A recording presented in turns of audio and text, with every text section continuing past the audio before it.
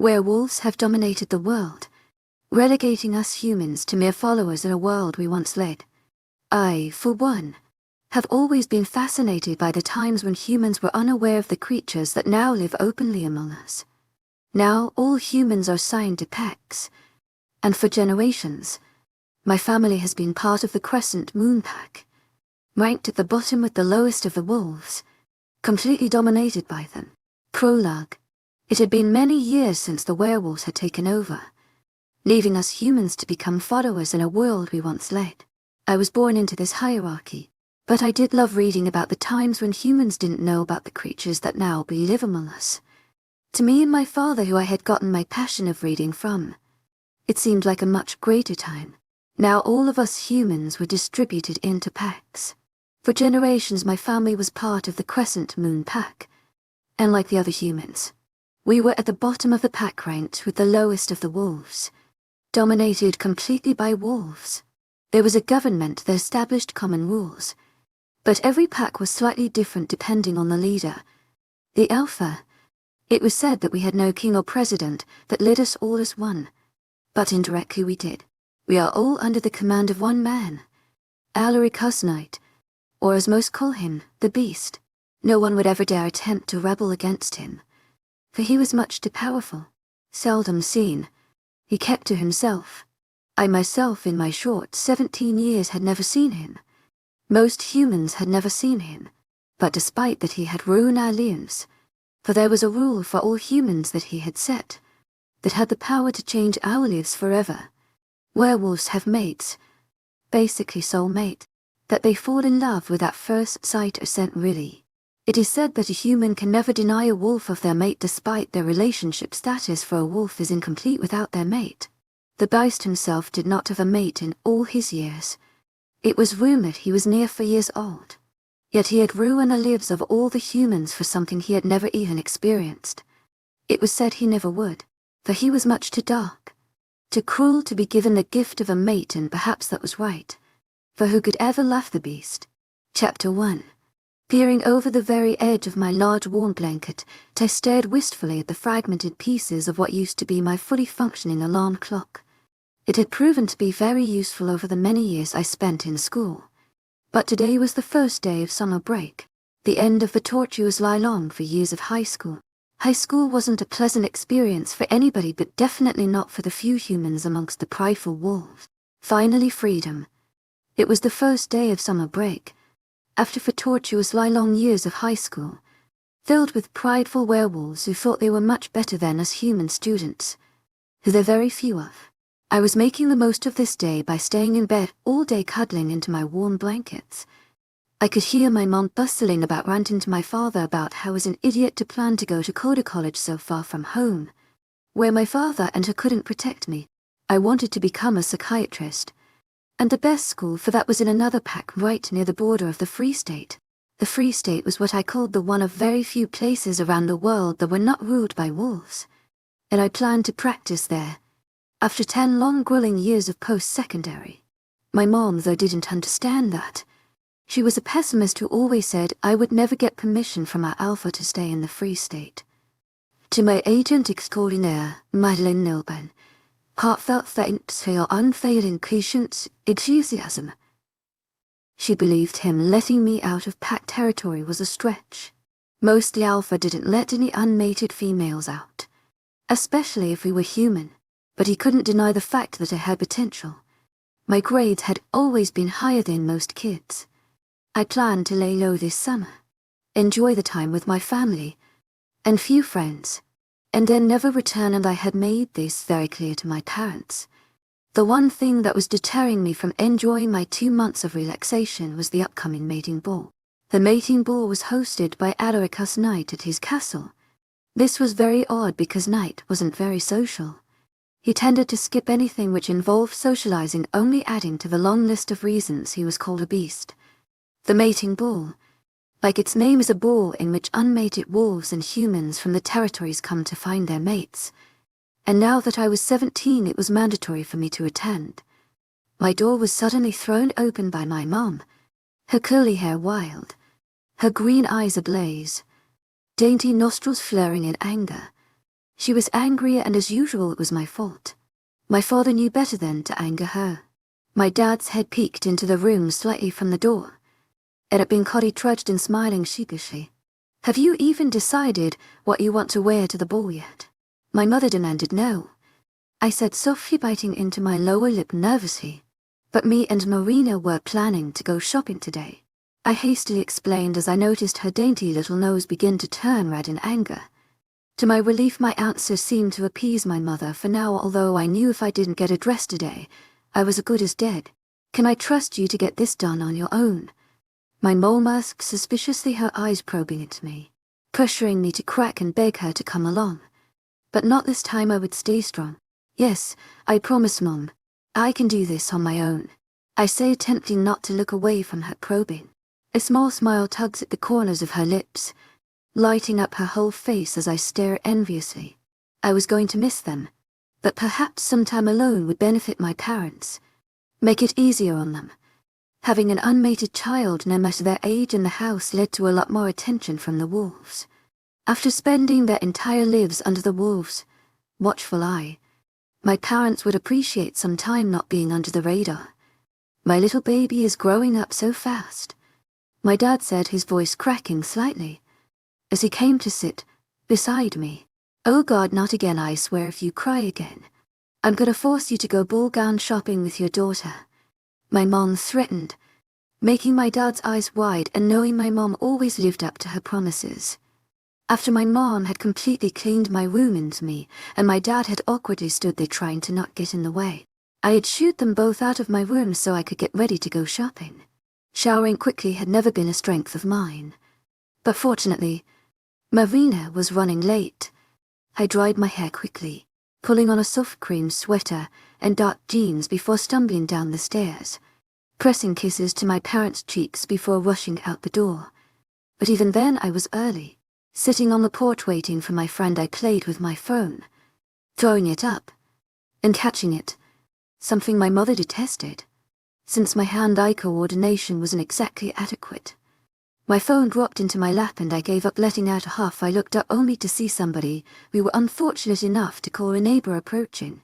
He was a pack warrior, and absolutely every other high-positioned pack member loved by the unmated females. Unfortunately, he seemed to enjoy the fact that I wasn't vying for his attention.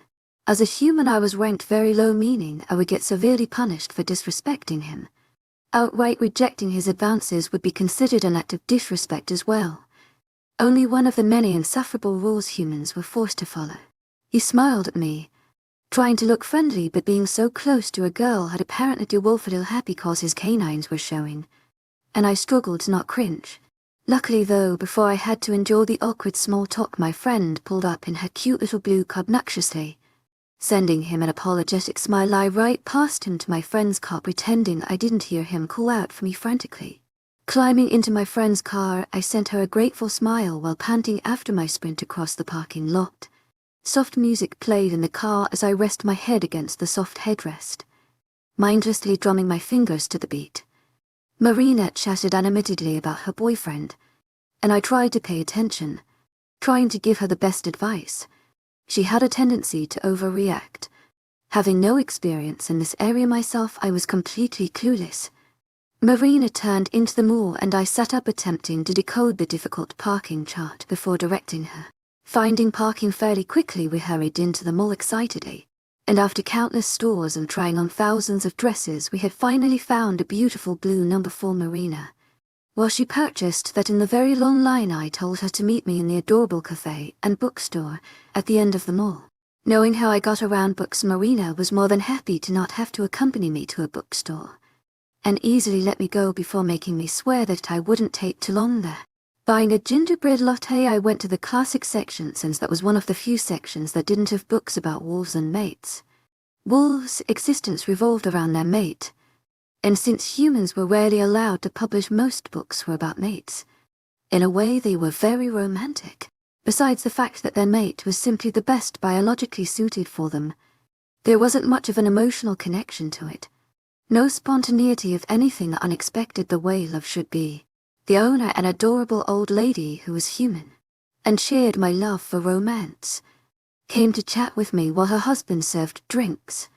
She was the only one who understood my love for classics, and one of the very few I was comfortable telling I didn't like books about mates. I just didn't believe in love at first sight. Love was not loving someone for their looks but getting to know them, falling in love with their personality, their odd little quirks, and loving them despite their imperfections. And that was only found in human romance books.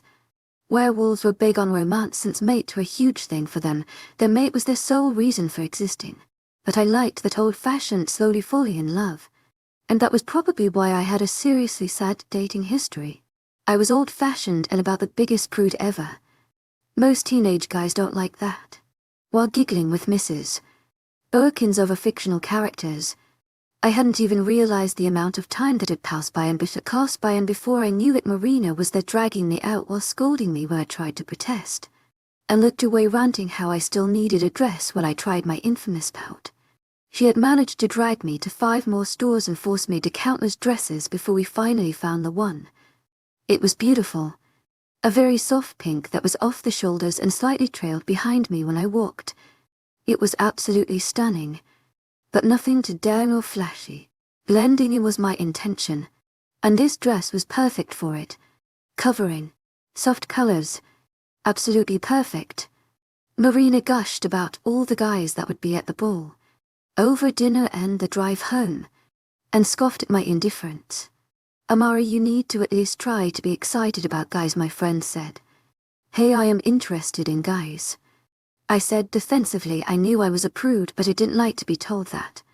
Yeah, fictional ones. My friend bit back while aggressively biting into her side order of celery. Really, you need to start dating. Who knows, maybe you will find a mate soon and never get the chance again. Marina said.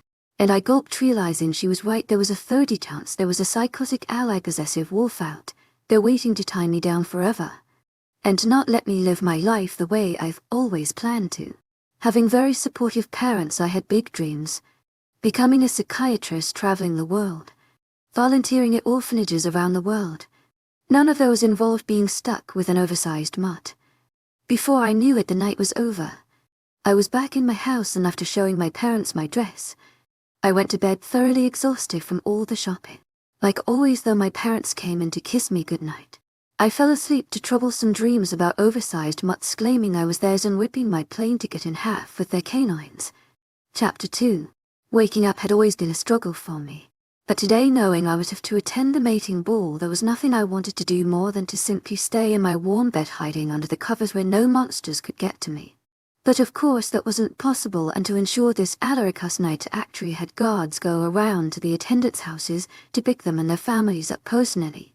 The day had gone by in a blur, and before I knew it, my mom was throwing me into my bathroom telling me to get ready. I showered, taking my time to revel in the warmth of the hot water, blow-drying my hair afterwards. Although I didn't like putting makeup on, I simply didn't have the face for it, but my mother would most probably murder me if I didn't, and I wasn't cruel enough to let the guards who'd come to escort us be greeted with the sight of my mauled corpse. I climbed into my dress, the satin sinfully soft against my skin. As my dad had always wished he was the one to put the family bracelet on for me. It had been passed down generations and was now mine. The thin white gold chain that had one charm with our family W on it, encrusted with exactly 1 diamond. To others it wasn't much, but to me it was the most beautiful thing I had ever laid my eyes on. I felt my heart fill up when I saw the tears in my dad's eyes, when he looked up at me. I had always been a daddy's girl, but today the fear that I could lose him propelled me to throw myself into his arms, pretending that I would be safe in my father's secure hold. I heard my mother walk into the room, and my dad gently released me, pressing a kiss to my forehead. My mom gushed at how beautiful the dress was, and told me that our assigned guard was already here. The guard had come to pick us up in a limousine with the other human families already sitting inside of it. The ride was quiet and much too short. Before I could even attempt to get my heartbeat in control, it was over, and his gruff voice was demanding for us to exit the vehicle. His attempt at being polite not working very well. I had never been to the house of Alaricus night before, if you could even call it that. It was really more of a castle. A gorgeous castle, but as I stared at it longer, I realized it was missing something. What? Even I wasn't entirely sure. My parents walked slightly ahead of me, my mom's arm pressed into my dad's, and I couldn't help but feel my heart sink at the idea of never having that. Never having a partner I walked in tune with, for there was a possibility that today I would be claimed by some monster, who would forever drag me behind him everywhere he went. Human and wolf matings never turned out well. The human was always degraded. The wolf's protectiveness borderlining insulting. The human could never even go anywhere without the wolf making a scene. It was repulsive to see. It happened more times in public than almost human mates wished to remember. If I had thought the castle was beautiful from the outside, the inside was incomparable. This inexplicable strength in the castle, or withstanding age-old beauty, a type of eternity, seemed to be cemented into the very walls. I had always thought the home of the beast would be empty and dull, but this was extraordinarily beautiful. I looked around hoping to see a familiar face, and soon caught sight of Marina, who was standing next to a pretty girl waving at me enthusiastically. I made my words her carefully, hoping not to attract more attention than her frantic waving already had. Although being as clumsy as I was, I managed to stumble against the edge of a couch. I finally made it over to Marina, and after the awkward introductions and the exchange of compliments that Marina and her friend definitely deserved, for they both looked stunning, I stood off to the side quietly as they spoke. My never left me completely incapable of making conversation, and my naturally awkward personality didn't help very much. A frown was upon my face as I looked around. The poor girl was actually hoping to find her mate. The werewolf-written romance books about matings had obviously deluded her into believing there was anything romantic about the ancient old tradition. I hope she never realizes how serious her misconception of mates really was. She had nobody to tell her the truth, and how I wished to, but I knew better than to badmouth them when I was surrounded by thousands of them. So I somehow managed to keep my mouth shut, fearing I was gonna start turning purple with the effort. But if Anna said even one more thing about how wonderful it would be to have a mate, or be able to choose curtains for her house, I surely would explode.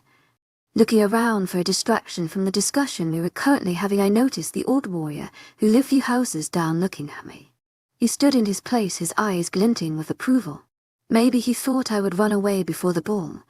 He really did his job seriously. My eyes widened as he started to make his way towards me, and I panicked, hoping to avoid him. I quickly excused myself from Marina, telling her to distract him, and ran out of the hall, hoping to find a washroom to hide in. I found the exit of a huge party banquet and rushed out as I could still feel his eyes on me. When I had successfully made it out and caught my breath, I looked up and my eyes widened at how beautiful the castle was. It was even more beautiful on the inside than it was on the outside. I walked around the gorgeous castle in no hurry to get back to the banquet, until one of the help who were rustling about spotted me and politely requested for me to get back to the banquet. My cheeks turned scarlet in embarrassment as the woman sighed tiredly at me before turning around. She thought I was one of those troublesome people. Mumbling to myself, I stumbled around, hopelessly lost in the large castle. After walking down a long, narrow hallway, I entered a staircase. I felt my curiosity peak and started to ascend the staircase, despite the fact that was definitely not the way back to the banquet. I went up the stairs cautiously, knowing this could lead to me ending up in a dungeon, but I couldn't help myself. My curiosity always got the best of me. I finally reached the top, seeing a long hallway with many doors and a beautiful antique chandelier. I cautiously opened up the first door, but to my luck it wasn't leading back to the banquet. Large dark-colored couches lined up against the walls and expensive-looking glass tables sitting between them, but what caught my eye was the grand piano at the back of the room. My dad used to love to play, but we didn't have the money to purchase one ourselves. My feet took me to it before I could think, my fingers trailing softly over the keys. I didn't know how to play, but I remembered how happy my father would be while he attempted to teach a 4-year-old me. The sound of the door opening broke me out of my reverie, my breath catching in my throat as I froze, shutting my eyes tightly. Counting to 10 in my head, I turned around slowly, my eyes still tightly closed, hoping that it was simply help and not upper-class wolf. I felt the intense stare of a person on my face, making me tremble. Slowly I opened my eyes, only to gaze into a pair of blazing honey-colored eyes. A prominent amount of gold in them, framed by thick black lashes, making them impossibly more enchanting. I felt my heart stop when I heard the one word I had been dreading all my life. Mine. Chapter 3. I felt strong arms wrap around my waist and pull me, causing me to crash into the firm chest of the man who stood in front of me, and a soft gasp left my parted lips. His eyes, at first so intently gazing into my eyes now, released me from their burning hold and fell down to my parted lips. He tightened his grip, pulling me impossibly closer. Miraculum. The man mumbled softly, nuzzling his face into my neck, inhaling my scent. His soft hair tickled my skin, but my body had become too numb for it to bother me. I felt myself quiver in fear. Despite how softly he spoke, his voice had a rough, near-primal edge to it that awakened my own instincts to flee. I struggled to get out of his arms, and he let out a low but threatening growl, effectively scaring me even more and fueling my struggles. But my struggles were futile, for the man was much too strong. It seemed he wasn't even slightly affected by my movement. "Calm down, love. I won't hurt you," the man said, clearly trying to soften his deep voice as much as possible. I stopped struggling, hoping he would just release me. His large warm arms stayed tight around my waist, but they shifted to my lower back, allowing me to bend enough to look at his face. "What's your name?" the man asked, his scorching gold eyes so intense it took me longer than it should to process the words. "Amara," I stuttered out finally. "Amara," he said, lightly testing out my name on his tongue. "Beautiful," he growled out in approval, and I couldn't help but flush slightly. My parents are downstairs," I managed to stutter out. "Lead the way, love," the man said, staring at me fondly, lightly cupping my face in his large hand. I quickly pulled away from him, almost rushing out the door, but he was easily able to keep up with me, and he lightly grabbed my hand in his. We walked down the stairs. Enthusiasm, it maintaining his gentle grip on my hand, and his stare drilling holes into the side of my face. The initial panic began to dim, and the dread set in.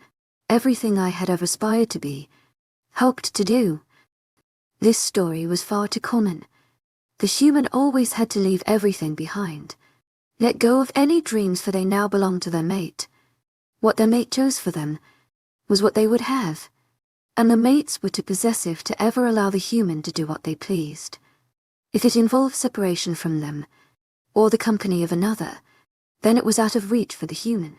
Humans were weaker than wolves, so the wolves' primal instincts were heightened, and they became obsessively protective, because in comparison to them, we were fragile. Never was it heard of for a wolf to allow a human to gain education. To my agent extraordinaire, Madeleine Nilbert, heartfelt thanks for your unfailing patience, enthusiasm. Or even see their family without the presence of the wolf. Everything I'd wanted now was too far from reach. His arms would forever hold me back from all of it. All because of this one man who decided that he had some sort of right on me.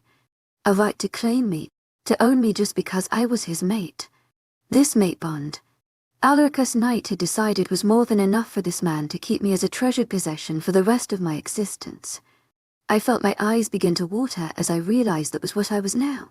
I was a prisoner to this man's deeply ingrained infatuation. I turned to face him, meeting his adoring glance with my own hatred-filled stare. His brows furrowing in confusion, head tilting to the side. He stared at me, trying to decipher as to why I was glaring at him before he noticed the tears in my eyes. Immediate panic seemed to swarm him, and he made a move to grab me, but luckily we were already at the banquet and I quickly dodged his arms, stumbling into the hall, making everyone turn to look at me questioningly.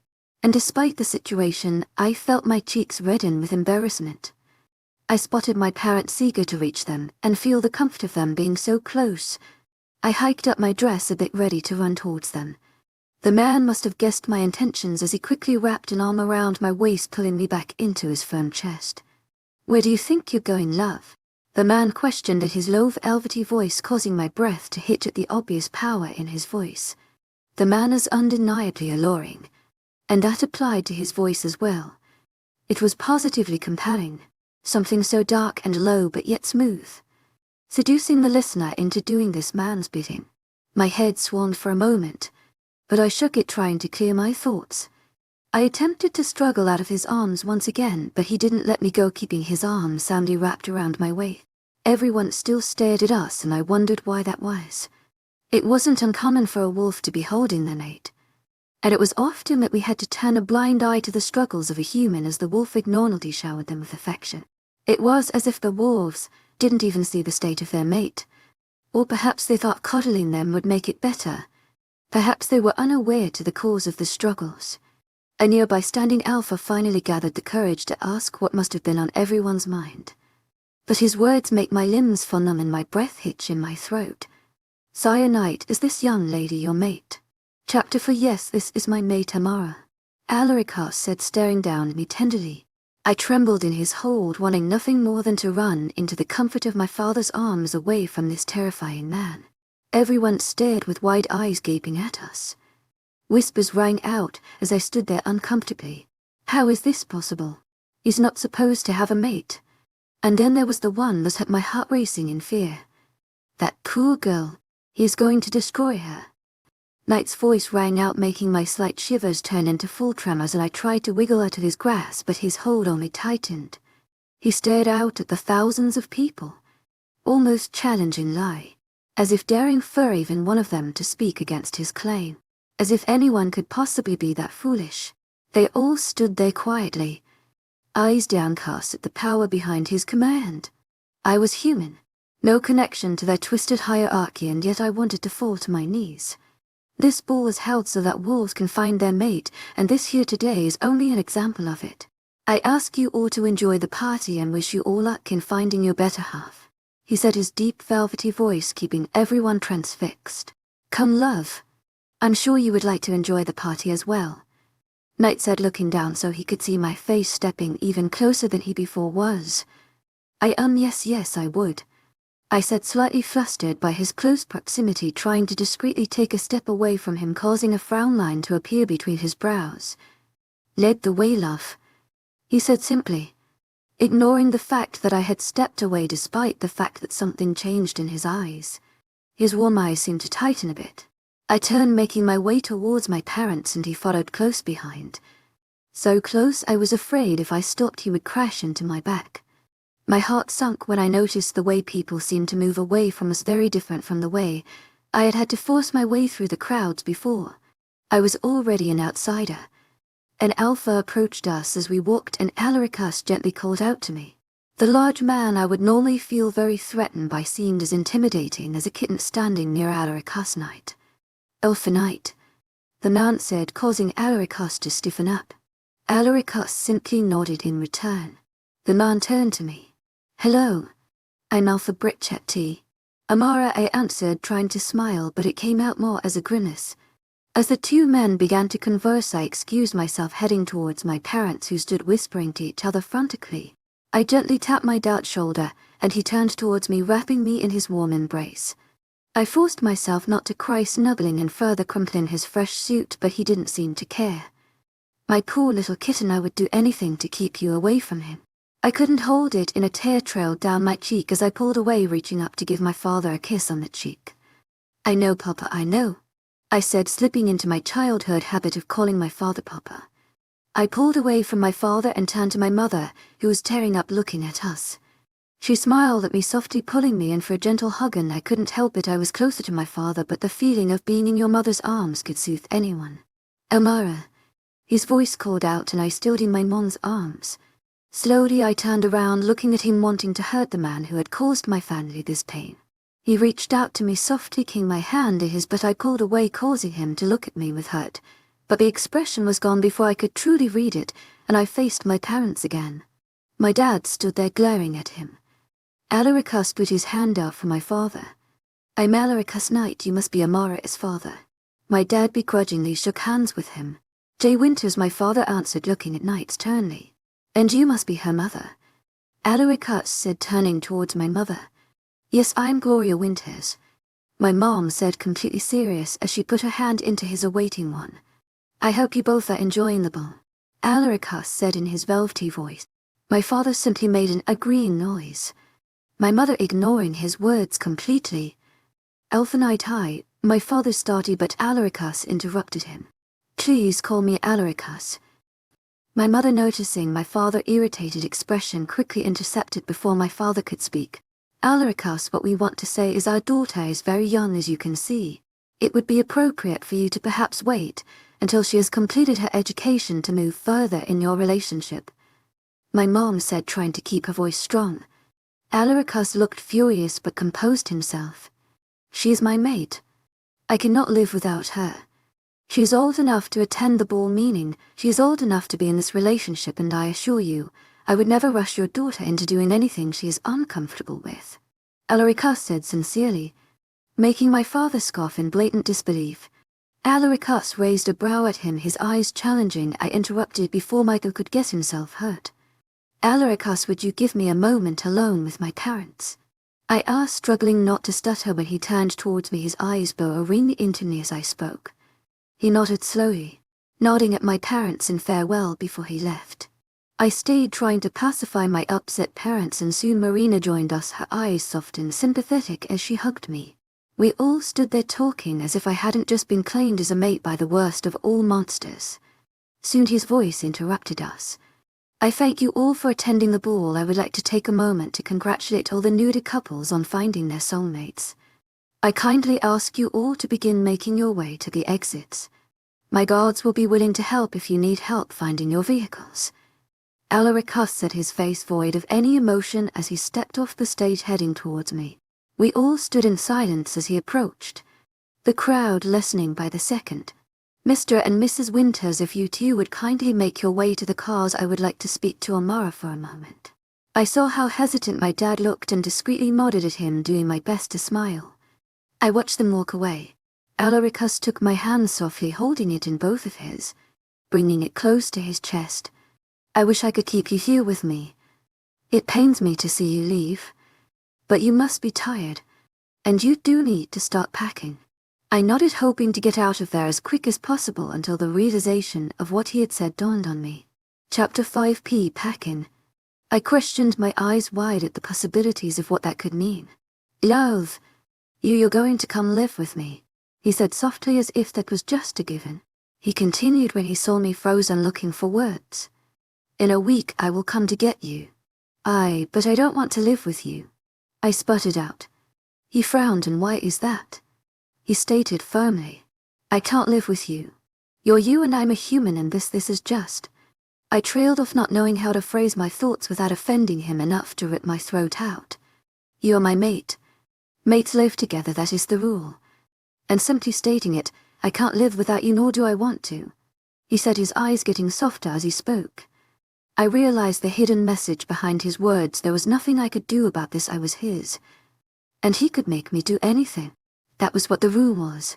Mates belonged to one another, and wolves went to great lengths when a human mate would try to refuse.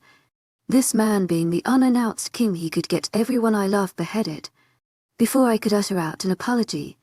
That was probably what he was hinting at when he brought up the rule. I felt my chest get heavy as I realized I had no choice in the matter. There was only one way.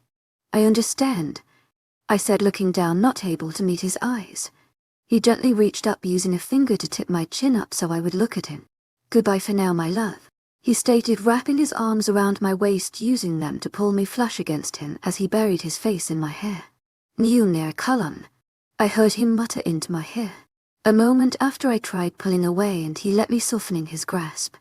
I didn't want to look up at him again. I didn't want to let him see the way my eyes were watering, so I simply turned, walking away from him. I made my way to the car, where I looked down, ignoring my mom's questions, and my father soon shushed her, putting his hand on her arms, pulling her away from me gently. The ride home was spent in silence, despite the way I wanted to scream and let out, quietly pushing back my tears. As soon as the car stopped, I got out, waiting for my mother to unlock the door before rushing to my room.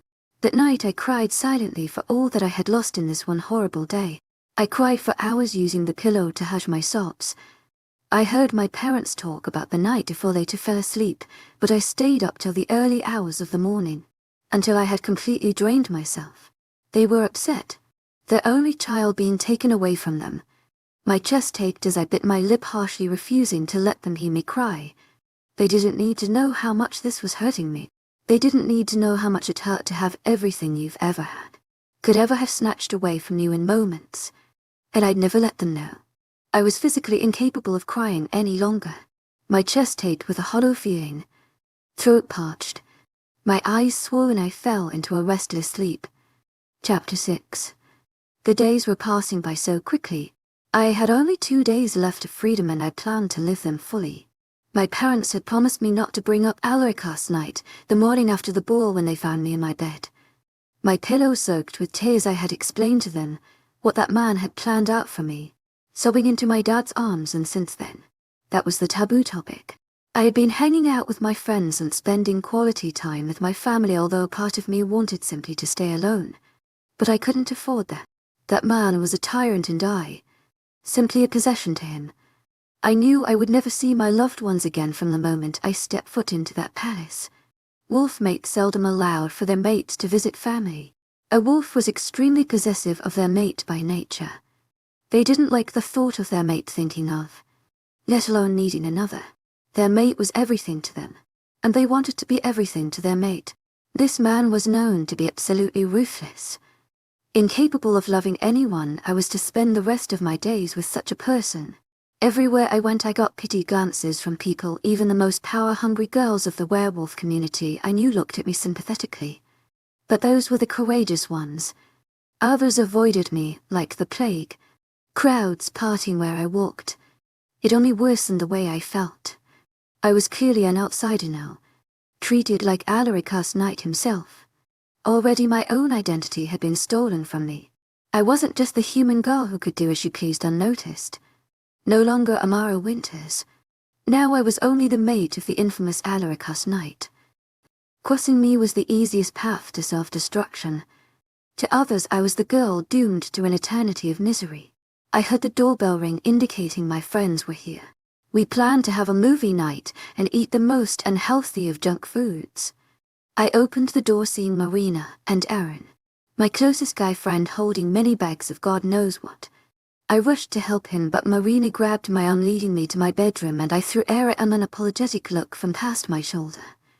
We queued up a horror movie, dimming the lights to the point where the room was pitch dark and setting up all the different types of chocolate and extra butter popcorn. We covered ourselves with a huge, thick blanket. I sat in the middle, and as the movie progressed I was completely squished by both my friends, and all three of us were under the blanket. Me and Ma weeping onto each other as the crazy ex-murdering spirit chased after the girl. Aaron had given up trying to act brave and was currently hugging the pillow, whining about watching an action movie. The room went dead silent when we heard a spinning blade, but the problem was it wasn't from the movie. We sat there, eyes wide, too scared to even blink. And soon the door started creaking open. We screamed when we saw a small unruly figure in the door. Aaron yanked on the blanket we were sitting on, and we all stumbled off the bed onto the ground. I landed ungracefully on top of Marina. Aaron's lanky form sprawled over the both of us, his knee digging into my hip painfully. The lights were turned on and any pain was forgotten as we screamed even louder. We heard a responding scream that sounded oddly like my mom. Me and Aaron finally peeked over the bed, clinging to each other. My mom stood there looking absolutely horrified, holding a blender which contained some sort of berry blend. I just wanted to show you guys our new wireless smoothie machine, but you all lunatics. My mom near well screamed, slamming the door shut. We sat there embarrassed until we heard a groan. We looked down to see we were basically both sitting on top of Marina, and jumped off, helping her up, apologizing to her as she cursed like a sailor, clutching her sides. After finalizing that we were going to never again in our lives watch a horror movie, we blackmailed Aaron into watching the Titanic with us. He grumbled the whole time, angrily munching on cold popcorn. As the movie got close to the ending, I felt tears begin to stream down my face, and I cried silently, realizing I would never experience a love like this. I would always just be a privileged prisoner to the merciless king. Marina sniffled softly next to me, and I hugged her, but we broke apart when we heard a horribly muffled sob. Aaron was crying. We watched him quietly for a few minutes before Marina burst out giggling, and Aaron looked at us embarrassed, whining about it being an emotional movie, and threatening us to never tell anyone. Me and Marina threw ourselves at him, hugging him tightly. We all cried for the rest of the movie together, and through the credits yelling we wanted a Jack. Or in Aaron's case, a girl version of Jack. We heard a knock on the door, and my dad walked in, his eyes widening at the sight of us all clinging to each other, sobbing. He looked over his shoulder back at the hallway, taking a small step backwards, but threw ourselves at him before he could get away. He nearly fell back as he struggled to stabilize the three of us in his arms. My mom was right behind him and angled himself from our group hug and embraced my mom, and she patted his back, cooing to him as if he were an injured toddler. My friends had always considered my parents their parents, and they were over so often I doubt my parents saw a difference between me and them. Sometimes I thought my mom liked Adrien better because he loved to cook with her. I felt my heart when I realized this was most likely the last time we would all be together like this, because the next time I would see them all was when they bid me farewell. I cling onto my dad sobbing now, and I think they realized I wasn't just crying for the movie now, and he embraced me tighter, my mother and Adrien joining into the hug. Chapter 7. It was empty. The room I had spent so many years of my life in was completely bare. All traces of me living here gone. All that was left was my bed and dresser. Every one of my personal belongings was sitting on the front porch, courtesy of my dad, who had come into my room this morning trying to act as if he wasn't worried out of his mind while grabbing my bags. I couldn't bear the sight of my room in this state.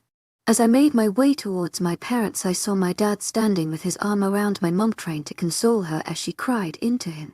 As I had made them promise, we hadn't talked about what would happen to me in that castle, but I knew they worried. I knew they knew my life was over. I would live the rest of my days as the possession of the beast.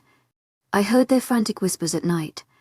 I saw the way my mom would try her best not to tear up when she looked at me. The way my dad tried to spend every waking moment in my presence. The beast would be here at any minute now.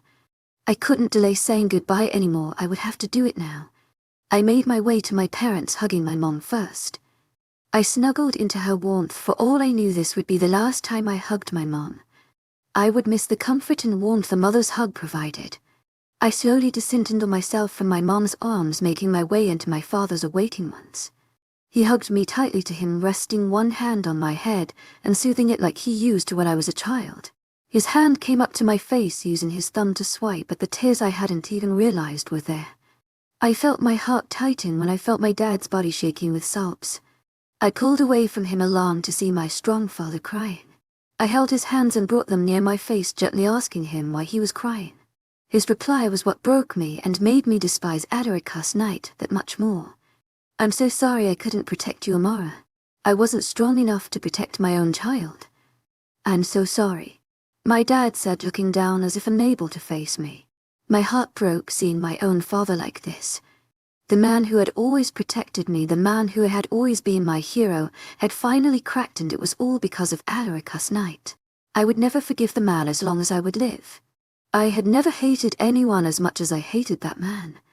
"Dad, it's not your fault. There is nothing you could have done. Perhaps this was meant to happen to me. But Papa, you don't have to worry about me. I'm gonna be fine," I said, trying to reassure my father. He didn't answer. He simply pulled me back to him, hugging me tight again. He kissed my head before letting me go. "We love you so much, baby. Take care of yourself," my mom said to me. "I love you guys too," I responded, trying to stop the tears. My dad opened his mouth to say something, but the bell rang. I felt my heart drop to my stomach as I looked into the widened eyes of my mother. Chapter 8. My dad took a deep breath, going to open the door, while my mom pulled me towards her as if she hoped her arms could save me from the horrifying future that awaited me on the other side of the door. I peeked over my mom, wanting to see if maybe I had been mistaken last time. Perhaps the monster's face was hideous as he himself truly was. I frowned in confusion as I saw 3 large, serious-looking men standing at the door, staring right at me. "Ma'am, Mr. Knight was unable to come. We have come to receive you in his stead. He sends his sincerest apologies," the tallest of the men said. I let out the breath I had been subconsciously holding, completely relieved. I would not have to be in a car ride alone with the vile creature I was to live with from now on. But most of all, it would have killed me if I let him see the tears of my family and I. The effect he had on us. For all I knew, it would please him greatly to see our tears and heartache. I silently grabbed a bag, throwing a small sad smile at my parents. The men rushed to grab my bag, somehow managing to be out the door before I had the chance to step out. I whispered a soft goodbye to both my parents as I made my way to the awaiting car. I felt the eyes of my neighbors watching me as I walked, trying to contain my tears. The men were ahead of me and grabbed the one bag from my hand and held the door as I slipped into the car, but not before taking one last look at my home, the place I would forever miss. I heard the trunk close, signaling the men were done storing my luggage, and they got in. sitting in the 2 front rows of the cars. Despite my attempts to not cry, I felt one traitorous tear slip as the car began to roll forward.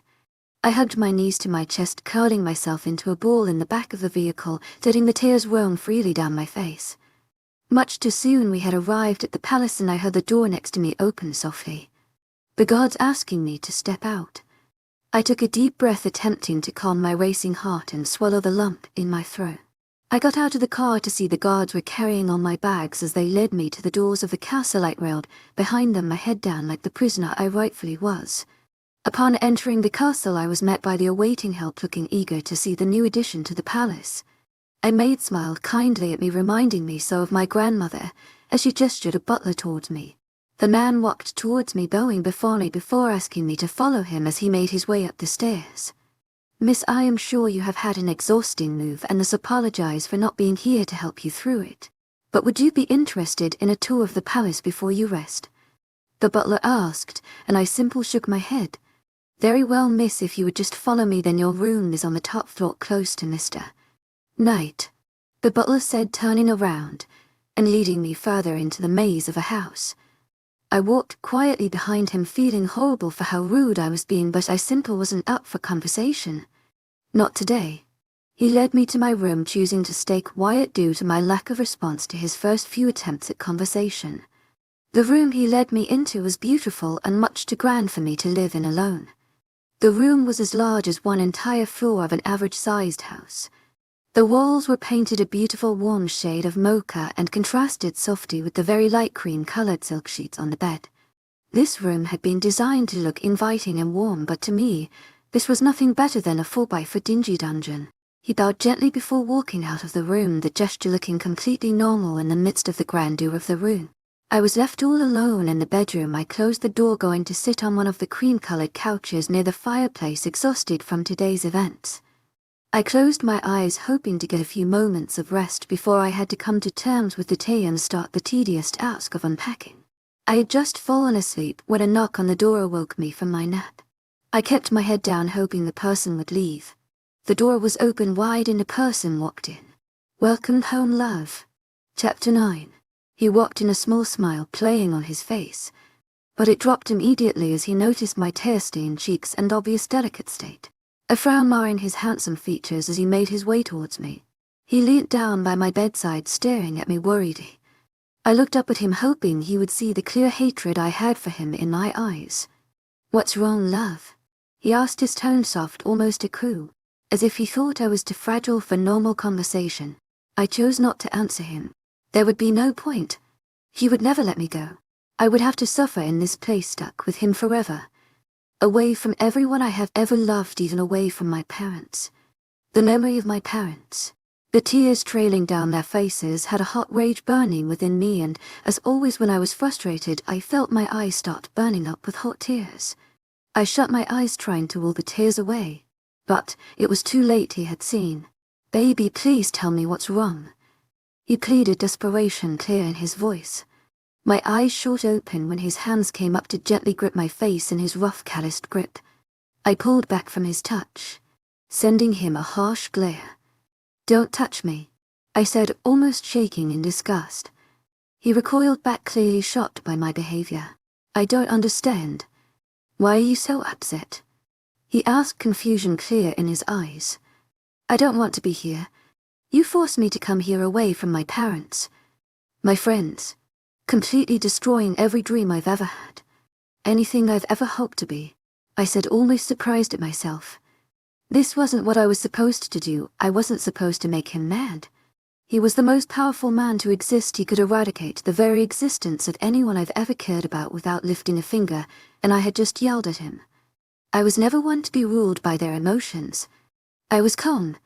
What was wrong with me? I looked up at him, hesitantly, scared. I didn't want to see the rage in his eyes. I didn't want to hear the words he would say, or even perhaps feel the pain he would inflict on me. But him hurting me was the least of my worries. He could do anything to me, but I knew I would break if he hurt anyone I cared about. But what I saw shocked me completely. He was leaning back onto his knees, looking down. But I was able to see the devastating hurt clear on his face. He looked up at me, realizing I was looking at him. and I saw the pain in them before he closed his eyes briefly, and when he opened them, there was nothing there. They were blank, as if I had imagined the unimaginable pain within them. I can't let you go. I need you. But I promise I will do anything to make you happy. Anything at all. He said to me sincerely, and I looked at him afraid to say anything, not wanting to see that hurt again. Afraid this time perhaps he would act on it. You must be hungry, love. Join me for dinner. He asked, his eyes searching my face to gauge my reaction. I'm not hungry, I said, looking away from him. Fine, I will ask for the maids to bring the food to us. Amara, your health is very important. Please don't starve yourself because of me. Before getting up and walking to the door, he came back a little while after, followed by a maid who steered in a cart piled with food on top of it into the room, keeping her eyes on the floor as she walked. Cynthia, you can leave the tray here. Thank you for your help, he said, and the maid nodded at him before walking out, closing the door behind her. Part of me wanted to tell for her to leave it open, so in case his patience wore out I had an easy escape, but I stayed quiet. He held out a plate to me, filled with saucy tomato pasta, covered with shredded cheese, and I grabbed it from him, my stomach grumbling at the sight of food. He settled down on the couch across from me with his own plate. I set my plate on my knees and able to eat with him sitting in front of me. He stared at me as I played around with my food before sighing and setting his own plate down and making his way to me. Please eat, or I could feed you, he said seriously, and I looked at him eyes wide but was relieved to see the amusement swirling in his eyes. I'll eat, I said, and he gave me a small smile before returning to his seat. I dug into the warm pasta. It was absolutely delicious, but what else could one expect from the chefs of a man like Caloricus Knight? Do you like it? He asked, and I nodded. It's made by my favorite chef. He has worked for me for a very long time now. And I nodded again, staring directly at my food as I ate. The rest of our meal was spent in silence. Once we were both done eating, he got up, coming to grab my plate and set it on the tray. He left again. A few minutes later, the maid Cynthia came back to collect the cart. Caloricus Knight thanked her and asked her to thank the chef for the great meal before dismissing her. Still looking down, she bowed at both of us, leaving us alone again. You must be tired. I'll leave you alone to rest now, he said, getting up, making his way towards me. He kneeled in front of me again, cupping my face in his hands, gently whispering, "Good night, new miraculum," in his deep, velvety voice before he turned around, walking out of the room, glancing at me once more, his eyes soft, melting honey, before leaving and closing the door behind him. Chapter 10. He came towards me, arms outstretched, before pressing me against him. Mine, he muttered, possessive lie, burying his face in my neck, inhaling deeply. My eyes were wide open as I stared straight ahead, my body able to move. I was frozen. My eyes gazed at the door that seemed so far right, now unable to blink. The tense back of his strong neck in my view. Bluish-green veins protruded from his tanned skin. There was something so terrifyingly animalistic about the way he held himself. All mine, he grabbing wood against my skin. The scrape of his teeth against my soft skin awakening me from my paralyzed state. I trembled in his arms, desperately trying to get away, and he let out a ferocious growl, angered by the attempts his mate made to escape his hold. He pulled back from my throat to be able to look into my eyes, but kept his arms tightly around me.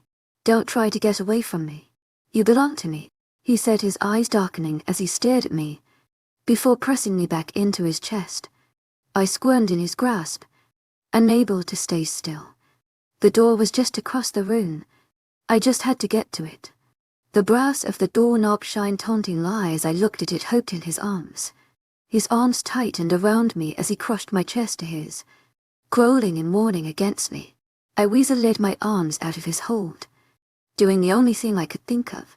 The smooth skin of his face ripping under my fingernails as I raked them down his face. His hold loosened enough for me to pull away, but the look on his face had me unable to move. I couldn't help but miss the tender look his scorching hazel eyes had always held. But this was what this man truly was, the alpha of all dominating obsessive alpha males. His canines extended as he growled deeply, making the very core of the earth shake.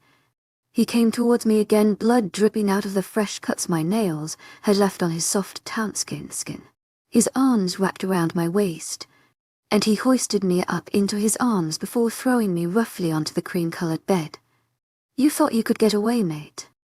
Something sinister darkening his eyes now, but it wasn't long that I got the luxury of simply looking at him above me. I felt the weight of his body pining down my much smaller form, his face burying itself in my neck. I shivered, taking down my spine as I felt his hot, warm tongue right above my collarbone, a sensation taunting me, telling me of what to come next, and every muscle in my body tensed in terrified anticipation. He licked over my skin roughly, before his canine dug into the skin, tearing it open brutally. I let out a blood-curdled scream as the pain of his canines ripping through my soft skin registered, blood immediately pooling from the wound, wetting the sheets beneath me as I thrashed in his hold. The cream-colored silk of the pillows stained scarlet with my blood, as my body trembled violently once beneath him before going completely still. I jolted awake, and nearly screamed when I saw the cream-colored silk sheets. I shot out of bed, scrambling to get the sheets off my legs as I desperately panted for breath. A soft knock was heard on the door, and I wiped my damp hair back from my face, panting deeply, my hands shaking as I tried to wipe the sweat from my upper lip, the fear still coursing through me from the horrificously realistic dream. A part of me wishing desperately to run out of this castle right now, to run so far that night would never be able to find me, a place where no one even knew of him. My eyes burnt with unshed tears as the longing to hug my parents filled me. Another slightly louder knock sounded on the door. I swiped at my eyes, taking a few deep breaths before calling for the person to enter. The butler from the first day walked in, giving me a short bow. He took one look at my face and his brows creased immediately, but he said nothing, choosing rather to look away from me. "Ma'am, Sire Knight has gone out on very important work, but he will be back at night. He has asked me to give you a tour of the house if you would wish so," he said, ensuring to look everywhere but me. I was about to refuse when I realized there was no need to be brisk with the help. They were simply doing their job. Admittedly, the palace was absolutely stunning. A tour would have to be in order. Perhaps it would even get my mind off of the dream. And if Knight wasn't home, then there wasn't any reason that I couldn't take a tour of the magnificent palace. I would like that, actually. "Just give me an hour so I can get ready," I said awkwardly. "Of course, miss. And your breakfast is ready, should I send it in?" he asked, and I nodded, calling out a thank you as he left abruptly. A young maid walked in, and she gave me a short bow before rolling the trolley in, laden aired with a variety of breakfast foods. She looked at me with skeptical eyes, the innocent shun in her crystal blue eyes, and I gave her a small smile. She smiled back at me softly before turning to leave. I finished my breakfast, not even able to eat a quarter of the delicious food. Before I was full, and reluctantly I climbed out of bed, grabbing fluffy white towels before climbing into the shower, the warm water cascading down my skin, soothing my tense muscles, my shoulders finally relaxing as I felt no stinging near my collarbone. It had been just a dream. Sweeping my hair aside, I stared at the unblemished pale skin that stretched taut over my collarbone, pressing my shaky fingertips to it, as memories of my dream flashed before my eyes. Getting out of the shower once I'd rinsed all the shampoo and soap off myself, I quickly pulled my clothes on after toweling off.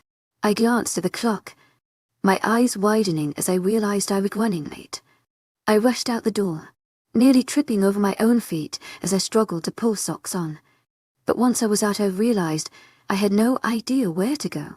I stood there confused, not knowing where to find the butler, and decided to turn back into my room. But before I could, I felt a little force collide with my legs. I nearly tumbled backwards, only catching myself by throwing out my arms on my sides, looking down to see a tiny chestnut-colored curly-haired boy with big blue eyes staring up at me glassy-eyed. My heart clenched seeing his beautiful blue eyes fill with tears. I crouched down to his level, intending to comfort him, but he stumbled back. "Hey baby, what's wrong?" I asked, and the boy looked at me closely, seeming to analyze me. He looked down shamefully before mumbling a small, "I lost my daddy," under his breath, and I almost let out a coo when he looked up with an adorable pout. "I'll help you find him, okay, Munkin?" I say softly, and he looked at me before nodding slowly. Slowly I bent down, holding my hand out for him, and he placed his tiny hand in mine. his big blue eyes staring at our conjoined hands curiously before looking up at me. I tilted my head towards the hallway and he gave me a little nod. Standing back up, I tightened my hold on his hand, and we were off. While searching for his father, I couldn't help but to admire the palace. It was so beautifully decorated. Also, my unwilling to guide was much more adorable than I'd initially expected. The palace was somehow simplistic in its lack of excessive decor, but extravagant in its contrasting colors and well-placed antiques. A soft sob sounded from beside me, and I turned to the little cherub walking beside me, stilling to a stop. I bent down to his level, resting on one knee to be eye level with him. Letting go of his hand, I rested my hands on his little waist, before speaking to him softly. "It's okay, baby. We'll find your dad, don't worry." I cooed while he looked up at me with his big watery eyes before puffing out his chest. "I'm not worried, I'm big now. I don't worry when I can't find my daddy," he said, and I smiled at him, softly pressing a kiss to his little head, before getting up to see the butler running towards us. "I'm so sorry, miss, this is my son. He was supposed to be having breakfast, but he sneaked off," the butler said, grabbing a hold of the little monkey and pulling him into his arms gently, giving the little blue-eyed boy a stern look. But anyone could see how relieved he was to have found his son. "What's his name?" "Adrien, and this is my daddy," the little blue-eyed boy replied, cuddling further into his father. "Say bye to Miss Amara," he cooed to his son affectionately. Adrien leaned forward from his father's arms, pressing a quick kiss to my cheek, before pulling back blushing, taking my heart along with him. "I'll just be right back, man," the butler said, before walking off, speaking softly to his son, and Adrien gave me a small wave before digging his face into his father's shoulder. He was so heartbreaking but cute. I wanted to keep the little monkey forever. How could one be so cute? I had only been waiting for a short while, and the butler came back completely composed now and apologized before gesturing for me to follow him. He was like a completely different person. The affectionate father was completely concealed behind the professional and diligent worker. We walked around the house, him showing me different artifacts and telling me the history behind them as he went. Every room of the palace was absolutely extraordinarily beautiful, laden with timeless furniture, an antique decor that seemed to only be suitable to the grandness of this palace. Surely it had always been here. We turned a hallway, and at the end was a room closed off by two large mahogany wood doors. I patiently walked behind Frank, the butler, but he passed right by the room, not even acknowledging it. "What's in there?" I asked, and Frank turned around, and I gestured towards the doors. "Mr. Knight insisted he himself would show you that room," the butler said, and I frowned, nodding as we walked along. "But won't you at least tell me what's in there?" I asked, worrying about what could possibly be in there that Alaricus Knight would want to show me himself.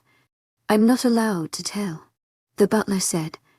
"Miss, your room," the butler said, and I looked up surprised to see we were back. "Thank you for the tour," I said before walking into my room, wondering whatever could be in that one room.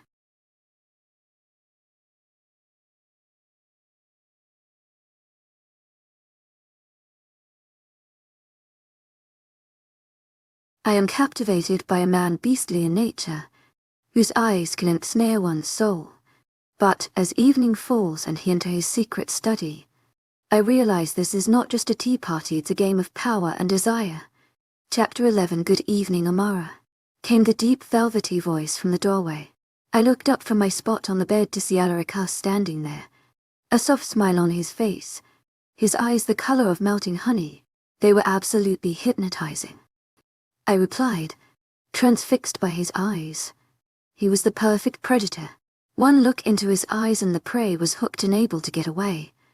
Perhaps some even idiotic enough to be unwilling to. "Have you eaten yet?" Walking further into the room.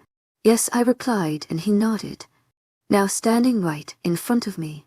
"Well, would you care to join me for a cup of evening tea?" "No, I'm not really one to drink tea after dinner." I loved tea. I could drink it at any time of the day, but even my favorite beverage would be hard to digest in the presence of the beast. "Are you sure?" I was hoping that with the excuse of tea I could show you what was behind those doors. Frank was telling me you seemed curious. So now it had come down to bribery. But I couldn't help myself, I really wanted to see what was in that room. Well, I'm sure one cup wouldn't hurt. To my agent extraordinaire, Mylen Nilban, heartfelt thanks for your unfailing patience, enthusiasm. And his eyes seemed to light up. To my agent extraordinaire, Mylen Nilban, heartfelt thanks for your unfailing patience, enthusiasm. Well, I will have tea set up. Would you be able to find your way there? In say 10 minutes. Yeah, I'll be fine. To my agent extraordinaire, Mylen Nilban, heartfelt thanks for your unfailing patience, enthusiasm. And he turned around, making his way out the door. I tugged on a cardigan over my clothing due to the cold, quickly washing my face before I left my room, closing the door behind me. I found my way to the room, and in front of the closed door stood Alaricus waiting for me. He waited patiently as I walked towards him. As I finally reached him, I prepared myself for the worst. This man was absolutely ruthless. God knows what type of secrets he had hidden here. Maybe it was the bodies of all the people he had murdered. Perhaps it was the people still awaiting their deaths in various forms of pain. And from the different types of torture this despicable man could conjure up, I waited for him to open the door, glaring at the doors, nibbling on my lip nervously, but after a few moments I realized he was just standing there, and I turned towards him and almost gasped when I saw how close he was to me now. My face was nearly pressed against his chest due to our proximity, and I looked up at him, getting even more wary. Why was he so close? I thought of stepping away, but I was already so close to the doors. He seemed to be in a trance as he simply stood there gazing down at me. His eyes wandered all over my face before settling down on my lips, and his golden brown eyes seemed to swirl with longing, and I quickly released my bottom lip from the grasp of my teeth, flushing slightly being so close to him. He had such an intimidating aura. It was terrifying being so close to him. The power he possessed seemed to emit off him in waves. I cleared my throat, starting to get highly uncomfortable under his gaze, and he broke out of his trance, smiling apologetically. Before turning to me, the longing on his eyes was suppressed, and excitement taking over his features. "Are you ready?" he asked, and I nodded apprehensively. What could have a man like Adaricus Knight so excited? I couldn't help but think I really didn't want to know anymore. But before I could come up with an excuse to leave, he threw the doors open, and what I saw had me gasping out of shock. Chapter 12. My eyes widened in awe at the countless shelves that lined the walls, holding thousands of books. And the best part of all, most of the books looked to be hardcover. There was a ladder leaned against one of the furthest walls to allow access to even the highest shelves of the library, and it made me happy to realize I was still young enough to want to climb the ladder just for the fun of it. The floors were cherry oak hardwood. The one visible wall that had the crackling fireplace in it was a warm ochre color, and the lighting was a bit dim, the type of lighting you would expect from an assortment of candles and not electricity. At the far end of the library there was a large table with 6 big chairs all around it, looking excellent to do homework, a few armchairs pressed near the windows, but my favorite were the large pillows in front of the fireplace. The library had the smell of old paper and warm vanilla, which combined was enough to lure any bookworm to follow you into even the creepiest of places. I walked further in, unable to contain my grin. I trailed my fingers along the spines of the books, making note of some titles as I made my way past a few shelves.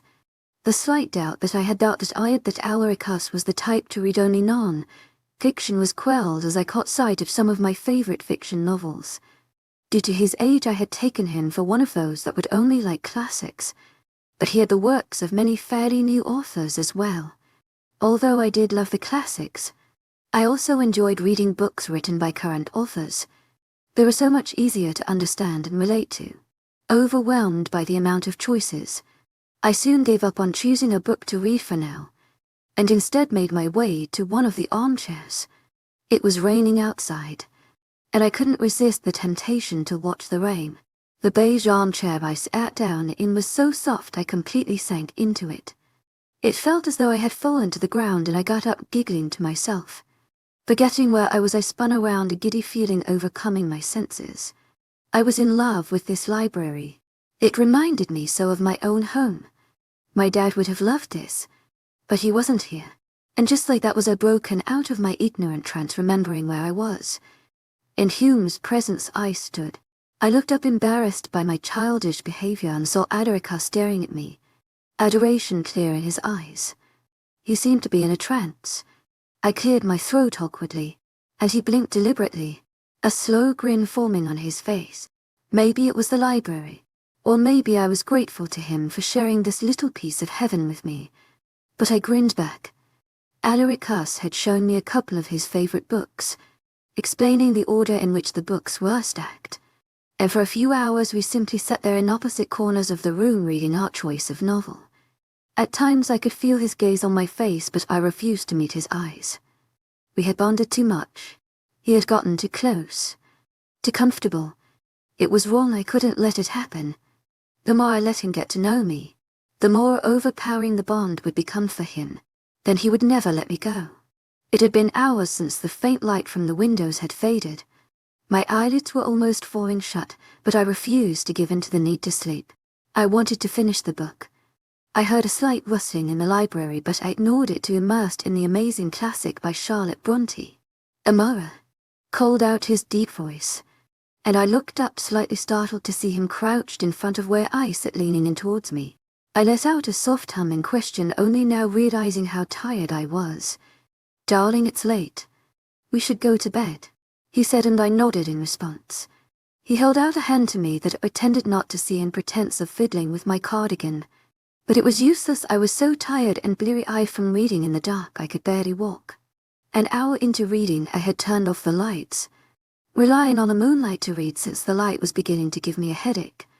And since Adrien was sitting near the fireplace, he had not protested.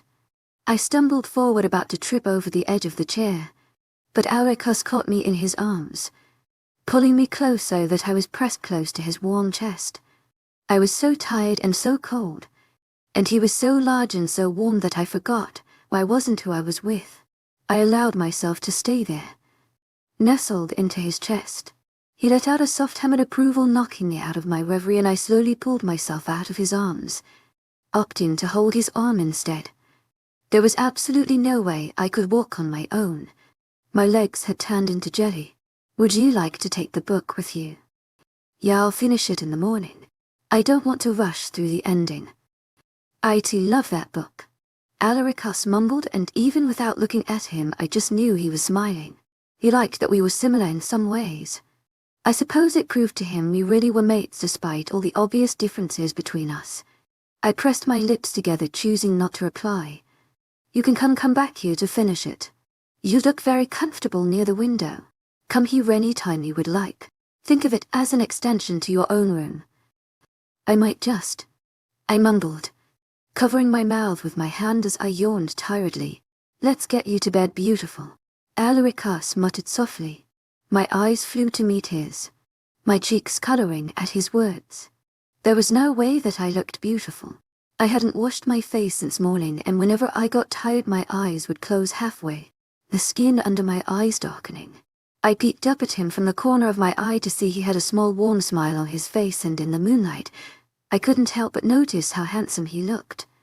The light seemed to highlight how high his cheekbones were, and even though moonlight made everyone look a bit pale, his skin still looked so warmly tan I felt tempted to reach out to touch his cheek and see if it was actually how warm it looked to be. It was frustrating that I couldn't, so before I did something stupid, I looked away from him, staring at his feet instead. He steered me out of the library and through the dimly lit halls, careful not to let me walk into anything since I was a bit too tired to care about where I was stepping. As we reached my room, Adrien let me walk in before him, mumbling a quiet goodbye before leaving, closing the door behind him silently. As soon as he was gone I clumsily stripped out of my clothing, throwing it onto one of the chairs messily and stumbling into my bed in only my underwear. I slipped under the heavy covers, nuzzling into them, and as soon as I found a comfortable position I was out like a light. Chapter 13. I was woken by a soft knock on the door, and I opened my eyes. Shivering into the covers I pulled them up to my chin, huddling into them. I blinked rapidly, my vision blurry with the lingering haze of sleep. I was knocked out of my sleepy haze when I saw Adrien Knight open the door. I blinked a few times rapidly, hoping the image I was seeing would change and it would be one of the house help instead. "Morning, love," he said softly, walking towards me, a small smile on his face as he sat down on the edge of the bed. I yanked the covers higher, my eyes widening drastically as I felt the soft material of the comforter against the bare skin of my stomach. I had fallen asleep in only my bra and panties, and was now sitting on the same bed as the werewolf dangerously misled to believe we belonged together forever. This was a horrible way to start my day. The mating bond made the attraction of a werewolf to their mate very strong. So even though I was pretty plain looking, especially in comparison to Alaricus, to him I was still like honey to a bee. A squeak escaped me as he shifted, causing the comforter to be dragged down just a few inches, exposing the thin straps of my bra on my shoulders. I clenched my eyes shut tightly at that, my heart pumping so quickly in my chest it felt as though it was going to burst out of my ribcage and be blood pooled over my bed for all to see. My fingers were becoming numb due to how tightly I was clutching the comforter, expecting an attempt to be made to snatch it from my hands. My strength was nothing compared to a regular werewolf's, let alone Alaricus Knight's. My stomach clenched painfully and I felt as though I would throw up. As time ticked by and I didn't feel any frost tugging on the comforter or any cold morning air on my body, I peeked one eye open. I was surprised to see Alaricus standing facing the wall with his hands covering his eyes.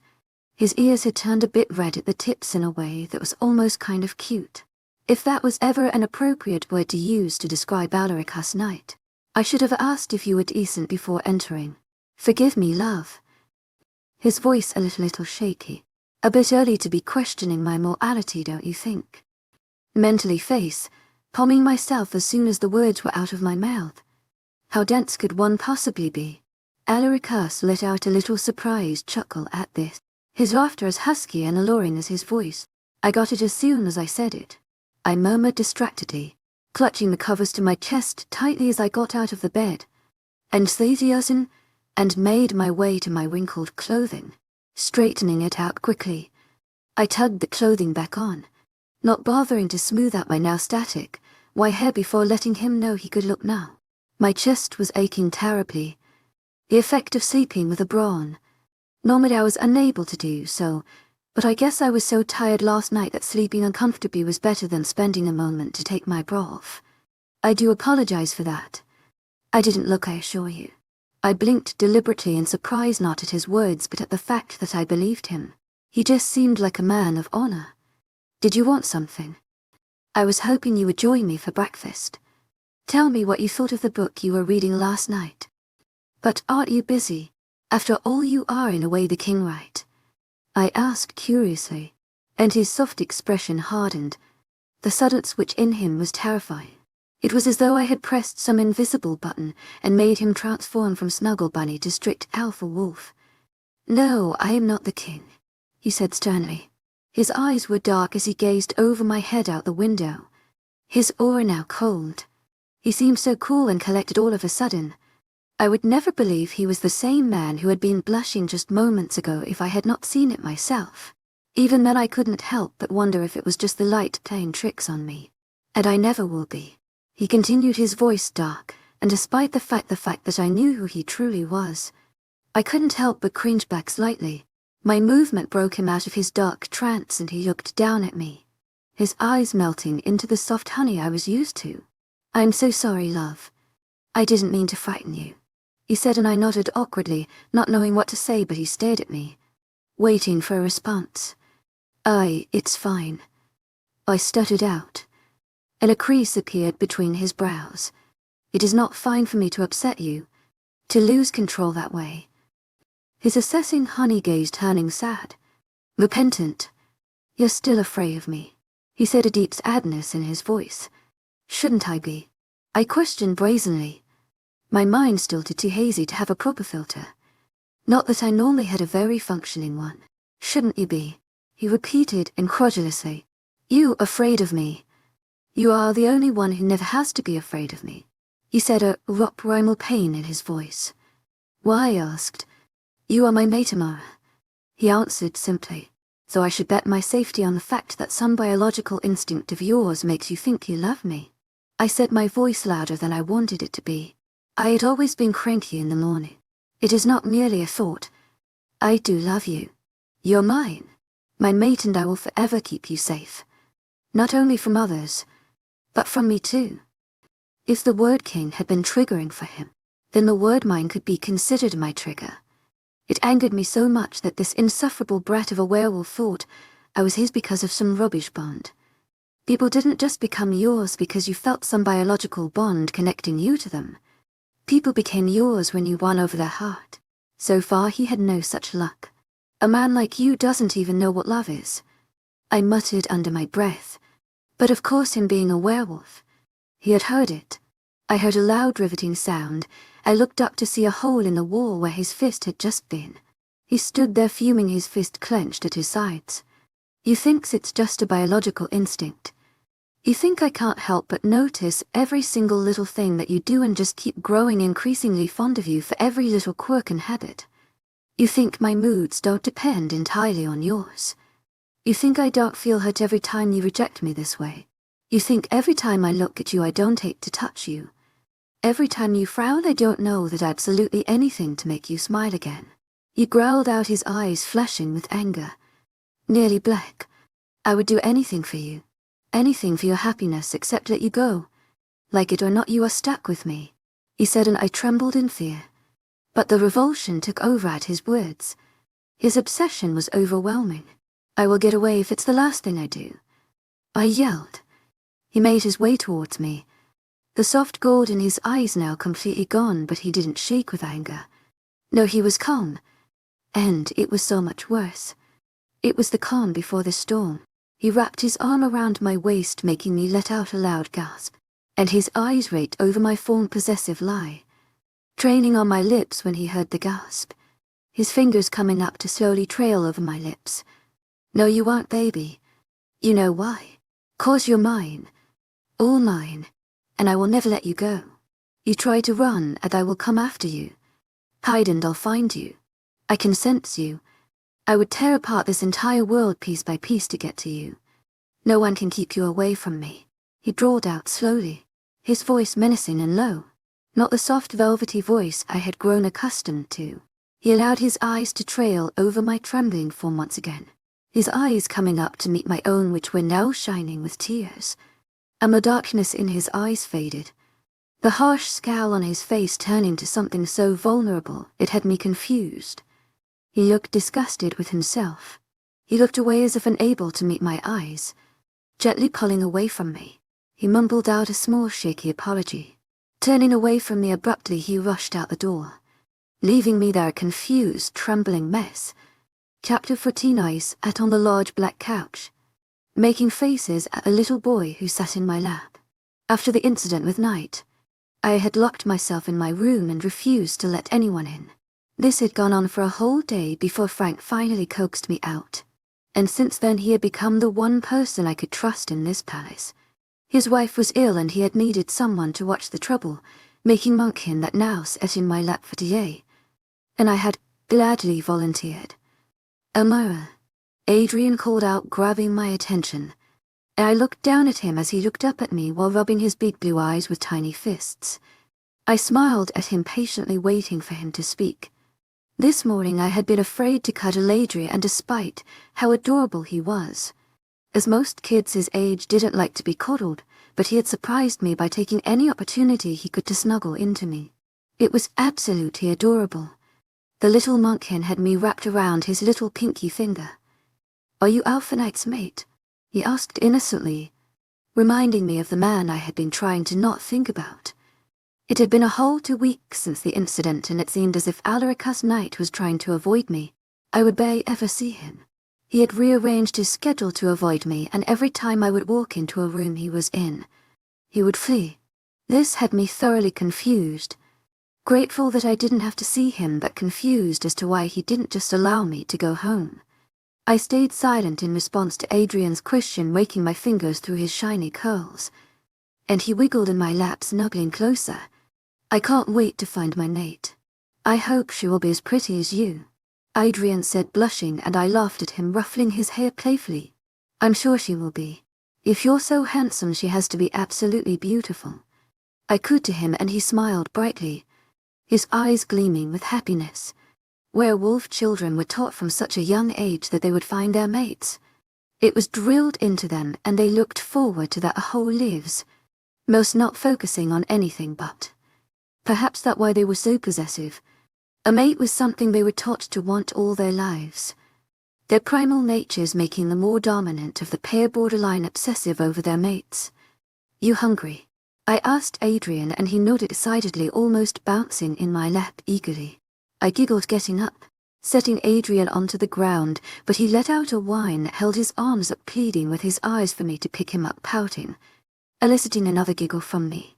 I picked him up, setting him on my hip, pressing a kiss to his forehead while he smiled at me contentedly. We walked to the kitchen and I smiled at the few maids that were bustling about in there and had turned to look at Adrien and I had nothing to do all day. So for the last week I had been doing all my chores alone, including cooking, and had befriended the chefs and maids around the house. Of course the chefs rarely allowed me to do the cooking on my own. It was more like I tell them what I want, started off and then, horrified by the mess I was creating and calling food, they would heroically step in. Some days it was so bad they'd completely start over the dish, wasting what I had made when they thought I wasn't looking. The chef greeted me, calling out a quick hello while bustling about. I grabbed a few ingredients to make a very simple supper for Adrien and I. The chefs hovered around us, ready to jump in whenever necessary, and even though I could sense the dish was going a little wrong, I guess to help me save face in front of Adrien, they let it be. We cooked together happily, and Adrien was surprisingly dedicated. He would make his mate very happy one day. Me and Adrien sat together. Little Adrien was still clumsy with utensils, and I soon found out it was more productive to feed him myself. We finished our food giggling and chatting with one another, trying to keep our voices down so as not to bother the chefs and maids that were trying to focus on preparing supper.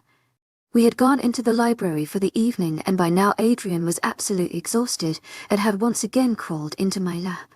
He was snuggled close to me and had rested his head on my chest, yawning softly while I ran my fingers through his hair. Soon there was a knock on the door and I looked up to see Frank walking in.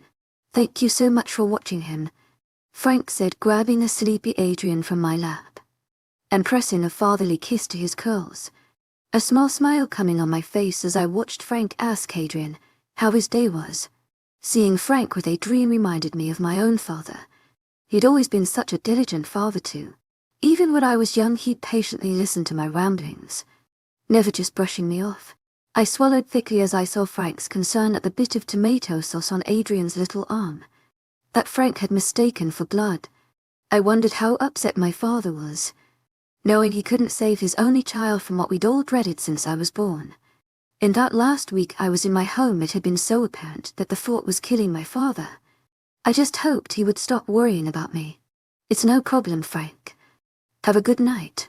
I bid him, walking up to Adrien and pressing a kiss to his soft cheek while he smiled sleepily at me. I returned to my room, changing into pajamas before climbing into bed, exhausted after watching Adrien all day. Breathing in deeply as I lay in my bed, I tried to keep myself from thinking of my parents. I couldn't cry all the time. It's not what they would want. I was stronger than that. This was the fate of many other humans just like me. They'd learn it to live with it. I would have to as well. Chapter 15. I sat in my bed. The sun had not risen yet, but I had woken from a dreamless sleep and could no longer go back to sleep. As a child, whenever I would face a sleepless night, I would always wake my father. He would make me honey lemon tea, and we would read together for hours, not realizing the day had set in until my mother would stumble into the living room mumbling about us being creepily alike. Tears sprung to my eyes at the beautiful memories I had shared with my parents, for that was all I had now. Just memories. I would never get to spend more time with my parents, create new memories. I wiped my tears with the sleeves of pajamas. So sick of crying. I was so weak. The contradiction to the strong girl my parents had always thought me to be. My parents always thought of me as courageous, and it was time I began to act upon their perception. The next time I saw Alaricus Knight, I wouldn't let him escape me without speaking to him. I would demand for him to let me go home. With that resolve, I slipped out of bed quietly, trying not to wake all the supernatural beings that lived in this house that could be woken by the slightest of noises. I went into my closet, grabbing a fluffy robe to wear over my pajamas, before tiptoeing out of my room into the library. I would continue with my odd traditions, even if I had to tweak them for the special circumstances. I snuck into the kitchen, sighing in relief when I saw no one. Nobody should have the displeasure of seeing my blotchy, puffy face in the morning. It was easy to tell I had just cried and the staff were to caring for their own good. They would ask many questions. I bustled about the kitchen making a kettle of honey lemon tea, trying to make the least amount of noise possible. I grabbed a little cup from the vast sets of tea china, pouring the steaming hot tea and the smell of it bringing a smile to my face. I quietly made my way to library, opening the large door slowly and slipping in through the small opening I had managed to make in the door while sipping my tea. I turned away from the door after carefully pressing it closed in what I saw almost made me drop my cup. Alaricus Knight sat in one of the large couches, looking every bit the king he was, despite his casual attire and messy strewn hair, some strands dropping forward onto his forehead making him appear younger than he was. The book lay open on his lap. His scorching honey-brown eyes stared intently at me. His lips pursed slightly. "Morning, Amara." His deep velvety voice rang out in the library, seeming to resonate despite how quiet it was. "Morning," I replied meekly, walking towards the books, my nerves in knots. Only this morning I had made up my mind to speak to him, but now actually seeing him had unnerved me. I pretended to concentrate on the books but watched him from the corner of my eyes. He seemed perplexed as he sat in his seat, his fists tightly gripping the side rests of the chair as his eyes were trained on my every movement. He made a move to get up, and I waited for him to approach me. My breath caught in my throat, but like always he made his way towards the door like he usually did recently, and I didn't hesitate, the rush of the moment having me calling out his name before I could give my decision a second thought. Alaricus. His hand was at the doorknob by now, but he froze, his back tensing. He turned towards me slowly, his scorching gaze turning my nerves into a jumbled mess again. He stared at me, waiting for me to elaborate, and I took a deep breath, taking a sip of my tea to waste time. "Can we talk?" I asked hesitantly, and he nodded solemnly, slowly walking towards me, and I stayed frozen in my spot, trying to gather my jumbled thoughts. "What is it, Amara?" he asked gently, his arms crossed at his chest as he stood before me. My eyes dropped to his muscled biceps and I swallowed in unease. Seeing his large arms wasn't helping my nerves. You seem to have been avoiding me," I stuttered pathetically when I made the mistake of looking into his unnerving gaze. He sighed deeply, holding out a hand to me, and I looked at him confused before hesitantly putting my hand into his much larger one. He breathed deeply, as if that simple contact had breathed into him. He made his way to the chairs, slowly leading me behind him. He settled onto one of the single-seat couches, perching me on the one across from it. "Amara, my love, I can't bring myself to face you after what I did that day," he said, looking down, not letting my hand go, instead resting his second hand over top my hand, so that my hand was engulfed between his much larger and warmer calloused ones. "The fear in your eyes, it haunts me. You were afraid of me. I scared you. I let the monster out and it frightened you. I was much too ashamed to face you," he said, the grief clear in his voice. "I haven't been avoiding you. I just couldn't muster up the courage to face you," he finished softly, looking up into my eyes. "Would you be able to find it in you to perhaps forgive me?" he asked quietly, his eyes shone with a childish hope, and I didn't know how to respond to his question. I couldn't bring myself to diminish that hope. "Yes, I forgive you," I said quietly, and a small smile brightened up his features. He leaned forward at his seat, wrapping his arms around me, holding me close to his chest, nuzzling his face into my hair fondly. "What did I do to ever deserve an angel like you?" he whispered softly, making me almost regret the question I was about to ask. I squirmed in his strong arms, and he released me gently, offering me an apologetic smile. The strewn strands of his hair, combined with his smile giving him a boyish appearance. If you were so ashamed as you put it, why didn't you send me home? Making his smile drop, his eyes turning grave. I'm assuming you are still hoping I would let you go. And I nodded apprehensively, fearing his reaction. I can't let you go, love. I apologize if that makes you upset. But like I have told you before, I cannot let you go. I will not. But please do not let that make you unhappy. You could ask me for anything else. Anything at all, my love, and I would give it to you. He says sincerely, and I nod, not wanting to face his wrath again. Even though his words had upset me, diminished my hope. We sat in silence for a moment.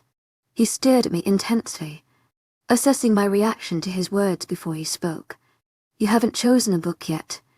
May I make a suggestion? He asked softly, and I nodded, making his light, carefree expression return. His eyes held a childish excitement. Even though I very much doubted our taste in books was similar, I would read the book anyway. That childish excitement was fat too endearing to be crushed.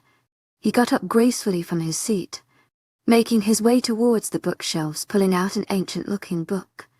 Despite its great condition, its age was quite apparent. Give this a try, love. It's one of my absolute favorites. Taking a seat beside me now, and I shuffled to the side to make space for him. Not wanting to upset him, I accepted the book, offering a small smile, making him smile softly in return, a tender look in his burning eyes. I took a sip of my tea, looking for a place to put it down so that I could start up the large book on my lap, but found none. Alaricus Knight took a hold of the cup, gently pulling it from my grasp, and I looked at him confused. Was he planning to hold it? But he brought it slowly up to his mouth, taking a small sip while staring intently into my eyes. My breath hitched in my throat to the longing in his eyes, and a small smile spread on his face. It's delicious, he spoke softly, and I gulped, the intimacy of his actions making me uncomfortable. I read silently, and after a few moments of him staring at me, I grew uncomfortable enough to voice my thoughts. To my agent extraordinaire, Madeline Nilban, heartfelt thanks for your unfailing patience, enthusiasm. Knight, aren't you going to read something? Perhaps continue the book you were reading when I got here.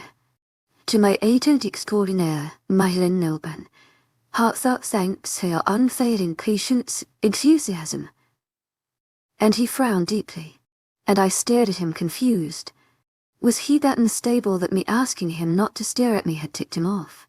You shouldn't feel the need to address me formally. Amara, you can call me by my first name. You are the only one who can. He says, his eyes tormented with a deep grief, so enchanting in their honey-brown beauty that I sat compelled in his gaze.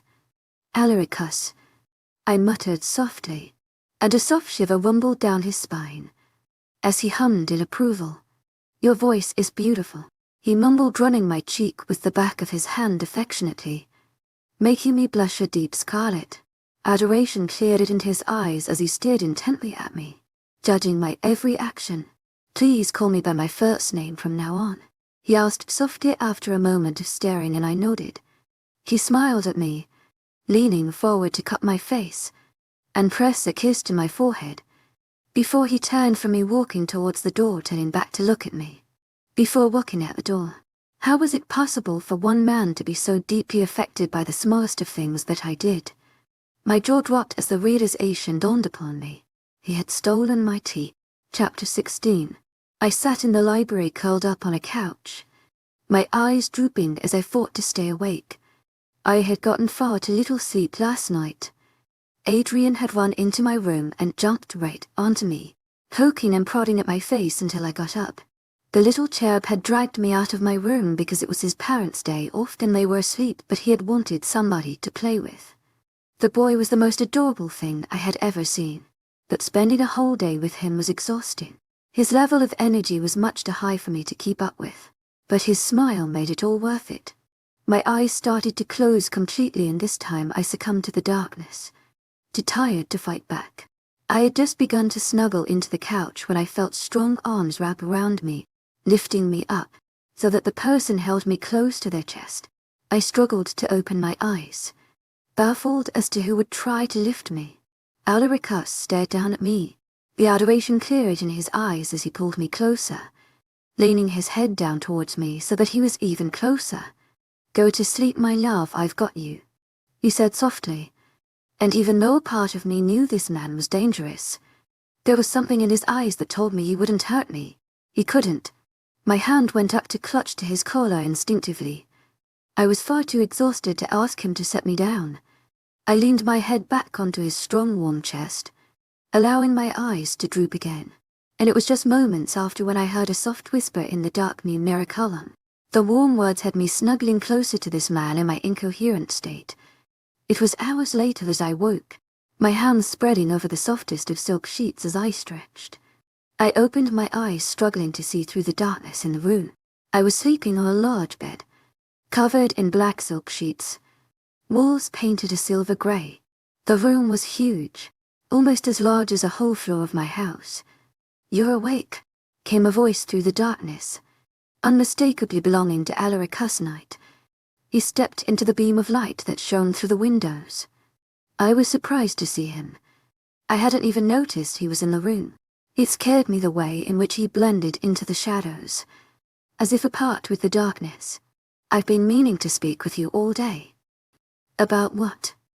He walked towards me with a smile on his face, settling down onto the bed near my hip, and I sat up, drawing my feet up close to my body, shifting away from him discreetly. Ignoring my question, he simply stared deeply into my eyes. His face gave away nothing. A perfectly calm mask, but there was worry in his eyes. Perhaps what he was going to tell me would upset me. My stomach churned at the prospect of his bringing up marking. We hadn't discussed it yet, but marking their mate was very important to wolves. They would bite their mate, usually on the throat, to ensure it would be visible to all others that this person was claimed. The bite, although pleasurable to wolves since it was in their nature to wish to belong to the other mate so wholly, for humans was immensely painful. Alaricus gently trailed the back of his hand over the side of my face, caressing it, seeming to revel in the feel of my skin against his. I struggled to keep from cringing away. He wouldn't like that very much, and I really did not wish to provoke him. "I don't know how to tell you this. I wish it were easier. You'd only just begun to warm up to me," he said thoughtfully, almost as if to himself. "Amora, I need you to keep an open mind about what I am about to tell you now. I don't mean to rush you, but this isn't something I can help." And making me grow even more anxious, what could it be that made Alaricus Knight helpless? The most powerful man to ever exist. The urge to mark his mate was probably becoming unbearable, especially due to all the others that lived in the castle. His possessive instincts made him wish to show them all I belonged only to him.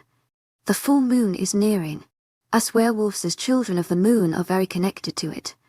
We have a primal side, a wild side, and although normally we can handle it, near the full moon it becomes much more difficult to suppress our primal urges. The night of the full moon it becomes absolutely impossible. And for that reason, my love, I'm going to have to ask you of something," he said, and I stared at him, my eyebrows furrowed in confusion. How does increased blood lust have anything to do with me? What could I do? And he turns towards me, his eyes tight, hesitant. "Our wolves, which are our more primal side, are very much closer to the surface and have much more control over us than they do normally. It comes to a point where they completely overtake our bodies, and we are unable to control them. They are free to do as they please without the human intervening. Wolves exist solely for the purpose of protecting their mate, and loving their mate. They can't stand being apart from them. They crave to always be with their mate. Wolves are wild creatures. They don't understand human morals. My wolf wouldn't understand that you are unready to be with us, that you don't feel for us what we do for you. I know it's too much to ask, love, but I'm only doing this so my wolf doesn't mark you by force." And I look at him with wide eyes. My fears were fruitless. He had been talking about marking. The point I have been attempting to come to is, I need you to stay by my side during the full moon, including the night. You would have to sleep here in my room, in my arms. This would satisfy me and my wolf, having you close in his arms. would reassure him you were safe and with him. He says, and I stare at him silently, trying to comprehend all that he had said and come to a decision. You can't hold him back? I ask quietly, after a moment of apprehensive silence. No, love, I'm sorry. I won't be able to. And if he gets out, he will mock you. He won't understand what no means. Not coming from you. It's incomprehensible to him that a mate would reject his affections. Although he would never try to harm you or force you, he would be much more affectionate than you can possibly handle unless he's been subdued by your touch. By having you in our arms, you would be calm, and upon being let out he wouldn't try to ensure your closeness, to ensure you would stay with him forever. If you've been close all day, then that primal instinct would be subdued. He'd be reassured that you were with us. He said, his eyes soft. Apologetic. I had to be mature. All I had to do was sleep in his bed, with his supernaturally powerful arms wrapped around me, with the wolf out at play, wanting to ensure I would be his forever. What could ever go wrong? I know I'm asking for a lot, but it's only because I'm afraid my wolf will force you into something you aren't comfortable with. He said, and I nodded. I could handle one night. I'll do it, I say softly, and he smiles at me, cupping my face in his large hand. He whispered to me softly, thank you. I promise, love, I won't let any harm come to you. Please don't be afraid, he said, gently resting his forehand against mine. Is it okay if I go back to my room now? I asked quietly, and he nodded, making his nose rub against mine. And he held me there for a moment before moving back. His eyes were filled with soft heart, warming affection as he looked at me. He pressed a soft kiss to my forehead. Before letting me go completely, I stumbled back from the bed, scrambling to get out. His proximity and gentleness made me uncomfortable. It made me question whether he really was the monster I accused him to be. And these thoughts were something I couldn't afford, not if I was to reside directly in the cage of the lion. Chapter 17. I walked around the gardens. The flowers were stunningly beautiful. Even in the dim light of the dawn they shone so brightly, the colors bringing the garden to life even in the dim lighting. My favorite, though, amongst all of the beautiful blooming bright flowers was the blood-red rose. It held something regal, something so strong. Although the petals were really very delicate, I had been unable to sleep. Today was the night of the full moon, and thinking of how my next night could be spent had kept me up at night. In just one night I would have to sleep wrapped in the arms of the beast, the man all feared and respected, some even despised. Couldn't sleep. A velvety voice called softly, and I turned around to see Alaricus standing right behind me. He was close enough for me to notice the way his eyes glowed brighter, the deeper red of his parted lips. Why, yeah, to my agent extraordinaire, Madeleine Nilben, heartfelt thanks for your unfailing patience, enthusiasm. His proximity making me uncomfortable. I tried to discreetly take a step forward, but he was right behind me, and this time he got even closer. He was nearly pressed up against my back. The hard muscles on his torso pressed against my back, muscles I could feel through his fitted dress shirt. He was always dressed very neatly, wearing dress shirts, or even suits, but even through those his large muscled build was evident. I wondered when he ever worked out. Although I wanted to create distance between us, I couldn't.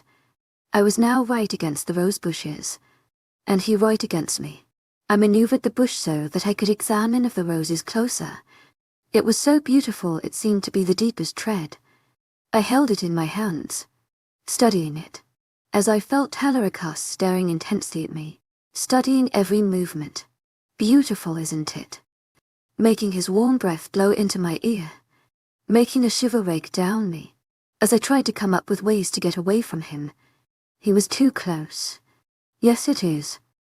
I should get some sleep, I say, trying to tuck the rose back into the bush, but accidentally pricking my finger on its thorns. A drop of blood formed on my ring finger, but before I could even let out a sound, Alaricus was in front of me, gently grasping my hand in his, examining my finger. He looked up into my eyes, staring into my startled ones with his deep scorching eyes. He slowly brought my finger up to his lips, sucking it into his mouth gently. I gasped as he raked his tongue over the wound, soothing the sting, making my cheeks burn a deep red. A smile comes onto his face, and he lets my finger go, keeping his hold on my hand. Using his other hand, he trails his calloused fingers over my warmed, reddened cheeks, his eyes filled with adoration. So beautiful, he mumbles under his breath, making my breath hitch, and I stumble back from his affections. I should go, I said, turning away from him, trying my hardest not to run. Wait, he calls out to me, and I turn around, red filling me. Love, will you spend the day with me? He asks gently, and I look at him, wanting nothing more than to refuse. But the gentle look in his eyes made me feel as if I had a choice, as if nothing would make him happier than my accepting his request. So without thinking, I find myself nodding, making a boyish grin appear on his beautiful face, looking younger than usual, more happy as he nods slightly at me. I'll come to get you from your room in a few hours, love. And I turn around, walking away, leaving him in the gardens. I showered lazily, rubbing the raspberry-scented shampoo into my long thick tresses, and as the shampoo touched my finger, I hissed, looking at the wound, remembering how Alarcus had wrapped his lips around it, sucking it gently. Alaricus was so affectionate, but it was only dawn at the time. I couldn't imagine what the night would be like. His touch was so soft and delicate, the way he treated me, as if I was the most precious, most treasured thing he had ever seen. It was the type of thing I had always dreamed of, but only read about. If he kept treating me so, very soon I wouldn't be able to deny liking it. I walked into my closet, towel drying my hair, letting it dry into its natural, slightly wavy state. I picked out a light blue dress, with a beige cardigan over top, and put it on. I had always enjoyed wearing dresses, and today I was in the mood to wear one. It seemed Alaricus had added things to my existing wardrobe, but it felt wrong to wear those things.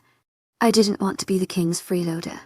Making my way to the library, I decided to drop into the kitchen to grab something to snack on. Marcel smiled at me as I walked in, and I smiled back, greeting him softly.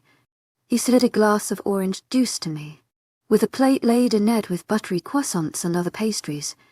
I bit into one of the pastries, nearly giggling with glee when the delicious tangy flavor of the strawberry filling inside touched my taste buds, making Marcel squeeze my cheek affectionately as I walked out. I giggled, thanking him, although I missed my own home more than I could say. The palace was beginning to feel more like home each and every day. Chapter 18. I diced the carrots slowly. I had never been good with knives, but I was trying to help with dinner. My lack of hand-eye coordination didn't exactly help when it came to cooking, especially the cutting part of it. Alaricus and I had spent all day together, and now near dinner, he had asked me if it was all right if we cooked our dinner ourselves. All day Alaricus had been extremely affectionate, taking every opportunity to touch me, to hold me. We had basically been glued together since he came to get me from my room. His honey eyes seemed to glow brighter as the day progressed, but every time I tried pulling away, his eyes would darken. Alaricus never liked me rejecting his affections, but today he seemed more on edge than usual, and for that reason I had stopped pulling away from him, allowing him to be as affectionate as he pleased. I huffed in frustration. I was trying to dice the carrots into squares but wasn't too successful. I was nearly growling in anger when I felt the arms wrap around as a strong, hard body pressed into my own, making my muscles tense immediately. No matter how close Alaricus and I had been today, I still wasn't used to his touch. Truthfully, never having had a boyfriend, it was very strange to have a male touch me in a romantically affectionate way. I feared I'd never get used to his touch. He rested his hand on mine, guiding me through the movements, his body completely lax against mine, but I could feel his heart pounding away in his chest. He enjoyed my touch, but it made him nervous as well. It was so strange to know you affected a man in that manner, especially one like Alaricus Knight. Perhaps I'll be the one doing the cooking for us, love. His warm breath blew against my ear, as he whispered to me softly, making a shiver rake down my spine, and I bit into my lip nervously to keep him from hearing my labored breathing. He finally let go of me, gathering up the carrots to put them in the pot, and wrapped his arm around me, guiding me to the stools. cutting one out for me. He sat me down. Maybe you should just watch. Sending me a small smile, playful smile, as he went back to cooking and I returned his with a feeble one of my own. I watched him cook silently, unable to look away. He moved around the kitchen comfortably as if cooking was something he did often. The way he moved with such ease made it seem as if he were a professional chef. He set the dish down on a tray, taking his time to neatly arrange the food onto the tray, and washing his hands after. Alaricus gestured with his hand at me to go before him, chivalrously bowing, making me crack a small smile as I walked ahead of him. The delicious smell of the food wafting from behind me, the only indication that he was following me. He walked so very deceptively quietly for a man his size. It always unnerved me. There was something predatory about it. It was why I preferred him walking before me. But he was far too chivalrous for that.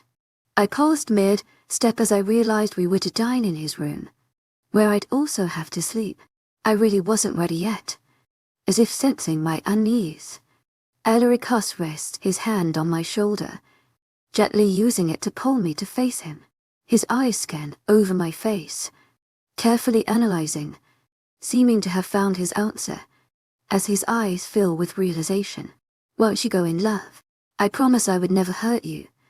Alaricus states truthfully, and I nodded curtly, bracing my shoulders as I swung open the door to his room, walking in slowly. Alaricus rested an arm on the small of my back, balancing the large tray in just one hand skillfully, and he led me to his bed. He set the tray in between us as we sat, arranging the cutlery in front of us both. Open it. Gesturing towards the lid of the dish, his eyes shining with childish excitement. I opened it slowly to reveal rows of artfully arranged ratatouille, and in the center was a baked chicken, slathered in spices and herbs. I let out a laugh at the ratatouilleoing who exactly had suggested it. Adrien adored the movie. Alaricus poked a fork into the ratatouille, holding it out to me, and hesitantly I leaned forward, taking a bite.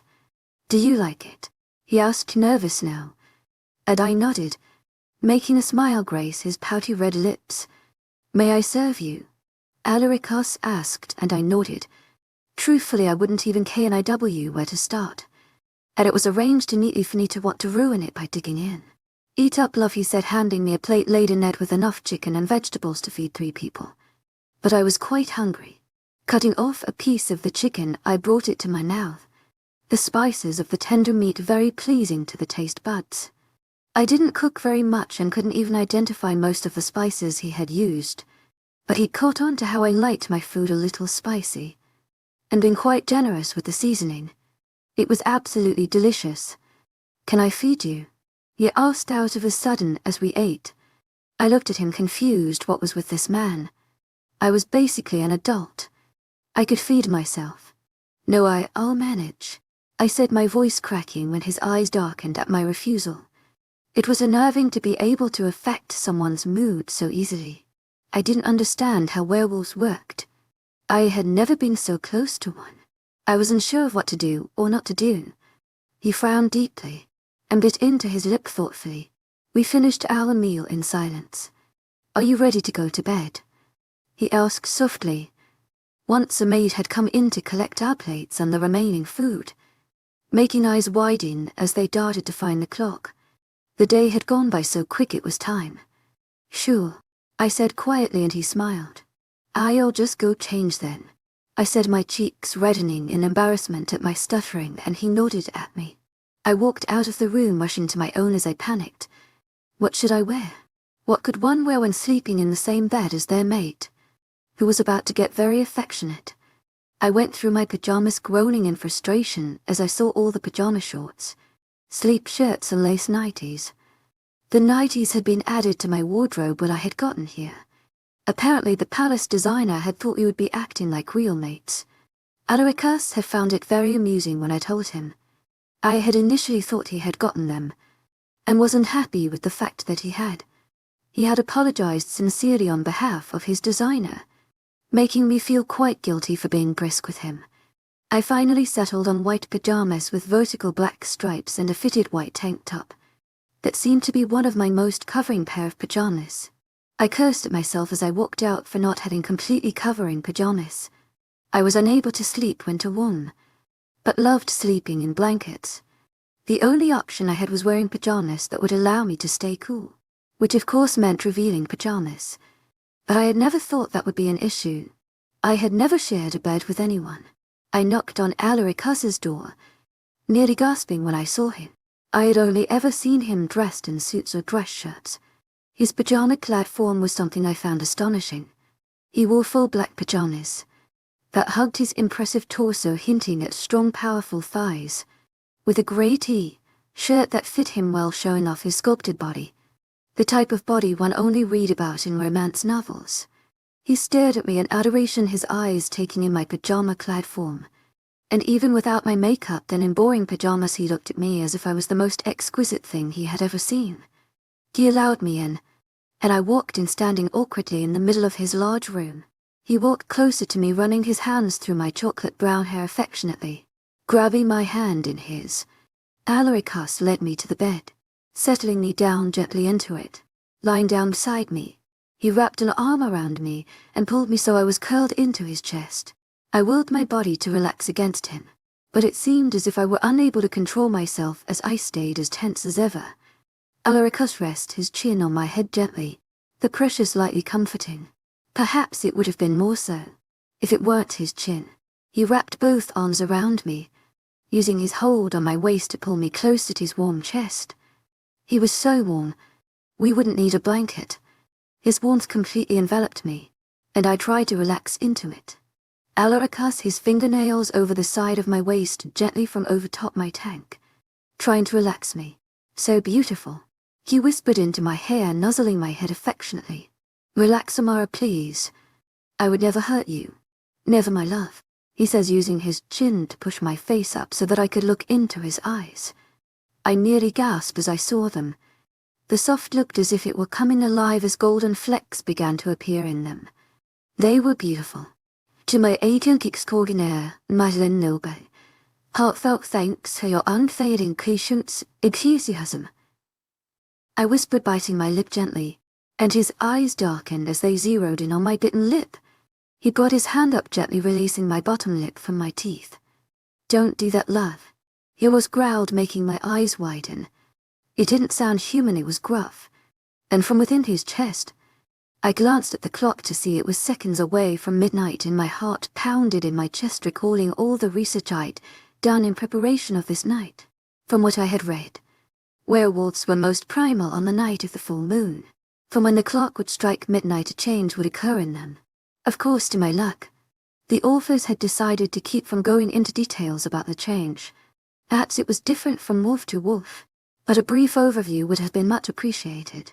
Something shifted in me as his eyes went from the dark and honey to a glowing inhumane golden, and I lost control, fighting to get away from him, as his whole body seemed to emit a dangerous animalistic aura, his teeth seeming to grow into canines.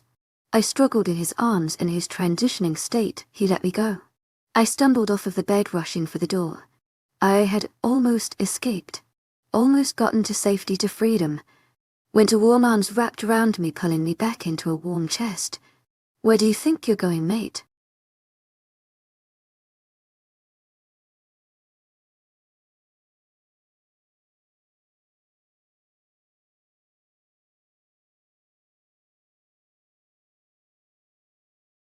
In his strong embrace, I felt his warm breath tickling the back of my neck. Yet, fear gripped my heart. This seemingly gentle man was the werewolf I dreaded. Chapter 19. I trembled in his strong hold, his warm breath hitting the back of my neck, causing chills to appear. As I stood frozen, the wolf had awoken, and I had done exactly what Alaricus warned me not to. His hands traveled down to my waist slowly, turning me in his hold so that I faced him. I looked up into his golden eyes, absolutely mesmerized by their wild beauty. His hands went up to my face, and he cupped it in his warm, calloused hands, eyes running over the lengths of my face as he came impossibly closer to me. "Beautiful," he spoke softly into the silence, his voice deeper than normal. I bit down into my lip to keep it from trembling as I stared up into his golden, adoring eyes, not knowing what to expect from the wolf. "Hey, Alaricus," I stuttered out. wanting him to speak, to say anything instead of simply stare at me. To my agent extraordinaire, Madeleine Nobel, heartfelt thanks for your unfailing patience, enthusiasm. Not Alaricus.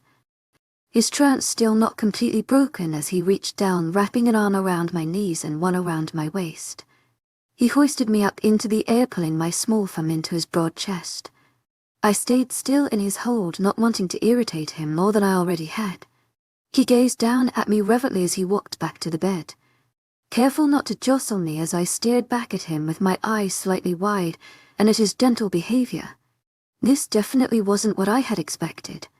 My muscles tensed as I was laying on a soft surface, the very bed that I had run from. I sat up as he sat in front of me, staring at me with those wild golden eyes of his. I gulped nervously. Why did he insist on staring at me in that way? It made me nervous, reminding me of the way a predator would observe the prey before they attacked. I shuffled under his intense gaze, trying my best to hold in my instinct to cringe away. But my slight flinch did not go unnoticed by him. He reached out, grabbing my hand from my lap. He brought it up to his chest, holding my hand atop his heart so I could feel the strong beating of it. Eros loves mate, but mate doesn't love Eros, he says softly, the wild shine in his eyes turning to a dim sadness. I turn away from him, wondering how to respond. How does one tell the most powerful wolf that they didn't love them? That they couldn't? Does mate love Eros? He asked softly, pulling me in closer. I bit into my lip nervously. He was too close. His proximity set off all my survival instincts, telling me to get away from him. This man was more dangerous and more combustible than anything I had ever been near. This could simply be the calm before the storm, and one wrong word from me could bring the clouds rolling in. Mate doesn't, he said softly, almost as if to himself. He opened up my fingers, gently pressing my open palm to his heartbeat. He shuffled even closer. If he got any closer, I would be settled in his lap. Eros' heart beats only for mate. Eros loves mate. He speaks softly, trailing his fingers over my cheek slowly as he gazes into my eyes sincerely. Eros stares at me, his wild eyes holding a lively hope, one that I couldn't live up to, but one I didn't have the heart to diminish. He looks down at his laps idly when I don't respond, and my heart clenches. This was almost worse than what I expected. Aggressive was easier to handle than hopeful and sweet. I looked down, not knowing what to say, almost letting out a squeal when strong arms wrapped around my waist, yanking me into Eros' lap. He pressed me into him, holding me so close that every curve of my body was pressed against every line of his.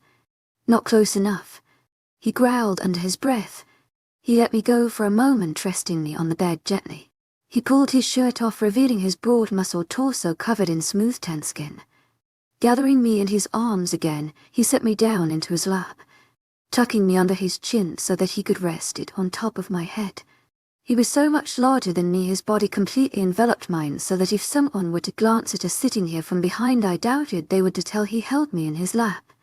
My face was pressed against the smooth skin of his chest, his intoxicating scent filling my senses. Eros smelled like the forest after rain, with a hint of spice, perhaps cinnamon, and something that was indescribable but so incredibly intoxicating that it had me burying my face into his skin, inhaling deeply, making him growl deeply in approval. His arms wrapped tighter around my waist as he nuzzled his face into my hair, purring deep in his chest. He adjusted me in his lap so that he could look into my eyes as he held me close. His eyes trailed over my form as I fiddled with my hands nervously, his eyes glinting in approval, and he sighed deeply in content. Mate so beautiful. Eros is so lucky, he said, nuzzling my cheek with his nose. I bit my lip, sitting there silently as he spoke. Mate likes reading, he asked, and I nodded my head, looking up at him, biting into my lips subconsciously as I wondered as to why he had asked.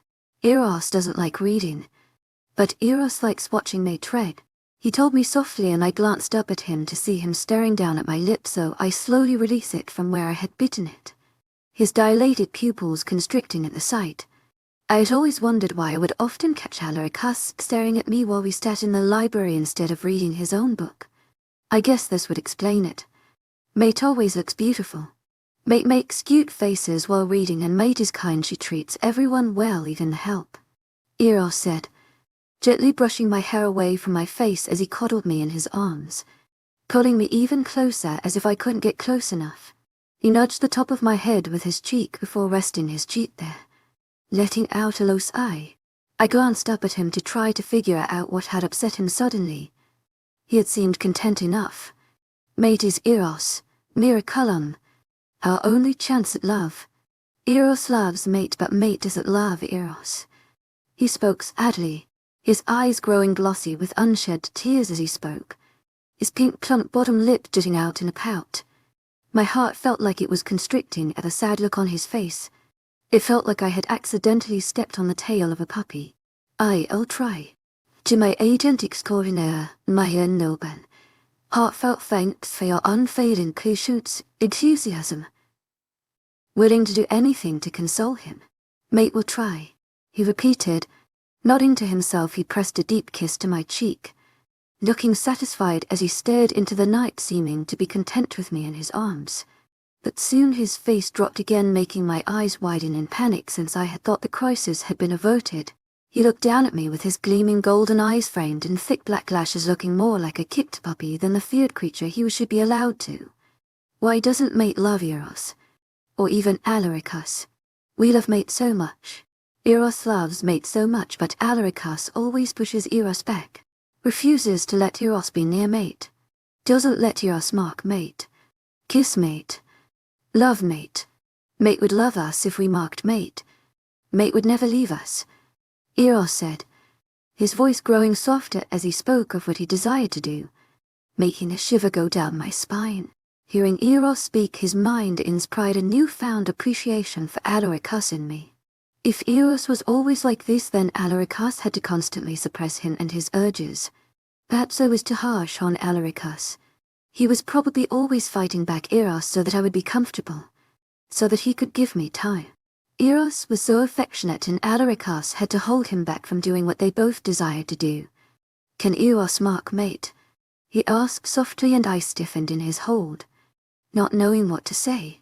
I softly put my hand on his arms, trying to disconnect them from my waist, and he growled deeply, pulling me even closer, his chest rumbling as he released small growls.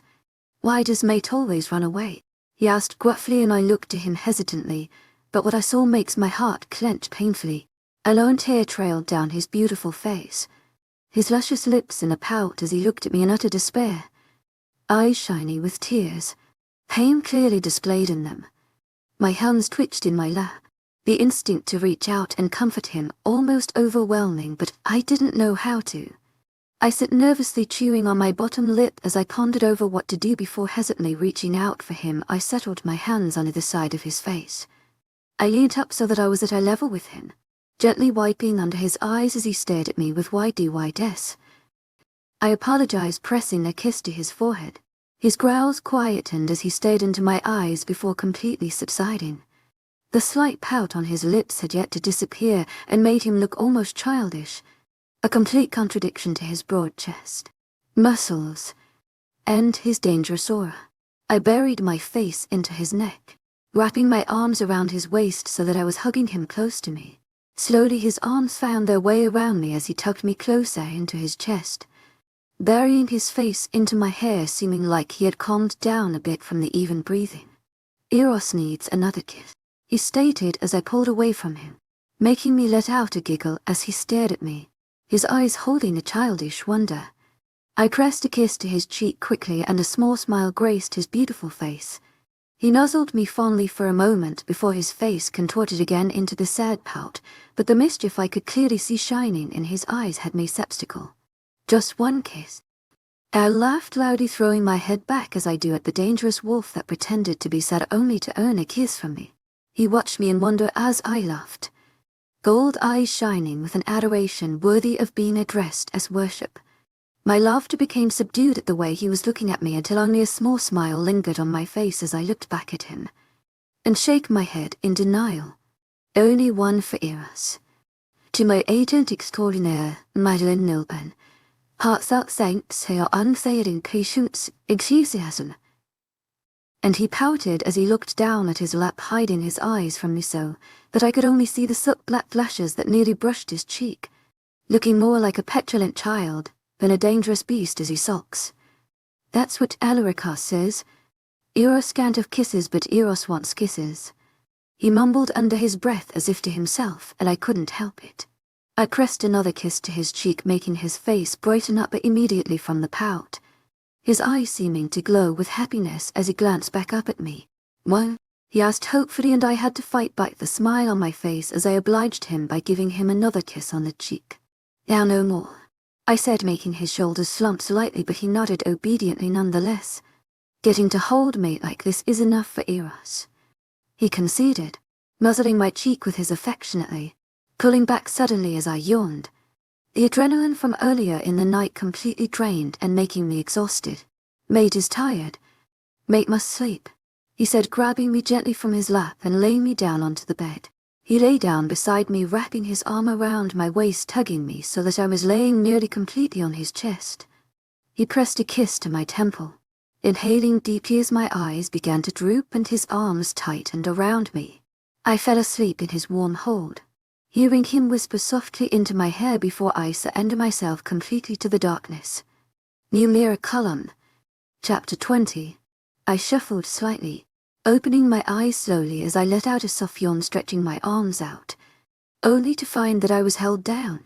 A strong warm arm was wrapped around my waist, holding me tightly against Corn's broad chest. I tried to get out of his grasp, attempting to pry his arm off of my waist, squirming around, hoping he would become irritated and turn away in his sleep.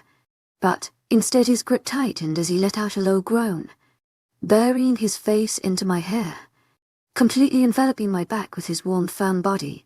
"Stay, please," Alarikas said, his voice gruff with sleep, making me still. I tried to relax against him, soon giving up as my back stayed tense. A warm hand gently wrapped round my hip. I let out a gasp at the feeling of his hand on my bare skin where the shirt had ridden up. Slowly he turned me to face him. I kept my eyes down, staring at his chest, but he placed her fingers under my chin, pushing my head up so that I was looking into his eyes. His eyes were back to their beautiful honey, the tender look that tried to deny that I loved back in them as he stared at me in admiration, my cheeks warming as I wondered what he saw. I wasn't exactly what one would call a pre-sleeper. "Thank you for last night," he said softly, and I looked up at him slightly confused as to why he was thanking me. "For staying with us, for comforting Eros." His voice softer than usual, reminding me of soft fresh honey. His soft hair was all over the place, looking like messy bed head, and yet still he looked in control, like a true king. "It was no problem," I say lightly, attempting to pull back from his hold, but he shakes his head at me slowly, hesitantly pulling me even closer, looking deep into my eyes as he does, his gaze so intense it felt as if he could see right through me, see what I was trying to hide, begging me with his eyes to stay. My stomach lets out a grumble, making my eyes widen, and a blush cover my cheeks as I hide my face into Alarikas' pillow. I look at him from the corner of my eye to see him smiling down at me softly.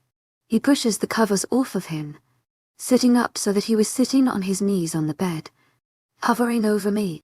I turn away from him a bit, but let out an embarrassing squeal when he puts an arm around my waist, the other arm going under my curled knees, picking me up into his strong arms, cradling me against his firm warm chest, as if I were a child. "Let's get some food in you, shall we?" Grinning down at me, and I stared back at him, still too startled to speak. It was too early in the morning to be defying gravity. He walked comfortably with me in his arms, as if the weight of a 17-year-old girl didn't hinder him even one bit. I can walk," I stuttered out as we got to the stairs, but he shook his head at me, frowning softly. "But you shouldn't have to," his voice holding a finality, what I didn't wish to challenge, but my curiosity betrayed me, and I perked up in his arms, raising a brow at him, and he sighed gently. "You don't have shoes, and the floor is very cold. Your precious little feet would be cold, and I can't have that." And I turned from him, biting my lip to contain a smile. His words. Eros really was a part of Alarikas, He walked to the kitchen, setting me into one of the leather chairs at the breakfast bar, and I nearly squeaked in delight when I realized they were one of the twisty ones. Ignoring my surroundings, I twirled happily on the chairs, reminiscing in the memories of my family. Me and my dad would always do this. It drove my mother insane. She would yell at us, which would only make us giggle. Although she would try to avoid giving in to our childish ways, eventually she would, joining in on our laughter. I opened my eyes to see Alaricus staring at me, a soft smile on his face as he stared at me in awe, and I blushed. I was acting like a 7-year-old in front of the most powerful alpha. "What would you like to eat, love?" he asked softly, resting his hands on the counter at which I sat, leaning into me. I pursed my lips unintentionally, thinking of what to eat, stopping when his gaze dropped to my lips. "Pancakes?" I asked hesitantly, making him break out of his trance, and he smiled at me apologetically before nodding, shrugging sheepishly and biting down onto his lower lip as he scratched the back of his neck. "I'm going to make you fresh hot syrup," he told me, getting out the ingredients and pans, and I gave him a small smile as he looked at me for approval. "Would you like any help?"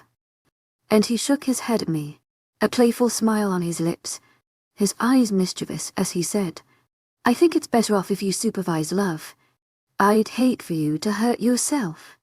To my agent extraordinaire, Madeleine Milburn, heartfelt thanks for your unfailing patience, enthusiasm. "Or burn down our home," he said, chuckling, and I glared at him, my lips turning into an involuntary pout. And his chuckles died down as he came closer to me, as if in a trance, his eyes darkening with gold, glazed over slightly. His hand slowly reached out, cupping my jaw in his large, warm muff hand, his thumb stroking my bottom lip softly, making my breath hitch in my lips part slightly. His eyes flickered down to my eyes, to my lips and back. Alaricus leaned in slowly and my eyes began to flutter close. My heart began beating tenfold as I felt him grow even closer, his breath on my lips. But my eyes flew open when I heard Adrien's childish voice call out to me. "Amara," he yelled, running into the room, and I jumped away from Alaricus, nearly falling off the chair on which I sat as I did. Alaricus, arm shot out, wrapping around me, steadying me. His eyes watched me intently as I breathed deeply. His eyes flickered back to my parted lips once more before he walked back to his cooking syrup. Adrien ran up to me, holding his arms up for me to carry him, looking at me with big excited eyes, and I smiled at him, lifting him up into my arms. "How are you, baby?" I asked him quietly, cradling his little soft warm body to my chest, and he smiled at me. "I'm okay, Mari, but I missed you." Calling me by the nickname he had decided upon giving me. "I missed you to Monkhin," I tell him, tickling his soft belly with my fingertips, and he lets out a shriek, giggling uncontrollably. I look up to see Alaricus staring at us with a soft smile, and I send him a small shy smile. Adrien calms down as I stop tickling him, and he turns to Alaricus and his eyes wide and dramatically. He looks up at me wide-eyed, asking me in a soft whisper, "Cyanide?"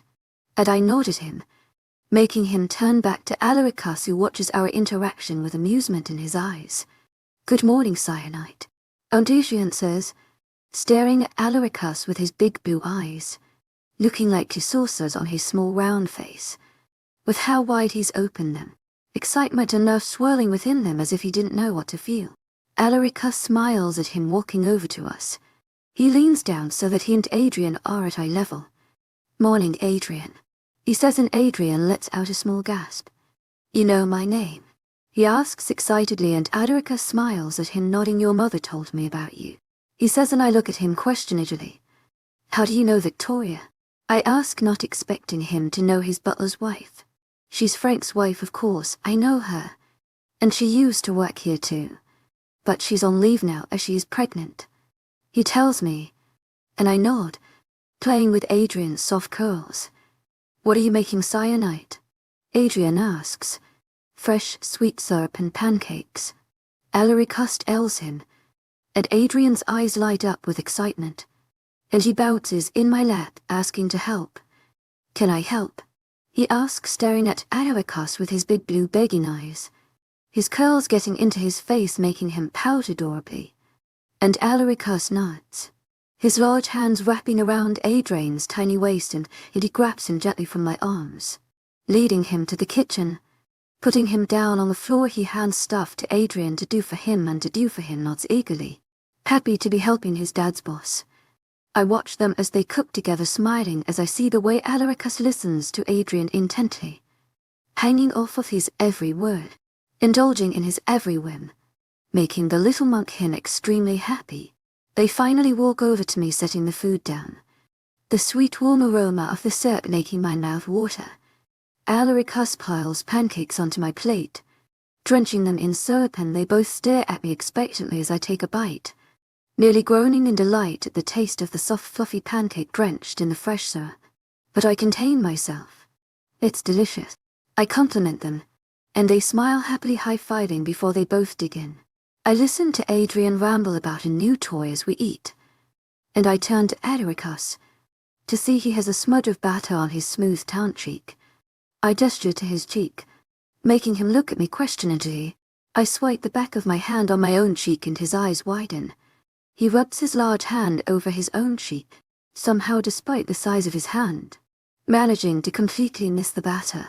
I lean over the counter, slowly, hesitantly cupping his face in my hands. I use my thumb to swipe the batter off his face gently, looking into his eyes, and he stares at me intently as I do, an unrecognizable emotion in his eyes.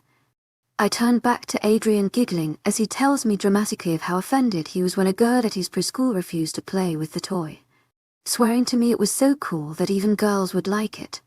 I turn back to Alaricus, feeling his gaze on my face, enthusiasm, and my smile drops as I see he once again has syrup on his face, the golden brown syrup now right at the corner of his lip, and he stares at me with innocent eyes.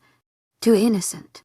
I bite my lip, trying to contain a smile, and I simply turn back to Adrien, helping him clean his sticky hands with a napkin. I see Alaricus pout from the corner of my eyes as he wipes the syrup off his face himself with a napkin, frowning dejectedly, his bottom lip jutting out, making him look like a petulant child. And once again I struggle to contain my giggles. I wonder what people would think when I told them that the big scary alpha king was more like a puppy than the monster everyone thought he was. Chapter 21.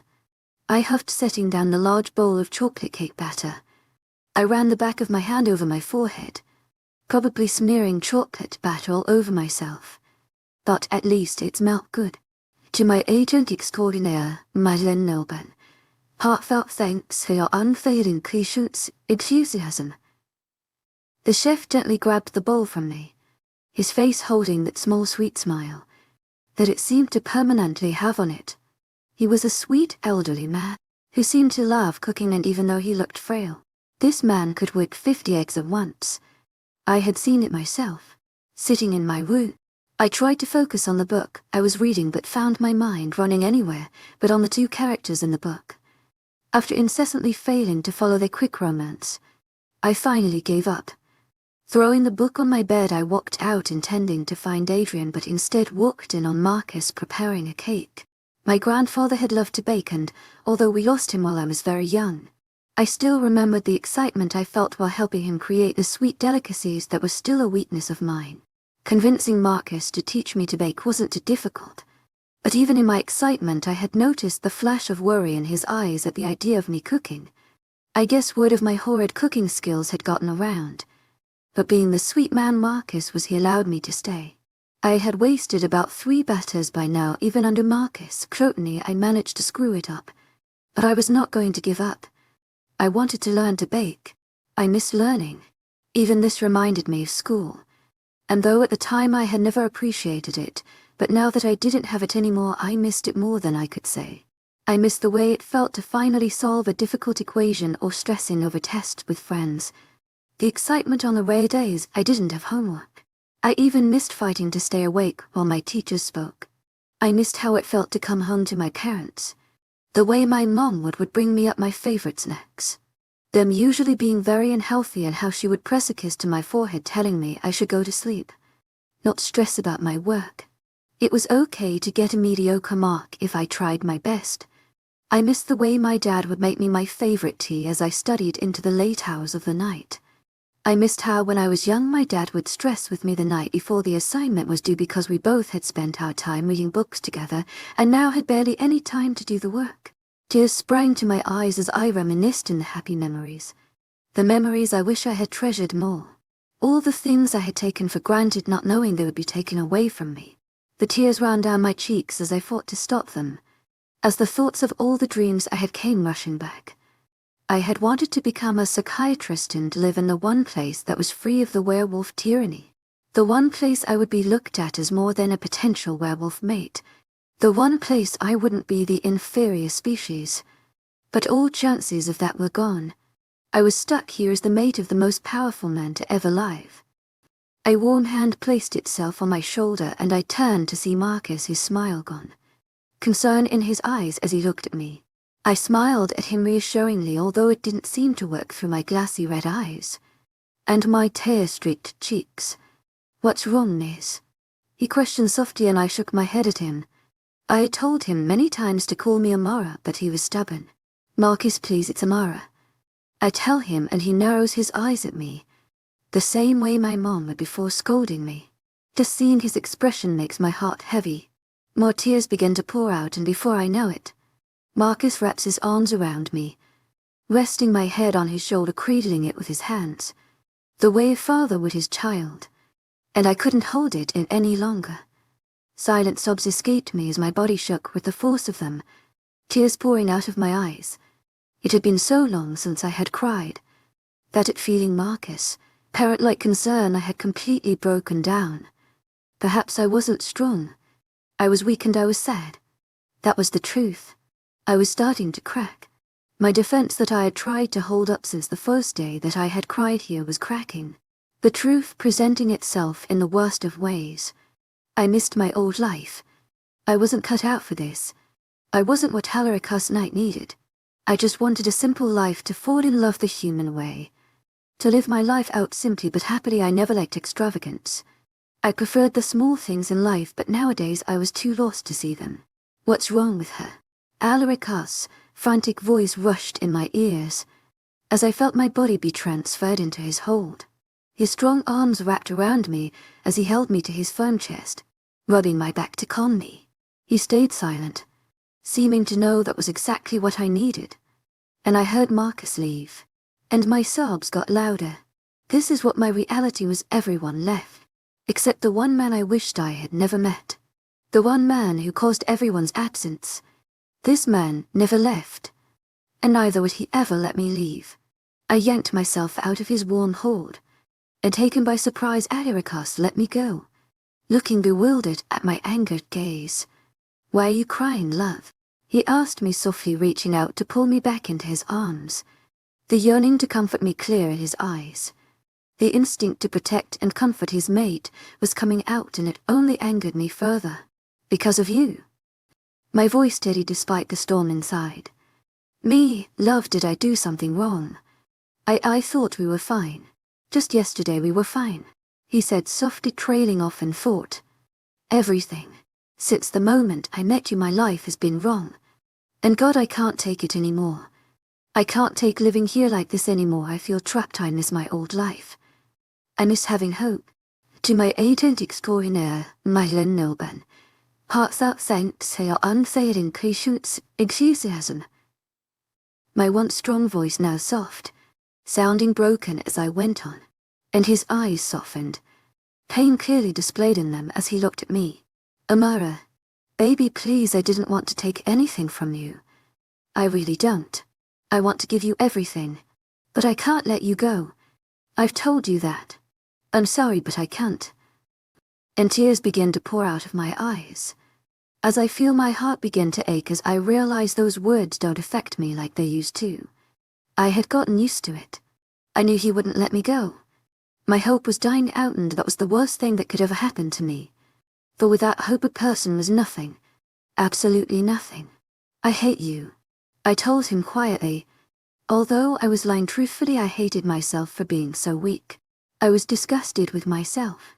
I was the one laughing at this man, cuddling with his wolf while my loved ones suffered as inferiors. was oppressed in a world that was ruled by werewolves because of this man. He was too powerful for anyone to take, and yet I couldn't bring myself to hate him anymore. I was a vile creature. I was betraying my own. I turned away to go back into the room I had stupidly come out of. But not before I saw the pain in his eyes, saw how they were slightly glassy, as if he was fighting to not let the tears show, and despite my anger, a slight tinge of guilt nudged at my closed-off heart.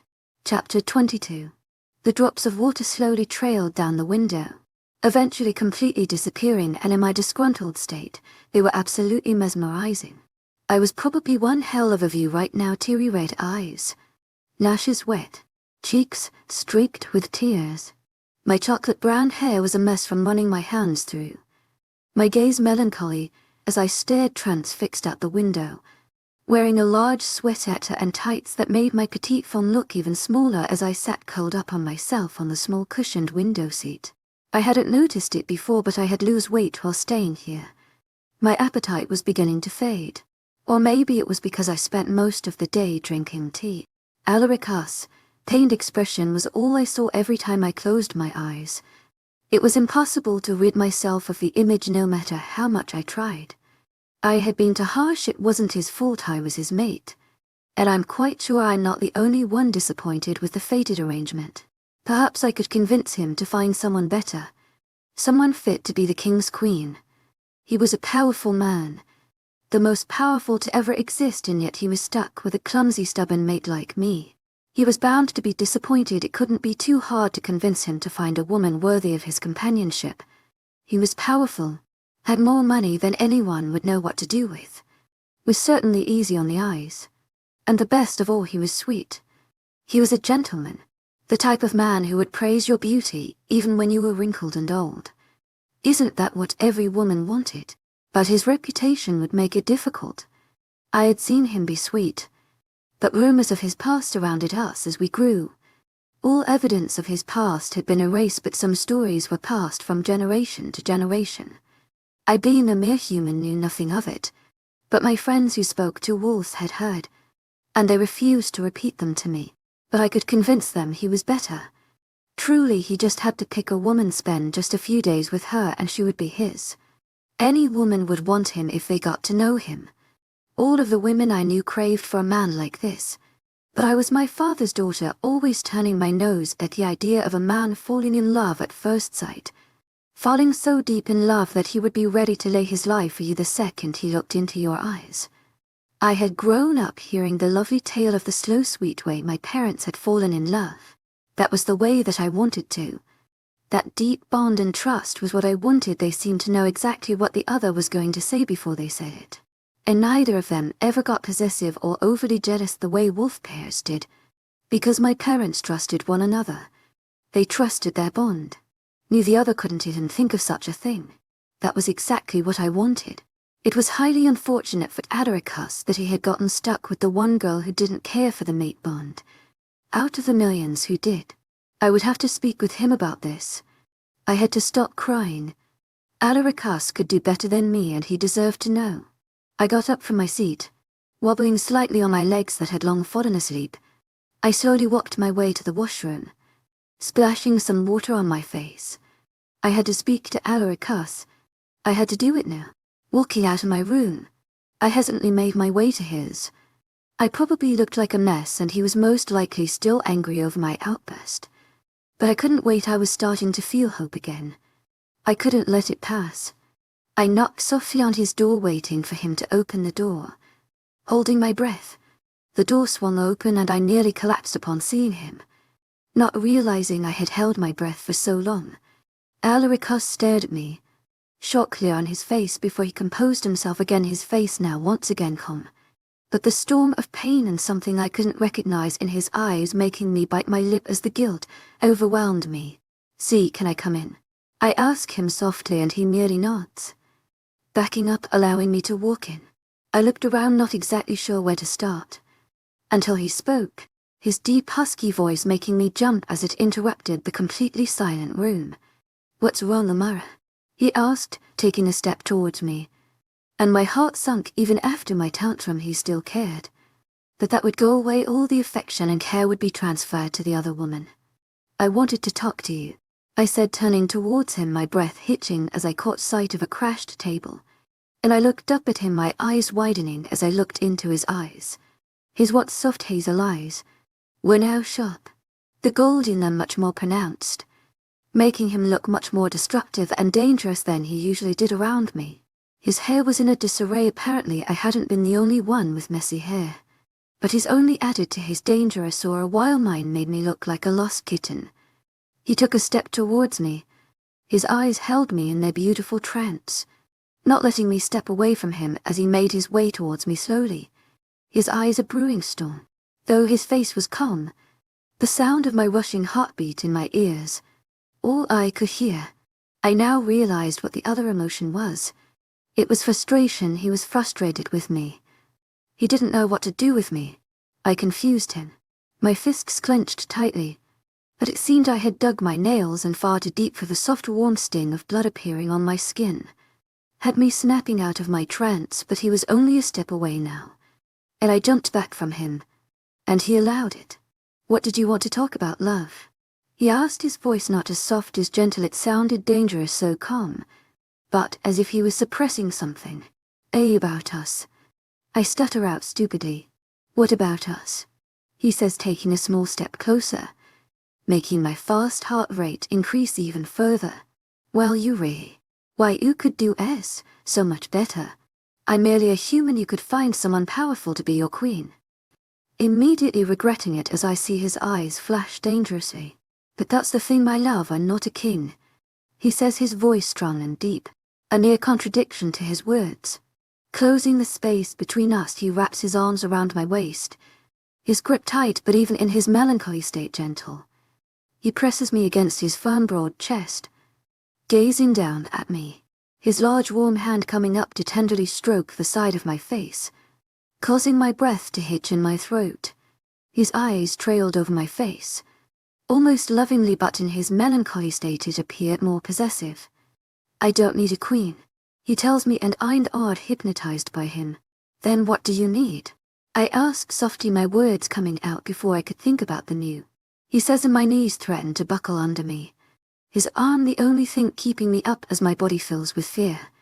The need to get away ringing strongly in my mind. But I couldn't not now. He wouldn't let it. I had chosen the wrong time to speak to him, to speak to the king, and I was going to pay for my mistake. Chapter 23. He holds me close, his arms encasing me to him, acting as warm chains as they imprison me in his hold.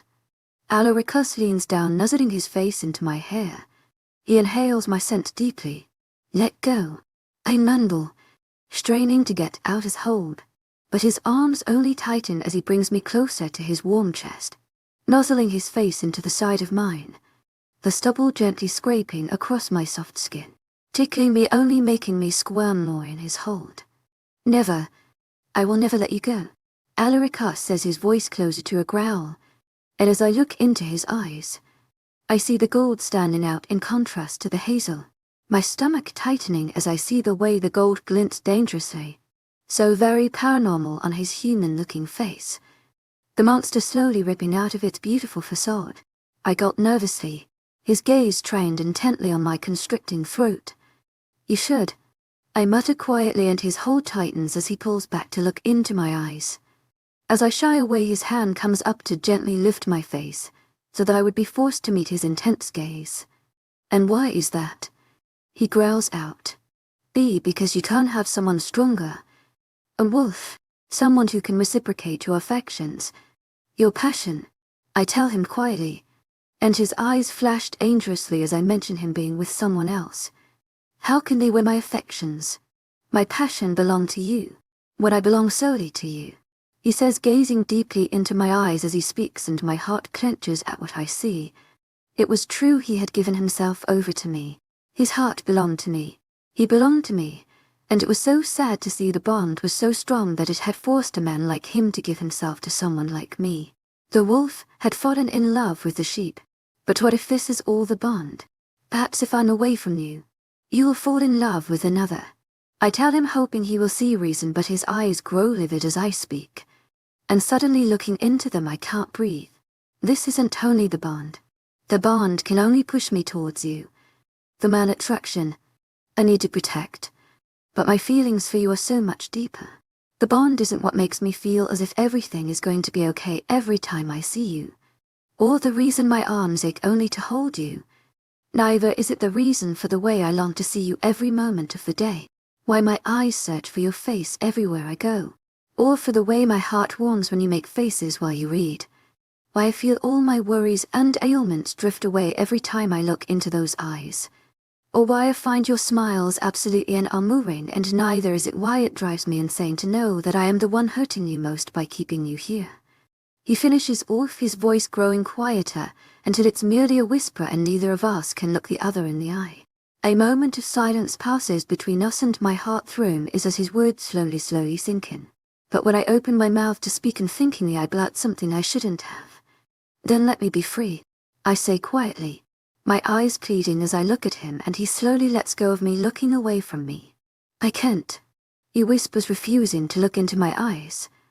As he faces away from me, a breath of relief leaving me as I see he hasn't been angered by what I've unthinkingly said. But ask anything else of me, love, and I go through any measures necessary to give it to you. Anything at all. He tells me, a forensic desperation in his eyes that frightens me. And nothing. I stutter out my response, not even making sense as I stumble back from his manic eyes.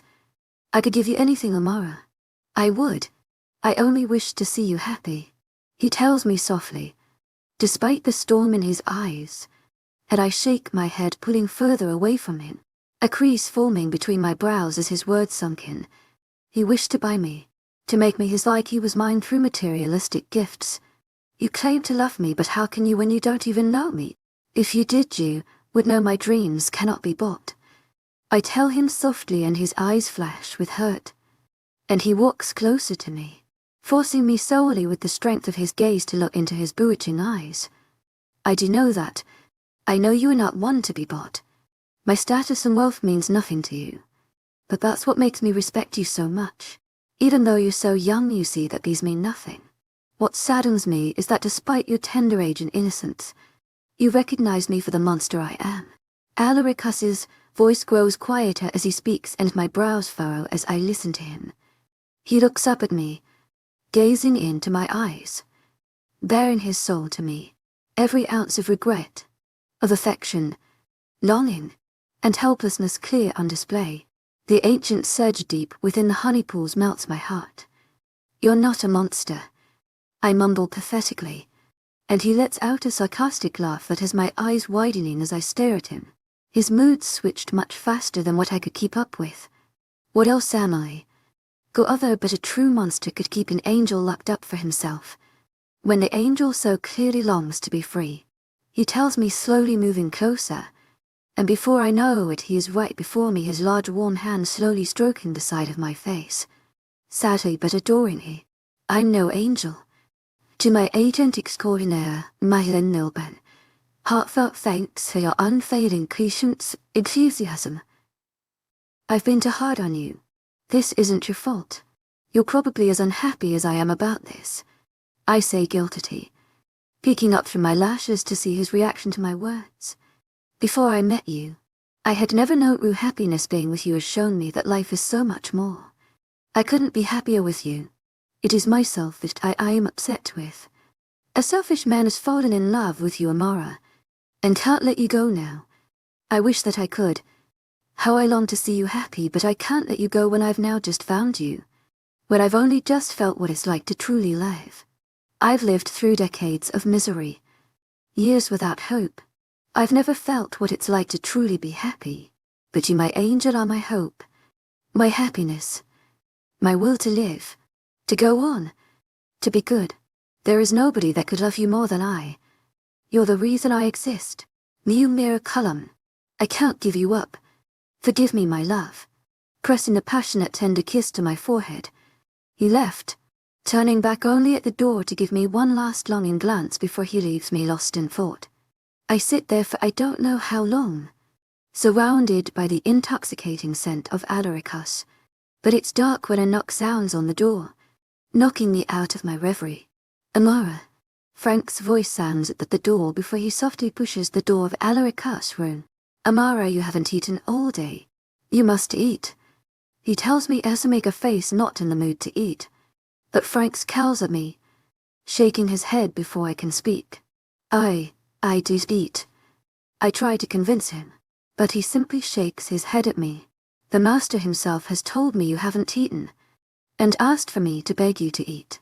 He is already upset, Amara. Do you upset him further by hurting yourself this way? Frank says, his eyes holding judgment. And for a moment I could see if this was another world we would be siblings. Him forever the daunting older brother and I the foolish younger sister. To my agent extraordinaire, Madeleine Nobel, heartfelt thanks for your unfailing patience, enthusiasm. Tell him, my lips forming an involuntary childish pout as I speak. Frank turns to leave, but I stop him, calling after him loudly, then wincing at the hoarseness of my own voice. Has he eaten? I ask, and Frank shakes his head at me, clearly suppressing a smile that has me scowling at him and amused by his childish ways. Where is he? I ask, carefully formulating a plan to apologize. He's blowing off some steam. When he gets upset, he goes into the very depths of the forest. But you'd be wise to wait for him here. That is no place for a lone person. Frank tells me and I nod, subconsciously chewing on my lip. I would have to find him. So what would you like to eat? He asks again. I'll come take a look for myself, I say quietly. I walked into the kitchen quietly, happy to see that no one was in there. I quickly gathered up the leftovers of the dinner, more than what was enough for Alaric and myself, putting them in a small basket. I rushed out the back exit, intent on finding Alaricus and apologizing for my foolishness, and to convince him to eat. If need be, I would even force-feed him, although if I really thought about that one, if Alaricus didn't wish to eat, it was unlikely I'd be able to even reach his mouth with his towering height. Also quite likely he could pick me up and fling me back to my bedroom in the palace with just one hand. Although he would never do that. I slowly walked to the large door at the back of the castle, opening it carefully, slowly ensuring nobody would hear despite their supernatural hearing. It was almost embarrassing, my hesitancy to take even one step outside. I slowly placed my foot into the ground, nearly groaning in delight as I felt the cold solid ground beneath my clothed feet. I slipped out. Closing the door behind me, I nearly sprinted to the gates. Unlatching it with much difficulty, I stepped out into the wondrous winter forest, only realizing now how stupid my decision was. This forest was huge, but with Alaricus' keen sense of smell, hopefully he would send me out. I prayed that even when upset he would still have heart enough to not let his mate stumble around clueless in the forest. Although I would not oppose if he took his time, it did feel so nice to be outside alone, unaccompanied, of my own free will. I walked around the forest, enjoying the way the exhaustion felt as it slowly crept up on me, the way my warm breath mingled with the cold air, making it look like smoke, the beauty of the trees covered in thick white blankets, the cold as it seeped past my boots and into my clothes. I didn't know how long I had been walking, but now my eyes had shut on their own accord, simply feeling how it felt to walk around. The beloved ache of my feet, the cold flush of my cheeks as they reddened against the freezing wind, my purpose now completely forgotten. I slowed my pace, feeling the hair at my nape stand on end, the feeling of danger that lurked near me making my blood run cold as it ran through my veins. My back stiff as I tried to use my full senses to pick up what the danger was. Where the predator stood, where I heard him speak from behind me, running away. Chapter 24. His arm wound tightly around my waist, tugging my small cold from into his warm broad chest. My back pressed tightly against his front, his heat seeping from my clothes into me pleasantly, and yet my skin was covered in chills. Running away, will we, love? Alaricus asked, his voice deep and husky, completely calm, but the lethal undertone had me trembled in my boots, as he slowly trails his nose over the slight amount of skin exposed on my throat, making me tense. His hand slowly came up, the warmer fingers gently brushing away my dark hair from my throat. He plants his warm lips onto my throat, pressing kisses on my bare soft skin with his soft plush lips. his hand wrapped around my hip, using that to turn me towards him, and I stare at his shoes, as he gazes at me intensely, pressuring me solely with his eyes to meet his deadly gaze, to let him see all of me, to bare myself to him the way his eyes often bared him to me. Did you think you could get away so easily? He asks me softly, his voice calm, yet dangerous. His fingers come under my chin softly, trying to get me to meet his gaze. A gasp sounds from within me as I do. His honey eyes blazed a livid golden as he looked down at me, with something so primal it sent chills down my spine. I let out a breath from my parted lips, and his hungry wild eyes followed its trail, staring intently at my mouth, red with cold, as it stood out against my icy flushed pale skin. I wasn't trying to get away, I tell him quietly. Then why do you carry food with you? And I frown at him, trying to form a coherent thought despite his proximity, but he interrupts me before I can. Why on earth would you be out here on a cold night, after an argument? Leaning down so that he looked me in the eyes, his hand slowly caressing my side, as I stared at him wide-eyed, afraid to speak. Why would you tell me about all the things you miss, with that delicious passionate look in your eyes, if you weren't going to act on it? He asks, stepping even closer to me. It hurt, what you said, Angel, but that look in your eyes drives me crazy. The passion that ignites within you, it burns within those sweet chocolate orbs, reddens those soft cheeks and tints that sweet little mouth cherry. Now tell me, love, where were you going? He asks, his own honey eyes scorching as he speaks of me, making me stumble backwards, but his arm wounds around my waist tugging me into his chest. His fiery gaze not moving from me as his hand moves to rest on my cloaked waist. His voice so unbearably cold, it makes me gulp the action, not going unnoticed by Alricus as his eyes stare at my pale exposed throat, following the movement with his eyes. My chest constricts as I struggle to find words to calm his burning, but nothing comes to mind. But as we stay silent, simply gazing at each other, the wildfire in his eyes begins to dim, until it is completely diminished, and he sighs defeated lie. I don't blame you, my love. It is my fault. If anything, I expected this to happen long before. For how long could an angel stay within the hold of a monster without attempting to free herself? His warm breath hitting my cold face, as he leaned close to me, his arm once again wounding its way around my waist, pressing me into him. A complete contradiction to his sweet words. But I start, but he interrupts me again, and I begin to get frustrated. But this was careless. These forests aren't safe. I would expect better from you.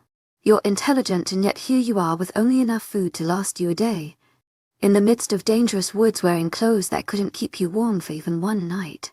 He tells me sternly, and I nearly growl at him. Did he not understand? I wasn't trying to escape. Tell me, my angel, what is it that I have done so wrong that you would endanger your very existence to rid yourself of me? His voice strong, but his eyes break, allowing me to see the storm inside, the sadness he held within, the lonely man that hid behind the cover of the powerful man he seemed to be. Nothing, I tell him firmly, but he shakes his head, taking my words the wrong way. I would do anything for you. Absolutely anything. You're my world, my precious mate. I'm so sorry I can't give you what you desire most.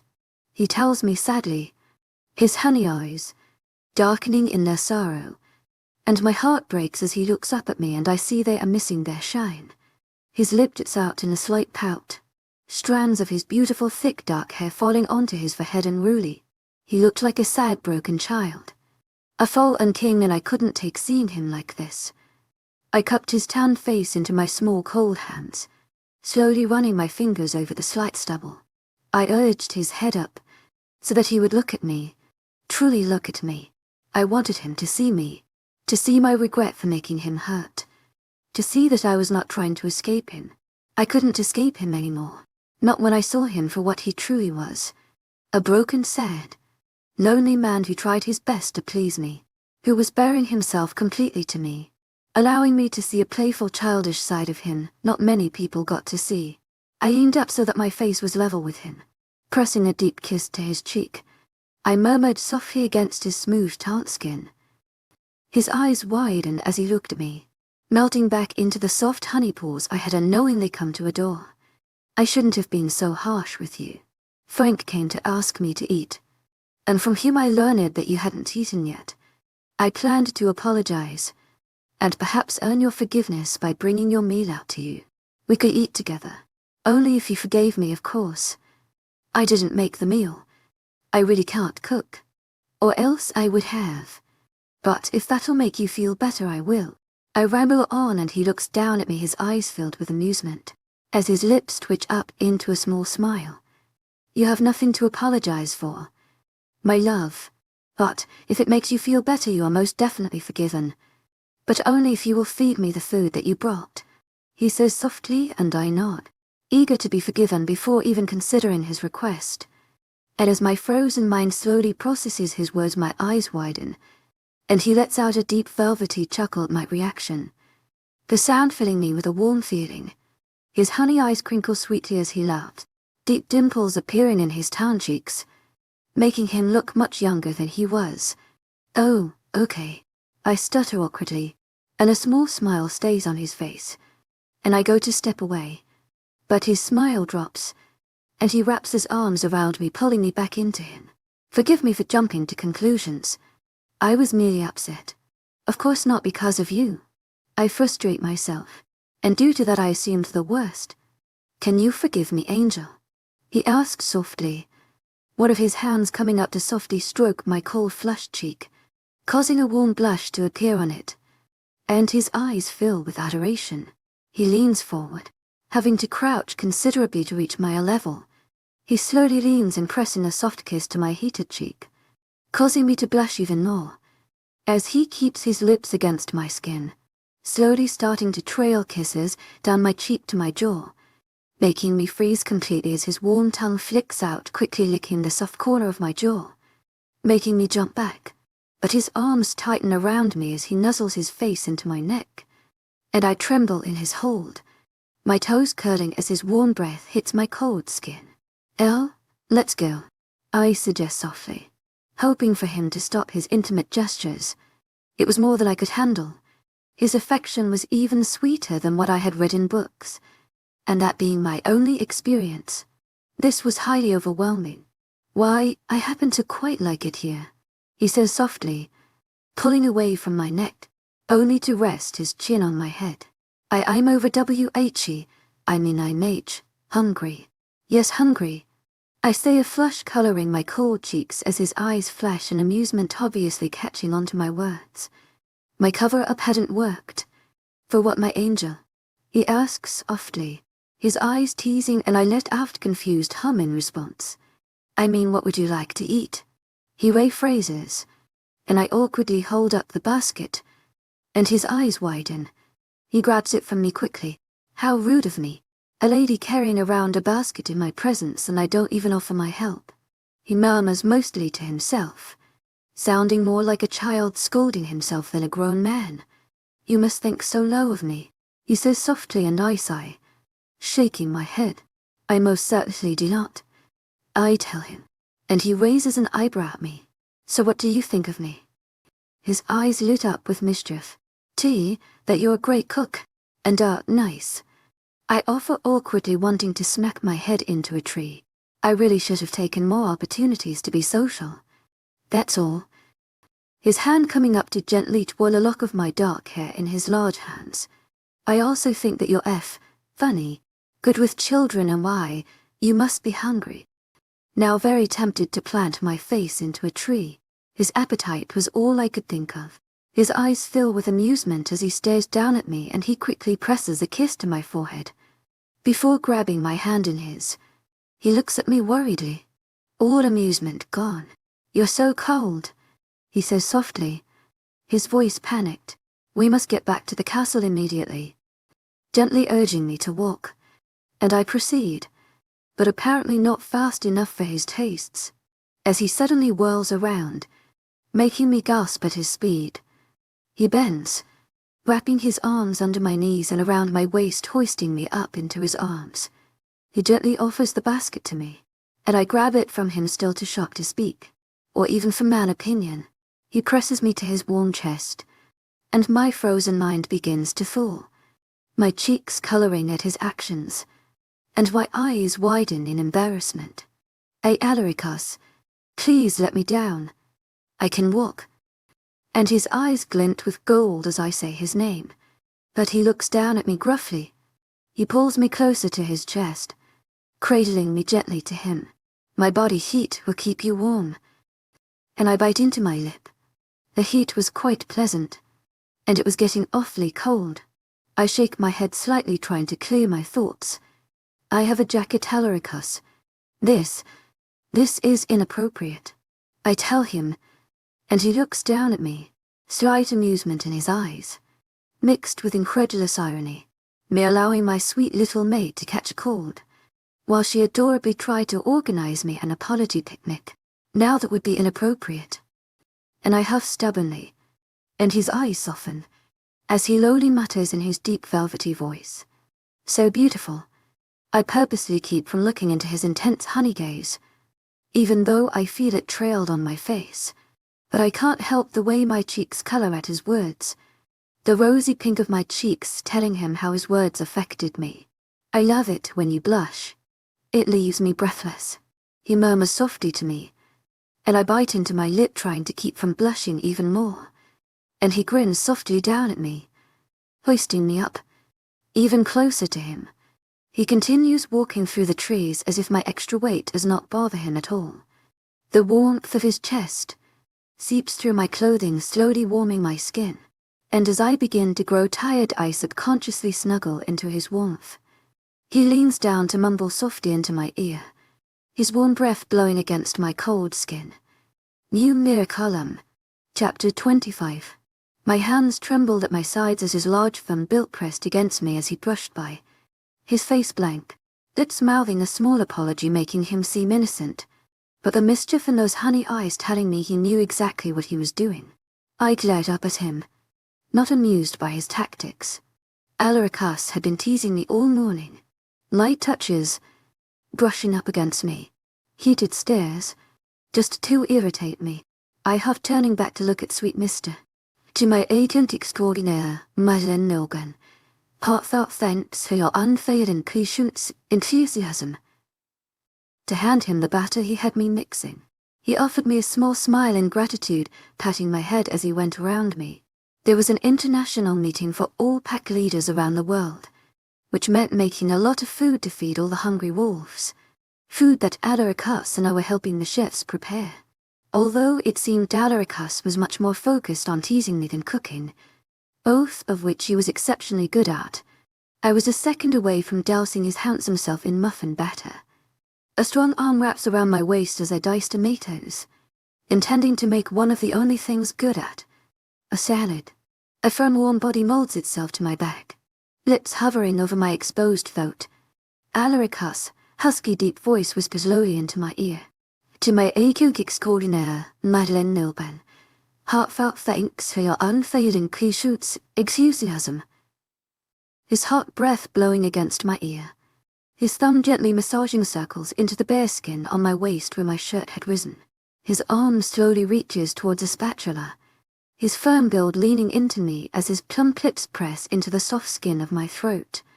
My heart beats rapidly, the rush of blood strong in my ears as my cheeks heat up and redden.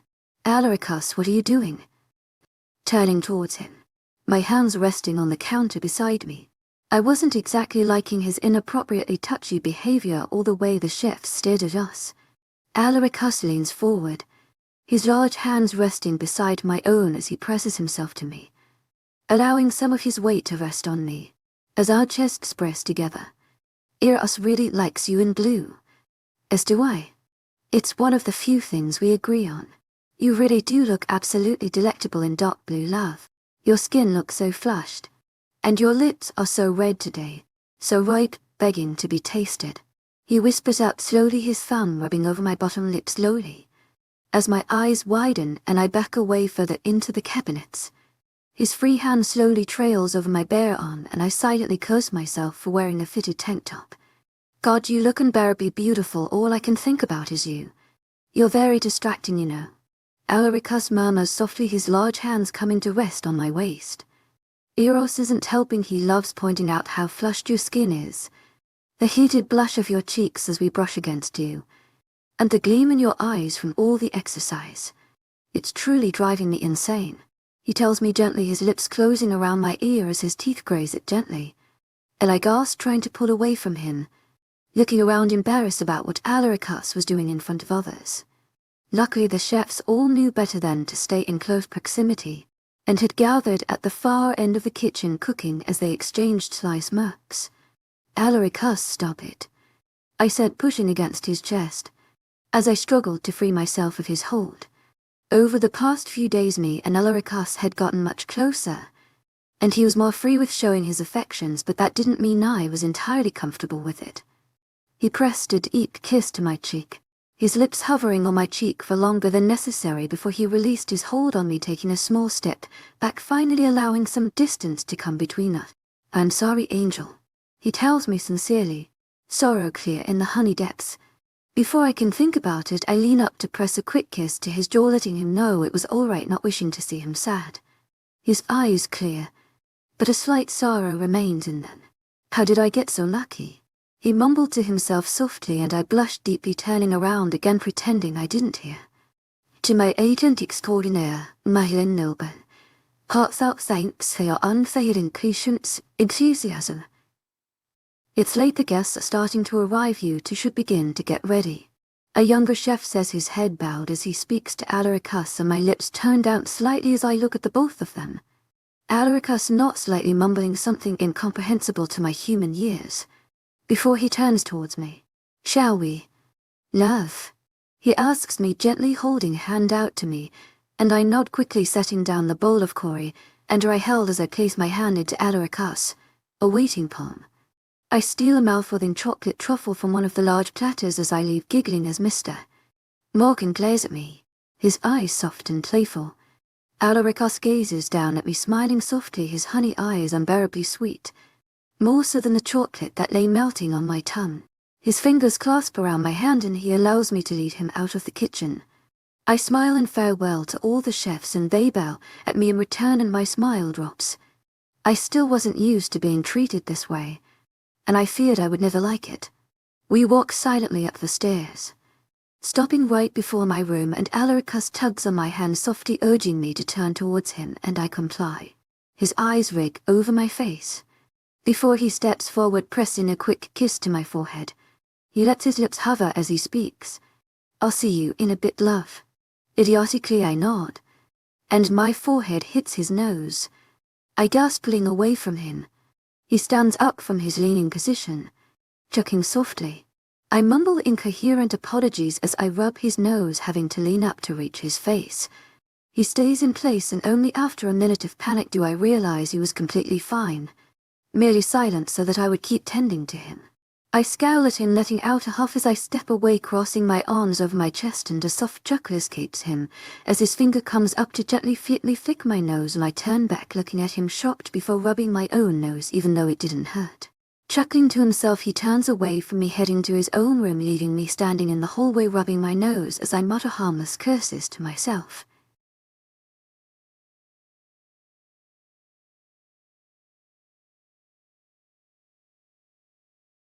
When I decided to bring her into my world, I knew it would be a dangerous choice. She is my destined one, but my past looms over us like a shadow. Her parents lost everything to the brutality of wolves, and I am one of those wolves. Chapter 26. Alaricus POV. The sounds of the water dropping against the tiles flows from the bathroom as I lay on Amara's bed, her sweet intoxicating scent filling my senses, making me near delirious with euphoria. My heartbeat increases as the shower turns off, and I hear my little love fumbling around in her shower. A small "oh" resounding as I hear a soft thump. My clumsy little angel had stubbed her toe. Part of me wishes to go check on her, but the other part knows what would happen if I stumbled in on her wearing nothing but a small towel. Moment later the door opens. I cover my eyes with my hands, resisting the urge to peek. My little love wouldn't like that. A small yelp is heard. She spotted me. She stumbles forward, a small gasp falling from her sweet lips as she recognizes me. I bite into my lower lip to contain the groan that threatens to release itself at the sweet smell of her wet hair. "Alaricus, what are you doing here?" She shrieks out, her melodic voice causing my heart to attempt to beat its way out of my chest. "Are you decent?" I ask her, reluctantly getting off her bed. How I wished she would come join me on the bed. How I longed for the day she would be that comfortable with me, that she would crave my closeness even a slither of the amount that I craved hers. But I wasn't being fair, she was a precious angel, and I a merciless beast that had done many wrongs, along with taking away what she treasured most, her freedom. An angel could never love a beast, but I couldn't stop my naive heart from hoping. "Sort of, I suppose," she answers timidly, and my hands fly off my face, my eyes more than eager to see her face. My heart constricts as I catch sight of her. She stands shyly fiddling with her dainty fingers in a fluffy black robe with light pink polka dots that is several sizes too big on her petite form. Her skin is flushed, her cheeks red and from the heat of the shower that still steams behind her. The blush is endearing in contrast to her soft creamy skin. Her chocolate brown eyes shine brightly as she stares at me, her plum-prosed lips in a pout as she scowls at me, attempting to look threatening but looking more adorable than anyone should have the right to. This angel was mine, destined for me, my little miracle.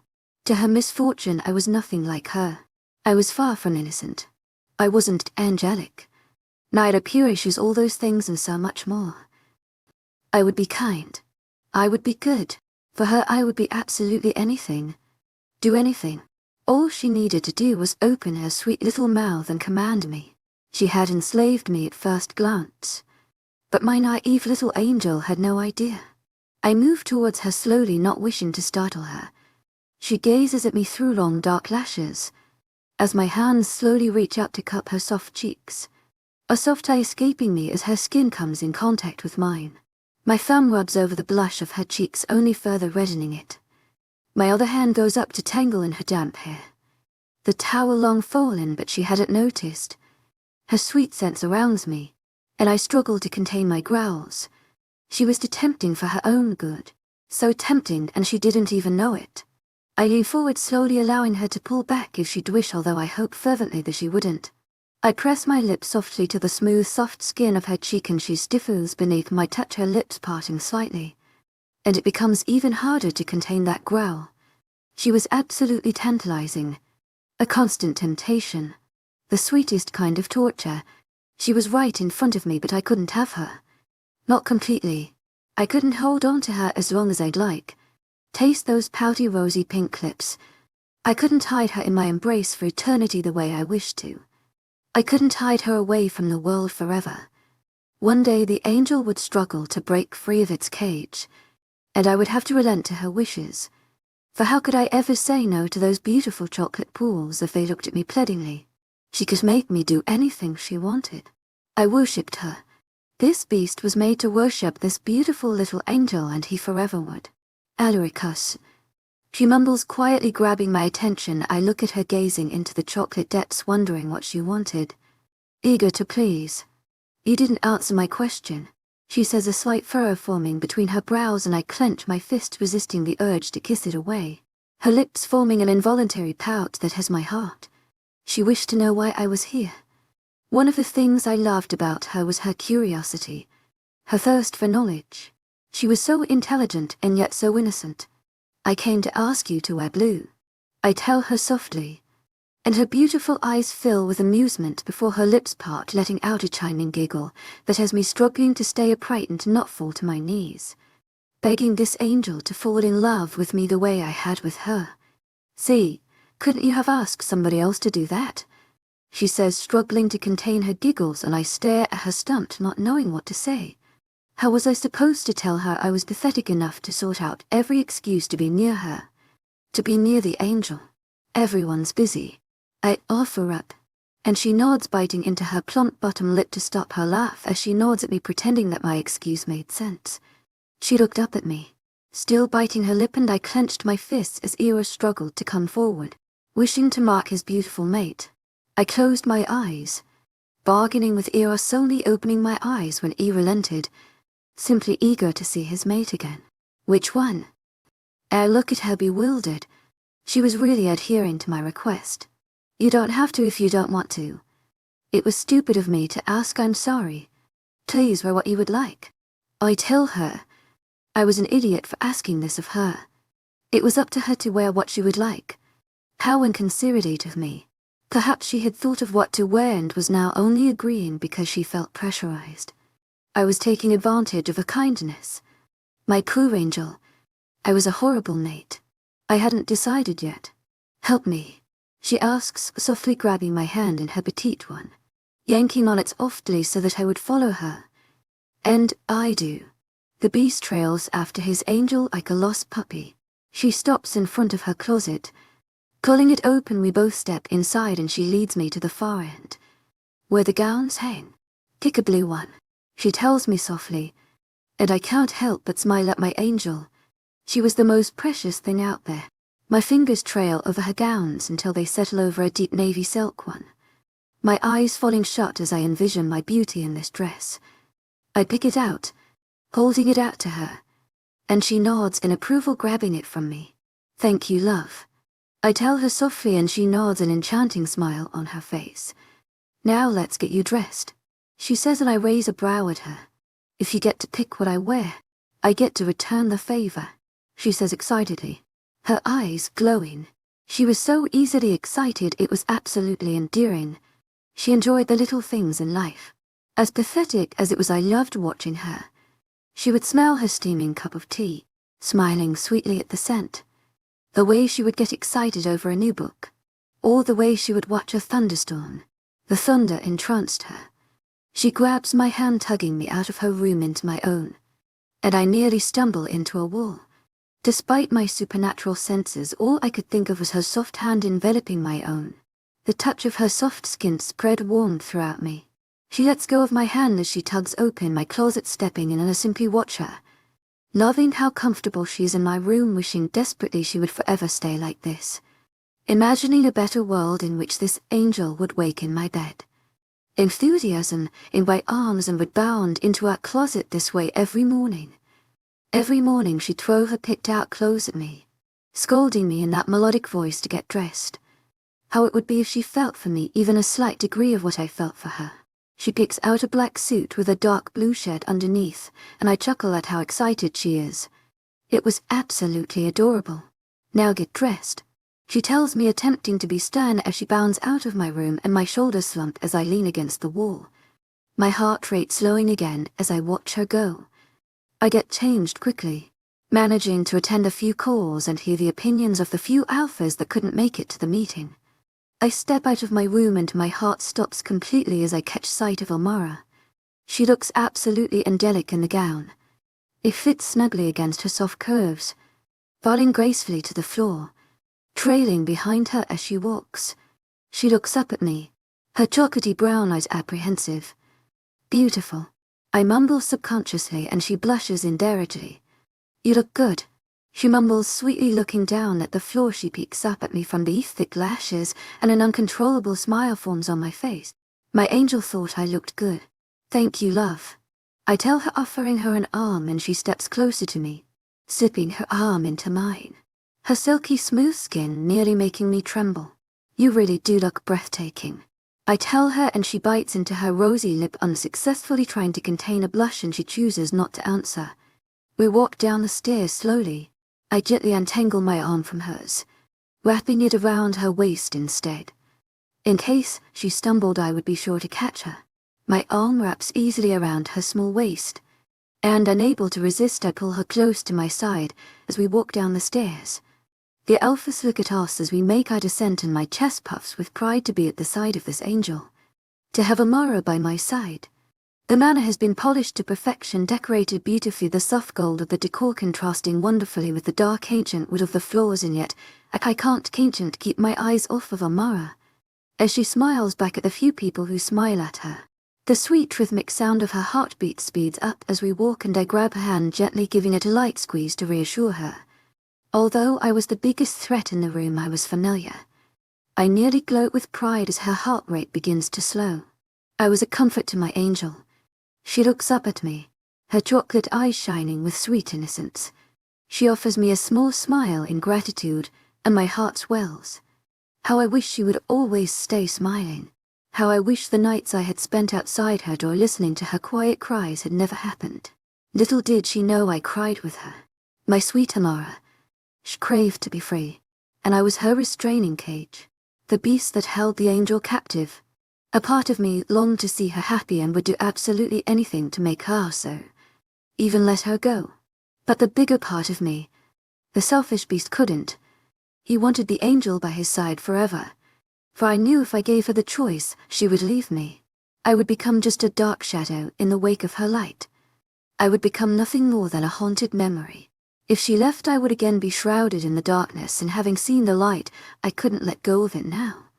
I wasn't a good man, and if that was the only way I would get to keep her, then a horrible, selfish man I would stay. She blushes sweetly under my gaze, and my heart constricts in my chest. If the beauty only knew the way she affected me. Her one glance could make me tremble. A smile could send me to my knees, and a touch could have me at her every beck and call. But she was unaware. How frightened my sweet angel would be if she knew how I longed to taste the sweet nectar of her rosy lips. How I craved to hold her in my arms as she rambled sweetly in that melodic voice of hers. How I wished to hear her command me, smiling adorably when she got her way. How I longed to feel her beat pressed against mine, to have the right to hold her every night, to have her fall asleep in my arms. How I wished to see even an ounce of the love that I had for her reciprocated in those chocolate brown eyes.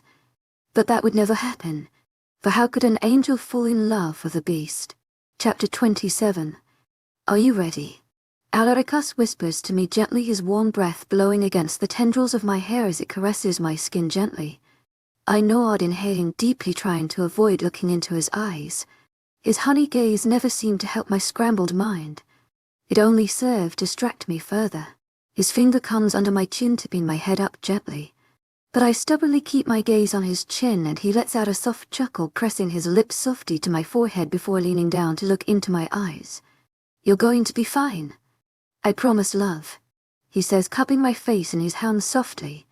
He holds out a hand for me, and I set my hand in his large warm one that closes around it, immediately engulfing it in the comforting warmth that Alaricus seemed to carry with him. He followed me as I walk into the large meeting room where all Alpha sits staring at me intently, their eyes widening as they realize Alaricus Knight had brought his human mate to the annual Alpha meeting. Unfortunately, though, their confusion quickly turns to anger. Sire Knight, you brought a human into our meeting. Humans aren't allowed. And Alpha says, her brows furrowing as she looks at me. She is my mate. She may go wherever she pleases. Alaricus says, his voice calm but his honey eyes burning. The beast didn't like to be questioned, especially when it was in regards to his mate. We all declared that humans wouldn't be allowed in these types of formal occasions. And Alpha says, making me frown, why would her being your mate change anything at all? And Alpha speaks from the back of the room. Why should any of us treat this human differently? Because she is the mate of the infamous beast. Is that it? The Alpha asks, catching everyone's attention as they whirl around to look at him, their mouths agape at the blatant disrespect. Why should we do anything but pity the little human that goes stuck with the likes of you? We all know who you really are. I'm sure you've hidden it from her. Is that why she stands so close to you? The Alpha taunts. Alaricus straightens, his grip tightening on my hand before he lets go. Stepping towards the Alpha, his aura completely dark, reminding me of the menacing starless nights. The honey-eyed sweet man that I was used to completely gone. The beast was out to play. Unthinkingly I reach out to him, my fingers grazing against the soft material of his coat. He turns towards me and a gasp escapes me as I look into his eyes. There is no sign of the sweet honey. In their stead is a dark abyss, the kind that holds no hope of redemption, no hope of recovery. I pull back my hand and he turns away from me, making his way towards the Alpha, his jaw clenched tightly. The Alpha flinches, his large form starting to quake as Alaricus nears him, but he attempts to steady himself. Alaricus stands right before him, surveying him slowly, his head tilted softly to the side, completely still, before suddenly he leans down, making many Alphas and myself jump as he rests his hand on the man's shoulder. You would do well to remember who I once was, what I once did, what I am still capable of. And that is why her being my mate changes everything. Alaricus says slowly, his voice calm but lethal, and the alpha gulped, staring up at him, nodding his head near frantically. All right. He near well squeaks. And Alaricus straightens, fixing his collar, still glaring coldly at the alpha before he turns to face everyone. I wish to discuss matters that are absolutely vital for us to pay attention to. But it is no longer the occasion. If you would, I will have my guards arrange rides to take you to a hotel for the night. We will meet again tomorrow. Alaricus says, and the alphas nod, bowing their heads at the both of us as guards begin making their way in. Finding their designated guests, Alaricus comes towards me, and I bite my lip, trying my best not to tremble as I look into his dark eyes. His arm wounds tightly around my waist, but even in his anger he is careful not to hurt me as he steers me towards the very stairs we had descended from. He leads me up the stairs, refusing to look at me as we walk. He leads me to my room, opening my door for me. He waits until I've stepped in before closing it softly behind me. I whirl around confused. Didn't a mate's touch comfort a mate? Shouldn't he seek my comfort in a time like this? Perhaps he wished to be alone. I sit on my bed, letting all that had happened today sink in. A dull crash is heard from right beside my room, but I ignore it. There were many people in the palace, perhaps one had dropped something. It was when I heard another crash that I became suspicious but stayed put. After all, it was curiosity that killed the cat, and I was called kitten over my lifespan, all too many times for me to count. My hands slowly trail over the soft silk of the dress. My mother's wedding dress was made of material like this, so soft and smooth I loved touching it. And my mother never stopped me. She never worried I would dirty it. She would simply smile, promising that my own wedding dress would be even more beautiful than hers. Another crash sounds, much louder than the rest, breaking me out of my thoughts. I make my way towards my door, opening it slowly, looking out into the absolutely empty corridor. Nobody was there. The noise was coming from Alaricus' room. I worry my lip as I stand in the empty corridor, wondering what I should do. He was livid. What if his anger turned on me? His kind smile and honey eyes come to mind, and I realize Alaricus Knight could never hurt me. The man that pouts like a petulant child and makes me the fluffiest pancakes I have ever had could never hurt me. I tiptoe towards his room, my hand wrapping around the elegant engraved gold handle of his door, and I twist it, slowly stepping into his room and closing the door behind me. A gasp escapes me as I look around the room. The chairs are toppled over. The dresser is raked with claw marks. His table crashed completely. Glass glutted around the floor. His walls littered with holes from being punched. He stands at the other end of the room, completely still, but his chest rises and falls as he breathes harshly. His dark gaze set on me, and he watches my every move. The material of his dress shirt and blazer stretching tautly over his broad chest as it rises and falls. My heart stops as I look into his stormy gaze. The darkness of his eyes, silent promises of destruction. The slight redness of them, making them seem all the more maddened. I inhale deeply, trying to regulate my breathing, my eyes falling shut as I pray to make it out if he were alive silently, before hesitantly making my way towards him. He stares at me completely still, his eyes following my every move as I slowly make my way around the destruction, my eyes falling on the bed that lays completely intact. Gaining courage from the memory of his soft, adoring smiles and honey eyes, I walk even closer. I stand before him, gazing at him from under my lashes, grabbing his hand softly. My thin, cold fingers attempt to unclench his fist, and he watches me. Eventually I give up, but as always he gives me what I want. Unfurling his hand, I step even closer to him, and his jaw clenches further as he looks down at me as I lean up, cupping his stubble-covered jaw softly in my hand. It's all right, Alaricus. They're gone now, I say softly, as he stares intensely into my eyes. But other than that, I get no reaction.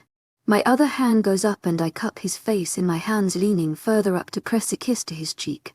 And a loud growl escapes his chest as he stays, still causing me to jump slightly, but I don't move away.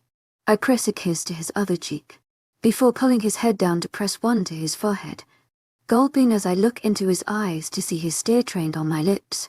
Suddenly it seems as if my lips are parched and I rake my tongue over my lips. in attempt to moisturize them, his eyes following my every movement. I clear my throat softly, and he seems to snap out of his trance slightly as he steps away from me. You shouldn't be near me when I'm like a Samara. I could hurt you. He growls out, turning away from me, but I refuse to relent. He walks away from me, walking towards his bed. Loosening his tie, he throws it on one of the chairs. I walk up behind him, slipping past him so that I stand before him. You wouldn't hurt me, I say stubbornly, resting a hand over his heart to feel his rapid heartbeat. His hand comes up to close around my little hand, completely engulfing it. I could lose control. Like they said, I'm the beast, he says softly, finally relenting and looking into my eyes. His eyes are filled with a raw, age-old pain that has my heart breaking as I look into it. My own eyes begin to get watery as I look into his pain-filled eyes, their gaze seeming to sear through my skin, burn straight to my heart. Unthinkingly I wrap my arms around him, pressing myself into his large, warm, broad chest, snuggling my face into the soft material of his shirt. You're not a beast, Alaricus, I mumble against his chest, and he lets out a small sound of disapproval. I don't think you're a beast, I say softly, and he pulls back from me, cupping my face in his large hands, looking into my eyes almost frantically. You really don't, Angel? You really don't think I'm a beast? He asks, his voice desperate, his eyes taking over my face. No, I don't, I stutter. God, I love you, my angel. Promise me you won't hate me. No matter what, you will never hate me.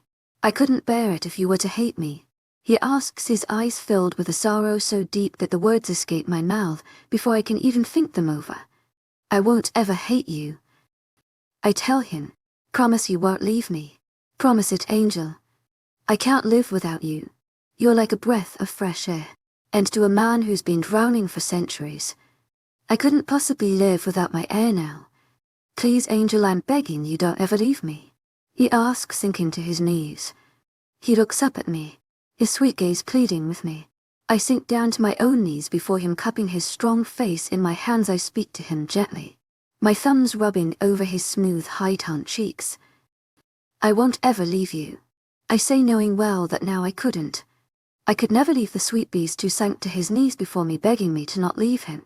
I could never leave the man who gazed at me adoringly with honey eyes. The man who did anything and everything simply to see me smile. That man who would be anything to make me happy, to make me stay.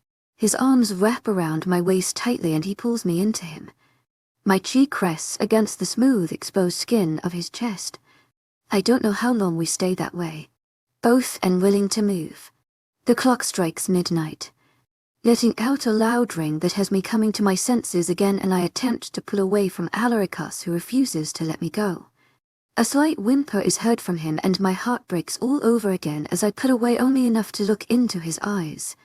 They're almost back to their sweet honey, they're even more red, and to my dismay also watery.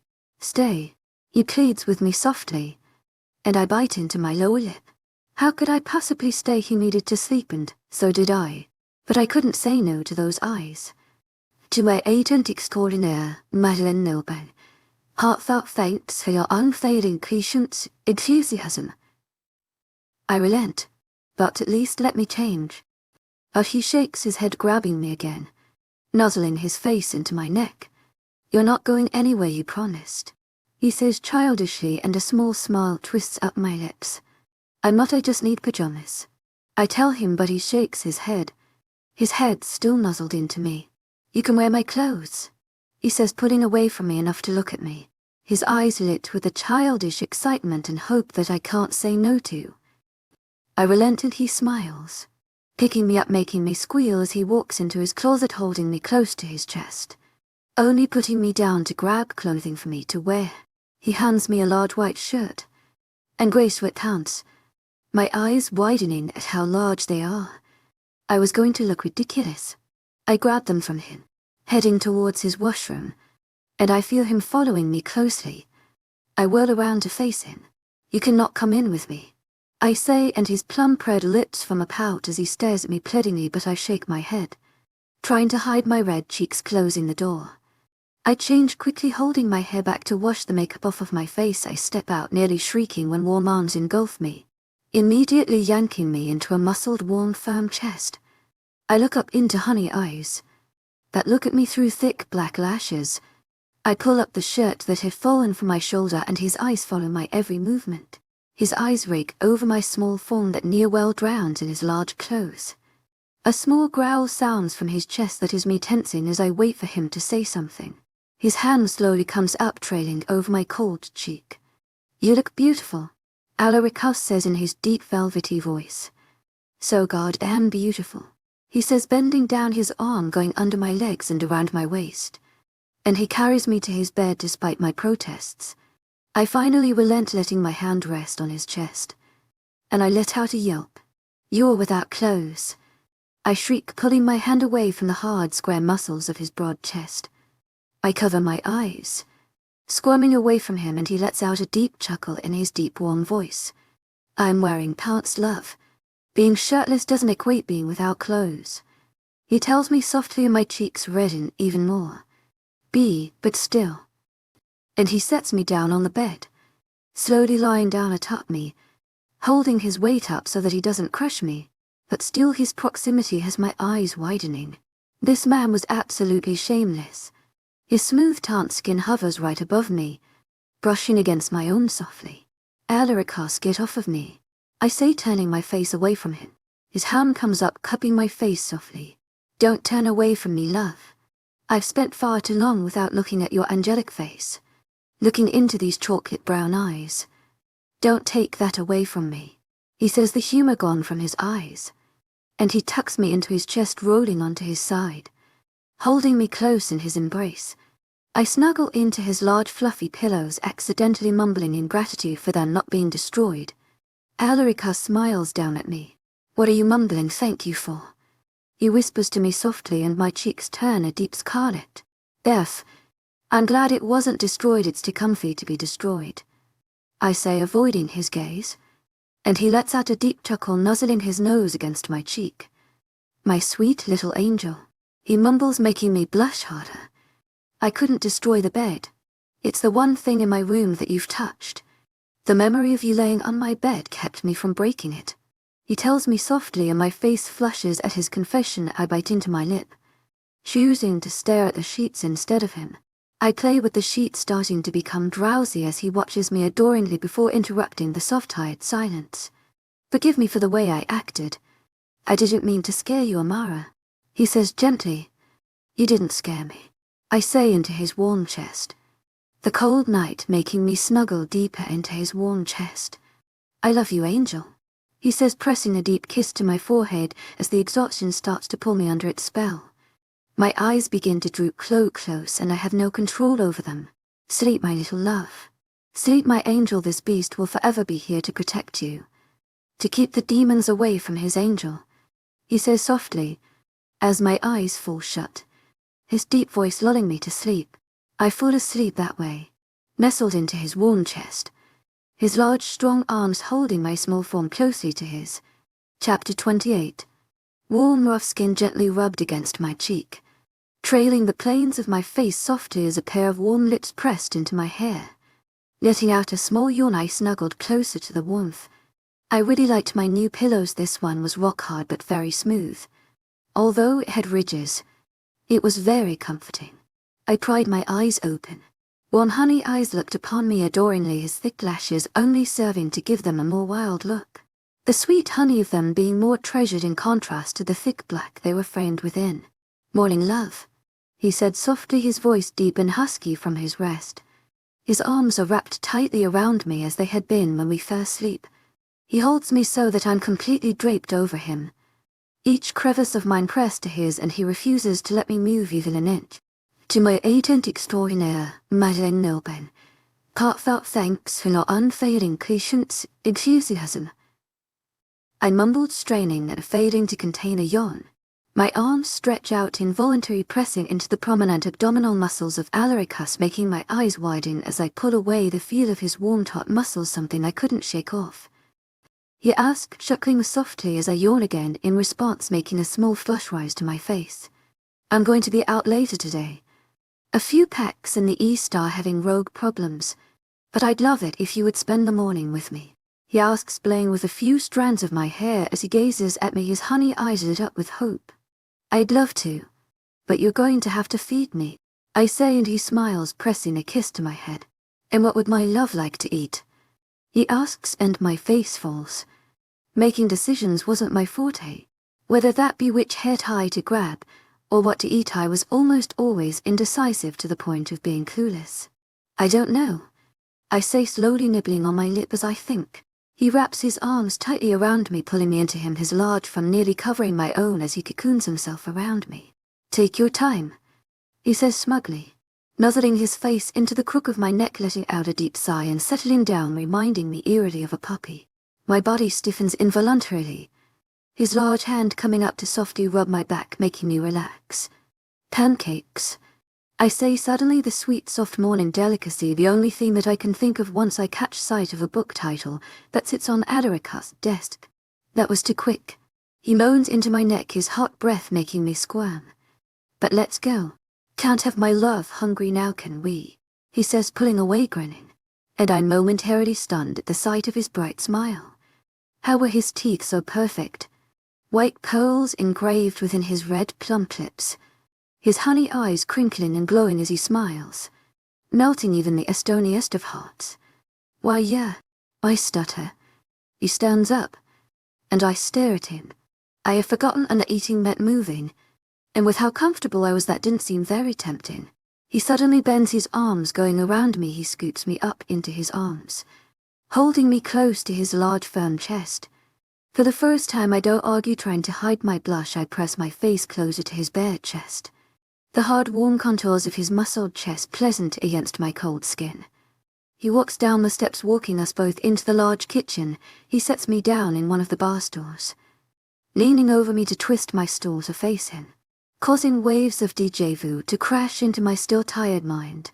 Except one thing was missing. To my agent extraordinaire, Madeleine Nilben, heartfelt thanks for your unfailing patience, enthusiasm. To my agent extraordinaire, Madeleine Nilben, heartfelt thanks for your unfailing patience, enthusiasm. I say, my eyes wide as I stare at Alarica's. It had been ages since I had seen that little monkkin. I had to see him today. How is he? Alaricas asks. I haven't seen him for a very long time, but he's a smart kid, and Victoria watches him like a hawk. I say, the longing to see the little ray of sunshine making my words sound forlorn. He was so bright and innocent, it was hard not to love him. He had me wrapped around his pudgy little fingers, and the blue-eyed pumpkin knew it. Alaricas begins making pancakes for the both of us. I felt bad for him. I just usually wasn't in the mood for salt in the morning, and my sweeteth made pancakes all the more enticing. Poor Alaricas, though. Thoughts stuck making them, since me and cooking mixed together were hazardous. I watched him move around the kitchen gracefully, his muscles flexing as he whisked the batter, the rippling of his muscles clear under his smooth tanned skin. The kitchen was large, but the sheer size of him made it appear smaller. His presence was very strong. Even I, being a human, could feel the effects of it. It wasn't hard to understand why all alphas obeyed his every command. He placed a steaming plate of pancakes in front of me, drenching them in syrup the way I liked. He seemed to memorize these little things very quickly, including the way I didn't stack them like most people. I didn't even like my pancakes touching. I ate them individually. I hummed in satisfaction at the sweet fluffy taste of the pancake. Alarica smiled at me softly as I thanked him, pouring more syrup. I was sure to be diabetic soon. I stuffed a piece of pancake in my face, the syrup dripping over my lip, my chin, and trailing slowly along my throat as I chewed, only becoming conscious of the warm, sticky substance when Alarica's eyes darkened as he followed its trail, his tongue running over his own lips as his eyes flickered to mine. He leaned forward slowly, his gaze predatory, the gold in his eyes becoming much more prominent as his chest rose and fell with each deep breath. His large, rough, warm hand cupped the back of my neck, holding me in place as he stared intently into my own eyes, my breath coming out heavier as my heart rate quickened at the look in his eyes. A predator going for the kill, and nothing could stop him. He leaned down slowly, his pink warm tongue slowly licking up the syrup from my throat from between his parted reddened lips.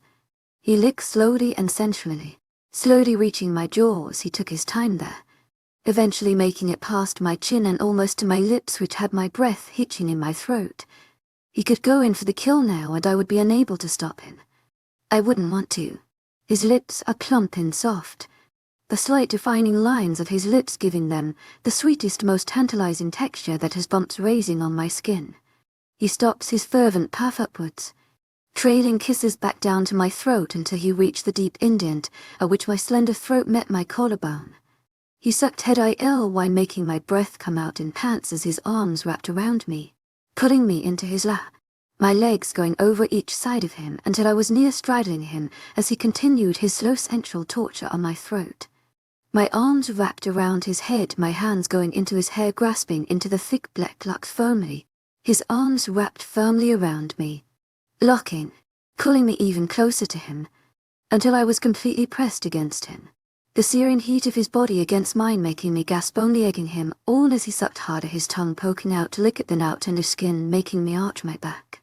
His arms are like firm but gentle chains, imprisoning me to him with the sweet promise of never letting go.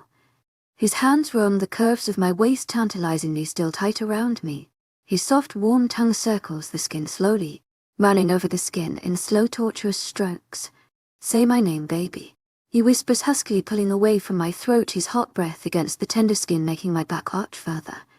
As he dives back into my throat, nibbling and kissing, "Alaricus," I murmur, his name falling off my lips so easily, almost as if natural.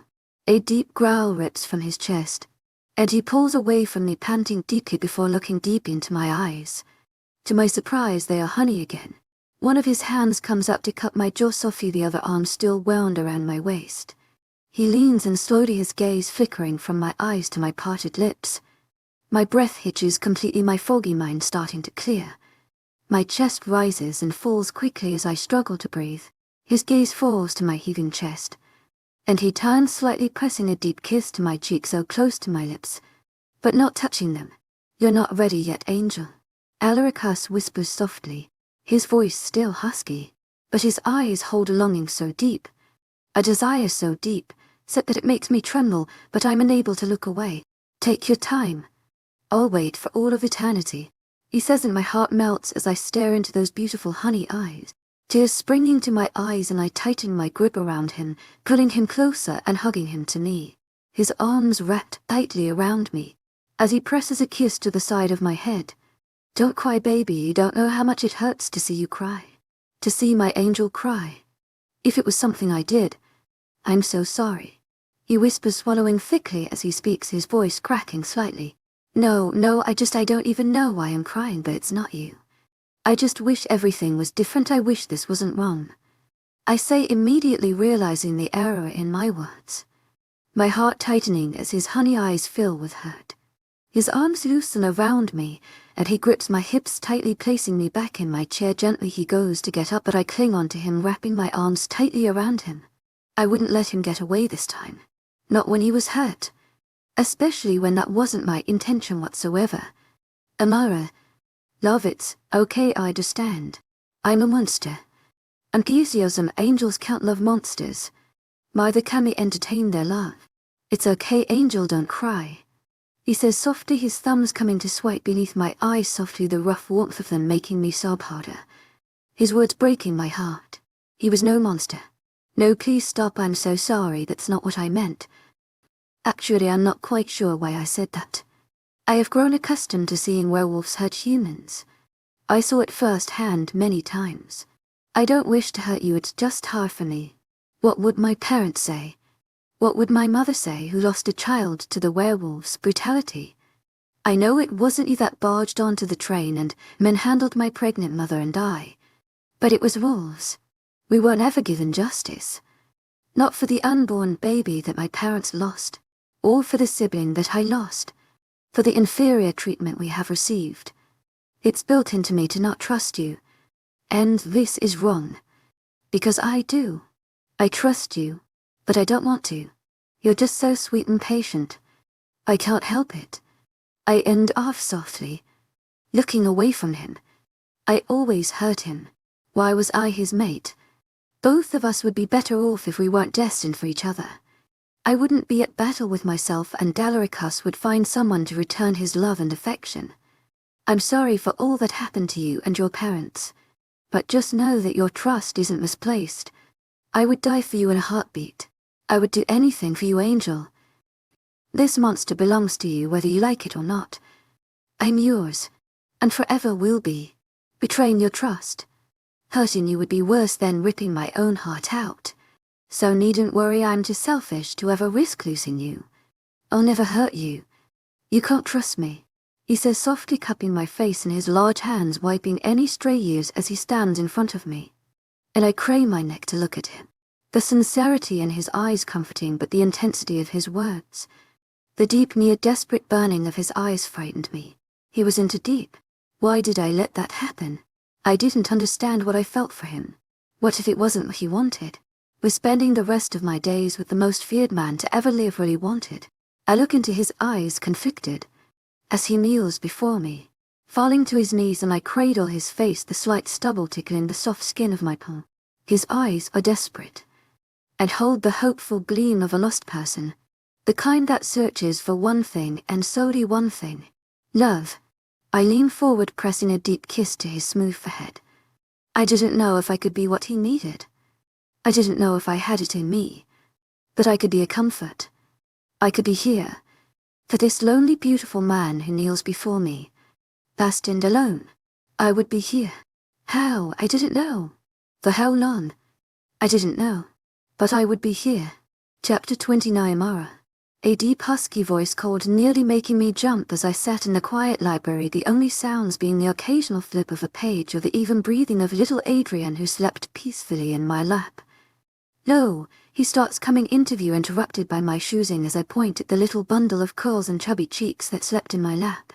I carefully picked Adrien up softly back onto the large chair we had been cuddled up in. I turned to look at Alaricus, who watched us with soft honey eyes, a gentle smile working up his plump red lips. Pointing out the door, I tiptoed behind Alaricus, who walked quietly as he always did out the large doors. I just wanted to tell you that it's confirmed. I'm leaving tomorrow morning, he says, turning to face me, his large hand coming up to cup my cheek, his rough thumb rubbing over my cheek softly. I tried to keep my face straight, not wanting him to see that I was upset to see him go. When will you be back? I ask, hoping for it to sound casual, but my voice sounds sad even to my own ears.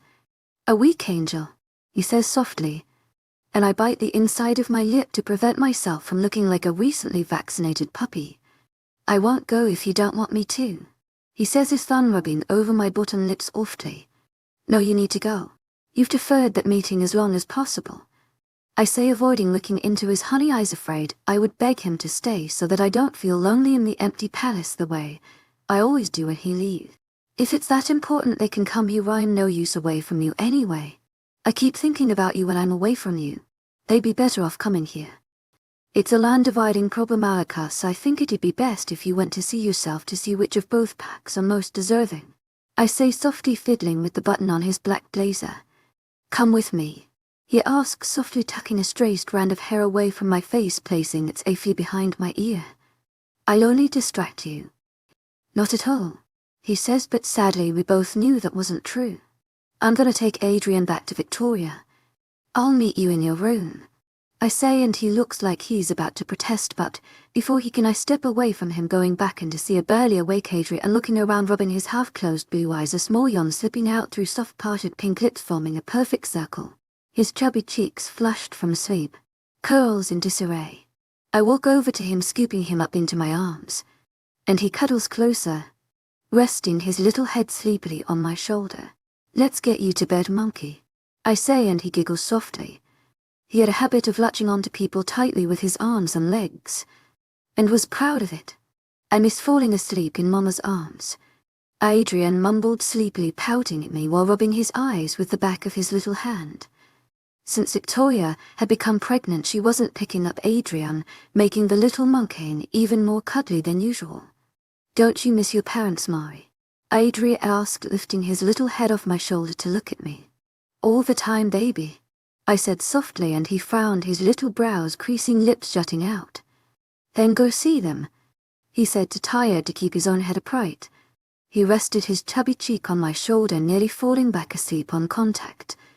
It's not that I start to absolutely no one in particular. But I was wrong. Maybe it was. Alaricus was going to be away for a week.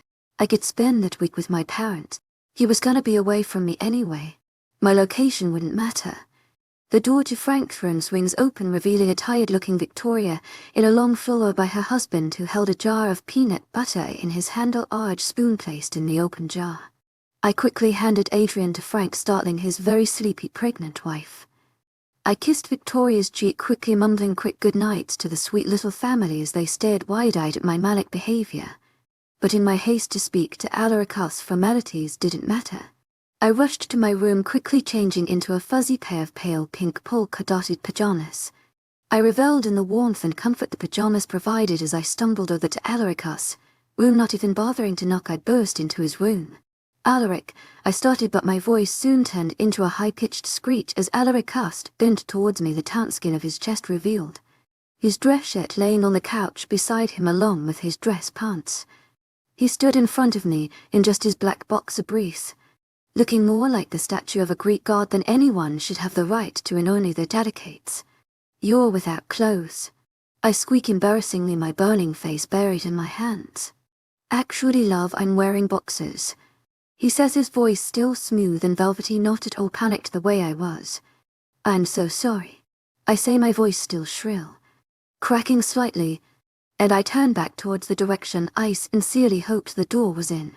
I stumbled forward, stopped by a warm, large hand resting on my shoulder. The rough skin meeting the soft skin of my shoulder, where the huge button-up shirt had slipped, making me squeak again. "You have nothing to apologize for, Angel. There's no need for you to knock. This palace is yours, as am I," he says, mumbling the last part, making my eyes widen beneath my fingers, and I turn to him to retort, only to cover my face again as I realize he is not yet clothed. "I'll come back later." I get out, hoping to escape. "Take a seat, love, I'll just put some clothes on and be back," he says, urging me towards the bed by resting a hand on the small of my back.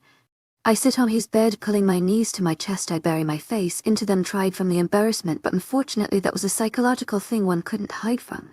Alaricus walks out of the washroom, now fully clothed, a grey sweater covering the wide expanse of his chest, plain black pajama bottoms covering his long, strong legs. He sits himself on the bed beside me, gently pulling my arms from around my knees and watching me slowly uncurl as I stare into my lap, refusing to look up at him. His fingers come under my chin, urging me to look at him. "Don't be embarrassed, love. You don't need to knock to enter a room that is yours, or to enter a room in which I am, because I to belong to you. You've had me wrapped around those fingers since the first moment I looked into those sweet chocolate eyes," he says softly, and my cheeks burn even brighter, my toes curling as I listen to his husky, velvety voice. The words he says slowly wrapping their way across my heart, binding tightly. "What did you wish to say, Angel? You seemed very eager to speak to me," he says, an innocent smile on his face, but his eyes were filled with laughter, making me glare at him. "I'm sorry, go ahead, love," he urges, softly grabbing my hand in his own. "You're leaving for a whole week." I start, but he interrupts me. "It's going to be exceedingly difficult to stay away from you for that long. I dread even thinking of it," he tells me, a frown taking over his face. "Me too, but if you would just listen to what I have to," I say, making his eyes brighten drastically, and he grips my hips tightly, yanking me into his lap as I allow to yelp. He holds me close to his chest, his arms wound tightly around my small form. "It's going to be difficult for you to be away from me?" he asks, grinning widely, his smile so beautiful that I forget what we were talking about for a moment. "Why, yes," I say embarrassingly, not even thinking through my answer, but just blurting out what I thought in my trance. "You make me so happy, baby girl," he says softly, his honey eyes filled with warmth. "I mean, it's boring around here. The palace is very empty." My breath falters at his endearment, and I struggle to sound nonchalant, but fall short after looking at that smile. The gold in his eyes was prominent, and contrasting against the black lashes made his honey eyes look so ethereal and wild that I couldn't look away. "All I can ever think about is you. What you might be doing. If you're all right, and if you just may be thinking of me," he says, his hand coming up to cut the side of my face, softly, fingertips gently threading into my hair. "No matter where I may go or what I may do, you seem to be like a constant presence in my mind. You don't understand how happy it makes me to know that you may even be slightly as reluctant to let me go as I am to be away from you. I detest it with all my heart. He tells me softly, "Would you like to come with me?" He asks after a moment of silence and I stiffen. Actually, I wanted to ask you something else. You're going to be gone for a weekend, and this week originally we weren't going to see each other anyway, but instead of staying at the palace for this week, could I go back home to visit with my parents for just 1 week? I ask, my words rushed and his muscles tense against me. His hold on me growing tighter. "It's not safe," he grumbled out. "Who would attack your mate? That's suicide. And I could take guards with me." "You could take guards, but not this whole palace. Everyone in here is capable of keeping you safe. There is no place anywhere safer than here for you. I'm not a good man. For you I'd do anything, but I have enemies who would do anything to take me down. Before they had nothing to use as leverage, but now there's you. They know that if they get you they will basically have my heart. It's not safe for you. While I'm gone I need to know that you're safe." He tells me, and I try to squirm out of his hold, but his arm stays firm around my waist, only allowing me slight room to turn around to look at him directly. "There's security in the human sector, and nobody has to know I'm going home for the week. They could think I'm going with you. I promise I won't step out of my home."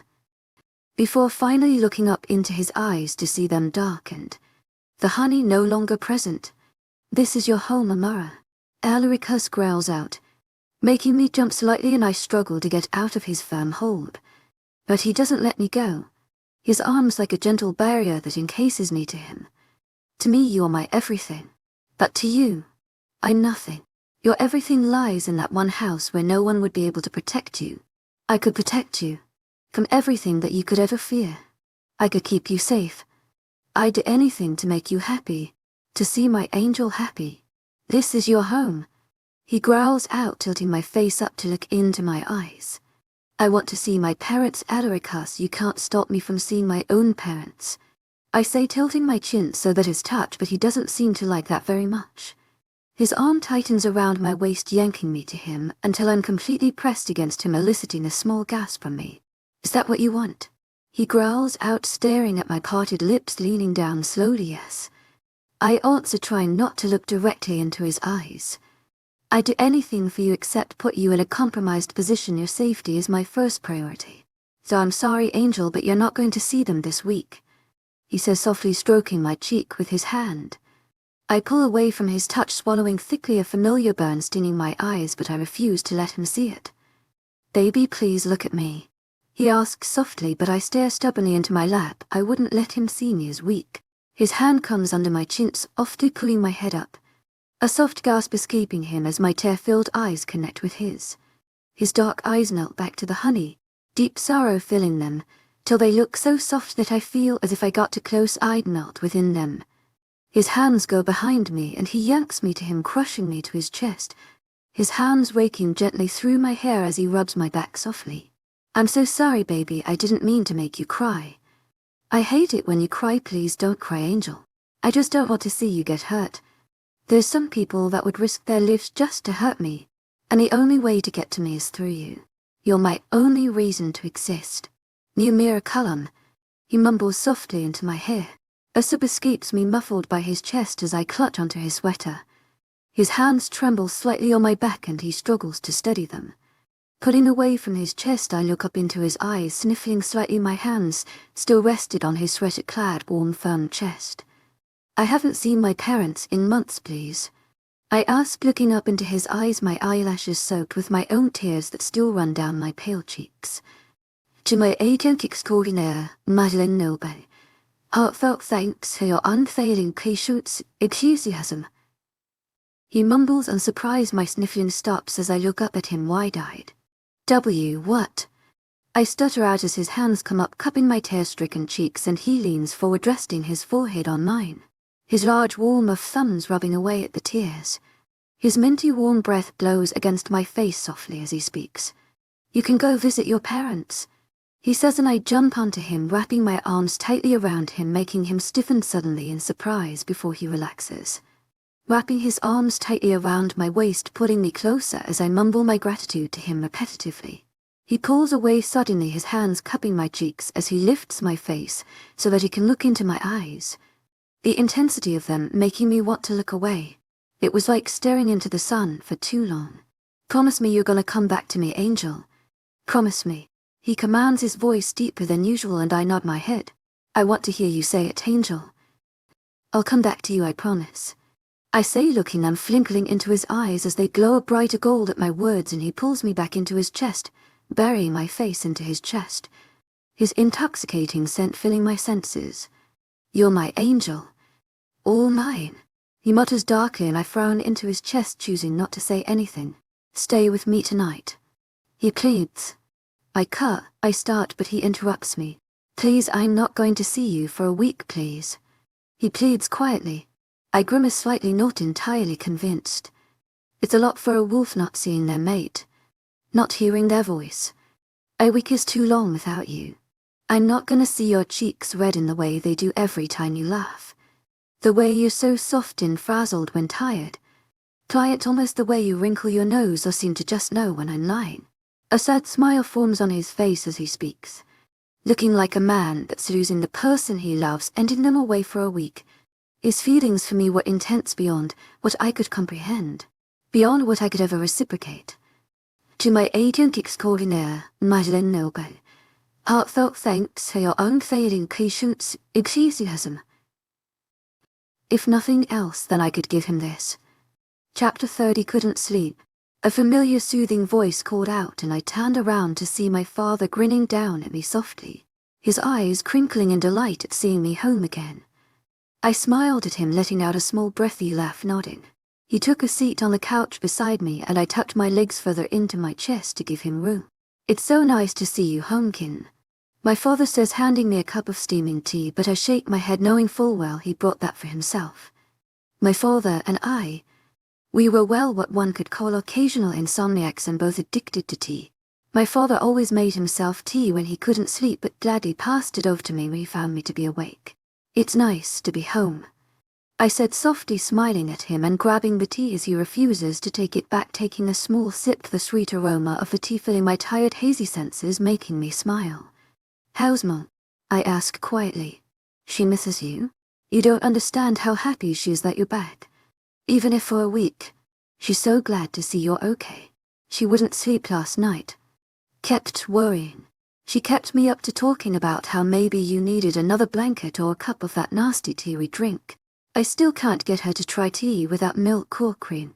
My father informed me softly. I missed her too. I missed both of you so much. I say, and my dad smiles at me, shifting his arm so that there's room for me to nestle into his side, and I do. Leaning against my father as he wraps an arm around my shoulders, letting me cuddle into him the way that I had loved to do since I was a child. The way that had earned me the nickname Kitten. We missed our little kitty too. My dad says, pressing a kiss to my hair. Are you okay? At the palace he hasn't hurt you, has he? My dad asks, and I pull away from his hold, wiping the tear that leaks from his eyes. My own eyes filling up as I see my father crumble. No, Papa, I promise he didn't hurt me. He treats me so well. As if I'm some delicate china. He wouldn't hurt me, I promise. I say, and my father nods slightly, another tear falling from his dark coffee eyes. I feel useless, I can't save my own daughter's nightmare. I'm so weak. To my agent extraordinaire, Madeleine Noble, heartfelt thanks for your unfailing patience, enthusiasm. My father says softly, and I feel my heart break as he refuses to meet my eyes, looking down defeated. I can't save my own little kitten. I couldn't protect my baby. I failed as a father, as a husband. I don't understand how your mother can even look at me, then wide our only daughter to be taken away by the very things that stole so much from us. He says, and I shake my head, swiping my own tears away. Pop, it's not your fault. You've always done everything you could to protect us, to keep us happy. We love you so much for that. Mama only needs you. She never blame you for this. She knows it's not your fault. I'm not being hurt. You and Mom have nothing to be worried about. I tell him slowly.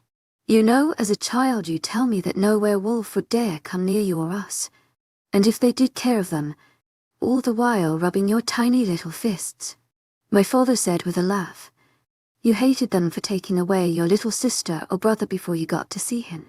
I'm so sorry this happened to you, my father said. I was only 5 when the incident had took place. I could remember it like it was yesterday.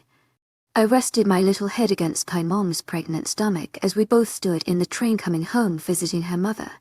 She softly caressed my hair, mumbling sweet reassurances to my tired self.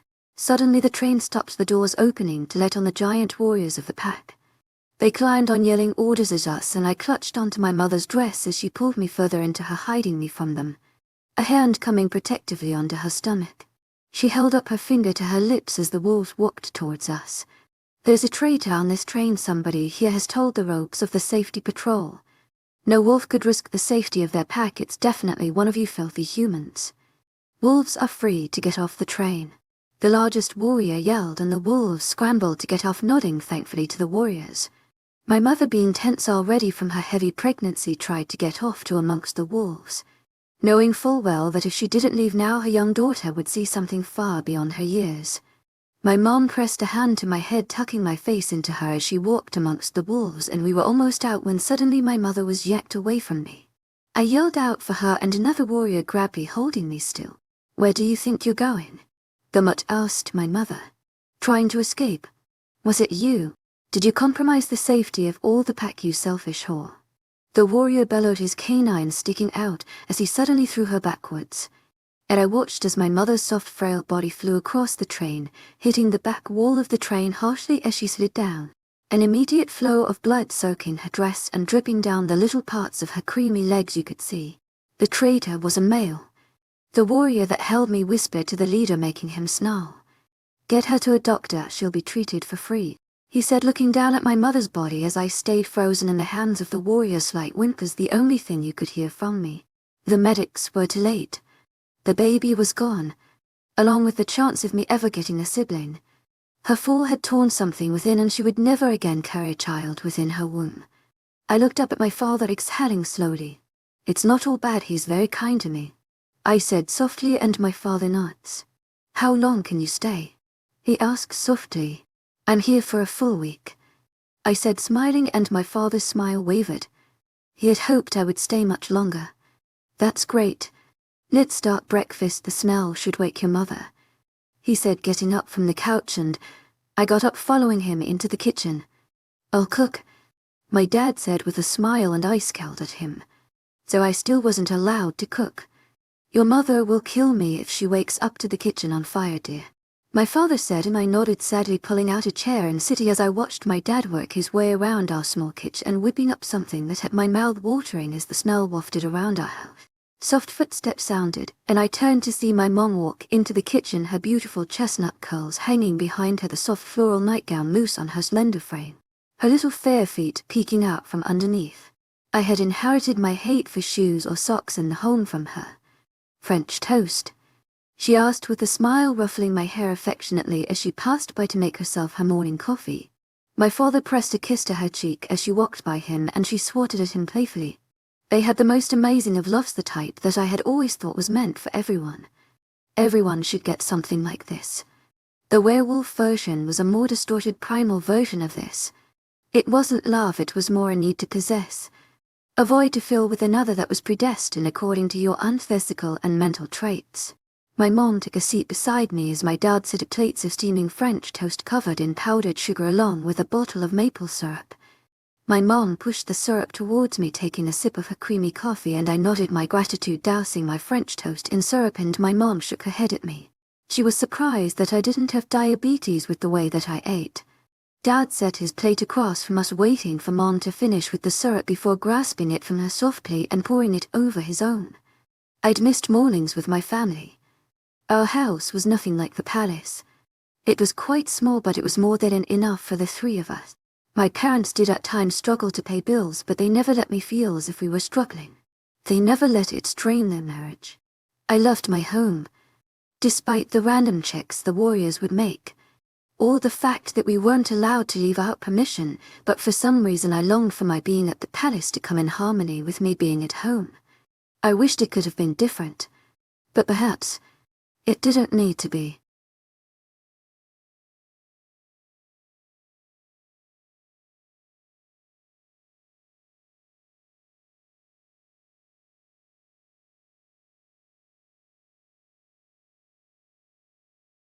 Chapter 31. Thank you. I mumbled to the guard who stood behind me holding my suitcase. He bowed his head wishing me a good day as he handed my suitcase over to me, walking away, leaving me before my room. I let out a soft sigh, opening the doors to the room that had become my own in these past few months. I rolled my suitcase in, collapsing on the large bed, drumming my fingers on my sweater-clad stomach. Alarikas wasn't home yet. A very drowsy Victoria had come to see me at the door. Barefoot, her pregnant belly showing through the beautiful soft-looking green dress she wore. She greeted me with a soft hug, which turned to a sleepy smirk as I asked about Alarikas, her arched eyebrows waggling as she told me he was going to be back early tomorrow morning. Eager to see him, she asked, a malicious smirk covering her beautiful face, making my cheeks turn slightly red as I mumbled a no, asking her how Adrien and Frank were. I've got Adrien hooked onto my nap schedule, so he's currently sleeping, and I think while training Adrien I accidentally trained my husband too. He's currently hugging my jar of peanut butter sleeping, she said, a slightly disgruntled look on her face as I let out a small chuckle at her. I need to get back to sleep because this baby doesn't like Mama being awake during nap time. You're welcome to join us for dinner though. You know, since your regular dining partner isn't here. She says, that soft smirk still on her face as she walked away proudly, leaving me blushing with the guards who stood stoically behind me. I let out a huff, turning over in my bed, not understanding my own irritated mood. Alarikas was supposed to be back by midnight or tomorrow morning, but couldn't he just somehow show up early? Idiotic werewolf. I mumbled to myself as I started to unpack, unable to think of another way to waste time until dinner. Begrudgingly I hung all my clothes up, before grabbing a light blue sweater and black jeans to wear to dinner and going to take a shower. I rubbed my shampoo into my hair, even the hot water and sweet smell of my strawberry and cinnamon shampoo unable to help soothe my irritated nerves. Stepping out, I towel-dried my hair, slipping on my clothes before blow-drying my hair quickly to rid it of the damp, cold feel. Still mumbling to myself, I walked out of the washroom, sniffling as I sulkily hung my towel over the rack, stumping over to my door as I threw it open, my eyes widening drastically, my pout completely dropping as I caught sight of Honey Eyes framed with thick black lashes on the other side of the hall. The honey in his eyes bright and drastically as he caught sight of me, a smile curving up his plum-red lips, his eyes near sparkling as they raked over my sweater-clad form, a sweet longing clear on his face as he stared at me. He was dressed immaculately as always, a fitted black coat over black pants that hugged his thick muscled legs, his white shirt stretched tightly over the wide expanse of his chest, the white and black contrasting so well with his smooth tanned skin. He dropped his luggage as he made his way over to me, wrapping his arms around me before I could blink, pulling me into his chest. I missed you so much, Angel. He mumbled softly into my hair, inhaling my scent deeply, his arms tight and around my waist as if I wasn't nearly close enough. The heat of his large thumb pressed into my skin, warming me after my shower, making a small smile come over my face as I snuggled into him, wrapping my own arms around him, his intoxicating scent filling my senses, making it hard to think straight. My eyes closed on that own accord as I rested on his chest, unwilling to ever move. You came back. I hear him mumble so softly that I don't think it was meant me for to hear, but it still makes my heart clench. You didn't think I was going to come back. His week must have been dreadful. All the worry, the doubting. My cheek rubbed against the soft hot skin that was exposed atop his dress shirt. My feet slightly lifted as he held me so close. I pulled away slightly to look up at his face. He smiled down at me softly, a dimple popping out on his soft cheek as he leaned down, pressing a kiss to my cheek. Hi, I mumbled to him, unable to contain my smile, and he let out a breathy chuckle. Hello, love. He answered, rubbing his nose against mine, making a soft giggle escape me as I beamed at him. How was your stay? He asked me softly, one of his hands coming to cut my cheek, softly tilting my head up so that he could see my face clearly. It was great. I loved seeing my parents again, and I brought you some of my dad's famous chocolate brownies. I told him softly, and he gazed down at me in adoration as I spoke, his gaze so fixated. He seemed to hang off of every word, making my heart beat faster. But his gaze was home. He was slowly becoming my home. Was your trip successful? I asked, softly frowning as he shook his head at me softly. My success only lies with you, Angel. I missed you terribly. Nothing feels right without you with me. It nearly drove the alphas crazy. I couldn't keep my mind off of you. I'm not very useful without you. He tells me softly, those honey eyes gazing at me so softly. A heart-melting longing in them as he tugs me closer to him, pressing his lips to my forehead. I missed you too. I mumble softly and he freezes, his breath hitching. Why, you missed me, Angel? He asks softly, pulling away from me enough to look clearly into my eyes, his eyes so hopeful, as his gaze takes over my face as if searching to see if I was telling the truth. I bit into my lips, often nodding at him, nearly regretting my words, until that beautiful smile is back on his face as he wraps his arms around me again. I love you so much, Angel. He mumbled, pressing kisses to my hair, inhaling my scent. Had you have no idea what it means to me to know you missed me. Even if it wasn't the way that I crave to be near you at all times, even the slightest bit, it means the world to me, Amara. He says softly, pressing a kiss to my head. Eat with me. He asks softly, pulling away to face me. I nod, trying to give him a reassuring smile, and not let him see what his words had done to me. He grabs his suitcase, taking hold of my hand with his other as he walks us into his room. He sits me down onto his bed, gently walking over to his closet.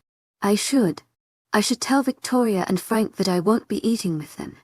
I say, hesitantly, going to get up, but he turns back to me, clearing the large distance between us way too quickly for my human eyes to catch, startling me as he peers before me.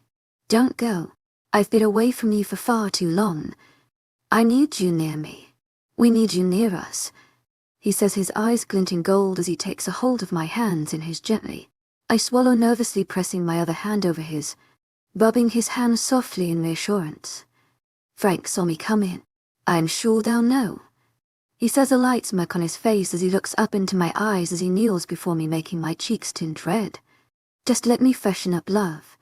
The food will be here shortly, he says, pressing a kiss to my hand before walking away from me into the washroom. I inhaled deeply. He always seemed to make me forget the need for oxygen. Elricus was back in record time, having left the door open to the washroom as he showered, and I turned my head away from it to save his modesty. But he didn't seem determined on saving himself. A soft cream cashmere sweater ladled against his broad chest, the softness of the color making him look all the more exotic, his dark pants hugging his legs, his hair not quite completely dry, making dark strands fall onto his forehead, giving him an adorable homey look that had me unable to look away as he stalked towards me. He leaned down before me, grasping my small hand in his gently. He rested his head in my lap. I pulled my hand away from his gently, and he turned his head to look up at me, a slight pout on his beautiful face making me smile as I leaned down, pressing a kiss to his head, running my fingers through his hair, and he snuggled his head into my lap, like a little wolf pup. How could people ever call this overgrown puppy a beast? How did you get back so quickly? Weren't you supposed to be back tomorrow? I asked, slightly curious, her Victorial eye just to see my reaction. I was going to murder her after she gave birth. I couldn't risk hurting a miniature Adrien. Victoria and Frank babies were too cute. But after she gave birth, I would hunt her down. I left early, he says, simply wrapping his arms around me while I sat on his bed, nuzzling his face deeper into my lap. Did you even resolve the land problem? The decision was clear, but I didn't exactly get to explain it, so one of the alphas absolutely despises me, but that's all right. He says nonchalantly, what do you have against that poor alpha? I ask, laughing. It's not me. To my agent extraordinaire, Madeleine Nilban. Heartfelt thanks for your unfailing patience, enthusiasm. He's short and he hates anyone tall. Alaricus says, a crease forming between his brows. Well then, he shouldn't have a problem with you, I say casually, running my hands through his hair, and it takes a second for him to realize what I'd said, and then his head flies up. He simply stares at me as if hoping he'd imagined I said that. I mean, you're pretty small yourself. That's probably not why he doesn't like you, I say, biting my lip to hold in my smile. Alaricus was a giant, but he didn't need to know I thought that. Alaricus stares at me for a moment longer before getting up off his knees, towering over me. His stare is indescribable as he looks down at me silently. I stare back up at him, trying to hold back my smile until I see the mischief in those honey eyes. I look down at my hands for a second to gather my thoughts, but before I can look up again, I see his shoes disappear as Alaricus lunges at me, his arm wrapping around my waist, pulling me gently to the top of the bed. My wrists are pulled up. Alaricus had me pinned down to the bed as he lay stopped me, holding my wrists in one hand, looking down at me. I stare up at him, wide-eyed. His actions, despite how gentle they had been, had knocked the air out of me. My chest nearly touched his with each of my deep breaths as I tried to calm my erratic heartbeat. My heart always did misbehave when he was too close. Take it back. Alaricus growls playfully, his velvety voice huskier than usual. Why would I take it back if it's the truth? I asked, trying to sound confident despite the fact that my heart was trying to beat its way out of my chest. Is it now? He growls out, his eyes malicious, making me almost regret my decision. Still trying to calm my heart, I didn't notice his hands let go of my wrist and reach for my sides until it was too late. Loud giggles escape me as Alaricus tickles me. He's absolutely relentless, not giving up even when I beg. Say Alaricus is the tallest, broadest, handsomest man out there. Alaricus yells, laughing along with my manic giggles. No. I stutter out, tears now streaming down my face as I struggle under him, laughing, trying to get out of his hold, but his arms are like bars, holding me to him so firmly yet gently. Say it. He growls out loudly, and I look into his eyes as he stares at me, laughing. That dimple embedded deep in his cheek as he laughs along with me. His honey eyes alight with happiness, gleaming brighter than I'd ever seen them. Never. I stutter out my giggles, messing up my words as I start to become breathless from laughter, my stomach starting to hurt from laughing, and I decide to relent. He stares at me adoringly, soft chuckles escaping him as he leans down closer to me, nuzzling my face with his pulling back a look at me, his fingers slowing at my side. He stares deep within my eyes with his own intense honey gaze. His black thick lashes so long they seem to touch his cheek, and I wonder how they don't ever get tangled.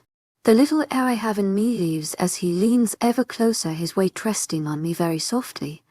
His chest pressed against me, one hand now on his side to lift some of his weight so he doesn't crush me. Alaricus is the broadest. I start softly, hypnotized completely by him, but broken out of my trance as a knock sounds on the door, signaling the food's here. Only as I look towards the door does Alaricus realize the door was knocked upon. He lets out a soft groan, pushing himself so that he lays beside me, and not on top. I go to get up, trying to calm my breath, only to lose it when he grabs my arm, yanking me to him, wrapping his arm around my waist, holding me firmly to him. Come in, he calls, making my eyes widen, and I try to pull away from him. Alaricus. I hiss at him, my eyes wide, and he turns towards me, a soft smirk uplifting the corner of his plump red lips. Yes, love. He asks mockingly as a sweet-looking old woman opens up the door, not yet catching sight of us as she focuses on getting the trolley in smoothly. Let go, this is inappropriate. I mumble to him from the corner of my mouth. Holding my mate isn't inappropriate, he says, tugging me closer, and I stare at him for a moment, realizing he wouldn't let go. I pray that she won't notice us. Out clothes with soft colors, maybe we would just blend like little chameleons in a tree. But my praying goes to waste as she looks up, her eyes widening as she sees the way Alaricus holds me close to his chest.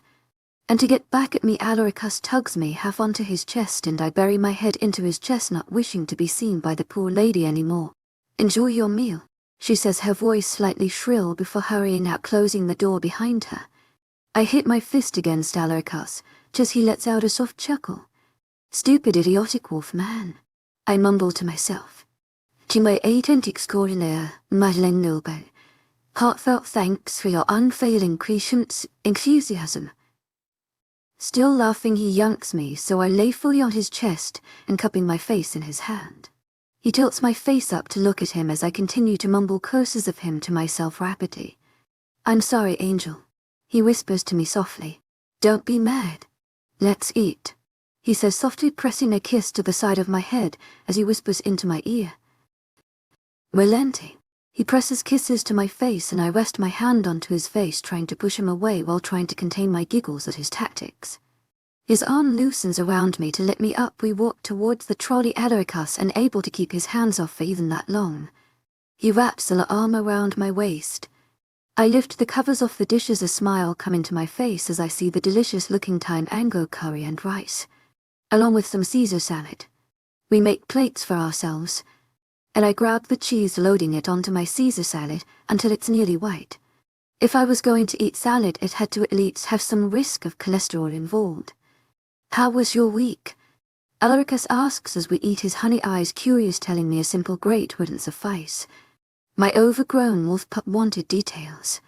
It was great. I spent my time reconnecting with my parents. We watched our favorite family movies. Sadly, they pulled out the old photo albums, and it wasn't very fun, but they were laughing. I had a great time despite all the strange break-ins of the guards. Why did they do those anyway? I asked, curious. Throughout the week, the guards broke in at random times and had to find each family member and do a quick scan of the house before going back to their positions outside again. That was in case somebody had managed to get in and hold you guys captive. Perhaps you or your parents were being held at gunpoint and couldn't make any noise. They did those upon my orders.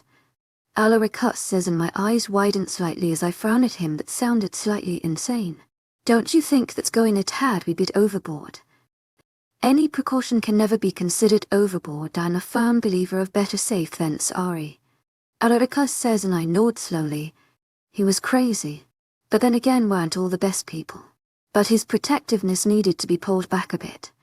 But we could work on that later. What else did you do? Alaricus asks, and my face turns ashen as I remember what else I had done. I had never meant to hurt anyone, but I was a clumsy person, and sometimes that meant the people around me got hurt. It was why during school my friends refused to walk below me in the staircases. Alaricus looks at me suspiciously as he sees my expression, which I to cover by stuffing cheese-covered salad into my mouth. Amara, what did you do? Nothing. I mumble. Amara, he says again, now sounding slightly worried. Well, first you need to know I didn't mean to. I say, my eyes widening in order to make sure he understands is serious. To my agent extraordinaire, Madeleine Noble, heartfelt thanks for your unfailing patience, enthusiasm. He says slowly. I'm not entirely sure, but I may be a criminal. I say softly, hoping he doesn't hear. Love, I think I heard you wrong. Alaricus says. Okay, well, I didn't mean to at all, but I may have hit a police officer while he was on duty. I say, biting my lip as I watch his reaction. Alaricus' eyes widen in bewilderment. Have you by any chance heard of any news about Officer Jeffrey? I ask, voicing my concern for the police officer. I may have accidentally hit him with the door twice. I say softly, making his brows furrowed. As Alaricus looks at me confused. He was filling in for one of the guards, and I wasn't aware, so when he tried to come in for their random checks, I hit him with my door. And I think he was human because it hit him right in the face. But then he explained, so it was all right. I understood, and some other guards came in, but Jeffrey was slightly injured. I say, and Alaricus still looks bewildered. So how exactly did the second time happen? Well, he was bidding me good night, and you know how me and flat surfaces don't entirely get along. Alaricus was aware that I was most clumsy when there was absolutely nothing to trip on. My feet were very curly from the bottom, and I loved being barefoot. So when I walked Tess one times, I jammed the front of my foot into the ground and go crashing down to greet the floor face first. Well, I sort of tripped while walking on the flat floor, and while falling I tried to catch onto something but ended up holding onto the door as I fell. So I may have slammed the door into his face again. I say, frowning slightly. An odd expression takes over Alaricus' face as he bites his cheek from within. Only when a loud bark-like laugh escapes him, making me jump, do I realize he was trying to hold in his laughter. He was laughing at me. I let out a huff, angrily setting down my now empty plate. Alaricus grabs a hold of me, yanking me into his chest, shaking with laughter. Despite how beautiful and velvety his laugh was, it was rude. My little criminal. He mumbled into my ear, making my eyes widen. He pressed a sloppy kiss to the side of my face as he laughs, his whole body shaking as he rolls around on his bed, holding me within his arms. He's all right though, isn't he? I ask eagerly. I'm sure he is. I'll just make sure he gets a few days off. Don't worry, love, we won't let them put you behind bars just yet. Alaricus says, a small breathy laugh escaping him as he speaks. My crazy little angel. Alaricus whispers into my ear. Laying still now, his breath slowly rising and falling as I lay atop him. I try to roll off him, but he mumbles a sad little no that freezes me in his arms. His moods switch so quickly. Stay, he asks, carefully turning me over so that I faced him as I lay on top of his chest. We should get some sleep, I say softly. Please. I haven't seen you in a week. I'm not ready to let you go. He says softly. I need pajamas. You can borrow some of mine, he says, his eyes brightening, excitement and excitement, and I can't say no. He gets up, leading me to his closet, grabbing me a comfy-looking white hoodie with plain black pajama pants with a drawstring on them. His eyes aside as I part with him to change in the washroom. I quickly pull off my sweater and jeans, changing into the gigantic clothes. Despite how comfy they were, I looked like I was drowning in them. I looked absolutely ridiculous, but still I was excited to get back to Adrien. Perhaps distance really did make the heart grow fonder. I walked out, seeing Adrien sitting on the bed, only in plain grey pajama pants, my cheeks staining red as I realized he hasn't bothered to put a shirt on. He's in front of me before I caught my blush, his movements too quick for my human eyes to catch. I fiddle with the sleeves of the large sweater, adjusting it quickly as it drops, exposing my shoulder. He gazes at me silently for a moment, a near inaudible growl leaving his chest as his eyes trail over my small form submerged in his gigantic clothing. So beautiful, he mumbles softly, pressing a kiss to my shoulder softly, the neckline of his sweater veering off much too far to the sides for me. It was really big. How I had even jokingly said Adrien was a small person seemed ridiculous to me right now. My little angel, he growls out softly, as he scoops me into his arms, carrying me carefully over to his large bed.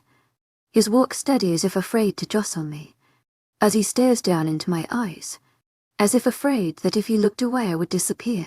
I lay my hands on his chest and shoulder, a blush tinting my cheeks red as my cold hands touch his hot, smooth, velvety skin. He lays me down on the bed gently, carefully getting in behind me. I turn to face him as he wraps an arm around my waist, yanking me into his warm, large build. He was so warm and the night so cold. I snuggled into him, my cold skin pressing against his, making a small shiver pass through him as he looks down at me, pressing a soft kiss to my forehead. Good night, angel, he says softly, his voice so husky and warm it makes me close my eyes to try to trap the sound within me forever. His arms wrapped around me tightly, holding my small form to his chest, with both arms wound tightly around me as if he wouldn't ever let go. And I knew he wouldn't. Our bodies seemed to mold together, leaving absolutely no room between us. Each curve and crevice pressed together. He was so warm and his scent so intoxicating that in my drowsy state, it in me snuggling my face into the crook of his neck, making his breath hitch as my lips skinned softly.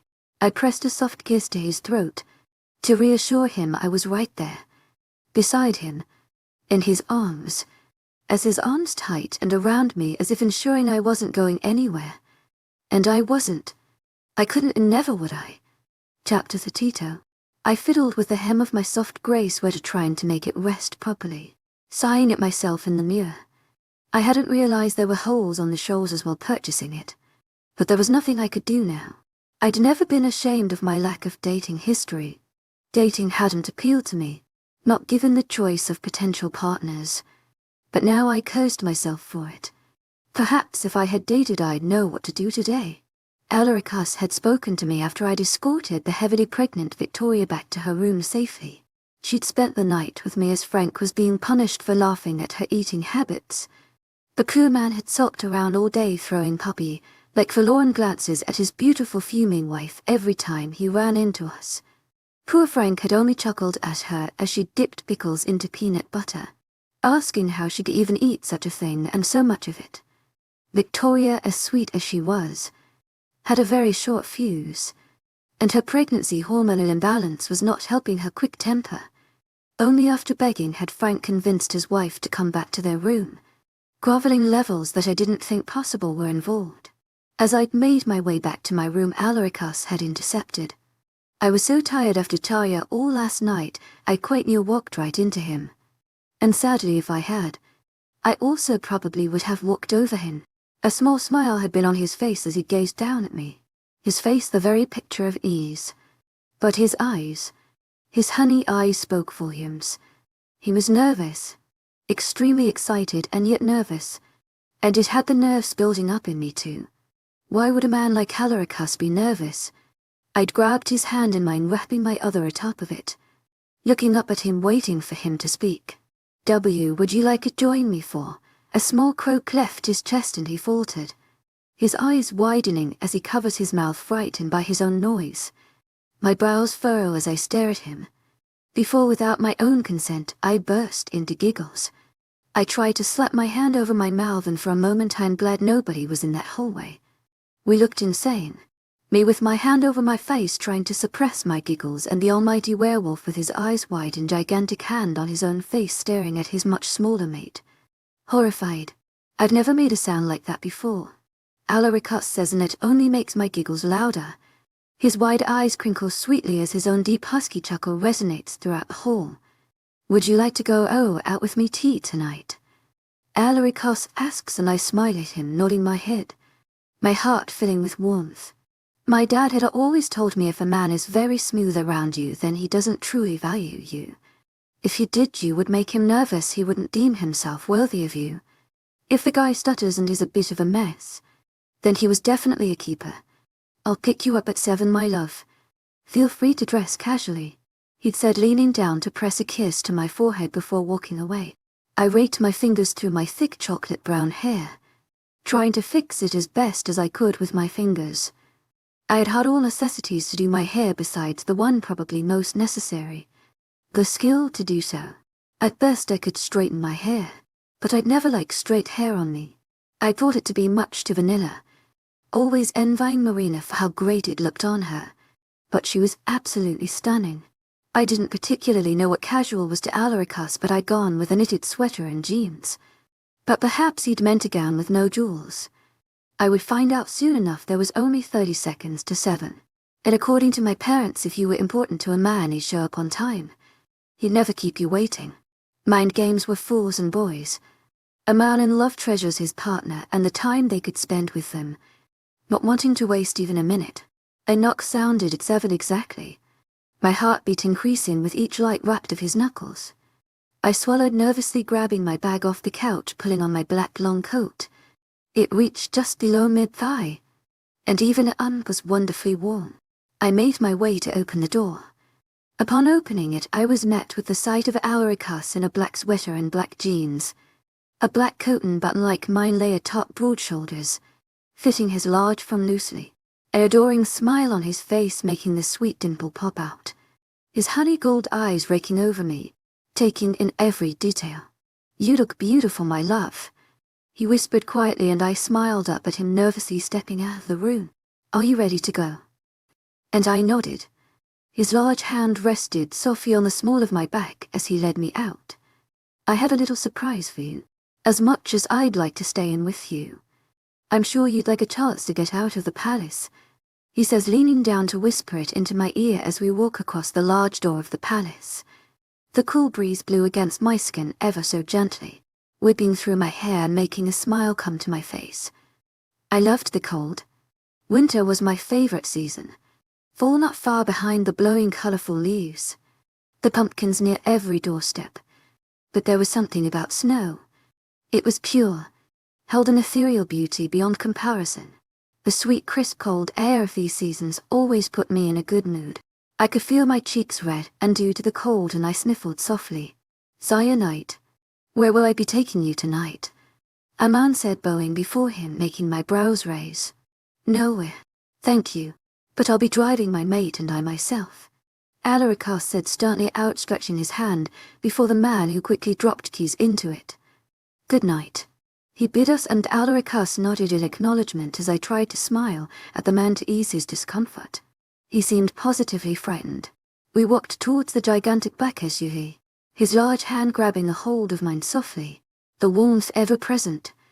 Alaricus held open my door for me, and I smiled at him in appreciation. He ensured I was tucked in safely before walking gracefully to his own side, sliding in. To my agent extraordinaire, Madeleine Nobel, heartfelt thanks for your unfailing patience, enthusiasm, he asked with a boyish grin, his perfect white teeth sparkling, and I was tired to the point of being delirious. His breathtaking beauty wasn't helping my exhausted brain. I'd tried to take a nap, but my body refused to meet its own needs, and getting no sleep last night meant I was nearly a zombie on a date. I nodded, slightly dazed. "Where are we going?" I asked, turning to look at him as he backed us out of the large parkway. "Nope, you aren't getting that one out of me," he said, making me frown. We were taking the word surprise literally. Fantastic. Well, at least I like surprises. I closed my eyes, resting my head back on the comfortable headrest, exhaling deeply. The soft sounds of the traffic filled my ears, Alarica's intoxicating scent filling my senses. I wasn't sure when I had associated that scent with safety, but at some point I had. Now that sense of safety had my head lolling to the side as I lost my fight to exhaustion, surrendering pitifully. I wasn't completely sure how long it had been since I quite basically knocked out, but an arm was wrapped around my waist firmly, tugging me gently. My head leaned against a warm, hard surface. My eyes opened wryly as I was plopped onto something firm, cocooned in warmth. My eyes lazily scanned my surroundings, until my brain caught up with my vision. 2 large black leather seats were before me, the keys still in ignition, the windshield wipers occasionally wiping the windshield as light rain drizzled across it. I tried to sit up, but 2 large arms wrapped around me firmly, pulling me back into my previous position. Alarica shushed me soothingly, and I craned my neck to see him looking down at me. His large muscled arms were wrapped tightly around my waist. As he lay back on the huge black seat, my body draped across his large form, his long legs intertwined with mine, my head resting on his chest. "Sleep, my love. You're exhausted. We both could use a nap. We will get to dinner right after," he said softly into my ear, pressing a kiss to the side of my throat where he gently pushed my hair away, his large rough fingers leaving a scorching trail behind. I stretched slightly in his hold, turning around so that I could see him face clearly. I wrapped my arms around his strong waist, snuggling my face into his large broad chest, rubbing my cold nose against the warm skin exposed above the collar of his sweater. A shiver raked through him, and he clenched his hands at my sides, before wrapping them around my hips, holding me firmly onto him. "Sleep, my love," he whispered, and I smiled softly, resting, still closing my eyes again. I wasn't particularly sure what I dreamed about, and perhaps it was the reason behind me waking up content. Unlike my usual bewildered, grumpy state, Alarica sat peacefully beneath me, my very own firm but heated pillow with velvety soft skin. His dark lashes lay gently against the tops of his cheeks, his red plump lips parted ever so slightly, his arms tight around me even in his slumber. He was a sight to behold. I lay my head back into his chest, his heart beating steadily in his chest. "Since when have you been awake?" he asked softly, his voice husky after his nap. I looked up at him and he pulled me up so that we were face to face. "Not long, only a few minutes," I answer, "ready for dinner." And he shakes his head, wrapping his arms tighter around me. "I happen to be quite content here, but if you're hungry we could always order in," he says softly, resting his cheek on my head. "In the car?" I ask slowly. I'd been in his position before, too bewildered to realize where I was upon waking up. I understood perfectly. He nodded and my eyes widened. He knew we were in the car, he was just a tad bit loony. We aren't ordering into a car. And in no way am I allowing some poor man who only wishes to do his job to stumble upon us, when we are in a compromising position such as this. I finish off awkwardly, trying to sound stern. "Baby, this isn't even close to compromising. But we could certainly make it so," he says huskily, his arms trailing over my sides softly, and I squeak embarrassingly, fumbling to get off his chest. A chuckle escapes him before he flips us over, his arm encasing me underneath him. "I was merely letting you know this wasn't compromising, my love. No need to take drastic measures," he says, pressing a kiss to my cheek softly. I'm a little hungry," I say, swallowing nervously. "As am I," he says, his voice deeper than usual, his honey eyes glinting with gold, making me think he was speaking of a different kind of hungry than I was. "Then we should do something about that, shouldn't we?" I say, trying to lighten the mood. "I thought you'd never ask," he says, leaning down towards me. "I meant the food," I squeak out. As his lips attach to the skin of my jaw, he trails leisure kisses over it, trailing down to the base of my throat, his tongue flicking over the indentation softly. As you wish. He mumbles against my skin, inhaling deeply before wrapping his arms around me to right us so that we sat together upright on the seat. He opens the door, sliding out, holding his hand out for me. I grab onto it, making my way out. We stand before a tiny but adorable restaurant. Light, nearly freezing rain drizzling down upon us. Alaricus grabs onto my hand running through the rain, and I laugh following along with him. He holds the door open for me and I duck in, feeding him right behind me. Sire, you finally made it. A man says suddenly, and I nearly jump out of my skin, whirling around to look at the chubby man that stands before us. A chef's hat on his head, a towel draped over his arm. Come sit. I've cleared out the entire restaurant for you. He says, his accent's light and nearly indescribable. And she is the one. And Alaricus nods, proudly wrapping his arm around my waist. She's my mate.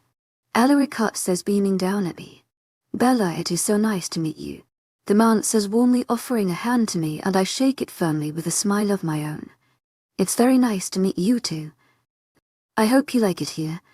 I cook mainly Italian, but I'm old enough to know my way around the others too. Feel free to order off the menu, he says to us both. Walking off, and Alaricus pulls out a chair for me, helping me out of my jacket and tucking me in once I've sat down. I smile at him in appreciation as he takes his own seat across from me on the little table. The restaurant is absolutely adorable but empty. It still holds a warmth, a cozy feeling that makes me wish to come here again and again. I skim over the menu, reading the short descriptions to understand some of the authentic Italian dishes. Although true to his word, many other cultures seem to linger on the pages as well. Have you decided? I ask Alaricus, and he shakes his head. Have you? No, it all looks great. I can't decide. Could I make a suggestion? He asks, and I nod. The first time I'd stumbled upon here, I got the chef's special pizza and the spaghetti. It was one of the best meals I'd ever had. If you'd like, we could get those and share. Alaricus says, that's perfect. Could I start you all off with some drinks? The man says, repairing much too silently at our table for his size.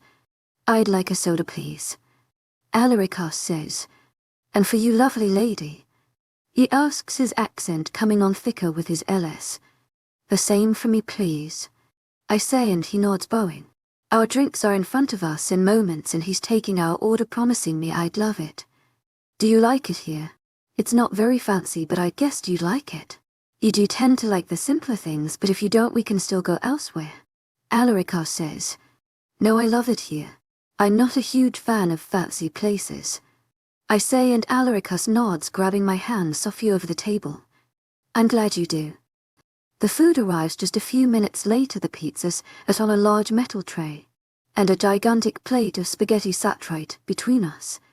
To my agent extraordinaire, Madeleine Nilben, heartfelt thanks for your unfailing patience, enthusiasm. If you need anything, just let me know, he says, waking off to the back. Dig and love, Alaricus says, and I carefully lift out a slice of pizza. I bite down into it, my eyes closing as the melted cheese hits my taste buds, along with the very subtly tangy tomato sauce. It had a dark pepperoni on it, along with green peppers. It's beef pepperoni, Alaricus clarifies. It's delicious, I say, finishing my slice quickly before reaching for another. Alaricus whirls some spaghetti around a fork before holding it up to my lips, urging me with his eyes to take it. I wrap my lips around the fork, taking the offered spaghetti. And it was just as good. It was filled with cheese, and the tangy, slightly spicy tomato sauce was absolutely delicious. It seemed every item here was mouth-watering. Even the soda seemed better than usual. Are you done, love? Or should I order something else you have barely eaten? Alaricus asks. 2 wolves, a quarter of a pizza, and half a plate of spaghetti was barely eaten, but to the rest of us it was more than adequate. No, I'll survive, I say, smiling to myself, and Alaricus' brows furrow as he stares at me.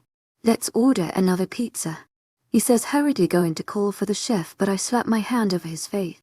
I was being sarcastic. I'm so full I can barely move. Perfect. I can carry you, Alaric says. I was slightly worried if I ever slipped into a coma or lost feeling in my legs he'd be ecstatic. Barely move. I still can a little. Don't worry, I'll make it, I say, and his red plump lips form a pout, as he frowns to himself. Emmanuel the chef comes out of the back room raising a brow in confusion at the pouting man-child that sat across from me. Is everything all right? Do we need anything here? He asks cautiously. No, everything was great, just the bill please, I say, impressed at my own ability to speak to him without making a fool of myself the way I usually did at restaurants. The bill's been taken care of, my lovely miss. Now you guys can be off, the promise of coming back. We will, Alaric says, shaking Emmanuel's hand as I pull on my coat. I hold out mine to do the same, but Emmanuel grabs it, bending to place a kiss on it, but Alaric yanks me away by the waist before he has the chance to. Oh, would you look at the time, he says, quite basically carrying me out only through the arm he has around my waist. By Emmanuel, I call, trying to ease the poor old chef's nerves and distract him from the freak show taking place in front of him. What are you doing? I ask, pressing my lips together as I feel him dig his face in between my shoulder blades. Reveling in the scent of my beautiful mate. He replies. No, you're acting like a crazy caveman, I say in a clipped tone, trying to hold in my shriek as he nuzzles his nose into my skin. I was freakishly ticklish at times. I couldn't even wear a turtleneck. Am I? He asks quietly. Yes, I respond, in a whisper. Something had changed in him suddenly, I didn't know what. Something flicked off on. Something entirely darker than the Alaric I'd been with all night. Something else. If being so deeply obsessed with the woman you love that you can't bear somebody else getting too close, or inhaling her delicious scent is caveman-like, then I'm the worst of them all. I want you to be mine. Mine and mine alone. Never do I wish to share you, and forever will I cherish you. Forever will I try to get so lost within you that nothing else makes sense. I want to surround myself with you until there is nothing of me left. Now, if that is wrong, then forgive me, love, for I'm a sinner, he says, turning me around to face him. My hands rest on his shoulders as he lowers me down slowly, every inch of me pressing against him as I slide down the hard planes of his large form. The angel trapped with a sinner, trapped with the very devil himself. But I promise you, angel, nobody can love you like I can. Never will there be another who will feel for you the way I do. Only a tainted soul can love this way. Nothing pure can love so devotedly God if on one hand stands their beloved and on the other the very well-being of the world itself. A sinner will always choose their beloved. The devil will destroy the world, so it's no longer an option to choose anything else. In that moment he looked like a devil. Not the kind with horns and a little red tail, but the enticing kind. The one that could get you to do their bidding. Make you a slave and you wouldn't even know how to disobey. I could love him so easily. Fall into all the passion and love he offered effortlessly. It would be like breathing. Only within the dark's embrace can the light shine at its brightest. Only a devil can cherish an angel. Protect it. Because he is selfish and wants the angel forever, he would net any harm befall his angel. Never will I let any harm befall you. Hand yourself over to me, angel, without a worry. I wouldn't dare taint your light. Never would I let anyone else. I'd end them before they could get close to what's mine. I've handed myself over to you and found the most peace that I've had in years. Bathe me in your light, diminish the darkness within. Take over me entirely. How I wish for you to consume my very being. What a beautiful end that would be, lost within the very enthralless of the one I hold above all else. My beloved, my angel, my light.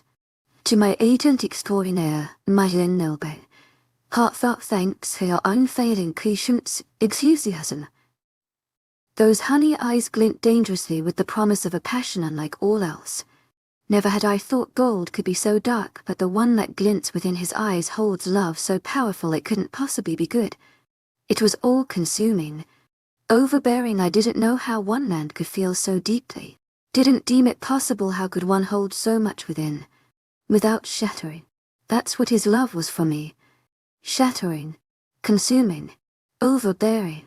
I couldn't breathe when his eyes were on me. Perhaps he took away the very meat. I held his strings. The very strings to the devil. But I didn't know how to pull them. I didn't know, and neither did I wish to learn. I didn't wish to hand over to him my very being, but I didn't know if it was possible now. To stop the devil, he had engraved himself within me. I was slowly becoming his, slowly but surely, and there wasn't a thing I could do about it. Snow falls around us, little flakes getting caught in our hair resting softly on the material of our dark coats. The white flakes only lighting the contrast between my chocolate waves and the black coat I adorn. He leans down, slowly cupping my face within his large hands, his eyes flickering from my lips to meet my gaze. Back and forth, apprehension in his eyes, hunger, want, the deepest of desires, overwhelming love, the darkest of passion. The soft light of the street lamp shines down on him, and he's so beautiful in that moment, too beautiful to be called an angel. Angels can't be so beautiful that they would make you want to sin.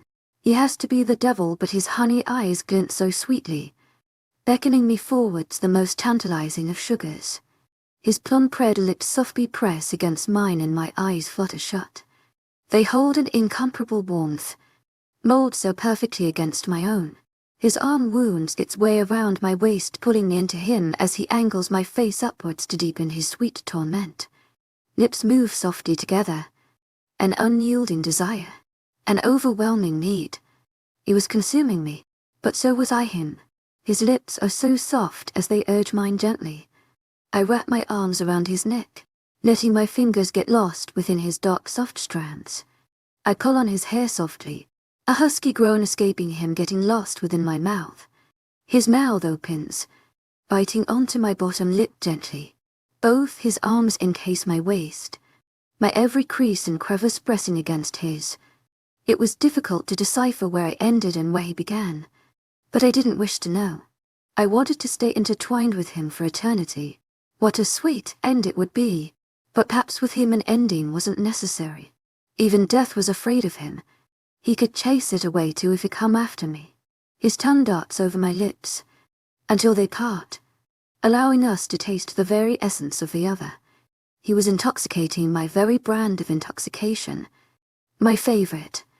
I'd never been drunk, but I imagined kissing Alaricus would be quite close, perhaps even more.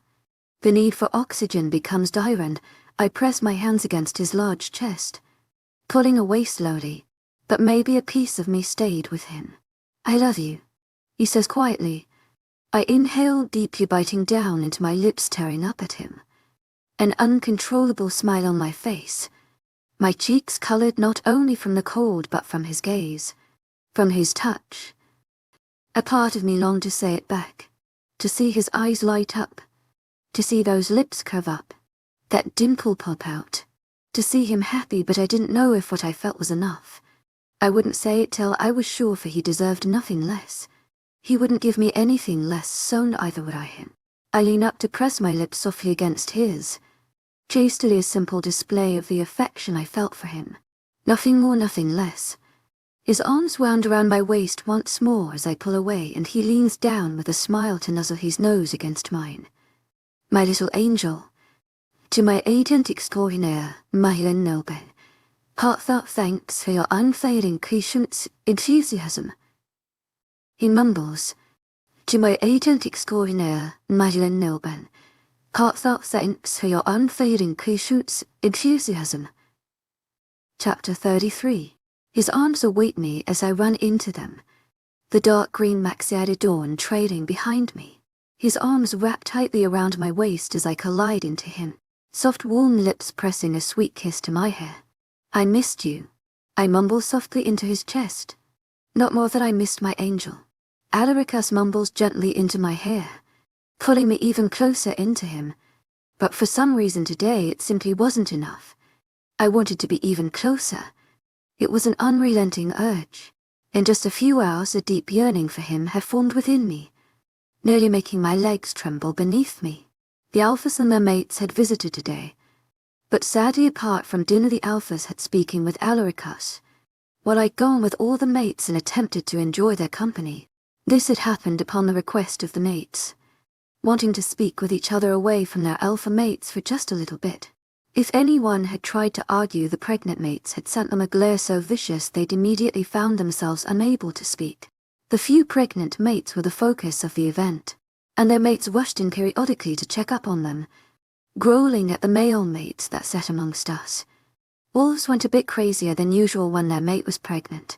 Everything seemed a threat.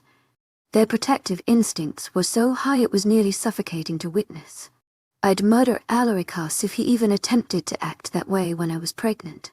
I'd quite literally end up murdering him in cold blood, and then be distraught. But that would happen after. My cheeks had reddened as I caught my train of thought, and an alpha's mate, sweet boyish Nathan, had immediately become concerned for me. Of course, somehow hearing his distress, his mate Alpha Lily had come barreling in.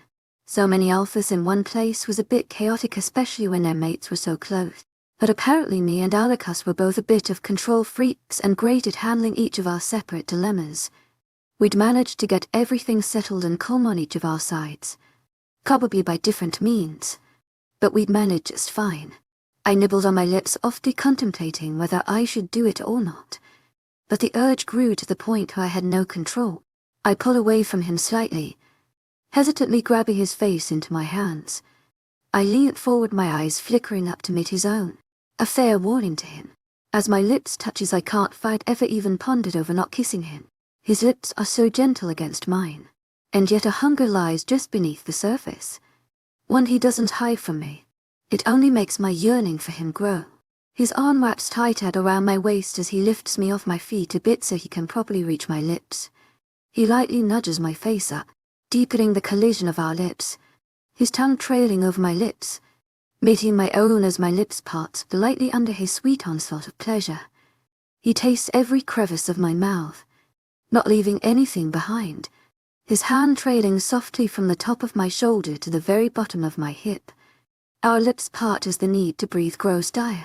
My chest rises and falls rapidly, my lips slightly swollen and parted as I stare at him, my cheeks flushing slightly at the blatant desire in his honey golden gaze. His honey eyes were only accentuated by the all-black suit he had on, the taunt smooth skin a sweet contrast.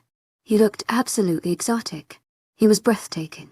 I'd seen the eyes of females traveling over his large muscled build before their eyes had widened, and they turned away quickly. Rightly so. He wasn't theirs to stare at.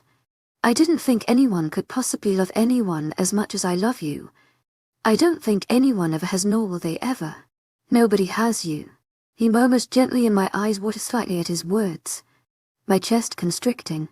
I was a tad bit over-emotional these days, and Alaricus was just a bucket of sweetness most of the time. Why are you crying, angel? Alaricus mumbles as a tear falls from my trailing gently down the length of my soft pale cheek. Did somebody say something? He asks, his eyes hardening. No, I promise nobody did. I say, wiping at my tears with the back of my hand in frustration. Alaricus gently grabs a hold of my wrist, resting my hand onto his chest, instead rubbing his own large warm thumb under my eyes to collect my tears. Has everybody left? Fumbling with the buttons on his black dress shirt. Yes, my love, they have. He says, his eyes growing mischievous. We have the palace to ourselves, he says, groaning playfully, leaning down and throwing me over his shoulder. A loud squeak leaves me as my feet are lifted off the beautiful stable ground beneath. The ground gets further as he stands back up. My oh my, was he tall. Alaricus, I say, laughing, hitting my fist onto his solid muscled back through the dark suit he had on his shoulder, ticking my stomach. Yes, darling, he asks nonchalantly as if he didn't have me thrown over his shoulder like a caveman. Put me down, I say, attempting to sound stern. I really don't want to, Alaricus says, and I huff in anger cue. I say, making him chuckle. I wasn't Spanish, but I loved languages, and my mom always indulged in my lingual curiosities, trying her best to teach me a little bit of every language she herself could get her hands on. I hadn't ever gotten that type of response from him before.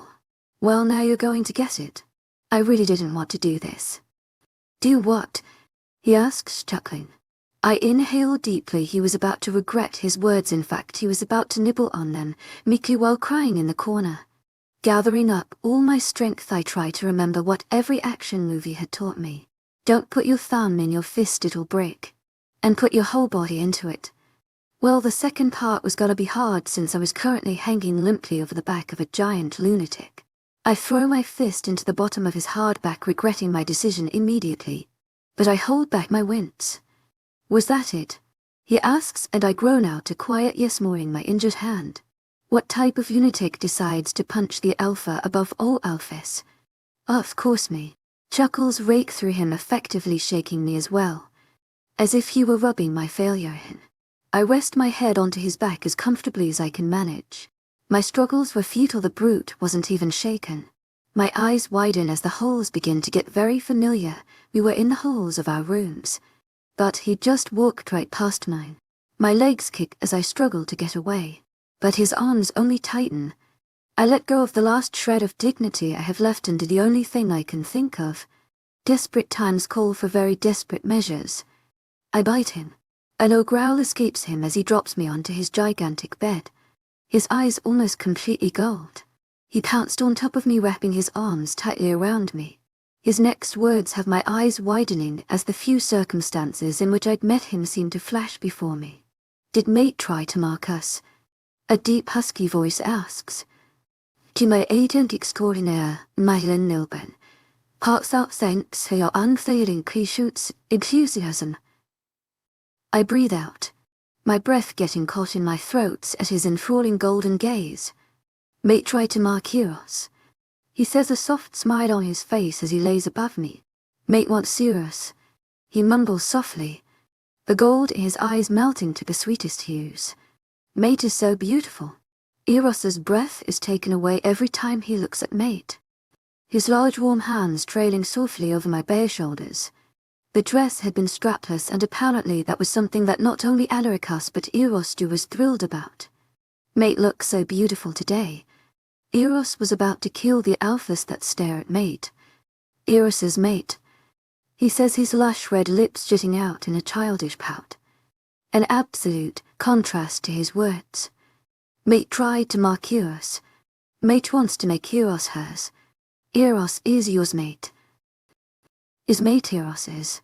He asks, looking at me through his lashes. Yes, I say, softly nodding. A large dimpled grin breaks out onto his face that makes my heart melt. Eros loves Mate so much. He mumbles, running his nose against mine gently. He sits back, wrapping his arms around me and scooping me into his lap, cocooning me into him. The soft silk of my deep green dress forms a halo around our laps. Eros buried his face into my neck, inhaling deeply. He presses a kiss to my throat, nipping at the skin softly. I crouch away from him, giggling. A smile spreads on his face as he grabs me back, burying his face into the crook of my neck, pressing kisses all over it. As I shriek with laughter, I was highly ticklish.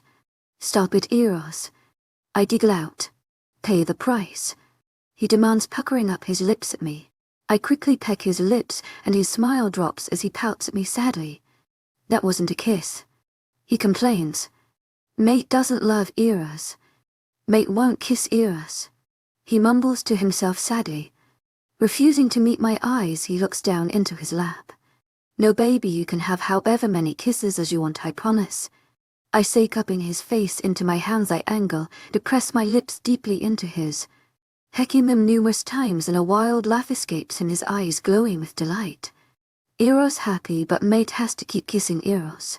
He adds on, quickly widening his golden eyes for dramatic effect. To my agent extraordinaire, mythical, heartfelt thanks for your unfailing patience, enthusiasm. I say, biting into my lip. To suppress a laugh and lean forward to press my lips to his again, pressing one to his nose as well. Mate will never leave Eros? He asks, biting into his lush bottom lip. Never, I answer. Even when Mate finds out what Eros has done. He asks, uncertainty clouding his once bright eyes. My brows furrow as I struggle to understand why he was acting this way. What had Eros done? Sweet puppy like Eros. But my long silence means something entirely different to Eros. His large gold eyes shine with unshed tears as he turns his face away from me. Gently setting me down on the bed, he turns away from me.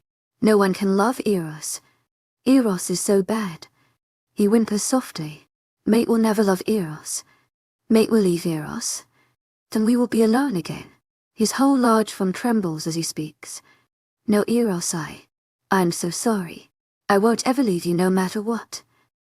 He peeks up at me, from behind his shoulder before shuffling to face me again, searching my face for any sign of a lie.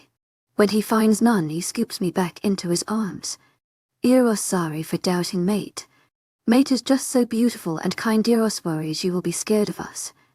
He explains. Why would I be scared? No reason. He mumbles, peppering kisses over my face. To my agent extraordinaire, mythical. Heartfelt thanks for your unfailing patience, enthusiasm. Why would I be scared? I ask again, placing my hands onto his large blazer-clad shoulders. Eros crazy. Mate doesn't need to worry. We tell mate everything later. Not important. Please. He mumbles softly to me, looking up at me through his thick black lashes as he sees me about to protest. And I nod, allowing him to peacefully rest his cheek onto my head. I rake my fingers through his hair and his body seems to hum gently in a purr. Is Eros purring? I asked easily, and I feel him shake his head rapidly. Eros was purring. I say again, and he pulls away from me, growling out a no. His face set into a glare. His red plump lips jutting out stubbornly. Eyes fixated on me. Eros doesn't purr. Eros isn't a kitten. He mumbles angrily, and I press my lips together to keep from laughing. Eros was a kitten. Eros doesn't want to be my sweet little kitten. I ask, feigning sadness, and his eyes widen as he shakes his head, before nodding and then going back to shaking. Eros wants to protect mate. Eros is mate's big bad wolf, not silly little kitty. He mumbles, and one of the hardest things I'd ever done was not laugh as this gigantic alpha wolf before me mumbled my new favorite words. Silly little kitty. I bite the inside of my cheek, looking downward into my lap. I swallow thickly, pretending to sniffle. No, mate, no cry. He says hurriedly, pulling me into his chest, wrapping his large arms around me. Eros will be mate's kitten. Eros will be whatever mate wants. Eros promises. He says, and I smile at him, pecking his lips, making him smile. Okay. To my agent extraordinaire, mythical. Heartfelt thanks for your unfailing patience, enthusiasm. I say, watching his smile drop, but he nods, shrugging to himself. Eros, kitty. Kitty Eros. He mumbles under his breath, trying to get used to the idea, but his nose scrunched immediately in distaste, and he shakes his head to rid of the thought. I strain to hear it, unable to contain my giggles as I do, seeing the gigantic muscled man sitting before me, who just happened to be about 3 times my size. Agree to be my kitten was impossible not to laugh at. His head tilts as he nibbles on his lower lip in confusion, looking more like an adorable wolf pup than any grown man well over 6 feet. His golden eyes widen, suddenly realization filling them. Mate tricked Eros. He says, his jaw nearly falling out of its rightful place. The tiny little angel almost tricked Eros.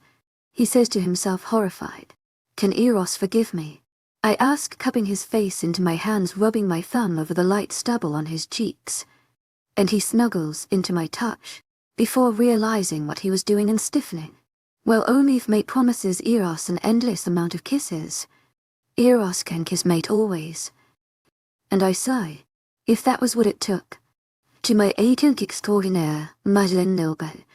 Heartfelt thanks for your unfailing patience, enthusiasm. I mumble sulkily. He was really going to take advantage of this one. Oh, okay. He stutters out, and I nod. Eros can just kiss mate whenever Eros wants. He asks in wonder, and my eyes twitches, but I nod. A huge smile takes over his face, and he pounces onto me, attacking my face with kisses, making sure he doesn't do any injustice to any part of my face. He doesn't even leave one spot on my face, and touched his lips are everywhere. Eros loves mate. He shouts out loudly, and I shush him, slapping my hand onto his face, my eyes widening. The crazy puppy was going to make us the talk of the palace. Many of the helps stayed in the palace. Guards were in place even at night.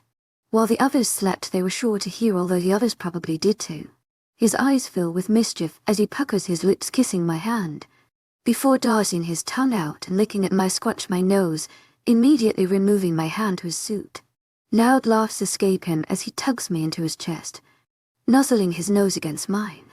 Mate is Eros and Adaricus, little angel. We will never let anything harm our mate.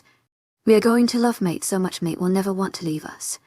Mate will stay with us forever, he says, sighing softly in content. I mumble in agreement, and he hums happily, pressing a quick kiss to my lips again. Mine forever, he says, thrilled by the idea. Eros presses his lips gently to mine. Mine, he mumbles, crushing me to his large form, inhaling my scent deeply. Alaricus won't let Eros stay, he says to me, pulling away from me slightly, his eyes widening in panic. I caress his face gently. It's okay, baby, I'm right here always. You can come out again soon, okay? I promise I'll force Alaricus to let you out. He nods happy, pressing his lips deeply to mine, biting onto my lower lip gently. Eros loves mate, he whispers to me softly before then his eyes gives way to the sweet honey. Sleep with me tonight, Alaricus asks, looking at me though his lashes and I suppress a smile. They were both so alike. It wasn't often that we spoke of Eros. At times I wondered if Alaricus was even conscious throughout my time with Eros. To my agent extraordinaire, Madeline Noble, heartfelt thanks for your unfailing patience, enthusiasm. I mumble softly, pressing my lips to his, softly going to pull away, but he holds me to him, gently pressing his lips to mine again, trailing his tongue over my bottom lip before pulling away. You promised we could have as many kisses as we want, he says, his lips curving up into a smirk, his dimple popping out. I think that even if somebody ran him over with a bulldozer only to reverse and run over him again, he'd still hear that one. The man was insatiable. I was on the verge of buying him a teddy bear to kiss. That promise was to Eros. I mumble to him, making his smirk drop. That's not fair. He grumbles out and I giggle, pressing a kiss to the very place in which the dimple had been. Pajamas, I ask, and he nods, getting up but grabbing me into his arms to carry me into his closet before I can do the same. He was starting to make a habit of carrying me everywhere, and as nice as it was, I was going to have to break the habit. Maybe I just do it tomorrow. Is this okay? He asks me softly, motioning with his chin towards a white button up, and I shrug slightly. He places a kiss on my cheek, grabbing a hold of clothes self and setting me down. He makes his way out of the closet, closing the door behind him softly. I unzip my long silk maxi, and it pulls at my feet. I step out of it, carefully laying it onto a chair. I slip on the white shirt. The size difference between me and Alaricus was large, I knew, but the shirt nearly reached my knees. I was average height for a woman. I'd never felt so small. To think just a few months ago, when I turned 18, how old I'd felt. A small smile crept onto my face as I remembered the way Alaricus had snuck into my room at midnight, cocooning me in his warm embrace. He peppered my face with kisses until I'd woken up. Happy birthday, love, he'd mumbled, and I'd hummed softly, snuggling further into his warmth and falling back asleep, only able to mumble a quick thank you. His husky chuckle had rung in my ears as I'd fallen asleep, only to hear it again in my dreams. I hadn't expected for him to get me anything or even know my birthday, but he'd somehow known. It was one of the best birthdays I'd ever had. Despite my reluctance to accept, he'd gotten me the best gift of all, a package of the books I'd been pining to read, along with pajamas and mugs for my tea addiction. Our bouquet of deep red roses had sat neatly in my bedside for days after my birthday, and I was reluctant to throw it out even 2 weeks later. But one of the cleaning staff had accidentally. Alaricus' pants never seemed to be able to stay up on me, and the shirt was very long. Perhaps it was all right. I nibble nervously on my lip as I swing the door open, looking at the floor instead of up at him, but I could feel his heated gaze trained on me. My angel, he murmurs ever so softly. I almost don't even hear it. I look up at him through my lashes to meet his darkened gaze. You're so beautiful, he mumbles softly, and I let my chocolate waves fall onto my face to cover my blush. But he doesn't seem to like that. He's right in front of me before I have the chance to move away, his finger under my chin's awfully nudging my face up, so he could see it again. Don't hide from me, Amara. I've spent far too long without you, he says softly, leaning down to pick me up into his arms. I rest my hand onto his shoulder, one finding its way onto his heartbeat. his bare scorching skin heating up my cold skin pleasantly. His chest is so firm, his tanned smooth skin taut over large muscles. I rest my face onto his chest, meeting his warm gaze with my own. I yawned softly, cuddling further into his warm build. Today had been a long day. He lays me down onto his bed, gently ensuring I'm comfy under the covers before laying down beside me. His arms reaching out for me, instinctively he wraps me into his embrace, nuzzling me softly. I lost control. That hasn't happened in years. Centuries, actually. He says softly, and my eyes fly open as I look up at him, propping my face up on my hand that before rested on his chest. It's been so long since Beeville to take control over me that way. Without the help of the full moon, you make me lose control. But you also tame me. How is that possible? He asks me, and I stare at him wide-eyed. You bring out my demons, but instead of them damning my angel to hell, you bathe them in your light. And those helpless fools, they dance to your every whim. They stand still in your trance. How they giggle along with you. He says, smiling at me softly, his honey eyes so warm. It depends on who's judging, they may be demons to you. To me they're just led astray, perhaps even just misunderstood. Blinking up at him sleepily, maybe that's part of why I love you. You're the only one who doesn't see me as a beast. You see me as me, just me, Elricus, and no one has looked at me as if I were just us so long. I can barely even remember what that used to be like anymore. He says, brushing away a dark strand of my hair that had fallen onto my face. To me you will always be Elricus. Just Elricus. My Elricus. I mumble, hugging him to me tightly. My beauty. The beast's beauty. He murmurs to himself, and I press my eyes shut, holding him to me tightly, and we fall asleep that way, wrapped up in one another, both a little unsure, both a little scared, but both together.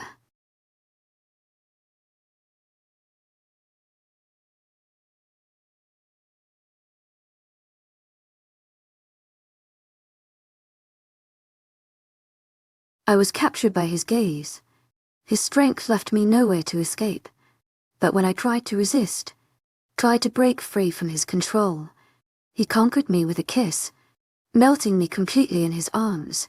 Chapter 3. A small smile curved up my lips as I watched Elricus, his brows furrowed, honey eyes crinkling in concentration, his tongue poking out the side of his mouth as he focused on his roses, cutting off the thorns carefully. His diligence was admirable.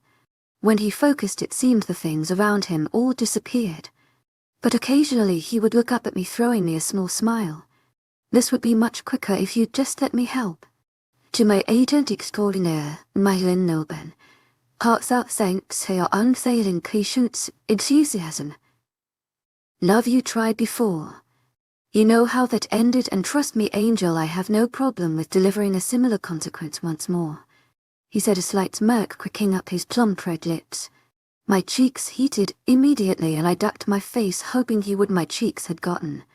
Apparently attempting to help with his roses wasn't one of my best ideas. I'd stood right behind him, bored of being stuck inside all day, chattering into his ear about letting me attend to the rose shrubs. But I hadn't reached for them, as of yet. What I did was when he'd exploded. As soon as my hand had come with a few inches to the roses, he'd stiffened, dropping the garden snip in his hand and whirling around to face me, leaving me stunned. I froze, looking up at him, as he tightly grabbed a hold of my waist, yanking me up and onto him so that I had no choice but to wrap myself around him unless I wanted to be dragged back. He held me tightly to him, my legs wrapped around his waist, arms around his neck as I clung to him, which he didn't seem to mind. He set me down on the table that sat behind us, refusing to allow me to squirm away, instead planting himself right between my legs and holding my waist tightly so that I couldn't move even an inch away.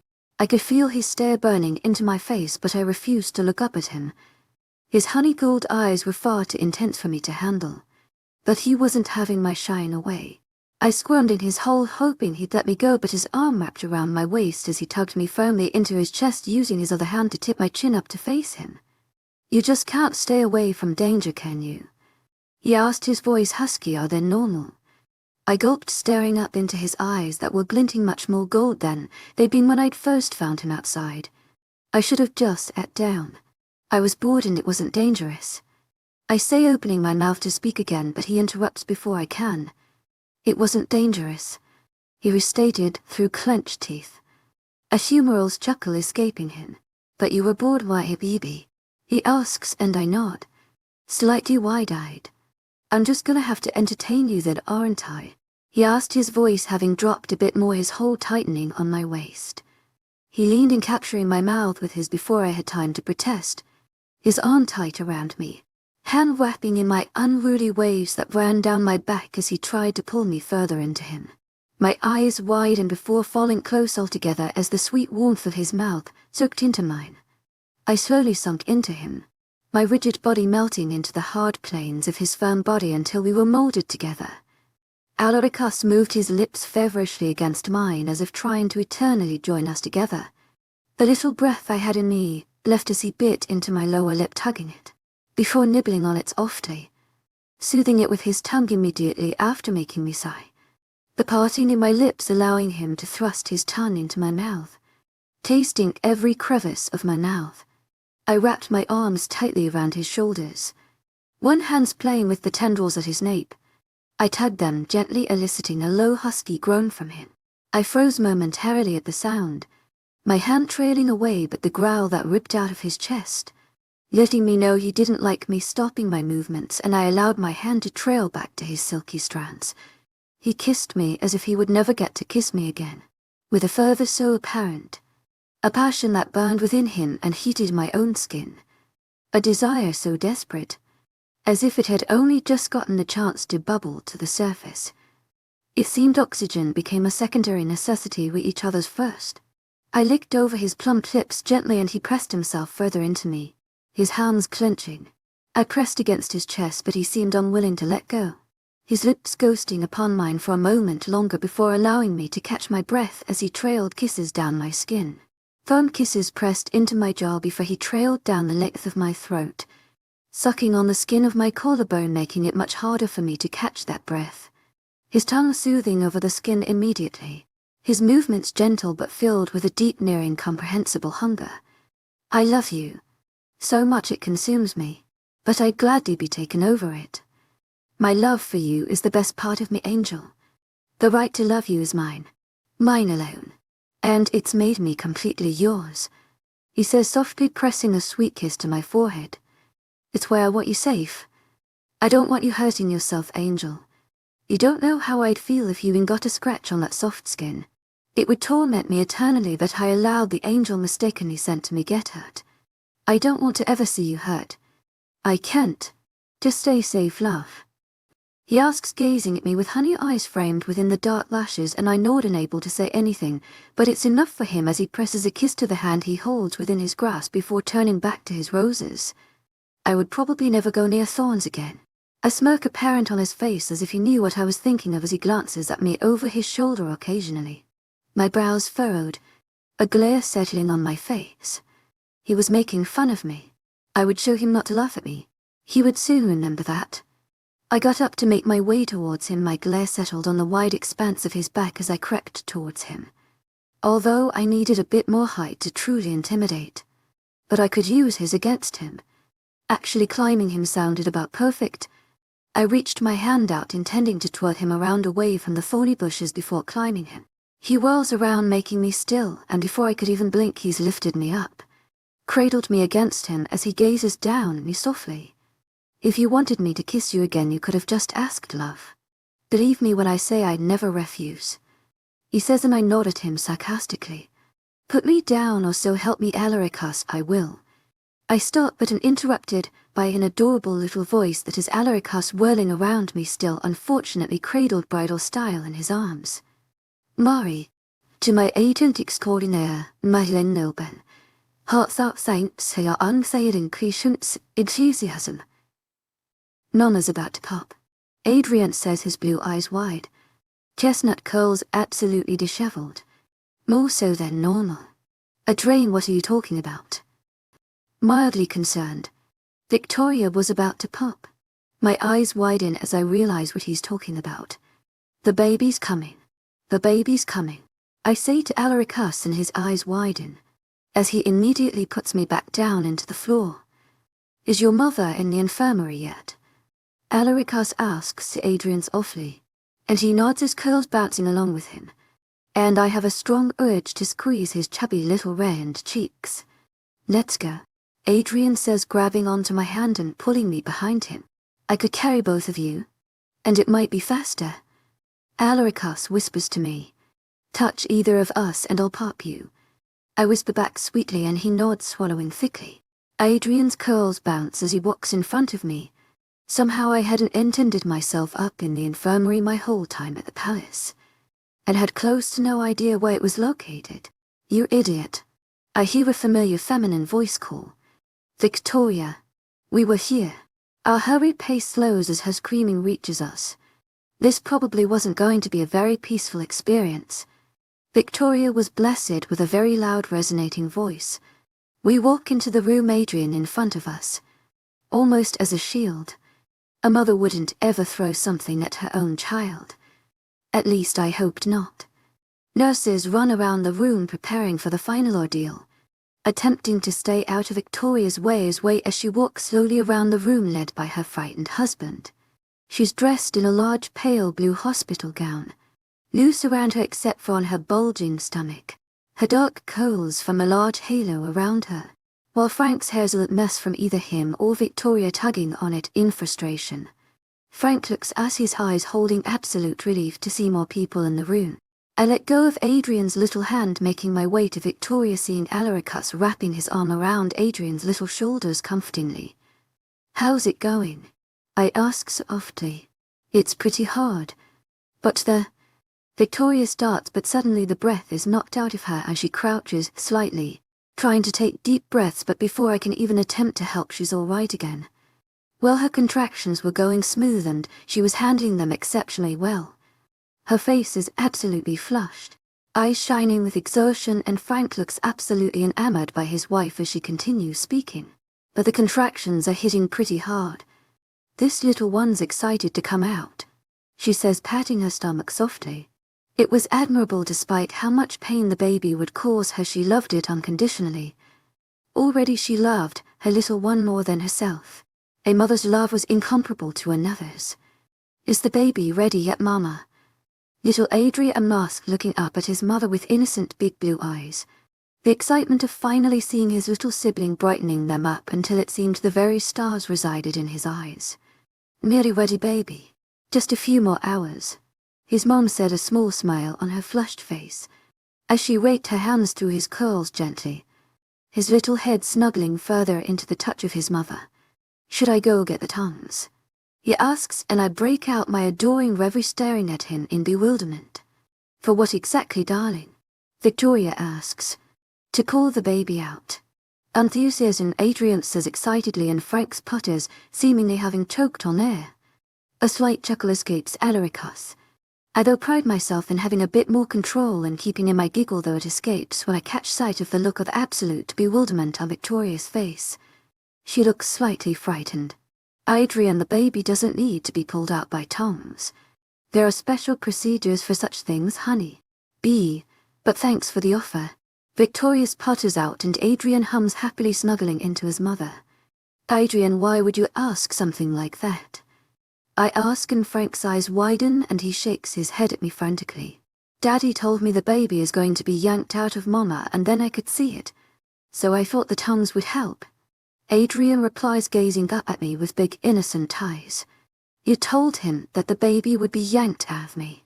Victoria hisses at Frank and he shakes his head, before helplessly nodding, as if I'm some animal that the baby needs to be yanked out of. Victoria says through clenched teeth, and Frank's eyes widen as his head shaking gets more frantic. Well, this will definitely be the last baby that needs to be yanked out of me now, won't it? Victoria says, wobbling towards the little fridge to get herself a water bottle as Frank stares after her, looking devastated. He calls after her, and Adrien rests his little hand comfortingly on his father's, not entirely understanding exactly why his father was upset, but sensing his distress. When did your water break? I ask Victoria. A couple of hours. Probably 4, she says, sipping on her water. Crouching slightly as another contraction hits her. They're getting quicker, she tells me, and I nod, offering my hand for her to hold, nearly regretting it as she almost crushed the bone in my hand with her manically strong grip. Honey, perhaps you should hold my hand. I wouldn't particularly want for you to break the hand of the sires made right before the birth of our child.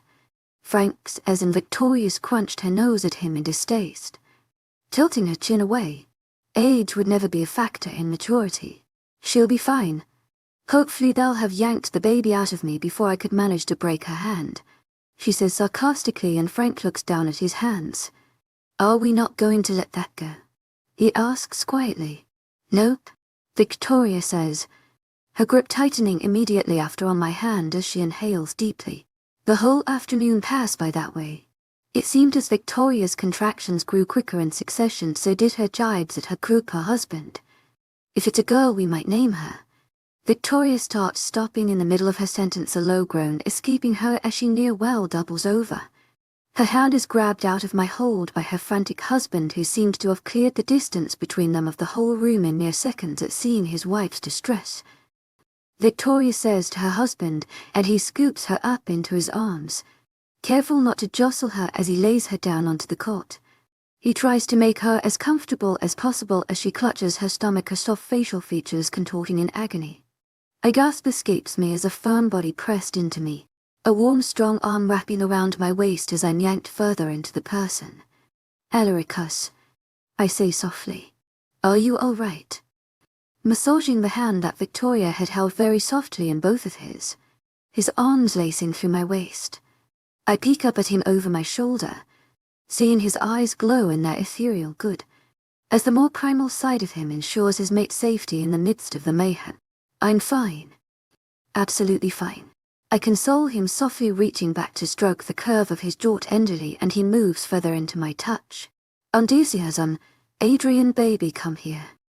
As I see his teary eyes upon seeing his mom in distress, he rushes over to me, colliding into me, and snuggling his head into my stomach. I pull away my hand from Alaricus and wrap my arms around Adrien. Mommy is going to be fine, baby.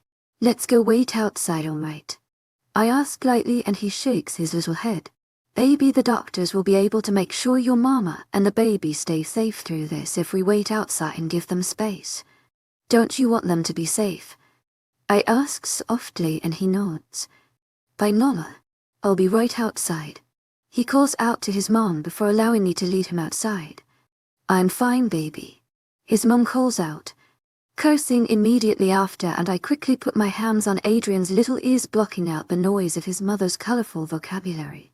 I look behind us as I walk through the door, upon realising Alaricus wasn't behind us. I nudge Adrien forward, turning back to look at Alaricus, who speaks to the frantic couple. Victoria, you have done this before. You are going to get through it again. If you need anything, let me know. I'm outside. I have my best doctors here for you. We are going to get that little one delivered safely, Alaricus says, patting Frank on the shoulder before making his way towards me. After smiling at Victoria upon hearing her gratitude for his kind words. Thank you, sire. Frank calls after him before turning back to his wife. I can't help the little smile on my face as I stare at Alaricus. The man that everyone called a monster was here for his help, addressing them by name, comforting them. That was really nice. I say to him as we sit down on one of the couches outside the rooms. Little Adrien nestled safely between us. Alaricus playing with his curls, softly melting my heart just a little bit until it was mush. Apparently Adrien likes it quite a bit too, as in just a few minutes his adorable little snores ring out from little parted lips. Alaricus opens his mouth to speak, but before he can, a male nurse makes his way towards us. He bows down to Alaricus before asking permission to lay little Adrien on one of the cots in the empty room across from us. Thank you. I call after him as he carries Adrien into the room, tucking him in. It was nothing. They've both done a lot for me. They provide you with good companionship.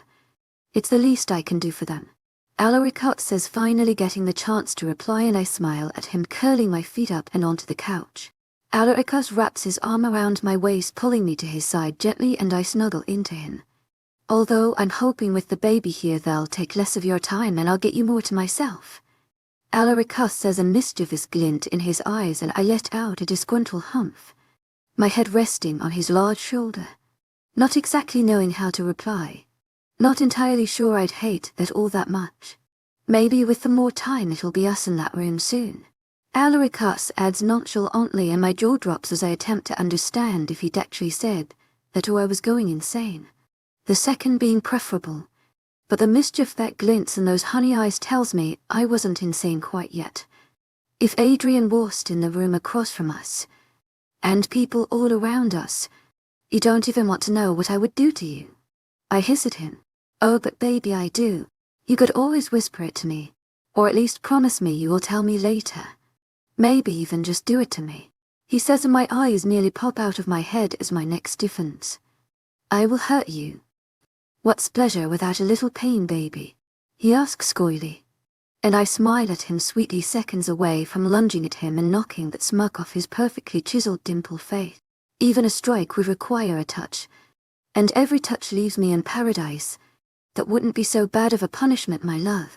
He says, and I frown at him in disdain. There was a woman giving birth just a few feet away from us, and this crazy wolf was flirting. Believe me, not this one. This one will leave you bruised. I say smugly, not bothering to lift my head from his comfy shoulder. A gasp escapes me as I'm lifted and plopped into his lap, my legs laying across his lap, his arms supporting my back as he stares into my widened eyes. A bruise would only be a reminder of your touch, and I doubt that my little angel could bruise me, he says, making my brows furrow. I was a gigantic, terrifying menace. I could really cause some damage. Such a challenge. I growl out, all the practice as a child of imitating me, Foster saying that coming in handy now. Yes, kitten, it is. He says, blatantly insulting my menacing growl as he strokes the sides of my cheek gently with his knuckles, pushing the hair back from my face. Well, you are going to regret that. When you sit in one of these rooms injured, thinking about how wrong it was of you to mess with me, you could still get out it. All you have to do is say Amara is a terrifying lion. Not a kitten. A lion. One who could very seriously and easily hurt me. Alaricus Knight. I say to him, raising my chin so that I appear taller than him. Sadly, even though I sat in his lap, he seemed pretty large compared to me. A loud giggle sounds from before us, and I whirl around, glaring at the nurses who stand there. What's funny? I saw them regularly around the castle, sweet women, but was giggling at my intimidation attempts. True valid. Nothing, miss. Winters, it's just if it really came down to it, you couldn't even cause a slight scratch and harm to Sire Knight. They say. I bite into my lip in disdain. A slight chuckle escapes Alaricus, vibrating through me as he holds me close to his chest. I see him wave the nurses away at the corner of my eye as he pulls me closer to him. He brushes away the hair that's fallen onto my face again, his eyes sobering as his gaze travels over my face. Adoringly, he always looked at me as if trying to memorize me, commit me to his memory. The back of his rough hand rubbing gently over the soft skin of my cheek. My angel, he mumbles under his breath ever so softly as he nuzzles my face. If it ever came down to it, you are the only one who can hurt me, baby girl. I drip my heart out and give it to you if you were to ask. Alaricus says, softly nudging my face softly with his nose. Well, I'm going to start working out. I don't look like much, but I'm strong, I swear. Soon everyone will see my giant muscles. I tell Alaricus, and he nods in acceptance. They already do, Angel. They're just trying not to let you know they're deathly afraid of you and those muscles. Holding my upper arm between his pointer finger and thumb gingerly, I nod happily, laying against his chest, stiffening slightly as I realize everyone passing by could see it. You should put me down, this isn't exactly decent, I say, but Alaricus shakes his head, immediately yanking me closer. Please, he asks, looking at me through his thick lashes, his minty breath fanning gently over my face as those honey eyes burn into me. Well, maybe I'll later, I offer, struggling to speak clearly. It's not indecent, you are my mate. I can hold you if they have a problem, they can speak to me better, yet those muscles of yours. He says, and I nod in acceptance. At least he was acknowledging my strength. I look up at him to reply, my face dropping as I catch the amusement in his eyes, and his pursed lips. The conniving wolf was struggling not to laugh. I humph in distaste, about to address his amusement, but Frank suddenly comes tumbling out of the room, opening the door in which Victoria was. The once soundproof room is now ineffective as her yells make their way towards us. Where are you going? Victorious creatures. You told me to get lost. Frank replies glumly. Get back in here, you moron, before I come there and drag you myself. She yells and my eyes widen. Still want us to be the ones in there. I whisper to Alaricus once Frank is safely back in the room after mouthing it was all going all right to us. It'd be an honor to be yelled at by you as you give birth to our child. Alaricus says, pressing a kiss to my forehead. And my throat gets a little dry at his words, a slight sting at the back of my eyes. But not yet, you aren't ready, my little angel is still so very young. I plan to marry you first if you let me. And only then would we start the family that's always wanted. Only if that's what my angel wants. Alaricus says, and my heart swells and a tear drops from my eyes. Angel, are you crying? Alaricus asks, his honey eyes going wide in panic. No, love, please don't cry. If you don't want that, it won't happen. I promise only whatever you want will happen. I couldn't even fathom doing anything without your utmost wanton consent. Alaricus says, rubbing my back, panic clear in his voice. No, I don't know why I'm tearing up. I'm a little off today. It's not cause of what you said. Your words just get a bit much for me to bear at times. How could you feel for me with such depth? It's unfathomable. I'm no angel. I'm no queen, I'm simply a girl. I say softly. You're my angel. My queen, and always will be. It was unfathomable to me that I would have it anyone to call mine. Let alone you. An angel gifted to a beast. Surely by mistake. But the beast clung on, not giving the angel the freedom she craved. I'll never be what you deserve. You deserve far more, but I assure you no one will love you the way I do. A future with you is my fantasy. My deepest desire. You are my deepest desire, and always will be. Never doubt that, my love. Never doubt my passions for you, Amara. They belong solely to you, as do I. Alaricus says, making my heart beat so rapidly within my chest that I begin to fear it may just leap out of my chest for him to see. Alaricus loved me so that I made out his sanity but never his passions, the way a lover should. I couldn't possibly doubt your passions. I assure you I never will. My Alaricus, I say softly, grasping his face within my hands, pressing my lips to his gently. He moves his lips under my never so tenderly, his hand curling in my hair that falls freely down my back. I lick over his bottom lip gently, before pulling away from him, pecking his plump lips once more before resting against his chest as he wraps his arms tightly around me. I'll never give you the opportunity to doubt my passions. I couldn't possibly. You own my heart. Dominate my thought. You own my every heartbeat. You own me. I've been enslaved by you, and for will be. He says, softly tilting my face up to press his lips to mine, once again biting into my lower lips softly before pulling away. His gaze is still on my lips as he swallows visibly. A hunger in his eyes that has my stomach clenching. I love it when you call me yours. Alaricus whispers into my ear, softly pressing a kiss to the side of my throat. Well, you are mine. I say, wrapping my arms around his neck. My cheeks coloring at my words, and I hope he doesn't notice my breath hitch at the prospect. Indeed, angel, all yours as you are all mine. How's it going in there? I asked Alaricus, knowing the soundproof hearing couldn't keep him out if he concentrated. It's going quite well. Victoria has an exceptionally high pain tolerance. She's handling it all very bravely. She also has a very rich vocabulary and imaginative mind. She just called Frank a man who has intercourse with a pickle. Not exactly that politely, though. Alaricus says nonchalantly as my brows furrow slightly. The baby's head is showing. Alaricus tells me, his tongue poking out in concentration as he focuses, attempting to listen to the conversation in the room meant to soundproof rooms for wolves. I sigh, incontinent, staring at him. His red tongue poking out of the plump lips. My adorable little wolf. Well, perhaps not little. I was so glad the delivery was going through smoothly. Victoria was such a strong woman. Thankfully, Adrien had been up all night last night in excitement, as today was the day the doctors had predicted the baby would arrive. So now he slept peacefully. The little monkey was very protective of his mother and couldn't bear being away for too long. A definite mama's boy. He would have been worried all this time. It's better for him to sleep through this. We wait in silence. I play with Alaricus, fingers as he rubs my back to soothe my jittery nerves. The kind male nurse brings us both some coffee and sandwiches to munch on as we wait, but due to my nerves, I eat very little despite Alaricus' incessant begging. The door bursts open suddenly and I jump out of Alaricus, lap startling him as I run to Frank. It's a baby girl. Frank says quietly, tears running down his face. A beaming glow so beautiful on his face that it brings tears to my own eyes. Congratulations, Frank. I mumble softly, patting his shoulder softly before walking into the room, hearing Alaricus say the same behind me to Frank.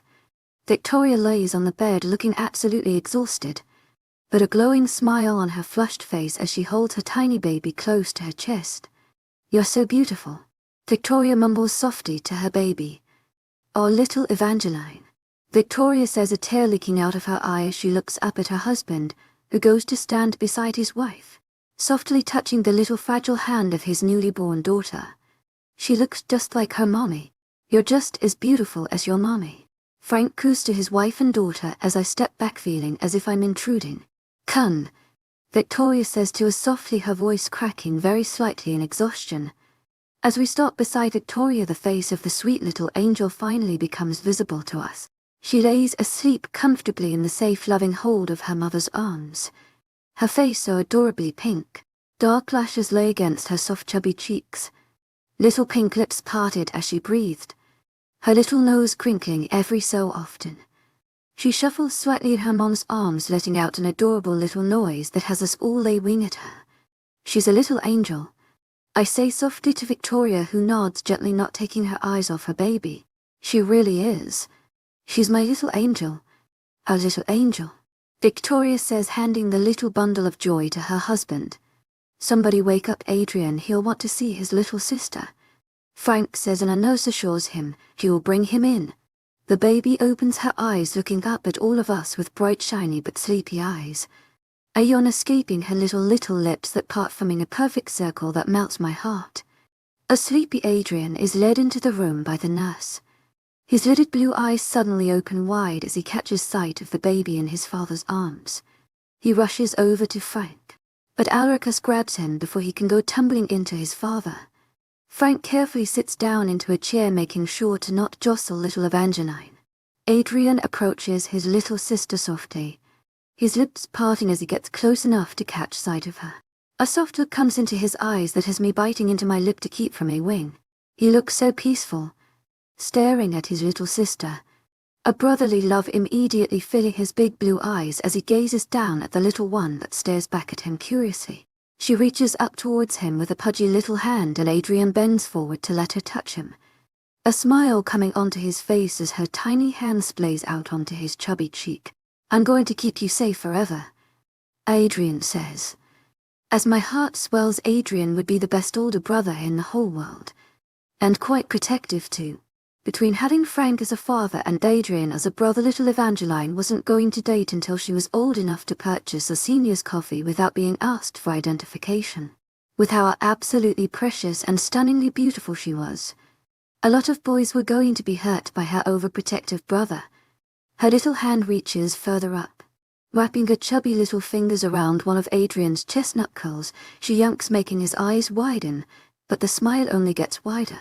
Victoria watches happily from the bed, exchanging smiles with her husband, both thrilled at the obvious bond that had already formed between the siblings. They were a beautiful family. Little Evangeline had us all wrapped around those tiny pink fingers. With just a glance, she'd won us over. Chapter 35, Morning Angel. A deep velvety voice said from above me, making me groan quietly as I snuggled into my warm pillow. The pillow was firmer than what I was used to, but I did never like super soft bedding. A large warm hand stroked over the curve of my back softly, nails scraping very gently over my thin pajama shirt-clad skin, that had raised ever so slightly as I cuddled with the fantastic pillow. I was pulled closer to the pillow, my body completely pressed against it. I opened my eyes slowly, yawning as I stretched, my mouth snapping closed as my gaze met with intense honey eyes. Had a nice sleep, baby, Alaricus aftly, as I stared at him wide-eyed. So that was why the pillow seemed so great. It was actually a very tall, broad-muscled, powerful werewolf with honey-colored eyes. Didn't we agree on sleeping in our own rooms for the night? Propping myself up on my elbow, my cheeks coloring as I realized Alaricus wasn't wearing a shirt.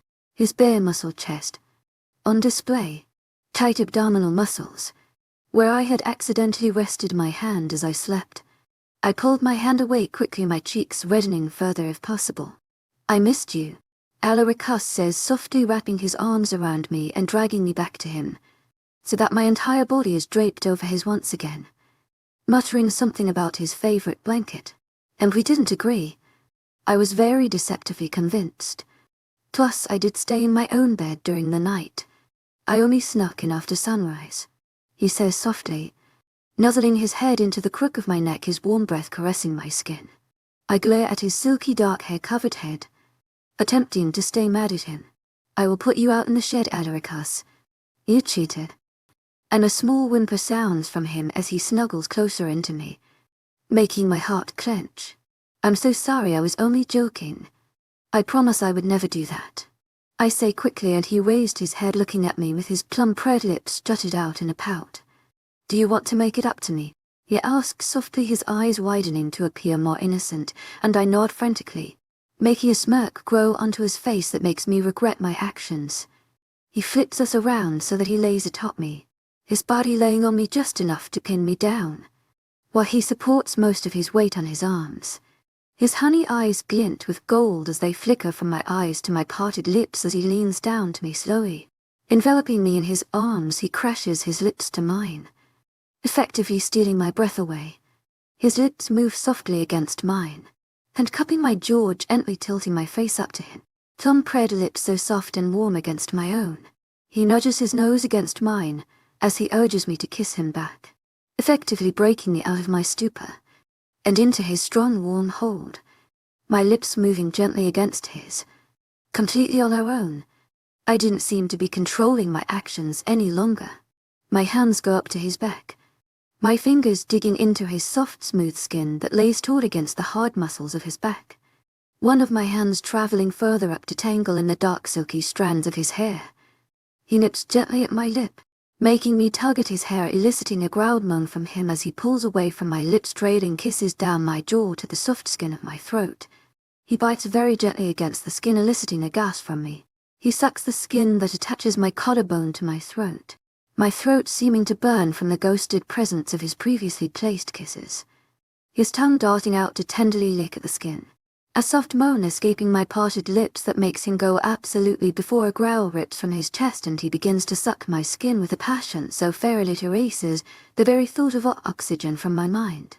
He pulls away from my skin, placing gentle kisses around the area that suffered from his pleasurable onslaught before he raises himself back to his arms, allowing himself to only gently lay against me once more.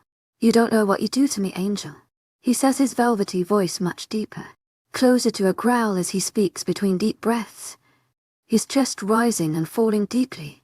He cuddles himself into me, wrapping his arms around my waist and nuzzling his face into the crook of my neck, inhaling my scent deeply. We should get up," trying to sound calm and collected while I feel anything but. "Or we could stay here all day," he replies, pressing a soft kiss to my cheek. "What about breakfast?" "I'm a little hungry," I say softly. "I'm ravenous," he tells me, lifting his head to look at me, his eyes glinting with gold, letting me know we both weren't speaking about the same thing. For pancakes," I mumbled weakly, my voice cracking slightly, and he shakes his head slowly, deliberately allowing his eyes to rake over my pajama-clad form. He whispers, his voice much huskier than usual, making me swallow thickly as I keep my eyes on his. "Oh," I answered awkwardly, not knowing what else to say. "Oh," he repeats with a grin, wrapping his arms around my waist and crossing them so I'm pressed very tightly to him, as he presses kisses all over my face. "My sweet little angel," he mumbles against my cheek as loud giggles escape me. He chuckles along with me, holding me close to him, as he grins down at me, watching me with admiration as I laugh loudly in his arms. "I'm so awkward, why do you put up with me?" I ask sheepishly as our laughs die down. You're my angel. Your innocence is endearing to me. I don't think you're awkward. You've been put through so much so young, and yet you are so very strong. You've handled it all with the grace of a queen. My queen, he says gently, moving the strands that had fallen into my face gently away. It was one of the first things I noticed about you. How innocent you were. Those chocolate eyes shine with innocent. This angelic purity that attracts the darkest of things. Unfortunately, including me. There's so much good about you. So much good in you. Your light, it forces the darkness to bow to it. That's part of why I'm so in love with you. And just a part. There's so many other things. The way your eyes light up when you laugh. That mischief that comes alive in them. That adorable childishness. How much you care about others. How you make faces while you read. And mumble to the characters as if they're right there with you. Blushing when you realize somebody is watching. The way you make me feel. I've never felt before. I didn't know it was possible to feel this way. I'm in love with you. So very deeply. It consumes me, but I'd gladly be consumed by the sweet fire that you ignite within me. And presses his lips gently to mine, leaving my lips with a kiss so chaste, so pure it leaves my heart pounding. There wasn't anything physical about the kiss. It was only emotions. The deep emotion a man held for a woman. The emotion of a man in love. A man who wanted nothing from a woman besides her heart. Besides her love. It brought tears to my eyes. You make me feel things I've never felt before. Things I hadn't even considered. I'm sorry for hurting you. I shouldn't have acted the way I did. Everything changed so quickly. I had no adjustment time. No time to think anything through. I had these things planned, but life doesn't go according to your plan. You have nothing to apologize for. I shouldn't be given a chance. I'm not deserving, but you gave me one anyway, and for that I'll forever be grateful. But tell me about your plans. I know 'cause of me some things won't be safe for you. But I just want to know. I want to know everything about you. His large thumb rubbing ever so gently against the soft skin of my cheek as he speaks. Well, it wasn't anything extravagant, but I planned to attend university near the Freelands. Get to medical school. I wanted to be a psychiatrist. I hope to practice in the Freelands. I say, biting my lip as I look at him. Anything else? He asks, and I stare at him quietly. How was I to tell him that I planned to fall in love with a human and settle down in the Freelands? In hopes my parents would one day join us. You wanted to fall in love. With a human, I assume, he says quietly, and I nod my head, choosing to stay quiet. His face falls, honey eyes clouding slightly as his tranquil happiness is lost somewhere within them. But I wanted to see it again. I wanted him to be happy. I wanted to hear him laugh. The way he laughed, without any inhibitions, any limitations. He didn't seem like the most powerful alpha, he just looked like a man. A man with the most beautiful honey eyes, that crinkled in delight. A man with dimples that dug deep into the tan smooth skin of his cheeks. A man without any demons, anything to cloud his bright eyes with sorrow. When he smiled at me, a man I could so easily fall in love with. A man I could love without any limitations, anything holding me back. Yes, that was the plan, but with you I found something far better than I could have imagined. You love me more than I could have wanted from a man. Truthfully, I thought I was too boring for somebody to love. I've always been a little worried nobody will love me. I'm not the type man I usually interested in. I'm nothing like my mom, or my friends.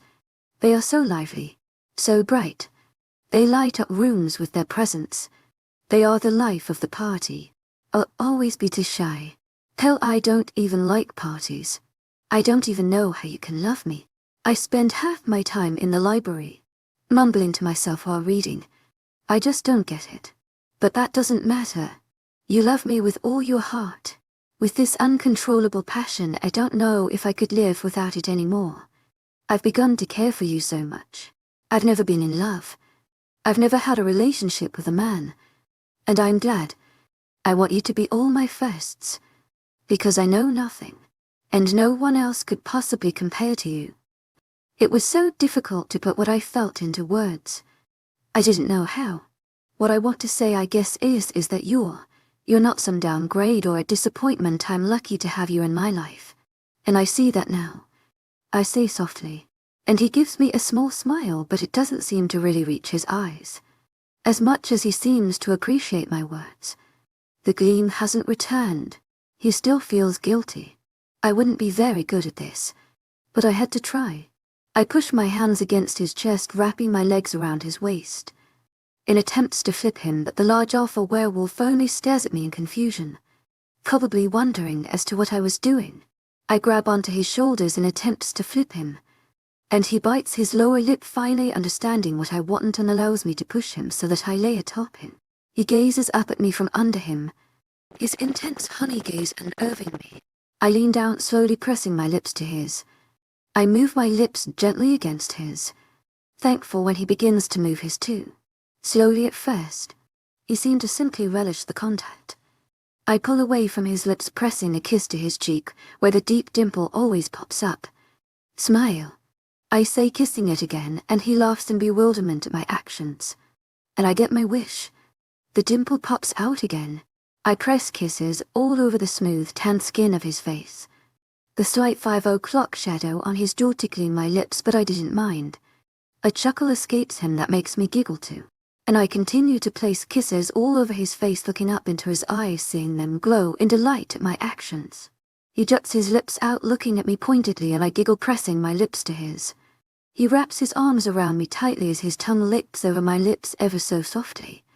I pull away from his lips, kissing slowly down the smooth, tamped skin of his throat, and a moan escapes his lips that has me swallowing thickly as I continue down my path.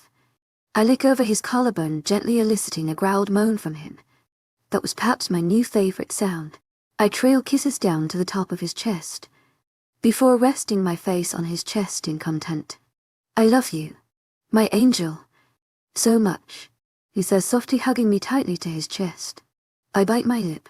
A part of me wanted to say it back, a type of gut feeling, an urge, but I kept my mouth shut.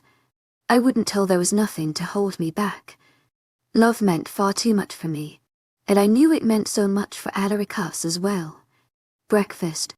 I ask softly after a moment, and he nods at me with a grin. Tightening his hold on me, he rolls us safely off of the bed. He twists me around in his hold so that one of his arms is around my waist while one under my knees, carrying me out of my room towards the kitchen. Waffles sound good, baby? He asks me, looking down at me as he walks down the stairs, and I reply with a quick yes, as I tighten my hold around his neck. It always frightened me when he carried me down the stairs, although a part of me knew he'd never let me fall. He tightens his hold on me, pulling me closer up to his chest. You're safe with me, I promise, Amara. He whispers softly into my ear, pressing a kiss to it. He walks us into the kitchen, depositing me safely onto the counter where he planned to cook. In our time together, Adrien had somehow come to know all my likes and dislikes, and he spoiled me, indulging me in my every wish. He grabbed the jar of Nutella out of its cupboard, grabbing a spoon as well. He took the lid off, easily handing me both. He put his cheek before me, waiting expectantly. Giggling, I pressed a kiss to his smooth cheek, watching the dimple pop up as he smiled. I spoon Nutella out of the jar happily, quite possibly making myself diabetic as I happily eat spoon after spoon. I concentrate on my Nutella and near forgetting Adrien is still in the kitchen as I peer into the jar, ensuring I've got a lot of my Nutella left. A gasp escapes me as two large warm hands wrap around my waist. I look up into honey eyes. My own widened. He leans forward until the side of his face touches mine, and I gulp my eyes wide as I stare over his broad shoulder. His warm tongue licks gently over the corner of my mouth, making my cheeks color. As I struggle to control my breathing, controlling my heartbeat not even in question, I had no say over my heart when it came to Adrien. It always misbehaved. You had some Nutella there, he whispers softly, and I nod my head mindlessly. Do you want to go freshen up while I prepare breakfast? Adrien asks, gazing at me gently as he pulls away slightly, and I nod once again, still dumbfounded by his actions. I see why you like Nutella so much, it is absolutely delicious, although I prefer this method over your spooning. He adds, and I turn betrayed. avoided eye contact as I ran out of the kitchen. Rushing back up to my room, I closed the door softly behind me, leaning against it to catch my breath. Thank God I had stopped there with the Nutella, or I'd be on the floor by now. I quickly grabbed a change of clothes and my towel. Making my way into the washroom, I brushed my teeth, trying to be quick but thorough, before I stripped out of my fuzzy pajamas, shivering as I climbed into the shower, the hot water cascading down onto my cold skin, relaxing my tense muscles. Massaging the shampoo into my hair, I inhaled deeply. I was slightly guilty of not caring about the properties of the shampoo, but only the scent. I rubbed in some conditioner into my hair, washing my body before I rinsed both off, scrubbing my face before washing that too. Getting out eye towel, dried my hair quickly, yanking out the tangles with a brush before quickly drying them to rid myself of the damp feeling. I looked at the clothes I picked out. Not in the mood to wear a sweater and jeans today. I put them back in the closet, yanking out a grey long sleeve with a white collar poking out, hoping it would cover the mark Alaricus had left on the pale skin of my collarbone. The dress was made of a knitted material, along with slightly sheer black leggings. I put them on quickly, rushing back downstairs to the kitchen in hopes the waffles hadn't gotten cold. Alaricus turned around as I made my way to him, his eyes raking over me appreciatively, making my cheeks redden. "You look beautiful," he says, pressing a kiss to my cheek, and leading me to the kitchen table. He pulls out a chair for me, allowing me to sit before tucking me in. He grabs our waffles from the counter, setting the large plate laden with steaming gigantic waffles right in front of me, and his own across from me. My mouth begins to water at the delicious scent of the freshly made waffles, and for once I think I may be able to eat the gigantic portions Alaricus always gives me. As if I wasn't unhealthy enough without eating more than what was right for the average human sumo wrestler. I grab the syrup off the table, covering my waffles in syrup until it's dripping off the edges. I sprinkle some powdered sugar on top before diving in with my knife and fork. I'd never quite understood why people used the term orgasmic when it came to food, but now I most definitely did. There was simply no way to describe them. Alaricus was the best waffle maker in the whole universe. Even if there were more life forms out there, I'm sure no one made waffles like this. So very soft, but the edges and ridges pleasantly crispy in a very subtle way though. If the whole most powerful alpha wolf of the wolf of the world thing wasn't working for him, he should definitely consider opening a waffle house. "Do you like them?" Alaricus asked me, and I nodded wide-eyed, making him chuckle. "They're so good I could kiss you right now." "Well, it would be a shame to pass up on an offer like that," Alaricus says, a smirk tilting up his plump red lips as he leans across the table, his hand tangling into my hair as he presses his plump lips to mine, moving them gently against mine in an innocent kiss. Holding me to him. "You taste good mixed with powdered sugar, although you naturally are definitely my favorite," he says as he pulls away from me, licking his lips, as if tasting me on them again, and I flush red but continue to eat my waffles. "How is baby Evangeline? I haven't gotten a chance to go see her in a while," Alaricus asks. "She's a little angel, stunning just like her mother, and just has a very sweet temperament. She really doesn't cry much. She smiles a lot, and it's the most adorable thing. It's unbelievable how warm she is.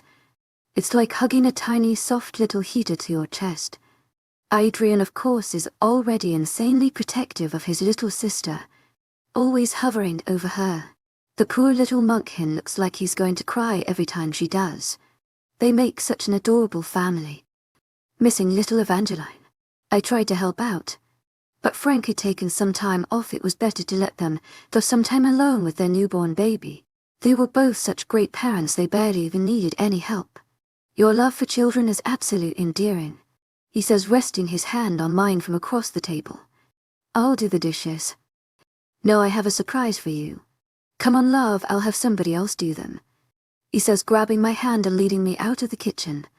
I follow after him and he leads us to one of the family rooms.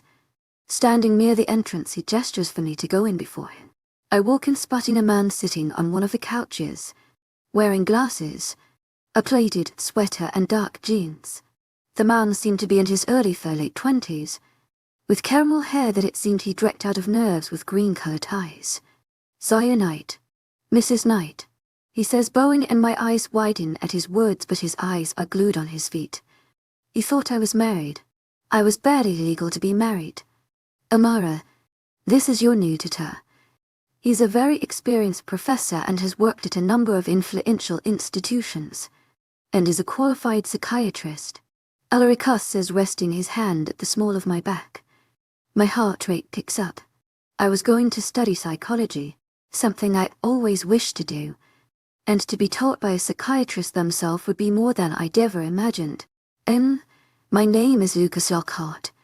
"Mrs. Knight," he says, refusing to look away from his shoes.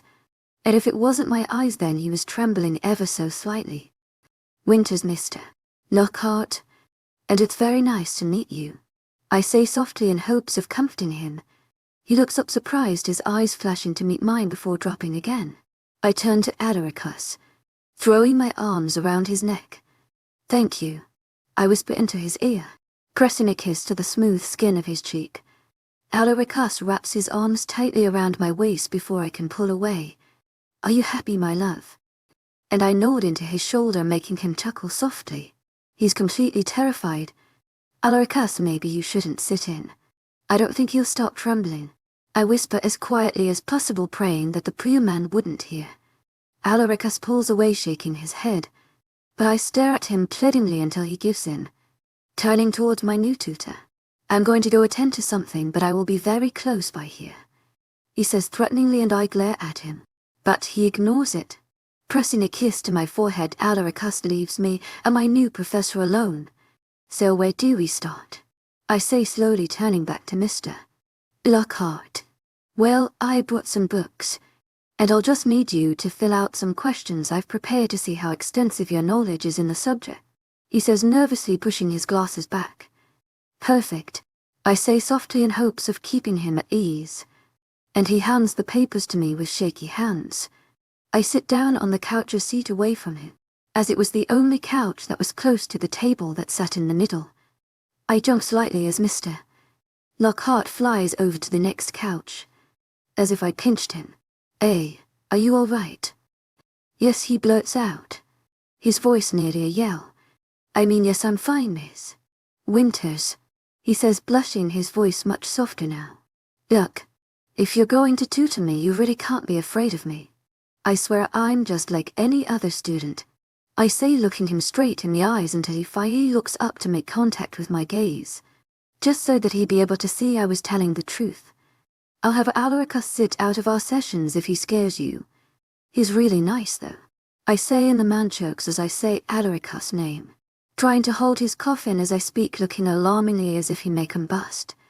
"I'll get you some water," I say, shooting out of my seat, and rushing to the kitchen, hearing him cough incessantly from behind me. It would take him a while to get used to all of this. I fill a glass up with water from the fridge before getting back to Mr. Lockhart quickly. "Here you go," I say, offering him the glass, and he grabs it, drinking half, seeming to calm down a bit, and I go to step over his feet to get back to my spot on the couch, but it seems to be at the same time he leaned forward to put the glass on the table. The glass knocks into my leg, the water soaking the bottom part of my dress, and my leggings on one side, as I'm knocked onto the corner of the other couch. I right myself, and Mr. Lockhart gets up from his spot on the couch, crouching near me. He grabs some of the papers, rubbing them over my dress and leg, trying to dry them. His eyes widened as he mumbles to himself incoherently. I was far more worried about my clothes to collapse into than my dress. "Get away from her." A deep husky growl comes from the entrance, and I look up, my eyes not even able to register the movement of the speaker. Mr. Lockhart is whipped off of me and slammed roughly against a wall. Alaricus pins him to the wall, pressing his large forearm to the poor struggling man's throat. A startled scream escapes me as another feral growl rips from Alaricus' chest, making his head whip over to face me. "Let go of him," I say, getting up to go towards them, but the look in Alaricus' merely completely golden eyes frightens me. Something so feral, and so very deadly, so unlike the Alaricus I knew. This urge to kill, to hurt, to maim, lightens his golden eyes up in the most primal of ways. A dangerous passion, and intimidating possessiveness, reminding me so of the predator that I'd always believed this other inhabiting species was. My breath hitches in my chest as Alaricus turns back to Mr. Lockhart, moving his forearm down slightly as he swings his fist into the man's face. A sickening crunch resonating in the room. No matter how animalistic Alaricus was acting, a part of me knew he'd never hurt me. He wasn't capable of hurting me, but he was very much capable of not only hurting Mr. Lockhart but possibly killing him. I walk towards him, slowly resting my hand tentatively on Alaricus' shoulder, which tenses immediately under my touch, and he whirls to face me, keeping the man pinned as he stares at me. My insides quake in fear as I take a small step back, so only my fingertips brush against him. A cruel need to possess takes over Alaricus' eyes, and he wraps his arm around my waist, yanking me into him, dragging his nose softly from the length of my cheekbone to my jaw softly, as I tremble in his hold. To my agent extraordinaire, Mythical Noble, heartfelt thanks for your unfailing patience, enthusiasm. He growls out quietly, and I swallow thickly. To my agent extraordinaire, Mythical Noble, heartfelt thanks for your unfailing patience, enthusiasm. I whisper back hoarsely, maintaining eye contact despite how much the look in his eyes frightened me. She's mine. He growls menacingly at the man, and he nods frantically. I'm so sorry, Alpha King, I know she is yours. I was just wiping the water. The man belches out, but I ignore his words. Don't touch her. Alaricus gets out through clenched teeth, and the man responds with a barely gotten out yes. He was loose in air. Hesitantly I wrap my arms around Alaricus, softly pulling him away from the man, and after a moment Alaricus gives in, allowing the reddened man to crumple to the floor pitifully. I stand on my tiptoes, wrapping my arms around Alaricus' neck. I hug him to me, keeping him faced away from the man. Alaricus' arms wound tightly around my waist, and he closer into his chest, deeply inhaling as he buries his face into my hair. Go. I mouth to the man as his eyes connect with mine, and he nods thankfully, rushing out of the room. I keep my hold on Alaricus for a few moments longer to ensure Mr. Lockhart gets out all right, and then I unlock my arms from around him. Resting my hands on his chest, I try to push off, but he growls loudly. To my agent extraordinaire, Mythical Noble, heartfelt thanks for your unfailing patience, enthusiasm. Get off of me, Alaricus, I say calmly, but another growl sounds from his chest now. I hiss at him, and he swallows thickly, releasing me from his tight hold, and I take another step back from him, his eyes following my every move, not looking pleased with the distance his mate creates. My eyes tear up at the feral possessive look in his eyes, and a single tear trails down my pale cheek. Alaricus' eyes soften at the sight of it, a soft whimper escaping him, as he reaches out for me, the need to comfort his mate so desperate in his eyes, the sweet bright honey filled with sorrow. Don't, I say, trying to keep my voice from wavering. Angel Eye. He begins, but I don't let him finish. No, I think you're done for today, I say, whirling away from him, to walk back to my room. Amara, please, he starts, his footsteps sounding behind me, but I don't bother to turn around. Leave me alone, Alaricus. Leaving him behind as I walk up to my room, tears trailing down my cheeks.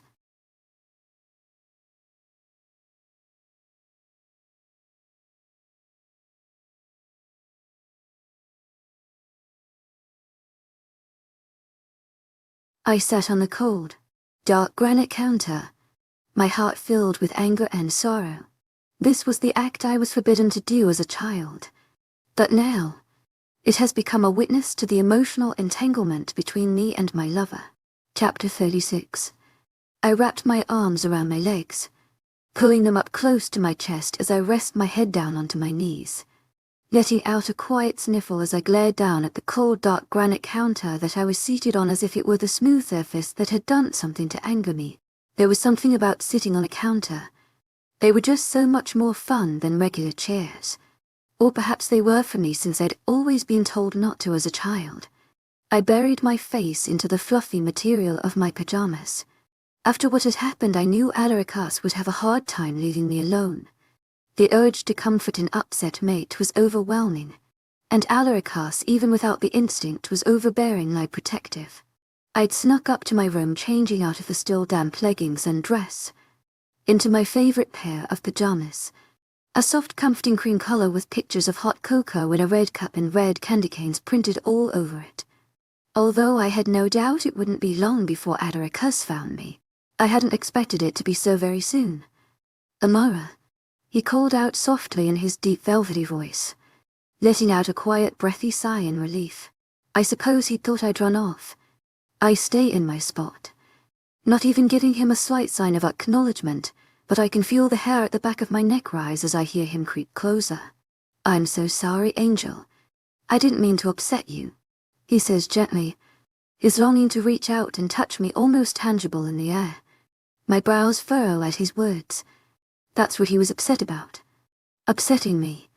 Nearly killing a man invoked absolutely no feelings of remorse or regret. Is that all you're upset about? Turning to face him, and his honey eyes gaze all over my face, widening in remorse. "Amara, it's difficult for me to see somebody else touching you, especially unmated males. I know it's wrong, but it awakens something within that I can't control, despite how in control I may be. For you, I'm like a newborn pup again. Everything I know goes out the window and I'm back on my primal instincts. I love you, and I am so sorry about the way that I acted tonight. You deserve so much more than a man who'd act this way. I promise, Angel, I'll be better for you." Alarikas says softly, "You need to apologize to the tutor." And he nods, a small smile coming onto his face as I nod once. Attempting to act stern, he sneaks forward as I concentrate on the edges of my pajama shirt, twiddling it softly in my fingers. A strong muscled arm snapped gently around my waist, one making its way under my knees as Alarikas yanks me off the counter and onto his chest. "Alarikas," I squeal out, clinging onto the collar of his shirt. "Yes, baby." He coos softly, pulling me up closer to his chest, leaning down to nuzzle his face against the soft skin of my throat.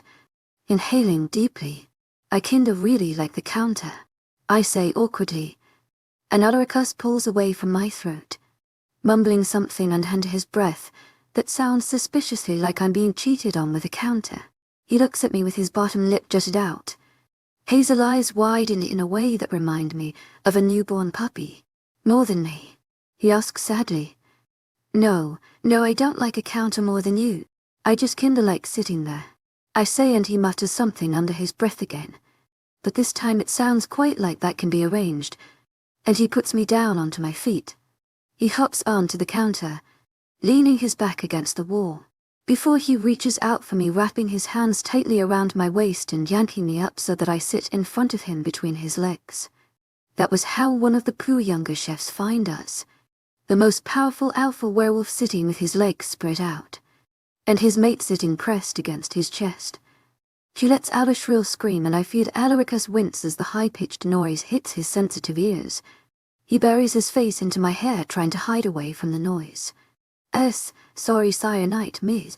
Winters, I had no idea you two were in here," she says, panting slightly, as she hurriedly bows before running back out. And I stare after her wide-eyed. That was significantly awkward. "Do you think she's gonna tell anyone?" "Tell what?" Alarikas asks, nuzzling his face into my hair. "That the almighty Alarikas has gone insane and is cuddling with his mate on a random kitchen counter," I retort, eliciting a quiet chuckle from him that shakes me as it rakes through his chest. I could always hunt her down, scare her into never uttering a word about the almighty wolf who's gone absolutely insane for his sweet little mate. Alarikas whispers into my ear, nicking gently at the skin.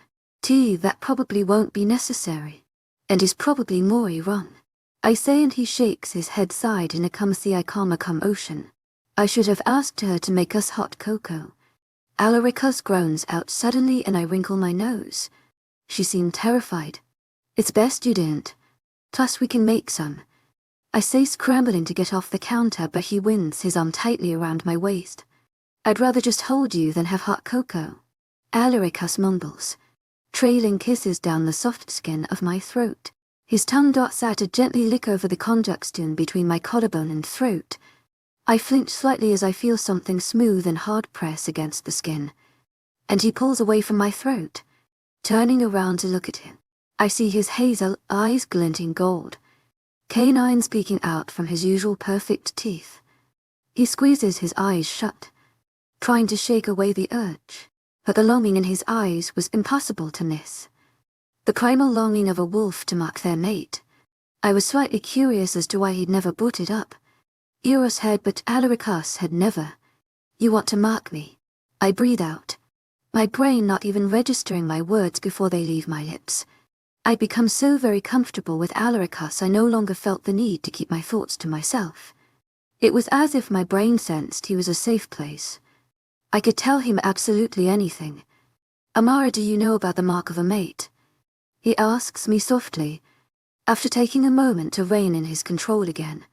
I shake my head at him, turning in his arms so that I'm looking at him. The mating mark can be a wonderful thing. It binds the two together, but not as most believe. For wolves, it allows each to sense the other's pain.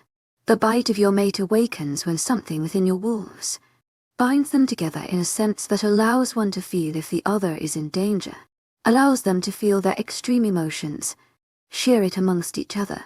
And, of course, to many wolves the physical bit means no other will approach your mate. But for us, it'll only be physical. Since you do not have a wolf, it'll only be my claim on you for others to see, since you would not be able to bite me in a way that would not heal. For us it wouldn't have that additional emotional layer, that emotional connection. And physically is not the way I wish to claim you. I want to own your heart, so that another man could never even hope to be its owner. I want to be in your every thought so that another's words to impress you do not even hinder you in the slightest. I want to leave my traces on your skin, but in the sweetest of ways.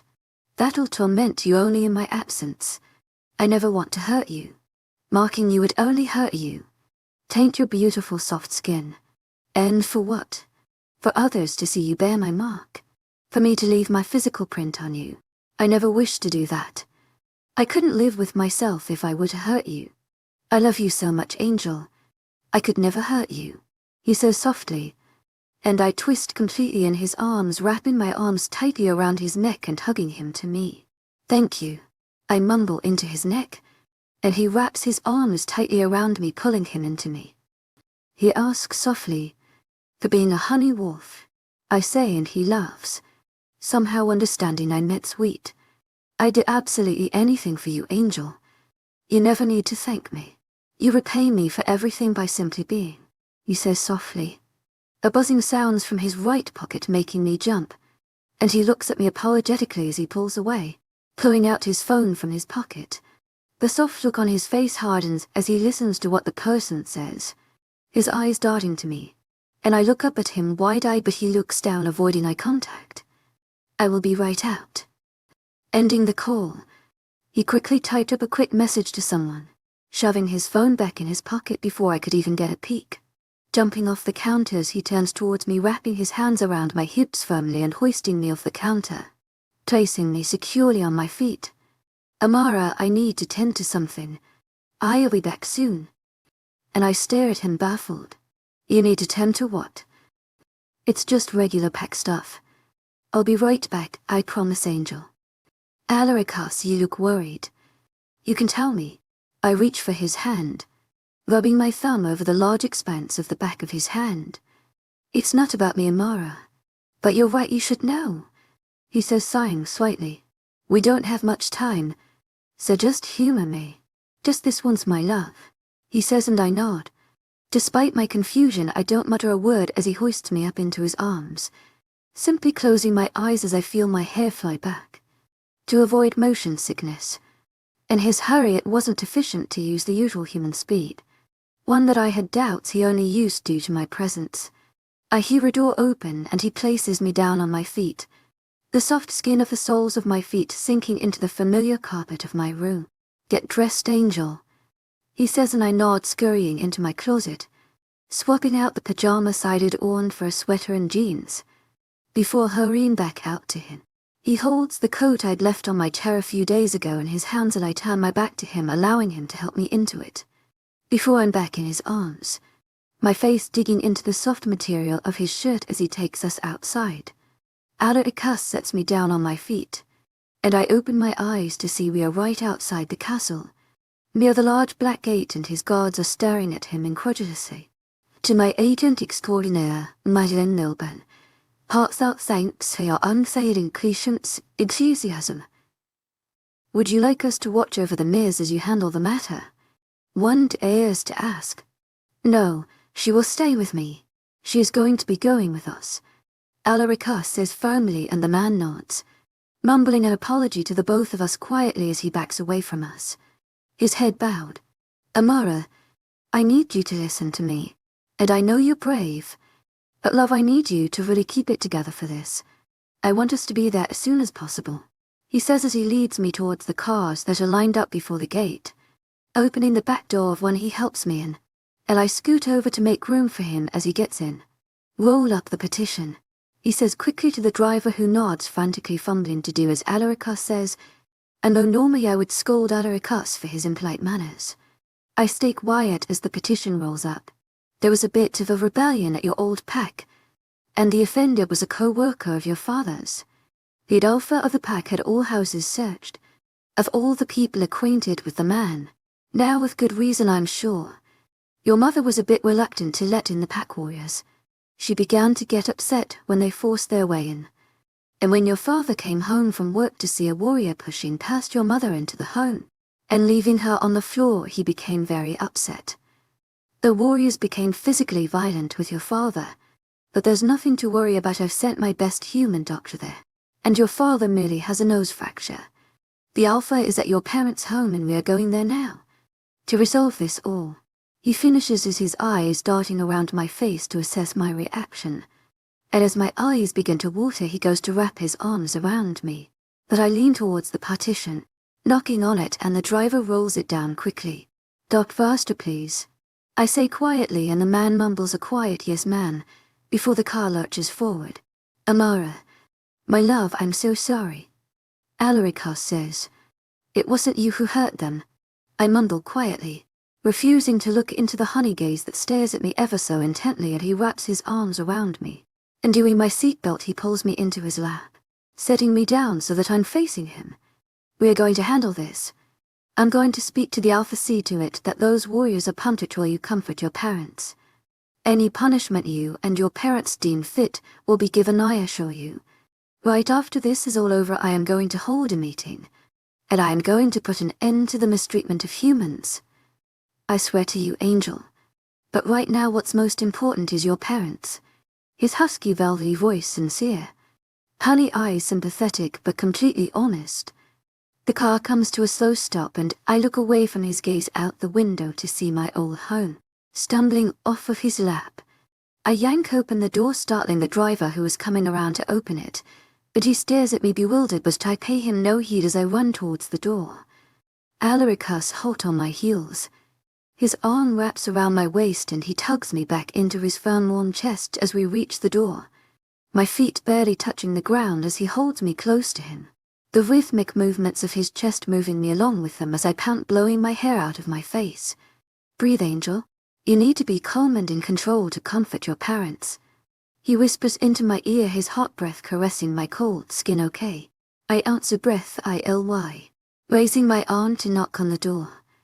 As Adrien sits me down, I a wave of DJ by hitting me. The amount of times I'd done this as a child, along with age, the worry of a tragedy awaiting me on the other side increasing. The door is swung open.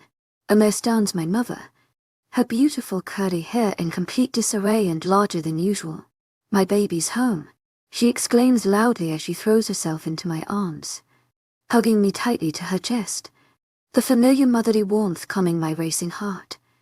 How's Papa? I ask as she pulls away. Fine, it's. She starts, coming to an abrupt stop as her eyes land on the man who stands behind me, absolute horror filling them at unusual proximity. When I'd last come here, My parents had of course asked me if I was comfortable but never about my relationship with Alaricus. Although of course my answer would have differed from what it would currently be. Mom, you remember Alaricus? As I'm sure you remember my mother. I say, turning so I can see him too. And he nods, sending a small polite smile to my mother, who looks about near fainting as she sees his smile. Cyanide. She stutters out. But he shakes his head. Please. Call me Alaricus, Mrs. He says, and she clamps her mouth shut, nodding. So Mom, how's Papa? How are you? I ask again as she turns over to me, looking torn between pulling me away from Alaricus or dealing with the matter at hand. Our farewells hadn't been pretty during my last visit. It had been nearly impossible to convince her to let me go back. She'd been dead set on helping me escape to the Freelands. Despite what I told her, she'd always despised werewolves, and even more so the most powerful one of them all, my Alaricus. I'm fine. Your father, he's going to be fine. They just fractured his nose. His jaw is broken and they bruised him up a little. She says, tears brimming her beautiful large eyes, and she slaps her hand over her mouth to avoid sobbing before the werewolves outside and inside of her home. Amora, a deep voice says from behind my mother, and I look away from my mother, my eyes widening as I see the large build of my previous alpha. A gigantic stern man. He'd always kept his interactions with the humans of his pack to a minimum, instead sending the warrior-ranked wolves to deal with us. I was surprised he knew my name, although I suppose being the most powerful wolf's mate may have been a contributing factor. Normally the alpha of the pack wouldn't come to deal with what he'd call such a trivial matter, but I suppose since it was the parents of Alaricus' knight's mate, the cause was deemed worthy of his interference. Cyanide, he acknowledges, bowing his head down ever so slightly before he turns to me, looking in my direction but not quite making eye contact. How have you been? And I blink up at him rapidly. Had he ever known how was that he was asking now? I answer bluntly and he nods, rolling his lips in at my response. Mom, let's go inside, I say, and she nods, hurriedly ushering us into the home and out of the cold. Her eyes settling on Alaricus, and she looks a bit uneasy as he enters our home, but she stays quiet. We sit down in the small living room, Alaricus wrapping his arm around my waist and pulling me close to him as we sit ourselves down on the couch, making my mom's eyes widen. I turn to Alaricus, giving him a stern look, but he tilts his head, looking absolutely confused. Right, the wolf pup had no idea what was wrong with showing affection to his mate. I squeeze the hand that rests on my hip, pulling it off my waist gently, but keeping his hand in mine and giving it a discreet, reassuring squeeze before I get off the couch and make my way to where my mom sits. Settling beside her, I wrap my arm around her shoulder, rubbing my hand up and down her arm. Mom, tell me what happened. Where's Papa? Your father is upstairs. The doctor gave him some pain medication, and the Lord knows the both of you and no chance against any meds. He knocked out like a newborn the second they went down his throat, she says, rolling her eyes despite the situation, making me let out a giggle that has a small smile coming on her flushed face. But the smile drops quickly. You might remember George. He worked with your father. He decided he'd had enough of all this, and he attacked the Alpha's home.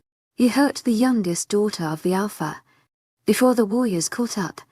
But George escaped, and now the warriors were checking all the houses. But you know I really don't like those bast. She starts, but a loud growl from the Alpha stops her. But a snarl from Alaricus has the Alpha shutting up quite quickly. I give Alaricus an appreciative nod, and he winks at me from the corner of his eye, still holding his glare at the Alpha. I didn't want to let them in, after what they'd done to us that night, and I tried to stop them from coming in. Her voice begins to crack, and I rub her back, gently getting up to grab her a glass of water. Walking to the kitchen, I grab a glass from the cabinet I'd so often reached for. One that when I was younger seemed impossibly high. Sometimes when I'd stand glaring up at it pouting, my father would come from behind me, hoisting me onto his shoulders and lifting me so that I was eye level with the cabinet, and we'd laugh, trying to be quiet so my mother wouldn't hear. She was always afraid he'd drop me. She thought it was crazy to pick the child up to the cabinet, instead of simply grabbing a glass. But it was my father's way of teaching me. If you couldn't get what you wanted in one way, try another. Try until you get what you want.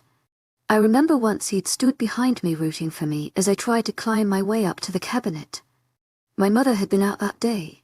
I filled the glass up with water, taking it back to my mother, who tried to give me a weak smile in gratitude as I handed it to her. Feeling Alarica's eyes bore into my back. "You okay now, Mama?" I ask, and she nods, leaning in to kiss my cheeks softly. I was resistant and didn't let them in. They said they didn't have much time, but I refused, so one got impatient. He pushed me out of the way and I lost my balance. I fell and they stepped over me to get in. But that was around the time your father gets home. He'd seen them push past me and was furious. You know your father, he gets a little protective. He rushed in, and he grabbed the one that had pushed me, pulling him back by his jacket and punching him. The warriors didn't take well to that. They pushed him back, but that wasn't enough. They decided he needed to be punished. They kept punching him in his face. Turns out they fractured his nose and broke his jaw. I yelled at them to stop, but the other one held me back. Your father started to get more worked up when he saw my struggles, and then his asthma kicked in and he had an attack. It took them a while to realize what was going on, and it was almost too late when they allowed me to go get his inhaler and his EpiPen. I called the doctor, and he checked him over. Soon after, the doctor and a few guards from the palace arrived. That doctor just finished with your father before you arrived. Your father, he's fine now. I just can't believe I nearly lost him.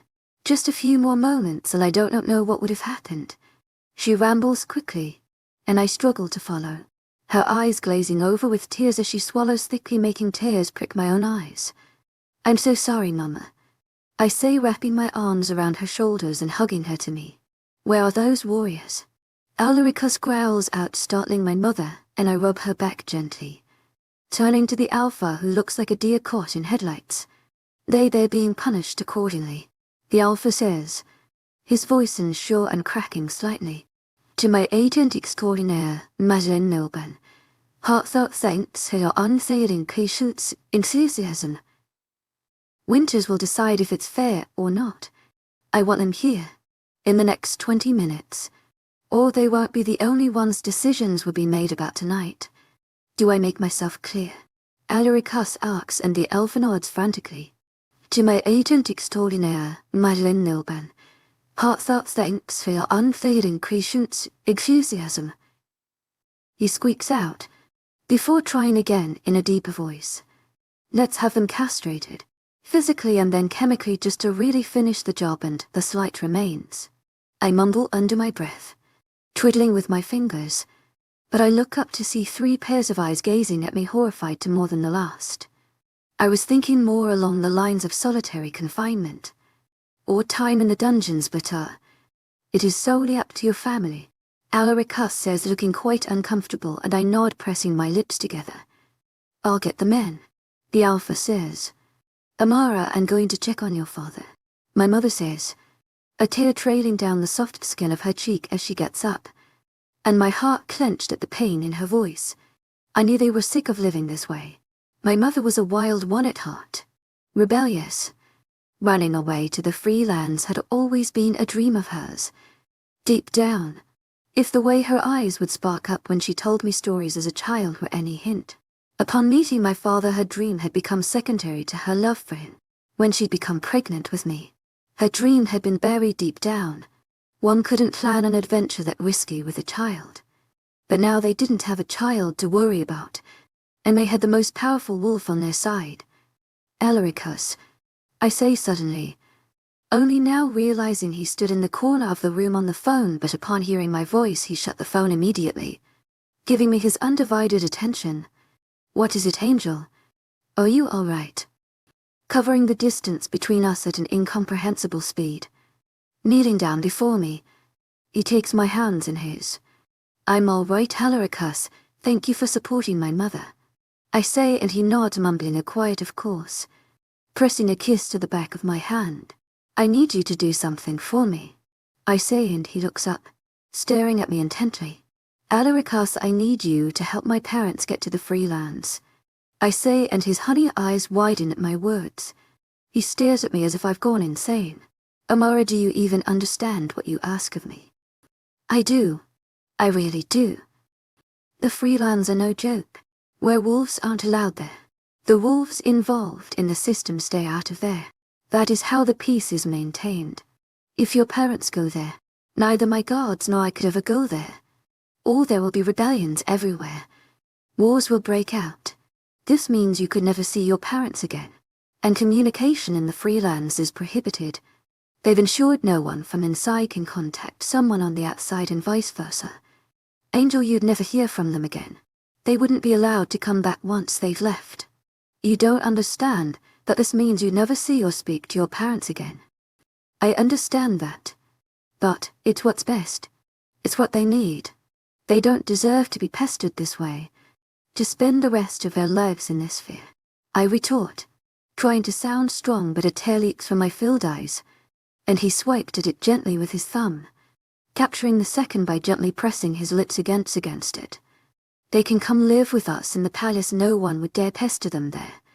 You know it. I'd rip their lungs out if they did. You know that. Alarica says. You think I hadn't thought of that possibility, because I have. But don't you see how much they despise werewolves? They're deathly afraid of you. And Alarica, you're amazing, and I see that. But they don't.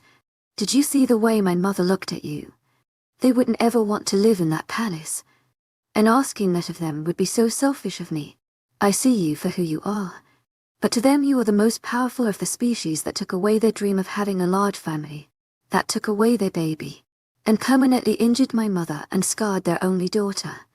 Wolves have taken away their freedom, their rights to equality, and you're the most powerful, meaning you'd have condoned it. They'd never want to live in the palace. They deserve freedom. They deserve equality. I say, cupping his jaw in my hand, rubbing my thumb into his cheek gently, and he looks at me perplexed. But I could speak to the alphas. I could threaten you, old alpha. You saw him, he's terrified of me. Alaricus rise, but I shake my head. That change is important and I'm so glad you're making it. But it could take a long time. They need to be away from this now. The Alpha H changed some rules, but the mistreatment of humans won't just disappear. The way the wolves see them won't just disappear, or vice versa. That will take time. Time my parents don't have. My father's health will deteriorate here. I know it will. He's so protective, he'll hate knowing that wolves can harm my mom, and he's helpless against it. It'll kill him. Please, Alaricus, I am begging you to do this for me. I've weighed out the options, and this is the only way. I say pleadingly. Amara, I'd do anything for you. But this way, you won't see them.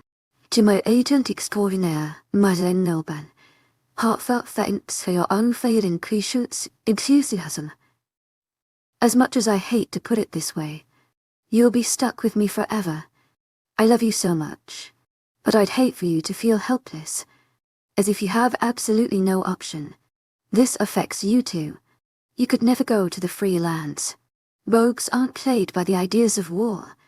If they caught wind that my mate had gone to the free lands, they'd follow you. That could cause apocalyptic destruction. I'd be compelled to come there to protect you. And I'm the one most definitely banned from there. This would leave you with no option. He says, and my heart clenches at his words. I'm never going to leave you. I couldn't. I don't need the option. Please do this for me. And he nods. Anything for you, Angel. He mumbles, pressing a warm kiss to my forehead. Chapter 37. Alaric asks POV. Her front teeth dig softly into the succulent tread bottom lip as she turns the page, her nose twisting to the side adorably as she sniffles. A soft dark tendril of hair escaping the messy bun atop her head, and curving gently to the side of her face, for it knew not to disturb the masterpiece that was her face. A deep sigh escapes me, my lips curving upwards as I watch her read, her eyes dancing with the emotions that pass through her with the turn at each page. For once in my life my mind was completely silent. Nothing to plague us. How she had become my very peace I didn't know. But she had. The little angel had somehow become my everything, and I was unable to stop it. Tears fill up her eyes. Tiny pearl-like droplets decorating the brims of her eyes and dampening the lashes as they escape their confines. The tears trail slowly over the soft fair skin of her cheeks, leaving a slight shine in their wake, but disappears soon after. I despised it when she cried. For days after her parents' departure her eyes had been puffy and it was unbearable. She'd lie to comfort me, promising she was just not sleeping well, that she hadn't cried, but she couldn't hide it from me. Stepping out of the shadows in which I stand, I make my way to where she sits, in her favorite corner of the large library. My quiet little hold up on the large armchair. My arms find their way under her small form and I lift her off the seat. A soft gasp escaping her as she turns her head to look at me. Big chocolate brown eyes stare at me, widened in surprise as I sit myself down in the chair, gently resting her small fan into my lap. The slight pressure of her resting on my body sending my heart into a frenzy, but also passing a wave of serenity through me. I lean her comfortably against my chest. My heart clenches as she subconsciously curls into me, the soft curves of her molding to my large firm body. It were as if I was made to hold her, shaped just so that she would be most comfortable, crafted in a way perfect to fit her. My eyes travel from her big brown eyes to the book she holds in her hands, darting quickly over the words, dismay filling me as I realize what had brought tears to her beautiful eyes. The moronic main character had decided to miss his own parents just now. Would it be entirely unjust if I were to hunt down the author? Oh, Angel, I murmur quietly, trailing the back of my hand gently against the delicate soft skin of her cheek, her eyes shining with unshed tears. Sad book, she sputters out, her cheeks reddening slightly as if there were ever anything she had to be embarrassed about before me. It's not the book, is it? I ask softly and she bites into her bottom lip harshly, making me frown. She was going to tear the soft skin. I pry her lip out from between her teeth, leaning forward to capture her bottom lip between the two of mine. Sucking on it gently, I dart my tongue over it, my mind reeling with the taste of her lips. Pulling away from her mouth, I look into the doe eyes that stare up at me, my hands cupping her face gently, thumbs rubbing against the moisture that leaks from her eyes and spills onto her cheeks. Don't hold it in, love. Let it all out. It was your choice and for the best, but that doesn't mean you can't be saddened by it. I hate to see you cry, but I'd rather you let this out than carry it around with you, I say, and her bottom lip trembles as the tears that she had been trying to control spill down her cheeks. Her arms come around me and I wrap my own around her waist, holding her close to my chest. She buried her face into the material of my shirt, her tears soaking through it as her little body shakes with her sobs, making my heart drop. I feel my own eyes sting as I hold her. My sweet little angel. So very sad. But she didn't deserve to be sad. She deserved all the happiness in the world. It was always the sweetest of souls that faced the cruelest of torments. But I wouldn't let the world touch her. She was mine. My light. My salvation. My miracle. The world couldn't have her. It couldn't wrap its cruel reins around her and steal from her her very happiness, her innocence. This time I wasn't able to help it. There was nothing I could do to change what had saddened her so deeply, but there would never be another. No other woe would ever come near my Amara. My sweet angel, your parents are going to be so very happy in the free lands. You're so brave for what you did, my little love. So very brave. You never fail to surprise me with your actions. You do things incomprehensible to me. The good in you. Its depth is something otherworldly. Your parents are so proud of you. I am so proud of you. You hold the strength of a true warrior, Amara. I envy you for it. You're so much stronger than I am. I've never seen something like it. I love you so much. They love you so much. This was what was best. I'm sorry you have to be away from them, Angel. But at least they'll be happy. Free at last. I whisper into her ear, rocking her slightly in my lap. As I swing back and forth, slowly cradling her to my chest, she sniffles softly, looking up at me with watery doe eyes, her nose and lips still hidden in the material of my shirt. She was like a little kitten, absolutely adorable, but she had the strength of a tiger, the courage of a lion. I love you, she says, and my heart halts completely, breath hitching in my throat as I look into the shining depths of her chocolate eyes. My limbs falling loose, body completely numb. She loved me. The angel loved me. My vision nearly darkening with the burst of euphoria. My arms tighten around her waist as I lean down to capture her lips with mine. My heart trying to hammer its way through my chest. Her words ringing in my ears.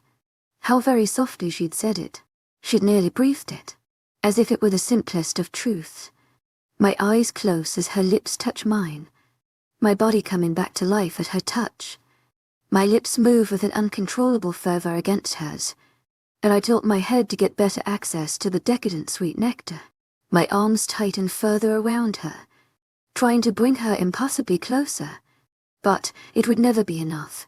I wanted to be one with her. I didn't want me without her. I didn't want a part of me even to suffer the torment of being without her. For the first time in centuries I feel as if I'm alive. As if I'm mortal. I can feel the blood pumping through my veins. The air pushing in and out of my lungs. She had become my very air, and the need for her was dire. My hands worm her soft curves and escapes her that has a growl ripping through my chest involuntarily. I lick over her plump lips, nibbling on them ever so gently, and she parts them for me slightly. Slipping my tongue in a growled moan escapes me at the sweet taste of her.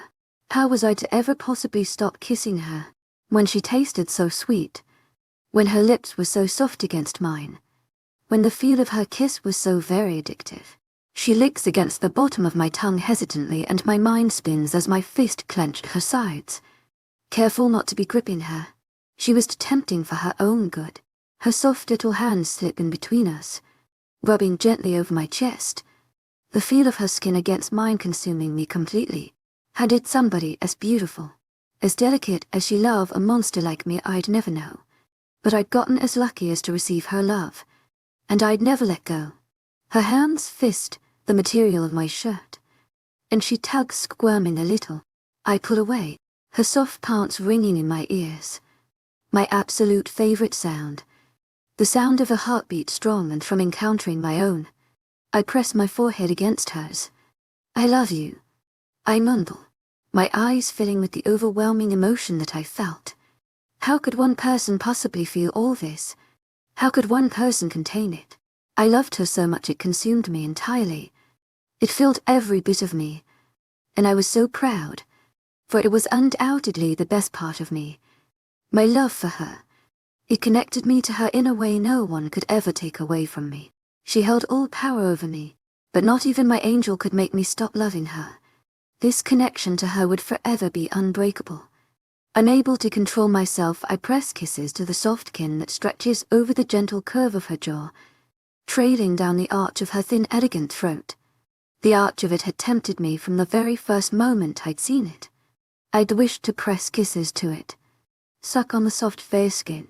I sucked on the soft skin that connected her delicate throat to her bone, my eyes rolling to the back of my head at the taste of her. She was so very sweet.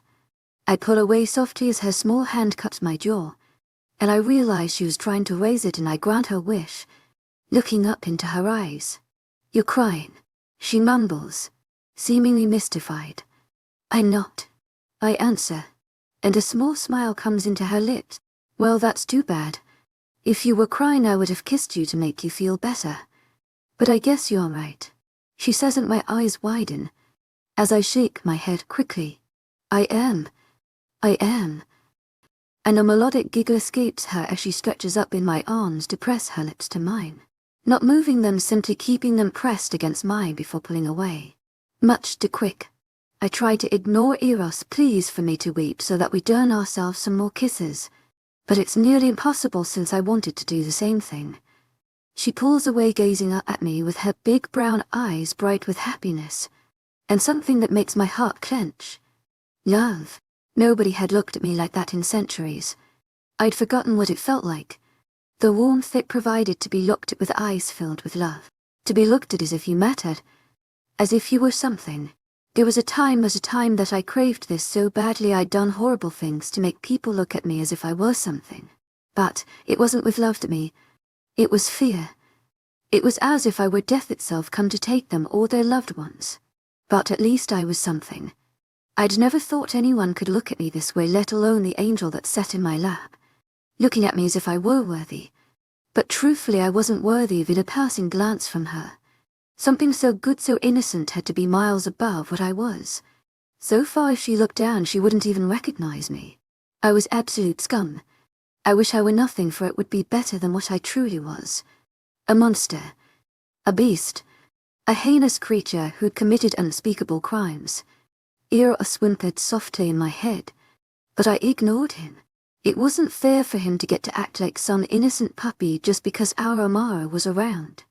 She had him on a leash. She had wounded a tight collar around my dark heart, and there was absolutely nothing I could do about it. Nothing I wanted to do about it. The dark strand fell from the confines of her bun. I smiled. Her hair was unruly, thick voluminous chocolate waves, so unlike the delicate angelic features they framed. It was a striking contrast, one that could leave me breathless. But what part of her couldn't? Every word, every touch, every glance drew me in. I found them all so very compelling. I found her so very compelling. She was so small, but she could make me bow before her. At times, I wanted to worship the masterpiece that was her. She'd become my shrine, my faith, my everything. A soft sigh escaped her parted lips as she tightened her small pale fists against the silk of my collar shirt, gripping it tightly in her hands. Leaning forward, she rested her soft cheek on my chest, her warm breath caressing the exposed skin atop the buttons, making my stomach clench. I wrapped my arms around the curve of her waist, pulling her in so she could comfortably nestle against me. "I love you," I whispered to her, in fervent hopes that she'd say it back. She sucks in a slight breath about to speak, and I close my eyes, hoping to trap the sound of her profession, the amount of times I'd imagined it, dreamt of it, but still it was nothing compared to how it truly sounded. The way her melodic voice delivered the sweet words, the smell of her fragrant breath as she spoke, the way her lips wrapped around each word. I could see them even with my eyes closed. Her voice seemed to form a caress around the words, making the simple statement sound so beautiful it stole my breath away. She loved me. Amara loved me. I wondered to myself how she could possibly love me, only realizing I voice my curiosity when she speaks. It was nearly alarming. I'd lived centuries. I had self-control. In the amount of years I'd lived, you master it. That she made me lose all control. She made me forget the countless painful years I lived. And with her I was a newborn once again. "How I love you," she asked softly, and I nodded hesitantly. "It's simple, really. It's like breathing. It's a part of me now. You're a part of me now. You found your way into my heart. And now you're in its every beat," she says, her eyes gleaming with honesty. She was telling the truth. She loved me. Not the way I loved her, surely. For she had so much more. More to love. More to hope. Whereas she was my everything. I had no love for myself. That portion of my heart belonged to her. My heart belonged to her completely, as did I. But it wasn't a worthy ownership. How I wished I was better. I'd spend the rest of my existence trying to be better for her. For the angel who resided in the very depths of me. In my every breath. Every beat of my heart. Every thought of my mind. Every word from my mouth. She was everything, but I too was something to her. It was a prestige I didn't deserve, but one I couldn't dare let go of. How was one to live if they'd found the most precious thing in the world only to lose it? I'd found her, and I couldn't let go. But her love, that was something I hadn't consciously dreamt of even in my wildest of fantasies, and now that I had it, I couldn't think of being without it. She made me feel the one thing that made a person mortal. To my agent extraordinaire, Madeleine Noble, heartfelt thanks for your unfailing patience, enthusiasm. An emotion I hadn't felt for centuries. She made me alive again. I feared losing her. I feared her getting hurt. I feared her being upset. And now I feared losing her love too. But how long could I hope to keep something I was unworthy of? I could trap the angel.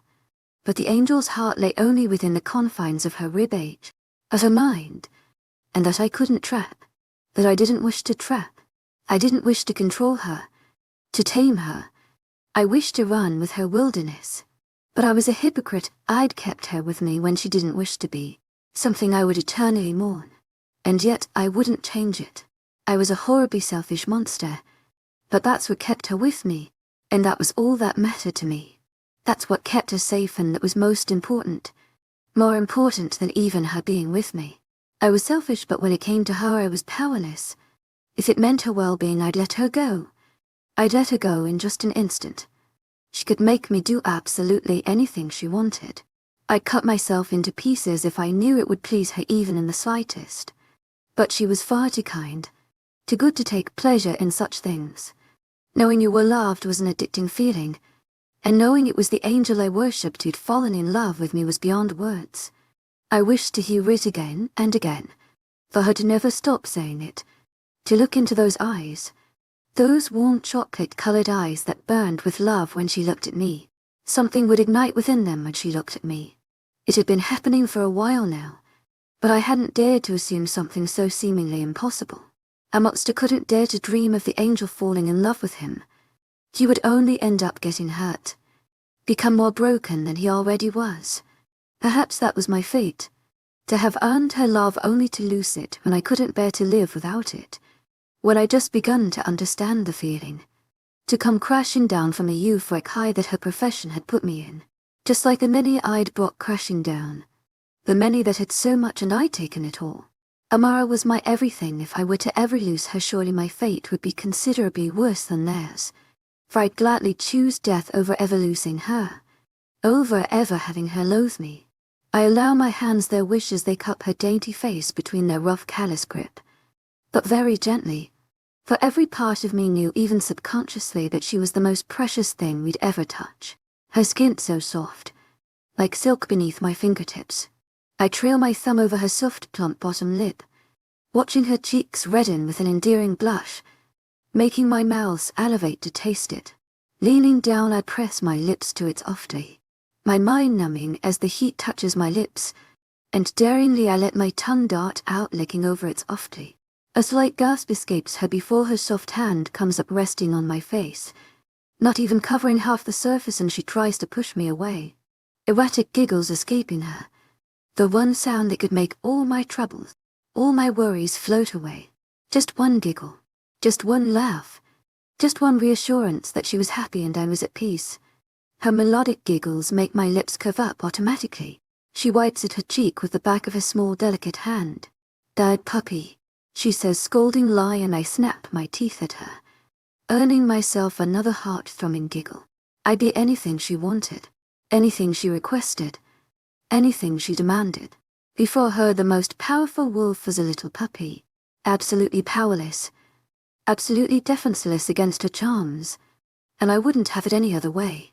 I yank her to my chest, and she collides into me, her eyes widening as she looks up at me. Before they narrow, "You went too far away." I mumble in my defense, and she looks absolutely bewildered. "I'm in your lap, you kind nut," she says, evoking a light chuckle from me. Her curses were adorable. "Yes, well, you started leaning away, and that's not right," I explain, making her lips curve down, and she shakes her head at me, making TSK sounds with her tongue. But her eyes are playful.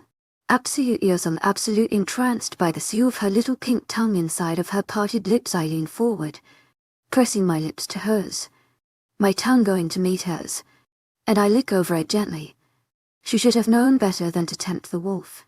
She bites down on my tongue very gently, making a growl rumble through my chest as my stomach tightens, cutting away from her lips. I trail kisses all over her face, mumbling professions of love in between kisses, wanting desperately to hear that laugh again, breath filling my lungs as I do. "I could just eat you up," I mumble to her, and she furrows her brows at me. "That's the tiniest bit strange. You need to control your cannibalistic urges," she says, scolding lie, wagging her finger at me, and I snap my teeth at its murking. "Why, you really like doing that whole teeth snapping thing, don't you?" she mumbles under her breath. "Well, let's see how you like it," she mumbles, making my brows furrow before they shoot up as she leans forward, biting the conjunction of my neck and collarbone. A growled out moan escaping me as I grip her hips tightly, eros fighting to come out. My hands run over her soft curves over the thin long sleeve she'd adorned, the deep navy color of it beautiful against her pale skin and chocolate waves. My head falls backwards as she licks over the skin she'd so deliciously bit into, my chest tightening as I tried to pull her in closer to me, careful not to hurt her. My fingers weave into her chocolate waves as she begins sucking on the skin, and I bite into my lip trying to hold back the growl that fights to break free. My little angel was also a vixen. Regrettably she pulls away far too soon, pressing a soft kiss to the skin, and a quiet moan escapes me, making her cheeks flush scarlet. My eyelids droop in the arousing haze Shess put me in, and I run the back of my fingers over the blush, pressing my lips to her forehead. I rest my hand on the back of her head, guiding it to rest on my chest. A little nap was in order. We were both exhausted, and my sweet little angel hadn't been getting an adequate amount of sleep since the day her parents had left. I rest my eyes shut, inhaling her sweet scent deeply. It was absolutely tantalizing. I was sure that even amidst of billions of people I could pick it out, for surely nothing else could possibly smell so alluringly sweet. A soft gasp lifts me from my tired stupor, and I pop an eyelid open, looking down at her. Her eyes are wide as she stares at my neck, before looking up at me. I left a purplish mark. She squeaks out, and the corner of my lip tugs up. I love bearing your mark, angel. Feel free to leave another one. You have my consent. You can pounce and mark me whenever and wherever you'd like. I whisper into her ear, licking over it as I pull back, and she stares at me wide-eyed, flushing. I'll keep that in mind, she says, making me chuckle. Adorable. I love you. I whisper to her. I love you too. She whispers back, her words resounding in the silence of the library, every echo of it ringing within me. Chapter 30. Tamara. A deep velvety voice calls out, and I look up from the book I was holding, looking up at him completely confused, my head still slightly fuzzy from the book, as I try to figure out where I was. Would you like a glass of milk, love? Alaricus asks, his honey-colored eyes twinkling with poorly disguised amusement. Yeah, just get me a glass if you're having one, I say dismissively, curling back up and hutching closer to my book again. He sighs deeply, mumbling something under his breath that sounds suspiciously like the woes of being in love with a bookworm. I give him the stink eye quickly from atop the corner of my book, and he chuckles silently to himself. Don't you have some sort of paperwork or something to do? You're always lounging around here, I ask mockingly, not even looking away from the book. A gasp rings out, followed by a shrill squeak that unfortunately comes out of me as large arms wrap around me, plucking me up from my dignified position in the armchair. Alaricus plops himself into my chair, placing me into his lap, his large arm wound around my waist, as I sit draped over him, my side cuddled into his warm chest. He leans in, biting down softly onto my neck. You love having me around, he growls out lustfully, and I gulp politely. He ignores my reaction, leaving soft bites all over the sensitive skin of my throat, causing me to arch my back. A quiet gasp falling from my lips. He bites a little harder on the side of my throat, immediately licking his tongue over it leisurely to soothe the sting, making me squirm in his arms. He flicks his tongue back and forth over the definite mark he'd created. Alaricus parts his plum lips, sucking on the skin he'd just bitten, and I throw my head back. I push him away suddenly, swinging myself around so that I straddle his lap. A soft wistful spreads on his face as he looks up at me. His large, warm, slightly calloused hands trail softly over the arch of my back, stopping to clench on my waist as I tangle my hands in his silky dark locks, tugging his head so that he moves his face up and level to mine, making him release a low growl. A growl so raspy and deep in its sweet arousal that unthinkingly I lean towards him, crushing my lips to his. I move my lips against his, my body rocking ever so slightly into him, and he reciprocates, as if our kisses breathed some sort of lustful life into him, moving his lips against mine.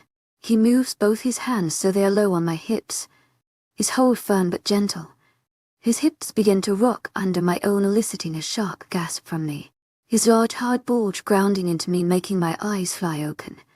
And I look at him, my shock giving way too longing as my eyes meet his hooded, lustful, honey golden gaze.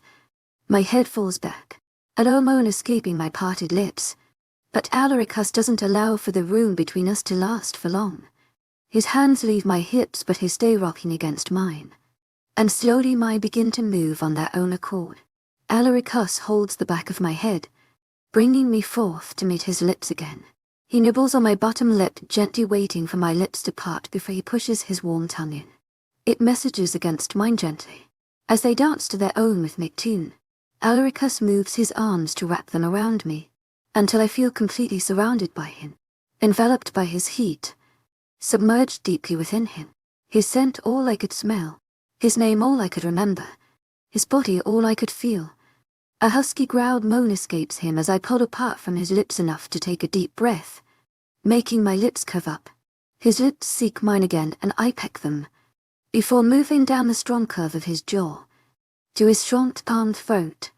I press open mouth kisses to it, licking over his smooth skin, before giving into temptation and biting down on its offty, and a broken groan escapes him at my actions. I love you. He pounces as I alternate between licking and sucking the skin, giving him my own little mark. Opening up the top few buttons of his shirt, I spread my hands over the wide expanse of his chest, my hands looking luminescent like pale resting on his broad tan chest. I gaze up into Alaricus, eyes to see him looking at me through his dark and aroused honey eyes. Unable to break his gaze, I lean forward, pressing an open mouth kiss to his chest. His hips ground up hopelessly as he feels my hot mouth against his skin. I trail kisses all over his chest, taking my sweet time above the skin underneath, which I can hear his strong and steady heartbeat. I close my eyes as I hover over the strong rhythmic beat, wanting to memorize it. I love you too, I reply to him, pressing a soft kiss to his collarbone, before wrapping my arms around his neck and snuggling into his warmth. Do you still want the milk? He asks and I giggle.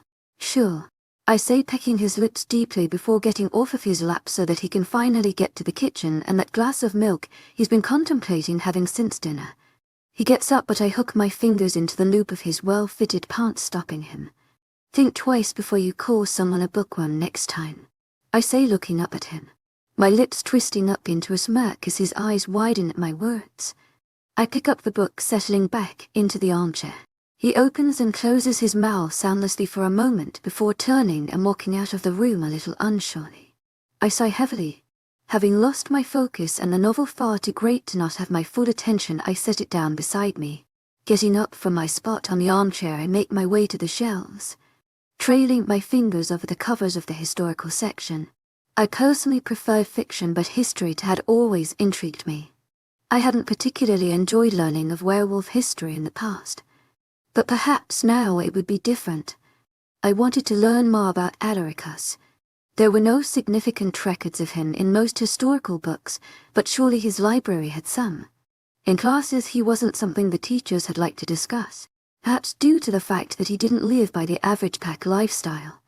Due to his strength, none of the discontented wolves were able to express their concerns.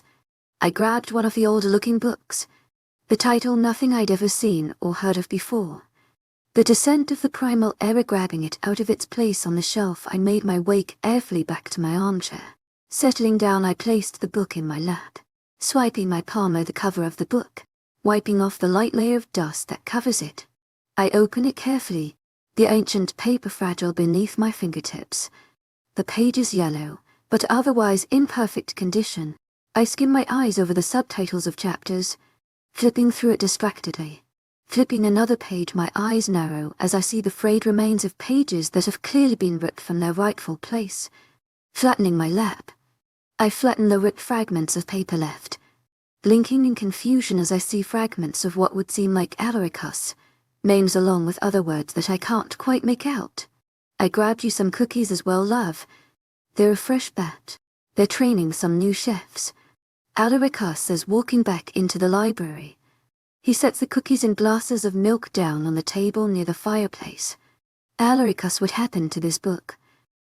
And a crease forms between his brows as he makes his way towards me, wrapping his arm around me to look over my shoulder as he sits on the arm of my chair. His face falls slightly, but other than that he seems to have no reaction. I'm not sure, he says, and I look at him, raising a brow. Alaricus was overprotective of his books. It was unbelievable someone could have ripped some pages out. So it's a coincidence that the pages that mention you are ripped out. I heard you'd had all books mentioning you destroyed, but I didn't believe it.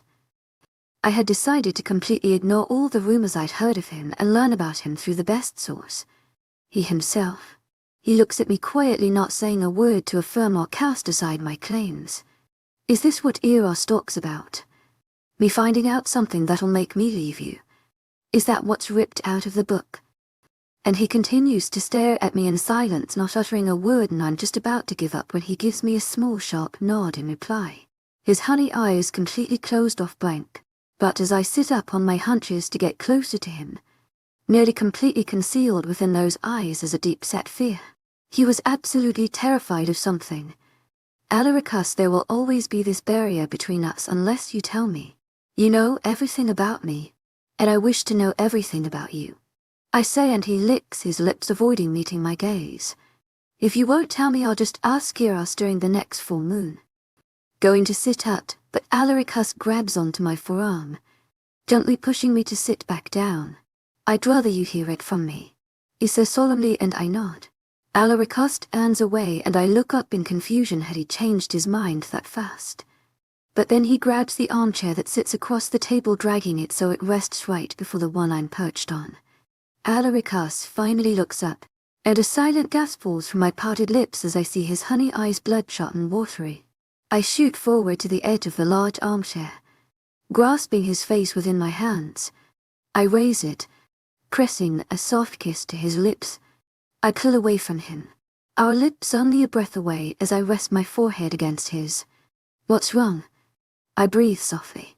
You gotta leave me once you find out what I've done, he says softly, his voice cracking. I shake my head. I'm never gonna leave you. I love you, Alaricus. I just want to know every part of you. I believe you're a good man. From what I know, from what I've seen, you are a good man. And I love you for it. No matter what you tell me, I'll always love you. I know your past is dark, and that's okay. I won't leave you. To my agent extraordinaire, Madeline Nelban, heartfelt thanks for your unfailing patience, enthusiasm. I tell him, and he looks up, trying to give me a small smile, but still he looks hopeless. Centuries ago, Werewolf didn't rule. I'm sure you know that, though. But the times I was raised in were times before the humans ruled too. Like there is no trace of my beginnings in history. There is also none of these creatures that ruled the earth then. Do you know what python sounds are? Alaricus asks, and I shake my head. They're supposedly what you'd think of to be a witch, for lack of a better description, but they were far more powerful and respected. They ruled the very earth, living in tribes, so to speak. I'm not a natural-born werewolf. I was born a human, to a human mother and father. But my mother wasn't the average woman. She was the concubine of the king of our people. To python Sam's, the power is all in the mind. So unlike werewolves, where men are stronger, the women were stronger.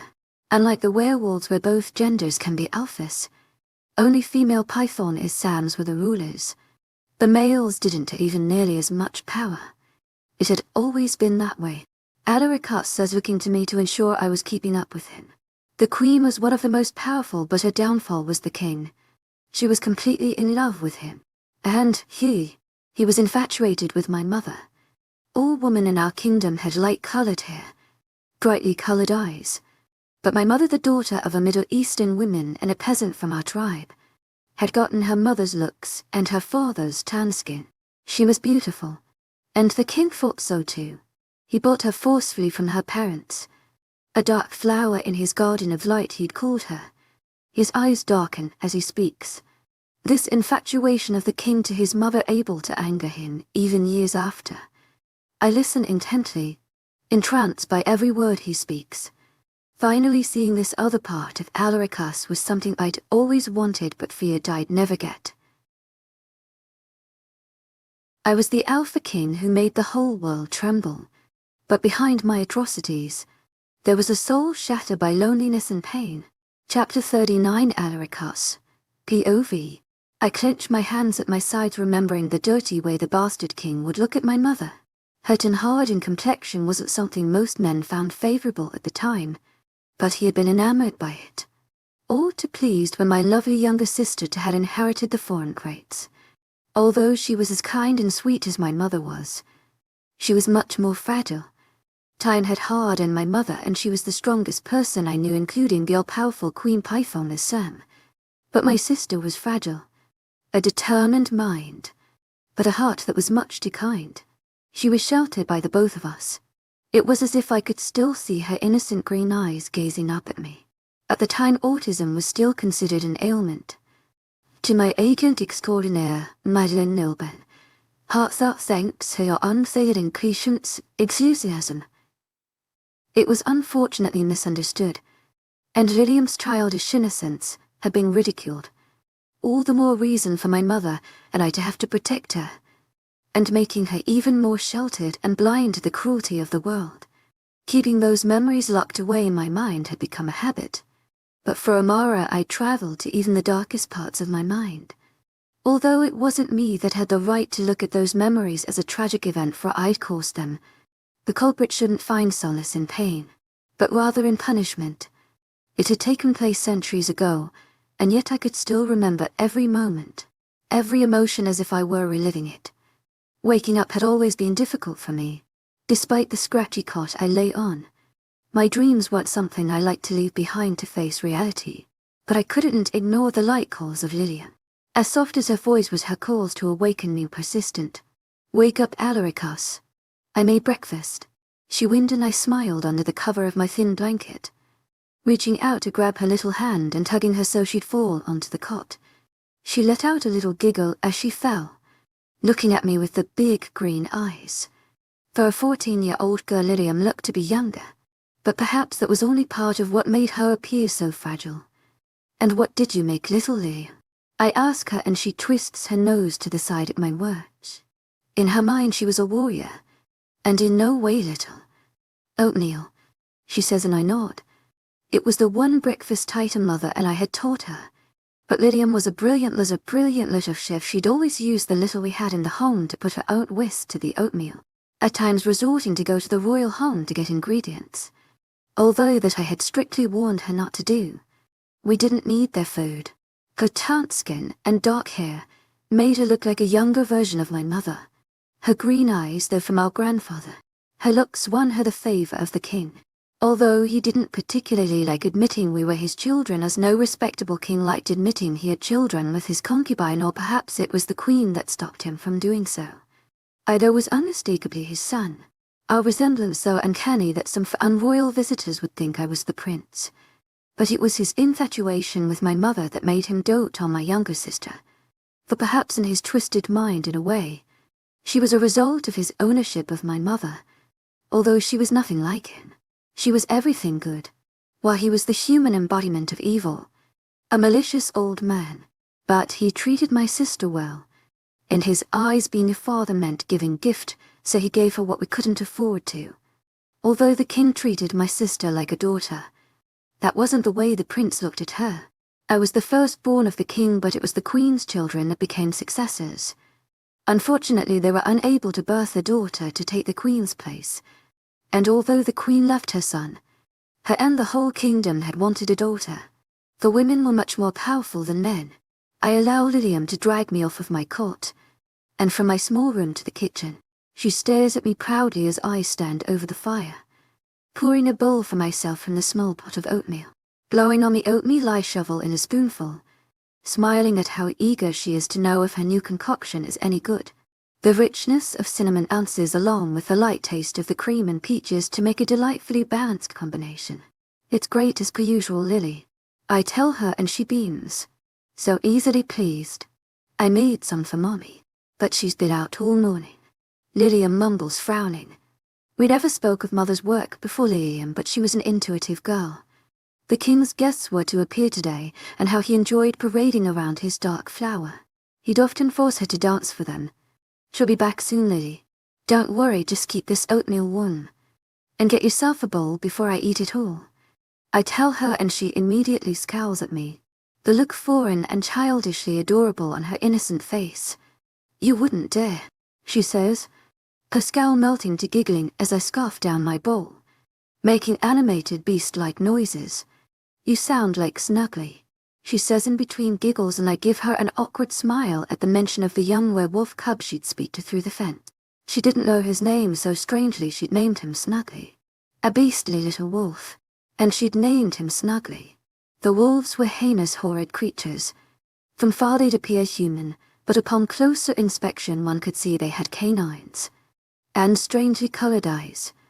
There were packs of them that bordered around villages and kingdoms hoping to find prey.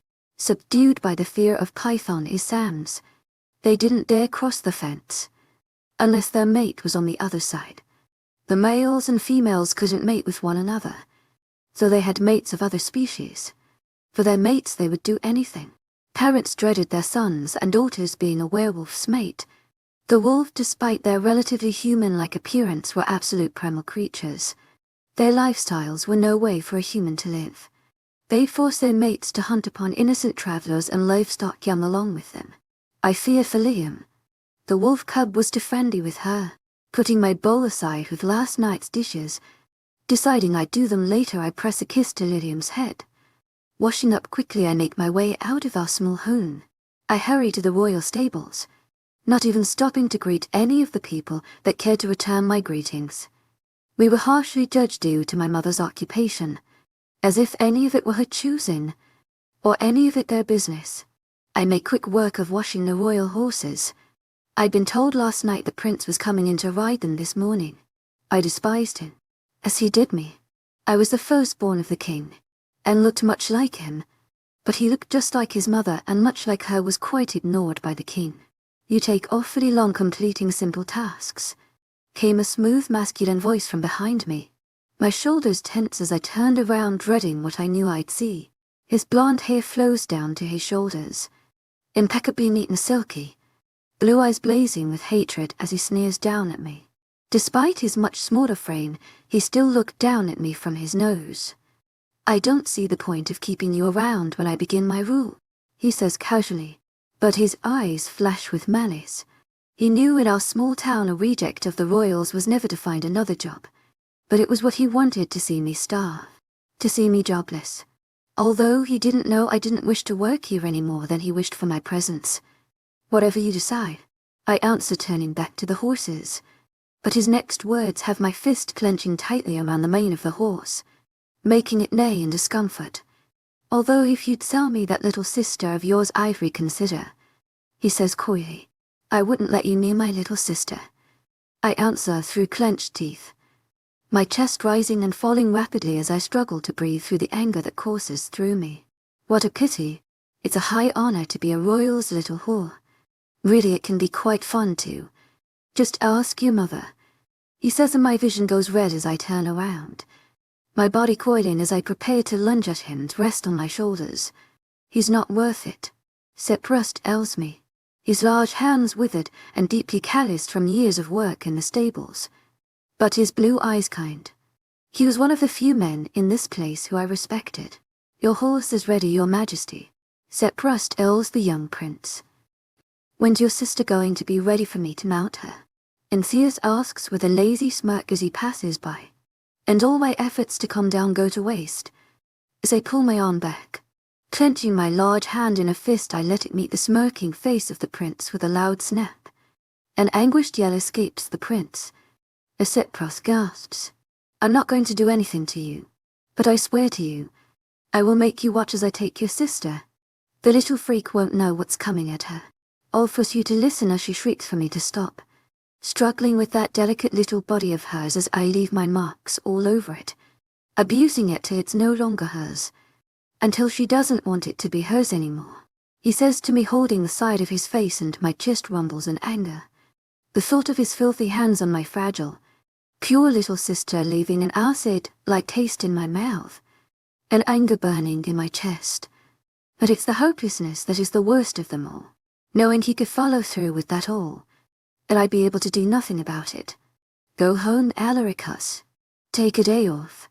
I'll man the stables for today, Seprust says, and I turn away, my fists clenched at my sides as I make my way from the stables. I rub at the back of my neck as I make my way back into our little home, my mother's deep onyx eyes meeting my own, her arched brows furrowing in confusion. "What are you doing home, Alaricus?" she asks softly. "I had a little quarrel with the prince," I say, and she sighs. "He's a nasty piece of work. But we must be careful, son. The king won't rule forever," she says, and I nod. "Let me cook. You look exhausted," I say, and she raises a brow at me in mock offense. "Oh, Alaricus, have I taught you nothing? Never tell a lady she looks anything less than beautiful," my mom says, making Lily giggle. My eyes dart to her, not having noticed her as she sits in the corner near the fire, knitting a dress for her doll. The remaining anger fades as she beams up at me, and I have to rub at my eyes to keep from crying. Those big green eyes could lose their shine, just because her brother was incapable of protecting her. As beautiful as my mother's eyes were, as black and limitless as the night sky, they were also sad. The gaze of a hopeless woman, fallen in her own eyes. I never wished to see that in my sister's eyes. "You always look beautiful, the most beautiful woman in the world. And there's the one little turnip," I say, grinning to Ly at my sister, and she gasps. Getting up from where she's hunched on her knees, she rushes towards me. Her little fists connect with my chest, and I grab her up from her underoars, holding her away from me so she couldn't reach. "I'm not a turnip. You're squash," she says defensively. In her mind, that was a grave insult. She'd most probably apologize for it days later. She was incapable of hurting anyone, and it tormented her if she thought she had. Setting her carefully on her feet, I tickle her under her chin as she moves towards me again, and immediately her loud giggle echoes around the little home, making my mother smile. Just if that smile would reach her eyes. One day it would. I'd ensure it. I get us all away from this mess of a monarchy, away from the brutish royal family, to a place where my mother could be happy, and my sister could live her life in peace unaffected by royalty. Fall in love with whomever the both would please. I'll finish making dinner, Alaricus. But could you fetch us some firewood? We're nearly out, my mother says as Liam goes back to her knitting. "To my agent extraordinaire, Madeleine Nilban, heartfelt thanks for your unfailing patience, enthusiasm." "I'll be right back," I tell her, leaning forward to press a soft kiss to her forehead, and making my way to kiss the top of my sister's head as well. She gives me a small smile in return, her anger having already melted. The wolves were quite afraid of the queen, who'd created a barricade to keep them out. But sometimes rogue werewolves, knowing nothing of the pack, and not subjected to the spell, would venture in. Although the prince wasn't any less than a rabid wolf either. I'd always give kisses to my mother and sister before leaving home, just in case I never came back. I walked along the fence, choosing rather to hear the growled words of the wolves than to receive the dirty glances of the villagers. But the wolves were sly creatures. It was why we were taught to avoid going too close to the fence as children. "Son of the king, you look tense," came a growled deep voice from across the fence, and humanly greenish-yellow eyes glinting at me through the fence. I frowned, noticing how large the wolf was, quite possibly one of the high ranks, perhaps son of the Alpha. I chose not to answer, turning myself so that I was facing away from him as I walked. "Artemis can help. Tell Artemis." The wolf growls primal lie. The wolves were able to speak, but it was very little that they spoke. In their strange manner, Artemis hears son of the king has problems with brother. Dirty brother. Looks at sister weird. The wolf says, wrinkling his nose in disgust. And I tense. Even a rabid wolf was better than the prince. I had been literally correct. Artemis can kill prince, the wolf says, and my body freezes. As I turn to look at the wolf, a predatory grin spreading on its face. The wolf beckons me forward, and I take a cautious step towards the fence. "How?" I asked the wolf.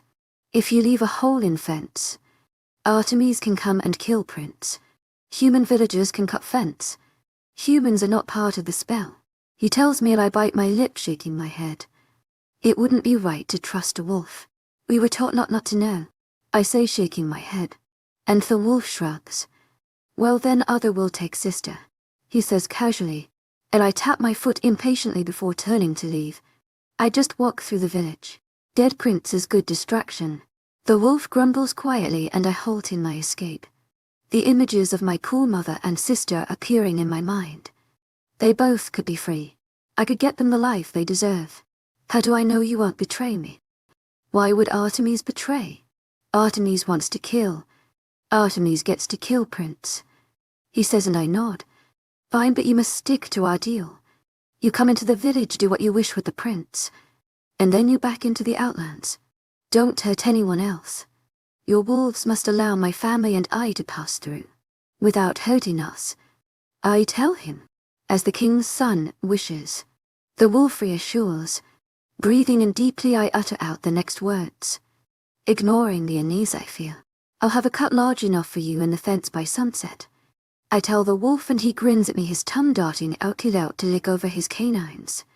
Furrowing my brows at him, I give him a quick nod before walking away, making quick work of getting to the forest. Moving aside some branches of a large bush, I find the axe I always kept here. I didn't want Lilium finding it when she was younger, and although she was old enough now to know better, it had just become habit to leave the axe in the forest. My arms began to ache as I tried to hurry to chop the firewood, before hiding my axe once more. Tying together the logs, I hoisted them over my shoulder, beginning my walk back home. My mother stood in the doorway, her onyx eyes filled with worry until she'd caught sight of me. Alarikas, you're home, she mumbled, getting up on the tops of her toes, and yet she was still too small, so I leant down to allow her to press a kiss to my forehead. Dropping the logs, I ushered my mother in. Back to the house. Mom, get your stuff and Lilium's packed up. We're going to leave tonight. I tell her and she frowns in confusion. I didn't have a lot of time to explain to them. We discussed leaving very often. This wouldn't be too surprising. I've made arrangements, but we must hurry. Stay packed. Only what we will be able to carry. And my mother haphazardly nods, her eyes seeming to brighten a bit before they dim. But I don't understand what arrangements. Do you have any idea what could happen if we are caught, or was preyed on by the wolves? My mother says. And both of us turn to look at Lilium as she lets out a sniffle. Mom, please trust me. I've taken care of it, just be packed, please. I plead with her and she gives me a wary nod. I crouch down in front of Lilium, opening my arms to her, and she crawls in, resting gently against me, her newly dressed all pressed against my chest. Listen, Lily, we're going to go far away to a better place, where the other kids won't be mean to you. Mommy will be happy there, and so will you. I tell her, and she looks up at me through those big green eyes of hers. What about you? Will you be happy? She asks innocently, bringing a small smile to my face despite my nod at her. I'll be very happy, my little turnip, I say, and she smiles, ignoring the name. Okay, then we'll go, she says, and I huff out a laugh. I'm glad I've got Fairy Turnip's consent, I say, and she bows her head royally, making me chuckle. Eat with Mum, and take care of her. I'll be back soon to get the two of you, I tell her, and she nods, wrapping her thin arms tightly around my neck before letting me go. I press a kiss to her head, getting up to see my mom still watching the two of us, her dark eyes watery. Don't worry, we gotta get out of here, I tell her. I know. It's my job to protect you two, and here you are protecting me, she says sadly. You're a great mother, and I love you, both of you. I'll be back for you and we'll all be happy together, I tell her, pressing a kiss to her head. Before I make my way out of the cabin, I make my way to the far side of town. To avoid suspicion, I couldn't carry any large weapons with me. I'd simply have to make do with the small knife I always kept on me. Finally getting to the one place I knew no villagers would come, the supposedly haunted shack. The superstitious people truly believed it was haunted. I myself, though, had used it many times as an escape during my childhood when the cruel judgment of the villagers got to be too much. The knife makes a grinding noise as it works against the metal of the fence, my hands near trembling with the power inside of that plain, looking rusting fence. Humans weren't included in the spell, but we could still feel the power. The queen was a very powerful Pythonese Sam. She was a magical legend, But her love for the king was slowly ruining her, building an angst inside for her that the magic couldn't manifest along with. Magic needed stronger emotions, a motivation. The king's lack of feelings for her was making her lose motivation. Her emotions weren't strong enough to conjure strong magic. As I finish making the last cut, a loud growl sounds, and I see the greenish-yellow eyes glinting at me through the dark. I stiffen as they come closer. The hunger in his eyes makes me think that he might just attack me. Artemis gives out a low growl and gestures for me to leave. Without sparing another glance, I turn around, leaving him to his plans. I rush to make it to my home, running faster than I ever have. We needed enough time to escape without anyone suspecting anything and holding us back, before the queen had time to discover and reseal the fence. I pant heavily as I make it to the cabin, quickly opening the door. I walk into the cabin calling out for my mother and Lydia, only to receive no response. My heart begins to race as I check around the small house, my cries for them growing desperate but to no avail. Walking into the kitchen, I hoped they'd simply gone to one of the neighbors perhaps to fetch something, although that was unlikely. My blood runs cold as I see the small lavender-colored card, the royal summoning card of the king. Along with the inviting card always came guards to ensure the invited were unable to resist. The king would often send them for my mother. I allow the card to drop as I take off towards the palace, my heartbeat pulsing in my ears as I run, not even registering the growls around me. My mind not realizing in my panic that there shouldn't have been more than one growl resounding out in the central village. My legs push faster as the palace comes into view, and I'm soon breaking through the gates only to come to an abrupt halt as my eyes connect with a pair of red ones. The wolf runs at me, and iced and they're frozen, unable to move, caught in its gaze, but it stops its advance just meters before me. Artemis hasn't been the only wolf to enter. I'd been fooled. Artemis said wolves cannot touch king's other son. Go, the wolf says, and I sprint around him, making my way to the entrance, while rising in my throat as I catch sight of the guards in the doors, their bodies torn and mangled, a heap of flesh and bones only recognizable by the remains of their uniform. Making my way into the palace, I make my way straight to the king's quarters, hoping my mother and sister were safe in there. I pass by the battered corpses of the people I'd worked alongside in the palace, my eyes steaming, but I don't stop running. The wolves allow me to pass, and I hope I don't encounter Artemis before I've located my mother and sister, for if I did, I was sure to try to rip him to pieces. Seeing the doors to the king's quarters, I rip them open, my knees crumbling beneath me as I catch sight of my mother laying down, clutching my sister to her chest. I walk closer on trembling legs, calling to them, but they don't turn. Putting a shaking hand on my mother's shoulder, I tug her to face me, Okasa keeping me as I catch sight of the blood on her dress. Her arm unfurls from around Lily, Ilium's white and purple dress covered in blood that streams from her throat, that had been ripped clean out. My mother's body littered with bruises and the claw marks covered in blood. She fought to keep the wolves that I'd unleashed upon them away, struggling for her own and her daughter's life, knowing these were the arrangements her own son had made. She didn't know I'd only meant for the prince to perish tonight. No one did. Not that it mattered what my intentions were. My legs collapse under me. Pulling them towards me, I clutch their still warm forms to my chest. Ilium's empty big green eyes staring into my own as I sob. My body trembling, but I clutch them both tightly. Their blood staining me, but I can't let go. I can't move. I can't stop crying. My chest begins to feel as if it's going to cave on itself.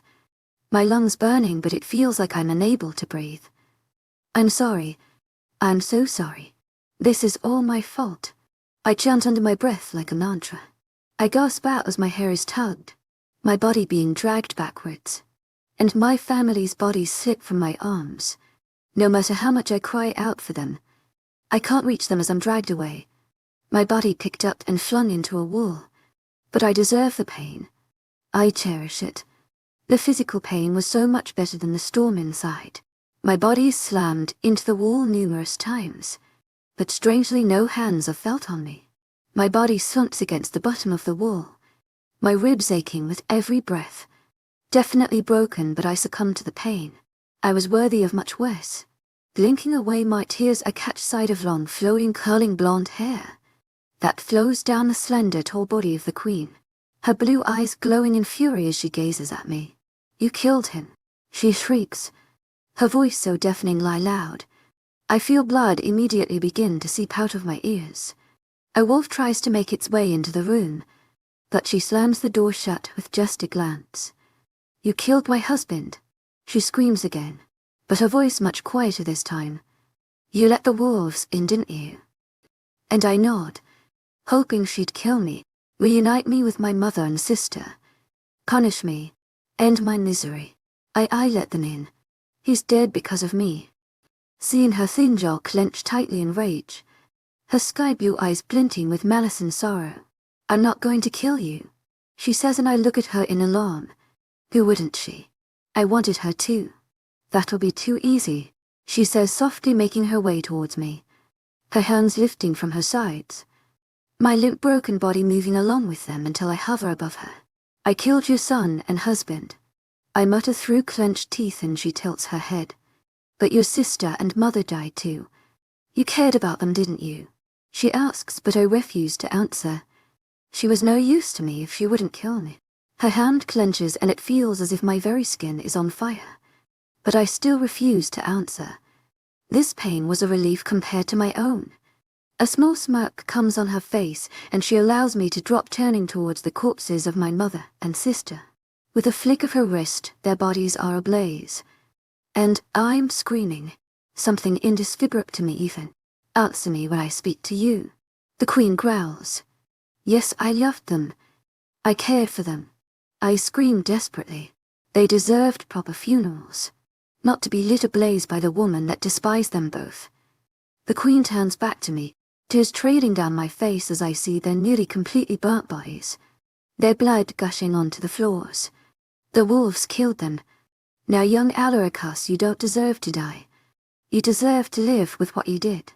Longer than even I will have to live without my husband. You, Alaricus, will live forever. And that too with the one thing that took everything from you. I'm going to give you a wolf, Alaricus. He'll be inside your very mind. He'll be a part of you. He will be you, your very own wolf. A personalized version of your deepest, darkest thoughts. But without the one thing that can make even a wolf fall to his knees. A mate, with the primal urges of a mateless wolf. A loveless human, eternal damnation. We'll call him love. How sweetly ironic is that, reminding you for as long as time exists that you are nothing but a horrible beast, damned to live loveless and alone. The queen says, "No, I beg her.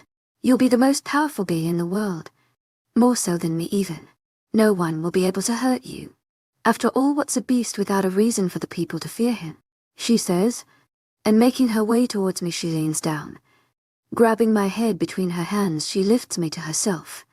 Planting her lips on mine, she kisses me deeply, mumbling against my lips one word before my body contorts with pain.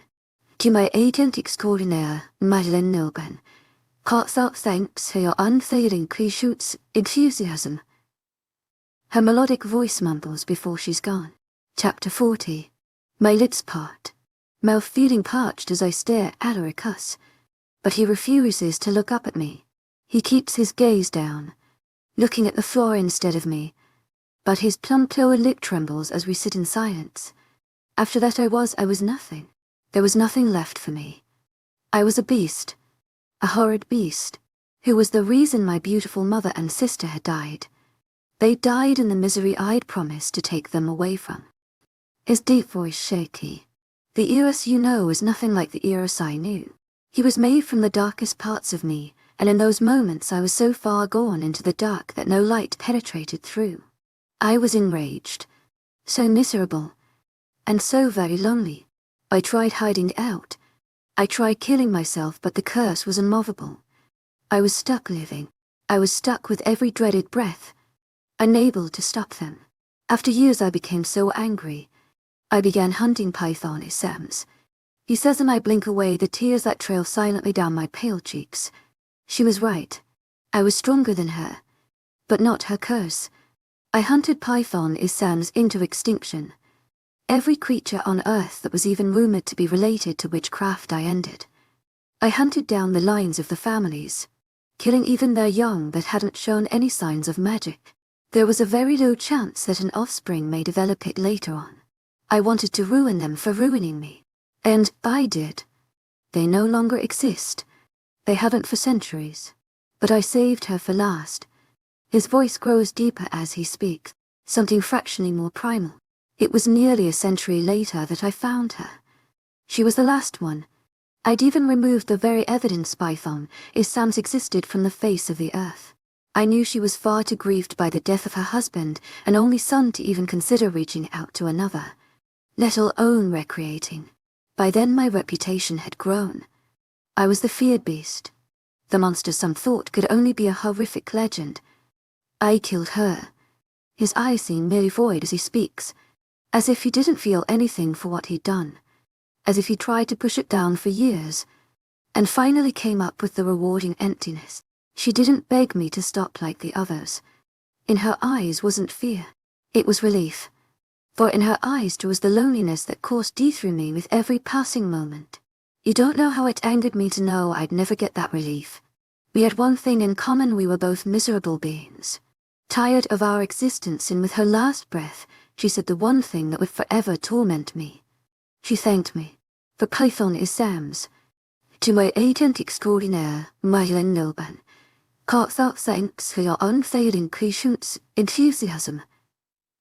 They could to choose immortal life only to end with the death of the one who loved them. And they too loved. But the king didn't love her. She'd purposely made my curse this way, so I could kill her, but forever have to live in agony. I craved to beg him to stop, but I had asked. I would get through listening to his story. I wished to know. Every being on Earth quaked at my mere name, and it was how we liked it. We were the infamous Alpha King. Centuries had passed and I had grown so lonely that I just wanted people to recognize me, to feel something for me, even if it was fear. By then I'd gone insane. I craved chaos and the misery of others. I was despicable. I can't even remember some of it. It's all a blur to me now. There was nothing left for me. But it was one night. I was an insomniac. Still was until very recently. His eyes threatened to flicker up to me, but instead they go back to their position, gazing at his feet on the floor. I saw a young girl. She couldn't see. She was begging for change. When she removed her glasses, she had big green eyes, like Liam's. She smiled at me when I pressed a coin into her thin palm. Then she began to unbutton her dress, and upon being asked to stop, she told me this was the way the new world was. Nobody just did good anymore. For the first time in centuries I felt sick. I realized that for all the people out there innocent like my sister and mother, I was creating a world crafted to defeat the good within them, giving them a fate similar to one I'd given to my family, and I couldn't do it anymore. He pauses, a slight shiver passing through him. Eros didn't like that. Love is too powerful to be stopped by darkness. It forces its way into every part of you. He was a part of me, and every part of me loved my sister and mother. He hated the fact that we were hurting people like them. Alaricus explains. Eventually people began to forget, and to ensure that they forgot, I had all records of me burnt. All books mentioning me destroyed. Eventually wolves became more assimilated into human culture, less primal with the addition of human mates. Soon, I became just a horrific legend. Many wolves, though, passed down stories to their children, and many still believe them. They still know them. The alphas especially, they all know them, because alphas are made only by their power, and I'm the biggest threat to it. That book you found, I didn't have the heart to destroy it. It was written during the time I was Alpha King. I'd had it written myself, an accurate account of what the world used to be like. But even then I couldn't bear to see my part in the story, and I drifted out. Alaricus finishes off softly. We sit in complete silence for a few moments, my ragged breathing all that is heard throughout the vast library. Tears trail freely down my cheeks. Alaricus sits completely still, as if afraid one move would send me running. His complete stature-like stature nearly alarming if it weren't for the shallow rise and fall of his broad chest, and the slight trembles of his lower lip, but they're nearly indistinguishable through my blurry vision. I take in a gasping breath. Leaning forward, I cup his jaw in my hands. I raise his face to mine. His bloodshot honey eyes meet mine, and he looks so broken, so vulnerable that I can't breathe. My heart seems to stop in my very chest as my eyes meet the ones of the man that the foolish organ seems to beat for. I lean closer to him, resting my forehead on his. I let my eyes fall shut, the tears falling freely. A choke sob escapes him, and my eyes open to look at him on their own accord. The deep ancient sorrow that fills them, the raw pain, makes my throat go dry. I let my body control my actions as my lips touch his plump parted trembling ones, the heat of them against my own, breathing warmth into me. I'm not leaving you, I say quietly, and he bites his lip, pulling away from my lips, tears running freely down his face, and he reaches for me. My body tenses as his arms wrap around my waist. Despite how much I crave his heat, crave for him to hold me close, to get lost in his large safe arms, I can't. My body completely tenses, held against its will. Every muscle begs to relax, to uncoil, unravel beneath the warmth of his touch. Every part of me recognizing him as ours. But I can't. Not for the sake of my sanity. I'm so sorry about your family, I say quietly, my hand pressed against his chest to keep him from coming closer. His hands form clenched fists on the sides of my waist, as he fights down the urge to grab me and pull me to him.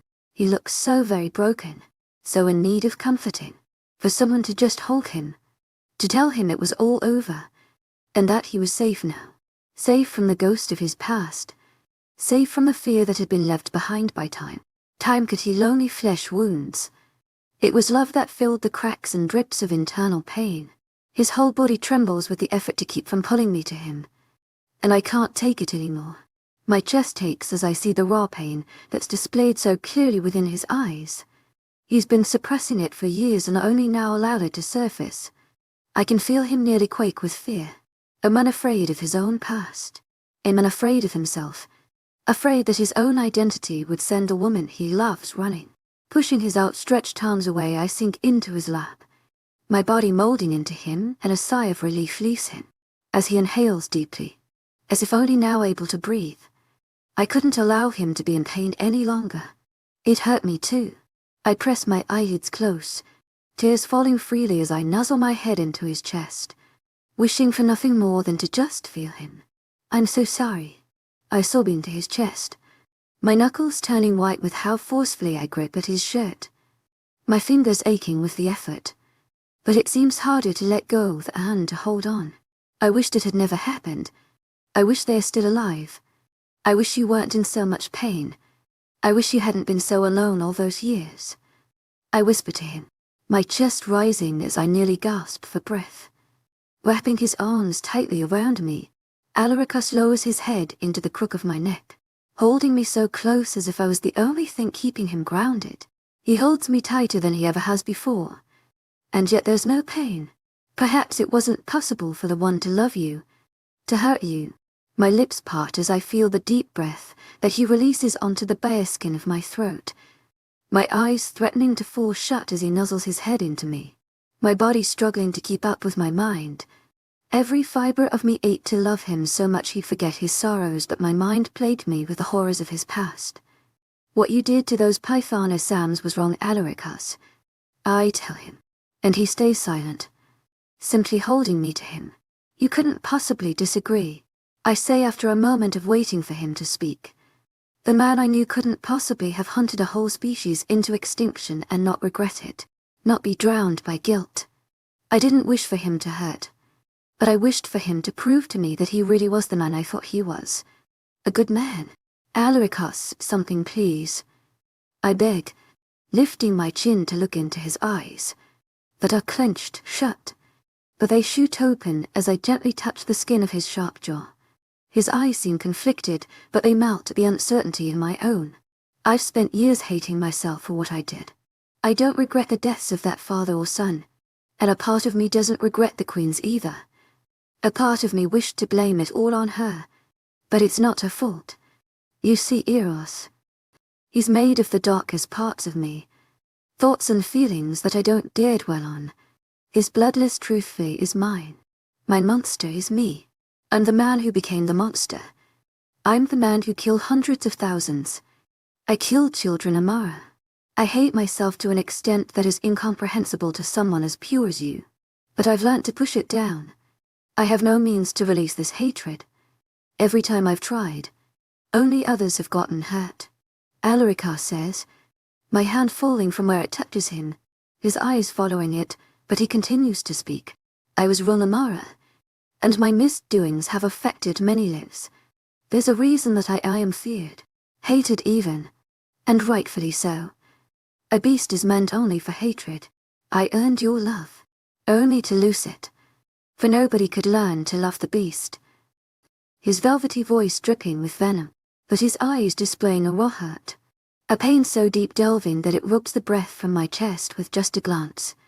You haven't lost my love. I fell in love with you for the man you are now. For the man I've known you to be. I say, but he shakes his head. It's not possible, Angel. If I hate myself so, someone as pure as you is sure to shudder at my very existence. Alaricus says quietly, don't say that. I retort. Love can't be changed. Your past, it's horrific. What happened to you was horrible. But I've never gone through it. I don't know what I would have done. I'm not familiar with the darkness that lurks underneath the miseries of being so unbearably lonely. Darkness stems from horrors, and innocence from shelter. Compared to you, I've been sheltered all my life. I have no right to judge you. I've never faced your pain, but despite not having an inkling of an idea as to how much you've hurt, I love you, Adaricus, and regardless of what happens, I always will. I tell him softly. Pulling away from my throat, Alaricus looks deeply into my eyes as I speak, his beautiful honey eyes darkening and glistening with gold, but somehow looking softer, as they fill with tears. He bites into his bottom lip harshly, a pained whimper escaping his lips, the sound causing my heart to lurch painfully within my chest. So vulnerable, so pain-filled, so in need of comfort and reassurance. His arms tighten around my waist and he tugs me closer into his firm, broad chest. I love you so much that it makes me forget my own pains. The way I felt for you makes me forget the hatred I harbor for myself. The love for you overcomes it. For if I'm capable of loving someone like you, then maybe there's something within me that's not completely evil. That love I have for you is pure, something pure within my deranged, twisted form. You're more than just the woman I love. You're the woman that saved me, gave me something to hold on to hold on for. I can't repay that, but I'll spend eternity trying. He promises solemnly, making my heart tighten, the tears beginning to flow rapidly. Closing my eyes, I rest quietly against his chest, and he pats down my hair softly with one large hand, the other arm wrapped tightly around me, holding me tenderly close to his chest. And I don't have to look at him to know there's few tears trail down his face every once in a while. I press a soft kiss to the warm, smooth, tanned skin of his chest exposed atop his shirt. I have a few questions. And Alaricus looks down into my eyes, nodding his head immediately. Anything. He promises. You said that the Queen cursed you to live a life without love, to a mateless wolf. Then how am I ask, trailing off? There's no definite answer to that question. I had destroyed all records of witchcraft, although I don't believe such an occurrence has happened before. Though after meeting you, I looked into it. It would seem that not even magic can defy the absolutes of nature. We're complete opposites, my love, but that is what brought us together. Two people so different could only balance each other. Two people so different had to be together. They belonged with each other, balancing each other out. Although, unfortunately for you, you were meant to put up with everything bad, while I was sent an angel, Alaricus says, his honey eyes glistening with tears, but filling with a soft adoration that brightens them. How can Eros do all those things, when he's just so different with me? I ask, struggling for words. I didn't want him to feel worse, but I did want to know. I needed to understand him. Like I said, love isn't stopped by darkness. Eros is the darkest part of me, but every part of my miserable being loves you. Despite what you've done or what you wish to, you can't hurt the one you love. It's incomprehensible to be able to cause them any pain. Eros can't hurt you. He's me. Neither of us could hurt you. It's why I trust him with you. I love you too deeply to ever even be able to contemplate hurting you. The thought of you in pain kills me. Although I didn't expect for Eros to act in that way with you. But I suppose he's the most primal form of me.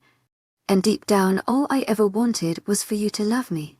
He admits quietly, his gaze darting to me, eyes taking me in as if he believes he'll never see me again. Is that why you refuse to take an official role in the werewolves? Amara, I don't do well with power. Misery doesn't mix well with power. After what I'd done for years, the people I killed, the lives I ruined, I can't ever allow myself to hold any more power than I already do for being what I am. My very being is a curse, one that shouldn't be bestowed on anyone but me. I'm so sorry you have to suffer the repercussions of what I did, of what I am. I just can't bear to let you go. I told you I wasn't a good man. I'm selfish, but that's what's kept you with me, Alaricos says, his honey eyes darkened and stormy, his self-loathing so clear in his gaze that it sent a pang of pain to my heart. But you deserve better, Angel, and I love you far more than I care for myself. What do you want? Do you wish to be free of the beast that's plagued you for far too long? Alaricos asks, his jaw clenching tightly as he gazes down at me apprehensively, trying his best to hide the pain that's so clearly visible in his eyes, the fear of my answer, as if he has anything to fear. I love you, Alaricos, for the man you are now, for the man that knows the names of every single one of his staff, the man who looks at me and suddenly I don't feel as if I'm just ordinary anymore. The man who looks at me as if I'm the answer to every unanswered question, as if I'm a miracle. The man who cooks so diligently and gets along so well with children. The man who is seemingly at times a child himself. The man who holds me so tenderly and kisses me so deeply. I love you for all of that and so much more. I can't leave you. I won't leave you. I promise, and a small smile grows on his face, and compared to the horrid sorrow, it's like a drop of rain in the desert. His red plum lips tilting upward so simply, that deep dimple popping out on his smooth tan cheek. It's as if my eyes have a mind of their own as tears drop from the bottoms of my eyes, dampening my lashes before traveling the lengths of my cheeks. I'm sorry it still hurts. I'll spend the rest of my life trying to rid you of that pain, Alaricos Knight. I swear by it. We can't change the past, but we can build the future together. This tragedy stemmed from inequality. That'll have to go, Alaricos. Python-isams are no more, but there are still different species. Humans and wolves. They shouldn't be unequal. Wolves don't need to be higher. Rebellion comes only from suppression. Harmony and peace can be achieved. I know it can. I tell him, pleading for him to understand with my eyes. Amara, the wolves are stronger. I'm not saying it makes them superior, but it is the truth. The alphas will never give up this superiority. We have a war on our hands, one the humans won't be able to fight. No wolves will stand beside them. You have to understand, in the werewolf world, freedom isn't craved. Belonging is. They are men, but they are also wolf. You can ask even an omega, and they'd rather their place in the hierarchy than no place at all. Humans don't stand a chance. They are part of the packs. The alphas will never let them go. Alaricos says, there isn't an alpha that would dare deny you, Alaricos. You understand this. You were once human. You understand the craving for freedom, for love without chains, the family without cold stone hierarchy. No alpha would dare stand against you. If you were to command it, not a single soul would dare to say no. With what authority do I command it? The only way for me to stay away from the darkness is to stay away from power. You don't understand how Eros and I respond to it. I won't let you see that side of me. I won't bring back that side of me, Angel. It'll do more harm than good. I do anything for you, but nothing to lose you. To fall in your eyes. I always thought when you found out you'd leave. And now I have hope. You've accepted me. I can't lose you now. Alaricus pleads with me, cupping my face tenderly in his large hands, his calloused warm thumbs stroking gently over the delicate skin of my cheeks. You had power but no one to share it with. Authority but no love. No genuine respect. I'm here this time. Eros would never deny me, and you know it. I'll be with you along the whole way. Claim your open position as Alpha King, but only to defeat the hierarchy, to end the battle. You need to step into the battlefield. It is the unfortunate truth. I won't let you go to the dark side. I promise him. Give it a thought, Alaricus. Please. I ask him, and he bites into the corner of his lip, but nods eventually. Leaning forward, he presses his lips to my forehead softly. Alaricus says, his lips brushing against my skin with every word. And I cuddle closer into him. I love you. I tell him. I love you to Angel. Alaricus replies. More than you can imagine. He says, his eyes swarming with emotion. You never fail to surprise me. I couldn't even allow myself to dream that you would stay with me after knowing about my past. And yet here you are. Alaricus says, gazing at me intently, his honey eyes smoldering with adoration, as he tucks a strand of my hair behind my ear. I'll always be just right here, Alaricus. I tell him, and he smiles, pressing a soft kiss to the side of my cheek. I couldn't ask for anything more. He whispers to me. Alaricus nuzzles his nose into the side of my cheek, nudging it before pulling away, his intoxicating scent filling my senses, making my head spin. I was so scared you'd leave me. I would have begged you to stay. He tells me, his eyes darkening slightly. I would have done anything, Angel, to convince you. But I won't confine you again. You deserve far more than being treated like a prisoner. You deserve far more than what I am. My angel will be held in the highest regards, and in no sense will you be a prisoner. If it were what you wished, I would have let you go. I will now. I don't think I could do it again. Offer to let you go. Alaricus tells me, his eyes glinting with gold, the more primal side of him surfacing at the mere thought of me leaving him. The instinct to keep his mate, his love by his side, making his eyes gleam dangerously. But the love he held for me burned much brighter within his eyes, overcoming any danger that had surfaced. I cup his face within my hands, shifting in his lap so that I'm sitting upright, my legs folded underneath me. You don't need to make me that offer, Alaricus. I wish to stay with you. You've captured my heart, and it remains your voluntary prisoner eternally. I love you, and I'm not going anywhere. I tell him, and he wraps his arms around me, tugging me tightly to him, burying his face into my chest, the slight scruff on his cheeks brushing against the skin exposed atop my shirt as he nuzzles his head into me affectionately. Alaricus presses a soft kiss to the skin before resting his head peacefully onto my chest. I'd reassure him however many times he needed me to. I didn't want to leave him, but I couldn't possibly after knowing of all the pain he'd endured. I wouldn't be able to leave him. It would shatter him, return him to the darkness in which too long he'd dwelt. To my agent extraordinaire, mythical, heartfelt thanks for your unfailing patience, enthusiasm. Alaricus growls primal lie into my chest, tilting his chin up to look at me, resembling so a proud alpha wolf, eyes glinting majestically gold, a stark contrast to the sweet honey that rests within them, his gaze raking over me, making the gold soften lovingly, his beautiful eyes enchantingly warm. To my agent extraordinaire, mythical, heartfelt thanks for your unfailing patience, enthusiasm. I reply breathlessly.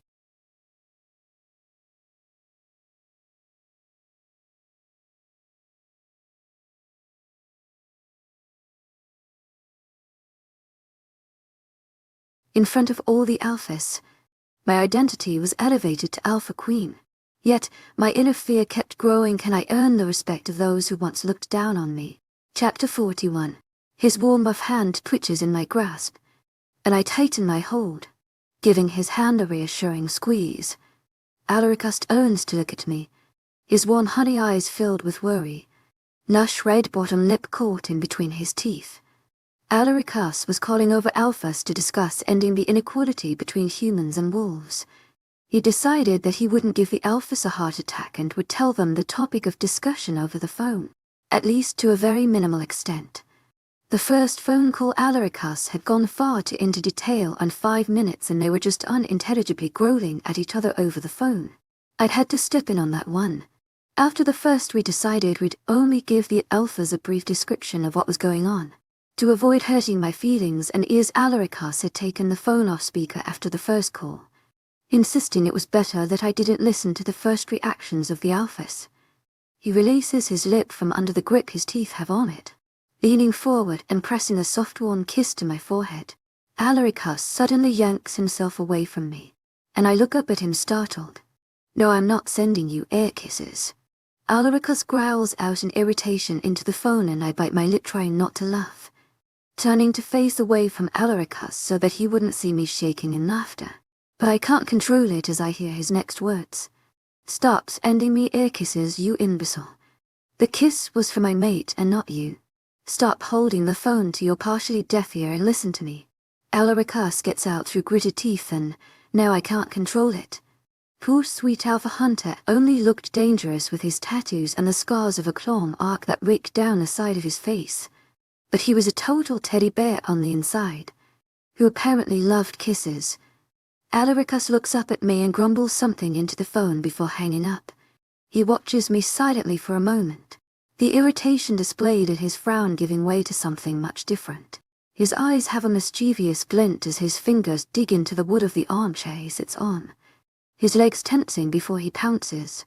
His arms wrap around my waist and he tugs my laughing from into his chest, my laughter having died down to giggles. But the giggling was uncontrollable. "Do you find this funny, Angel?" Alaricus asks playfully, his voice deeper than usual. I press my lips together, simply nodding in reply. "Still funny?" Alaricus asks, pressing kisses down the skin of my throat, licking over the conjunction between my throat and collarbone. His lips latch onto the skin as he sucks on it leisurely and I bite into my lip, my hands fisting at his shirt. "Hey, Alaricus," I say shakily. "Yes, my love," he answers between kisses. How is Alpha Hunter and his kisses?" I ask, looking up at him with doe eyes until he looks up at me confused, the arousal in his eyes melting to give way to bemusement. He looks at me with a straight face as I giggle, settling himself back into his own respective chair. Alaricus grumbles, "You should have given him some responding kisses." I could hear the air smooches he was giving you over the phone, I say, giggling into his chest. Who could ever think that man is an alpha with a mate and 3 children? Alaricus says, and I lean up in his arms, pressing a kiss to his jaw. His intense glaring at the poor phone softens finally, and he looks down at me, letting out a soft chuckle as he spots my huge dithy grin. "He's adorable," I say, and immediately the frown is back. "I am way more adorable than he is," Alaricus argues defensively. "I don't see it," I say, biting into my lip and shaking my head as I pull back, giving him a once-over. Alaricus widens his golden eyes to look more innocent, his bottom lip jutting out. He was the cutest thing I'd ever laid eyes on. "No, I think he's more adorable. You know, it's just less expected with him," I say, and Alaricus frowns.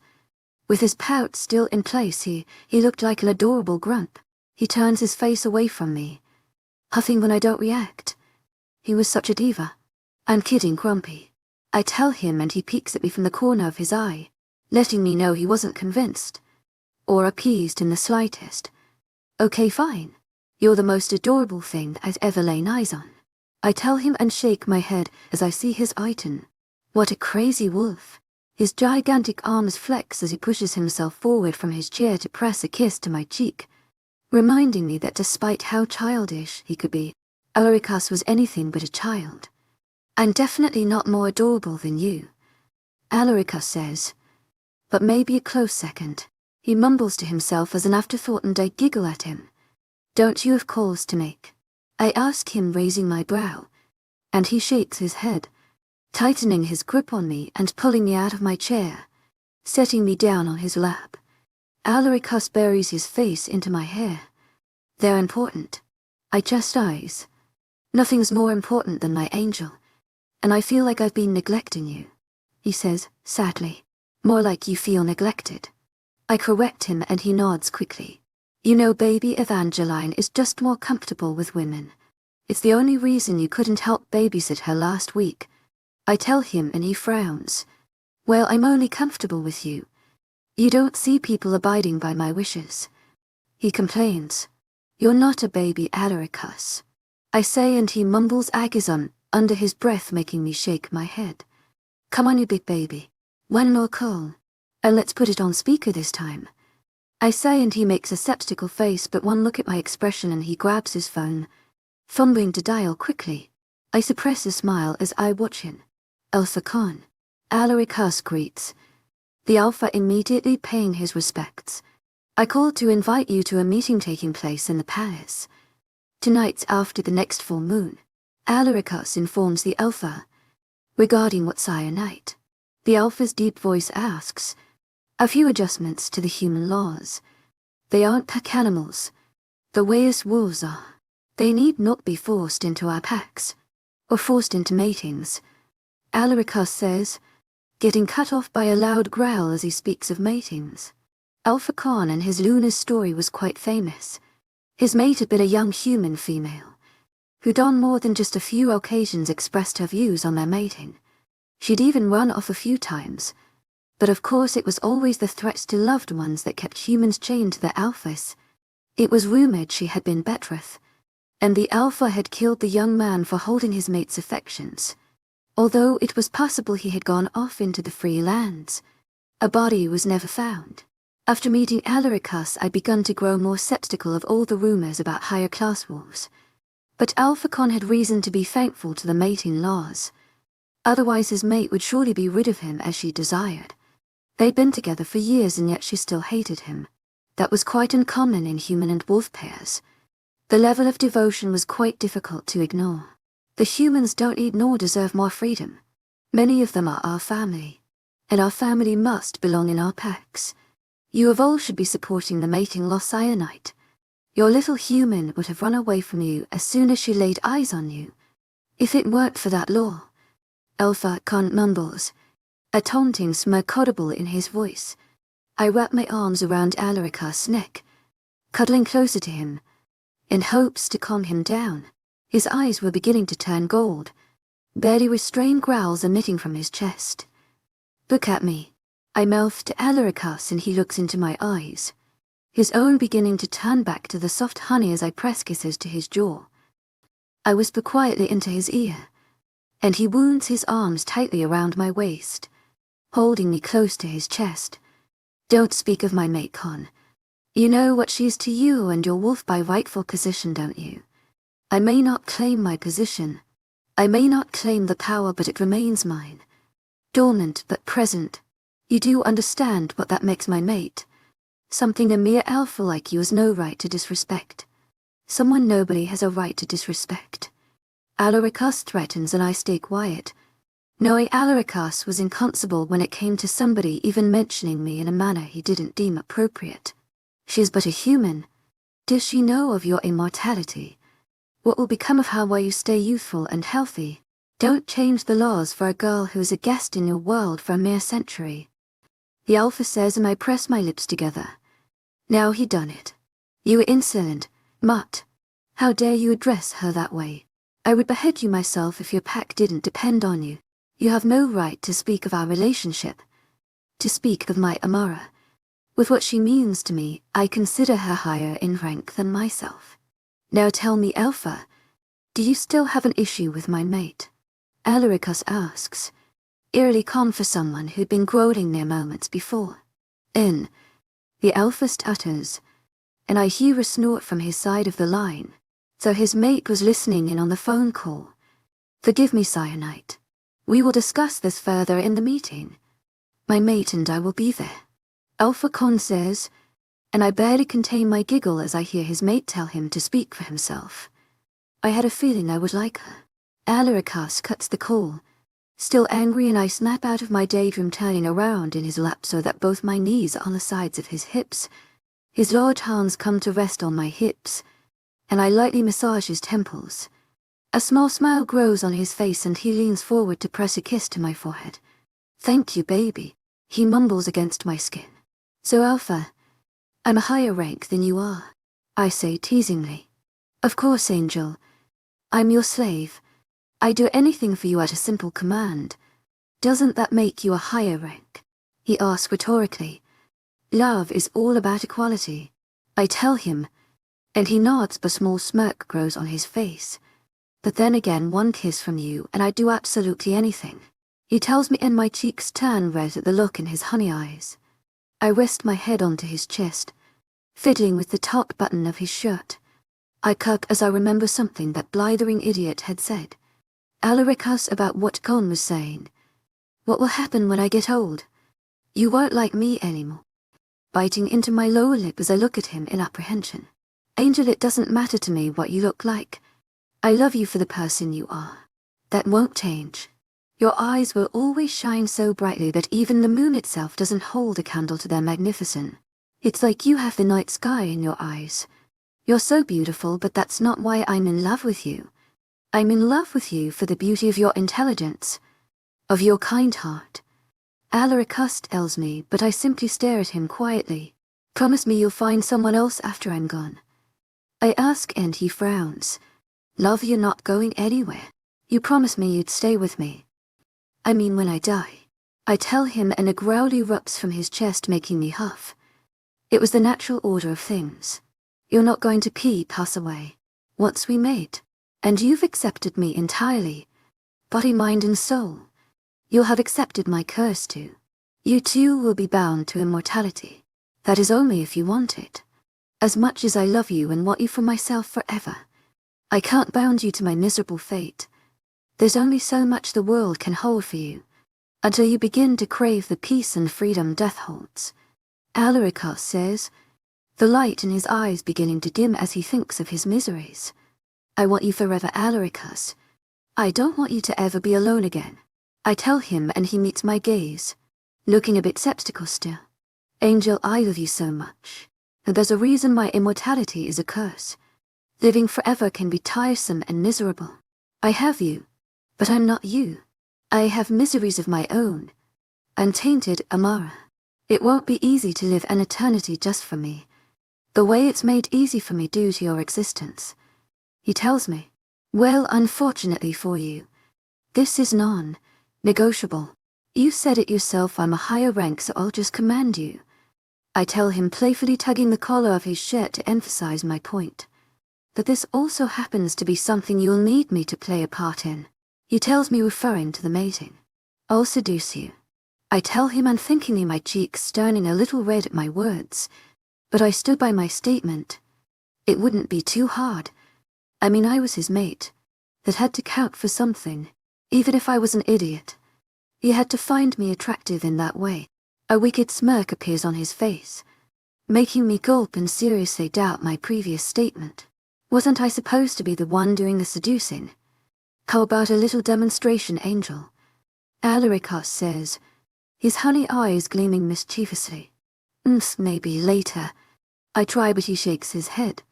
This was the first time I'd ever regretted my lack of dating history. Even my romance books hadn't prepared me for this. I had no idea how to go about this. Maybe I could bribe him with chocolate. But then again, it was called seduction and not bribing, so that was probably wrong. How about offering to do his laundry? But then he had the palace help to do that for him. I leaned down slowly, keeping my gaze on his, my hands going up to play with the bottom tendrils of hair on his nape. My eyes flutter close as my lips connect with his. Immediately I trace my tongue over his bottom lip, the way he's done to me numerous times, and his lips part under my silent command. Tentatively I stroke my tongue against his, the growl that emits from his chest at the action letting me know he liked it, allowing my hands to slip in between us, and roam the hard muscled ridges of his torso as they please. I massage my tongue against his, a little smile coming on my face, as his tongue chases after mine as I move mine to taste the rest of his mouth. I pull away, panting from breathlessness, immediately biting my lip as I catch sight of his expression, the hunger in his eyes making my stomach clench. Holding his gaze, I let my fingers travel to the buttons of his dress shirt, cocking them open with ease. I open up his dress shirt so it trails only at his sides, revealing his broad chest and tight abdominal muscles to me, the taut skin covering them gleaming in the light. My mate was more perfect than the statue of a Greek god. Leaning closer to him after I've gotten an eyeful of him, teasingly I flick my tongue over the tick of his jaw, and he lets out a quiet hiss at my actions. I press kisses down his skin until I reach the muscles of his chest, pressing a kiss to each side, before one in between. I look up to meet his gaze to see him panting, making me smirk. I maintain his gaze as I let my tongue dart out to lick over his brownish, pink nipple. A growled moan rivets through him, shaking me to my core, and unthinkingly I bite into his pectoral. He lets out another pleasurable growl, watching me closely as I trail down his torso to get to his abdominal muscles, pressing kisses to each one, before licking up the two muscled lines they create. His breath catches in his throat as I let my fingers trail delicately over the rim of his pounce, licking along the part of his V, lying visible above his now low-hanging dress pants. My eyes widen as I see the gigantic bulge that strains against the dark material of his pants. I gulp. Wasn't that abnormally large? But that was a problem for another time. Mission successful. I rest my hands on his shoulders, curling myself up so that I'm face to face with him. Alaricus, I mutter softly, and he replies in a breathy moan. You're seduced, I say, and settle myself comfortably in his lap, my eyes growing into the size of saucers as he instinctively rocks his hips upwards. Do you need a moment? I start going to pull away from him, but Alaricus yanks me to his chest, the desire-drenched breaths that leave his parted lips hitting my own. Just give me a moment, my little vixen. You can't just expect to get away after what you've done to me. God, your scent is killing me. Alaricus whispers hoarsely. His hands flex as they rest on my hips, but even in this state, he's careful not to hurt me. I love you, I mumble to him, resting my head on his chest, near his heartbeat, the fast thudding matching my own, and filling me with a euphoric content that can be experienced only by being so close to the one you love. I love you to my little seductors, Alaricus says, making me giggle. What is it people say nowadays? A lady in the streets but a freak in the sheets, Alaricus mutters, and my face turns red. Oh my, I mumble to myself, making him chuckle breathlessly. My freaky angel. Alaricus smiling down at me, pressing a sweet kiss to my head. Now let's get you calmed down, I say, noticing that the bulge was still very much present. I look at him apologetically, before looking back down at it, jumping as I see it twitch. It moved, I say in horror. Yes, love, it does that. Especially when you decide to look at it, he tells me, looking at me through his hooded gaze lazily. My cheeks burn as I resort to staring over his shoulder at the study around us.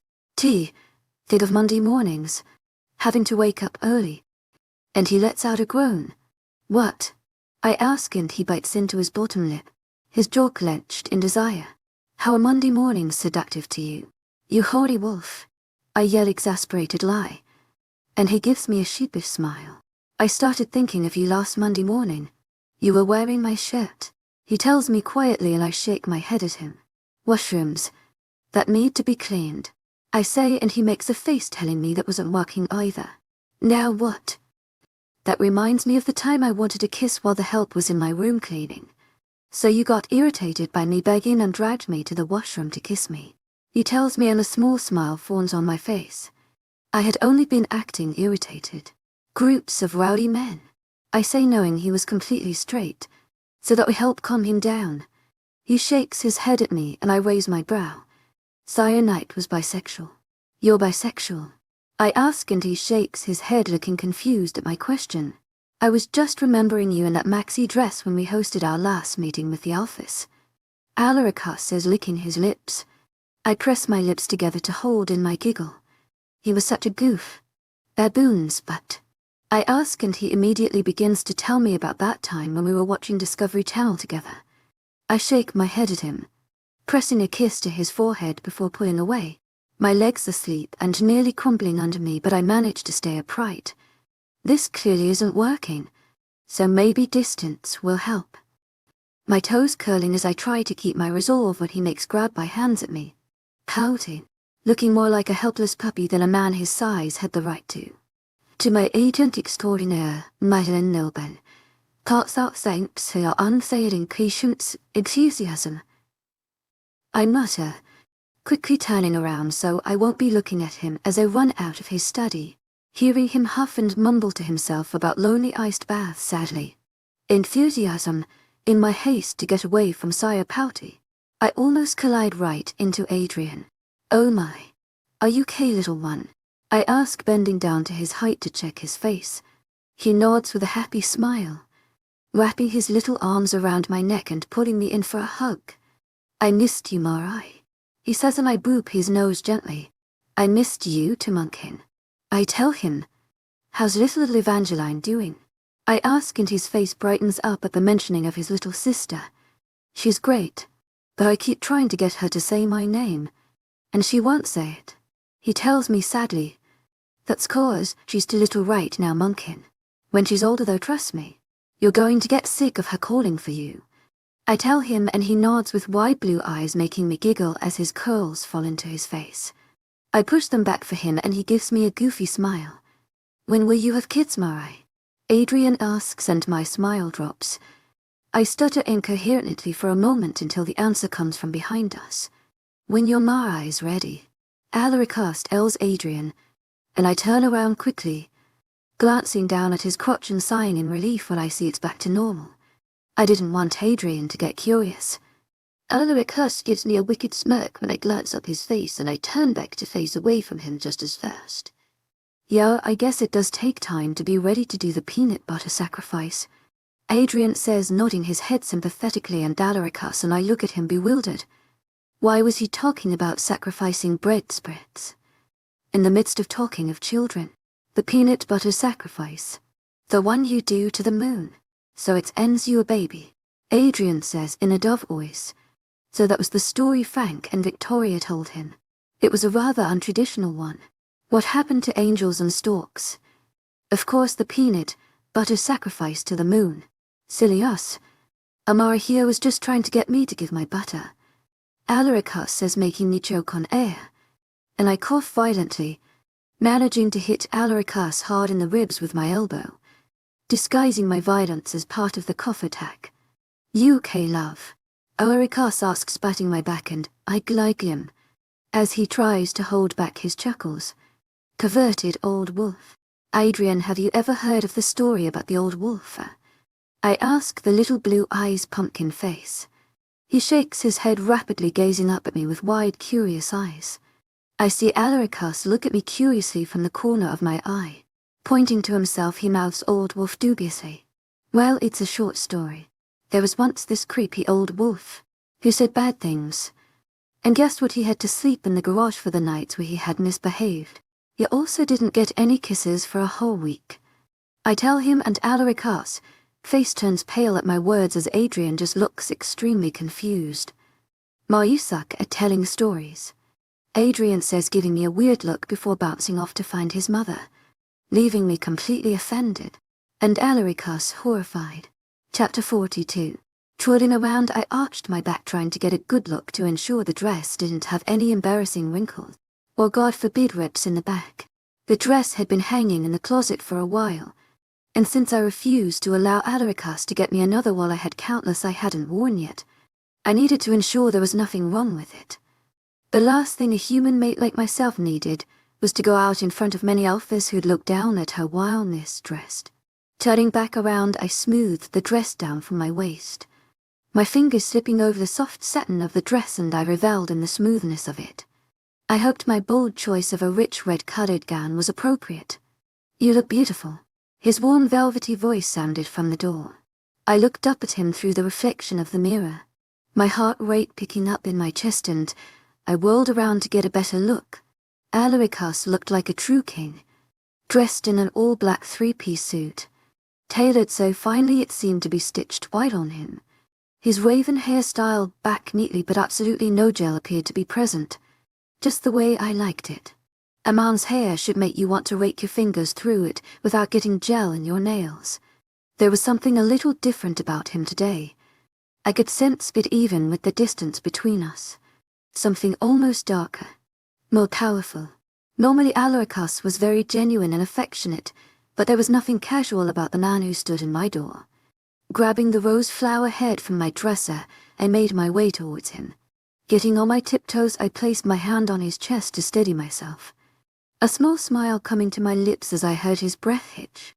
Looking up to find his honey eyes gazing down at me intensely, I placed my palm flat towards the right of his broad chest, feeling his heart pump rapidly under my touch.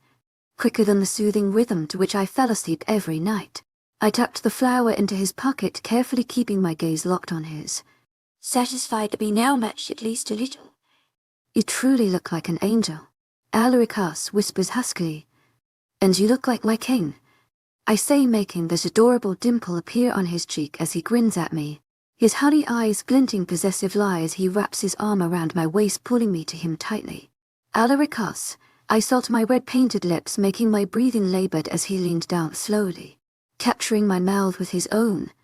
There was a certain domination, a possessiveness to his kiss, but there was nothing suffocating about it. The way he kissed me was exhilarating, a king's desire for his queen rising to surface. My toes curled against the hardwood of the floor as I melted into his embrace, matching his passion with my own. I moved my lips against his, nudging my nose against his playfully as I feel his hands clench onto my waist. But even in his passion, he's careful not to hurt me. The kiss was getting too deep, and we didn't have time at the moment. Curling my hand into the nape of his hair, I hold his head steady as I move my mouth away from his, my subconsciously closed eyes opening to see him jutting out his lips, looking for mine. I peck them lightly before tapping his hands that are on my waist. Our guests have surely started arriving, and it's time we go down to receive them. I say to Alaricus, and he frowns but nods, making a strand of his hair fall out of place and onto his forehead.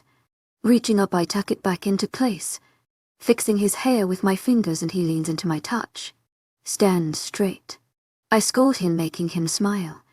I think my suit's a little crumpled too, Alaricus says, and I run my hands over his blazer's surface, straightening it out for him, tugging at the ends of it to make it sit right again. Alaricus says, leaning down towards me, and I narrow my eyes at him. You just want me to touch you, don't you? I ask, and he nods with a childish grin, making me laugh. Leaning up, press a soft kiss to his stubble-covered cheek. Perfect, I whisper against his skin, hearing him swallow thickly. Are you all right? I ask him abstinently, smoothing out his already perfectly smooth coat. Alaricus wraps both arms around my waist tightly, holding me closely to his chest. Just stay by my side tonight. Eros is more restless than usual. We can't stop thinking of the last time we were in power. But you keep me grounded, angel, so I'm really going to need you tonight. Alaricus says to me, it probably won't come to you needing to accept your position as king. Many of them are related to humans by mating bonds. They'll understand. Your optimism is admirable, but I know those alphas well. I know the world I've created well. I hope it won't come to that. I feel what you will hear and see. But if this is what you want, you will have it. There's nothing I wouldn't do for my angel. Alaricus mutters darkly. There was a time when his love frightened me, when this passion suffocated me. But now it lit me up from the inside. It gave my own heart a reason to keep beating. Thank you. I know you're doing this for me despite how much you don't want to. And I want you to know I'm very grateful. I tell him, and Alaricus nods slowly. How are you doing? Alaricus asks me, one of his hands tenderly playing with the dark chocolate curls that fall down my back. I'm fine. I tell him, and he presses a soft kiss to my forehead, making my eyes fall shut. Let's go. Alpha Khan and his mate have arrived. I know you were looking forward to meeting her. Alaricus says, and I nod. To my agent extraordinaire, Madeleine Nogan, heartfelt thanks for your unfailing patience, enthusiasm. He mumbles chivalrous lie, bowing slightly as he allows me to walk past him. My shoes. I mumble, turning around immediately, hitting straight into Alaricus' chest. I rub my nose, pouting as he looks down at me in bewilderment, resting my other hand on his chest, and his eyes fly down to it immediately. A soft smirk coming on his face that makes me mentally facepalm. Are you trying to make me change my mind about this meeting, Angel? Alaricus asks, draping his arm over my shoulders to keep me pressed against his chest. No, I forgot my shoes. I tell him, and he shakes his head as he looks down to see my bare feet, looking dejected. Horny wolf, I'll grab your heels for you, Alaricus says, darting into my room and coming out just a moment later, my heels hanging off the tips of his long fingers. Bending down on one knee, Alaricus holds one of them before my foot. Placing my hand on his shoulder, I slip my foot into the heel, before doing the same with the other. Alaricus grabs a hold of my hand, pressing a soft kiss to the palm of it, inhaling it deeply, startling me, but I stay quiet as he stands back up. He was a werewolf, so to an extent he always had a primal side. But it had been a while since I'd seen him act so inhumanly primitive. We walk down the stairs. Alaricus arm wrapped around my waist, he holds me close to him, his relaxed stance stiffening as we reach the bottom of the foyer. The palace staff had showed the Alphas and their mates into the grand ballroom they decorated just for the occasion, but I could make out the noise of their chatter even with my human sense from here. We walked towards the ballroom, silence enveloping the large room as we stepped in. Welcome to our home. Thank you for joining us on such short notice. I hope your travels were comfortable. My mate and I are honored to have you all here, Alaricus says stiffly, his voice resonating in the silence. If you all would take your seats. Alaricus and I wish for you to dine with us before we begin the meeting. Receiving a few smiles from Alphys, and a few waves from the mates I'd spoken to during the last meeting. After careful contemplation, we decided we'd have more of a help-yourself dining style to keep the atmosphere more calm and comfortable. The last thing we wanted was the alpha couples to be in a stern mood. We'd rather they loosen up, and think this to be a more casual meeting. Of course, the serving style wouldn't fool the Alphas, but the little details would help. Alaricus grabs onto my hand, leading me to our place at the head of the table. The long table had assigned seating, and as I look at the large brooding man that sits a seat down from me, I know immediately that it is Alphacon.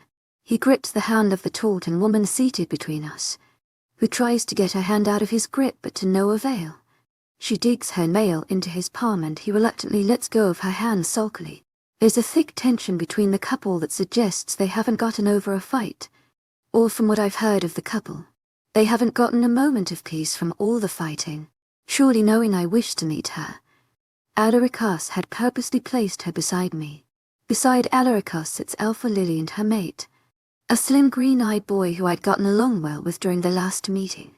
Like me, he too was quite young, only 2 years older than me, unlike the other mates who were at least in their late 20s. We haven't met. My name is Amara, I say to the girl sitting beside me, making her cease her hateful glaring at her mate as she turns towards me. The blank look on her face was a tad bit nerve-wracking, but I refused to turn away. Nice to meet you. I'm Nicole, and this giant is Adam Khan, she tells me, and he mumbles a quiet greeting to me, keeping his gaze trained on his plate. Will you be staying with us tonight? I ask, smiling. To my agent extraordinaire, Madeleine Nilben, heartfelt thanks for your unfailing patience, enthusiasm. Nicole says at the same time as her mate grumbles out a no. I want to stay here, Nicole says to her mate, and he shakes his head. You weren't going to get any regardless of where we are, so why does it matter? Nicole asks her mate, making my eyes widen, and I glance at Alaricus from the corner of my eye. And although he converses with Alpha Lily, the amusement in his eyes tells me he's listening. Do not discuss our personal life in public. Alpha Khan scolds his mate, and she gives him a flat look. Forgive me, Grandma, she says sarcastically, and he clenches his jaw tightly in anger. The metal fork in his grasp, bending until its handle is pressed to the tips of the fork. Catherine, could you grab Alpha Khan another fork, please? I ask as she passes by, and she nods immediately, scurrying to the kitchen to grab him a fork. Please help yourselves, Alarikas says as the servers finish placing the last of the dishes onto the table. The smell of the food wafting to me making my mouth water in anticipation. Shall I serve you some? Alarikas asks as he notices me eyeing the roasted duck. I always had trouble cutting myself a piece of any type of meat, and I didn't particularly want to struggle in front of everyone. I nod sheepishly and Alarikas gives me a charming smile, cutting a piece of it off with ease, and placing it in my plate, covering it with some cranberry sauce. Thank you, I mumble to him, and he presses a kiss to the side of my head, before leaning forward to serve himself some of the raw seafood pasta. I pour some for myself as well, grimacing as I see a scallop. Picking it up I hold it out to Alarikas and he leans forward, eating it directly from my fingers before we both go back to our food. I look up from my plate only to see everyone staring at us silently. Startled I drop my fork, alerting Alarikas and he too looks up. Alarikas commands them, glaring at those who stare at me, angered at how they're making me uncomfortable. The alphas and their mates immediately begin eating what's in their plates. Those whose plates are empty help themselves to anything that they see before them. Amara, it's so good to see you again, Nathan says to me gently and I smile at him. You as well. How's your sister doing? I ask him. Last time we'd met, he'd told me about his sister, who had been in an accident, but was to undergo a surgical procedure. She's much better now. She was honored to hear of your concern, Nathan says, making my cheeks color. No wonder cyanide awes you. You're adorable. Nicole mumbles from beside me. She is, isn't she? She reminds me so of my sister, Nathan says, smiling at me. There are few things that don't remind you of your sister. Did you not point to a flower on your way here and say that it reminded you of your sister? Alpha Illy chimes in. Sisters are very special. Alarikas has a faraway look in his eye. Surely he was remembering his own little sister. Of course I'd never seen them together, but the way he spoke told me she had meant the world to him. Placing my hand over his eye squeeze it reassuringly and he turns to face me. All traces of amusement having left his face. To others he'd seemed blank, closed off, but I can see the sorrow in his eyes in the way they've darkened. My sister loves seafood pasta, Nathan says, not having noticed Alarikas' mood. I'll have some packed for you to take to her. I tell him, no please I couldn't. Nathan says immediately. I insist. It's for yours and it's for your sister. You can't refuse what's not for you. I tell him and he chuckles, nodding. Alpha Lily leans towards him, pressing a tender kiss to his cheek, her blue eyes softening in adoration as she looks at her happy mate. Alpha Lily drapes her arm around her mate's chair protectively, as if physically attempting to contain his happiness inside of him. Alpha Lily was a cold, intimidating, beautiful woman, but it was very clear how much she loved her mate. Could you pass me a roll? Alphacon asks his mate, clearly longing for some affection after seeing the couples around him being affectionate with one another. It's in the middle between us. Grab it yourself. Nicole tells him to concentrate it on her steak to pay her seething mate any mind. I'll cut your steak for you. He offers, immediately grabbing her knife from her, and she closes her eyes in annoyance but holds her tongue. Seeing her reaction, the alpha cuts a bit too aggressively, cutting straight through the plate in his anger. And it breaks beneath his force. A small piece of the ceramic flying past his mate's hand, leaving a small scrape at the side of it. Hissing, Nicole stands up, pulling away roughly when Alphacon reaches out for her. Don't touch me. She sees, angrily marching out of the ballroom. Getting up, I press my hand to Alarikas' shoulder to alert him I'm leaving, before I make my way after her. Nicole, I call, and she whirls around to face me, her shoulders relaxing as she sees it's me. Come, I get you a band-aid, I say, grabbing a hold of her other wrist and leading her to the nearest washroom. I open up the bottom cabinet, pulling out a small first aid box, clicking it open, and grabbing a small band-aid. I turn to face her, my eyes widening in panic as I see a tear stream down her hollowed tan cheek. Looking at her closely now, although she was strong-boned with muscle definition, she looked a bit on the thin side. The type of thin people become when distressed or depressed to eat. The realization made me swallow thickly. In the beginning I had begun to sink into a depression, but soon after getting to know Alaricus and beginning to fall in love with him, I began to recover. Soon the palace began to felt like home, and I was no longer depressed, but quite satisfied with how things were going. I couldn't imagine what it was like to be living like that for years. That short period in the beginning of our relationship had been hell. Alaricus was easy to comfort because my presence calmed him, but when it came to others I was horrible at comforting them. What's wrong? I stutter out. Surely it wasn't the cut. She definitely looked like someone with a high pain tolerance. It was the way she held herself. Like a warrior, always on the defense. I can't believe I'm crying in front of you. I just met you. I'm not usually like this, she says, swiping his hand over her cheeks, only for more tears to trail down. I just can't take it anymore. I hate seeing couples like you and Nathan's. You guys are actually in love with your mates. They in turn love you. He doesn't love me. He just wants to own me. I'm so sick of it, she says tiredly, and my brows furrow as I stare at her silently. Stepping forward, I grip her hand softly, placing the band-aid on it. I hated Alaricus in the beginning, but when I saw he loved me, the way he loved me, I couldn't help but to fall in love. I'm sorry. I can see you're hurting, but if this meeting goes well, you'll have your freedom to do as you please. I tell her and she nods.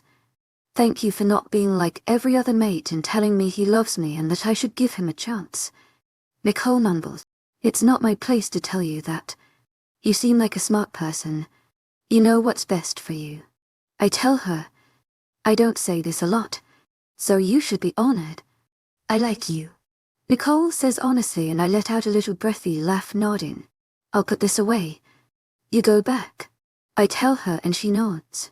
Placing the first aid box back in the cabinet, I wash my hands quickly, stepping out of the washroom, only for large hands to push me back inside it. My eyes fly up to meet completely black eyes.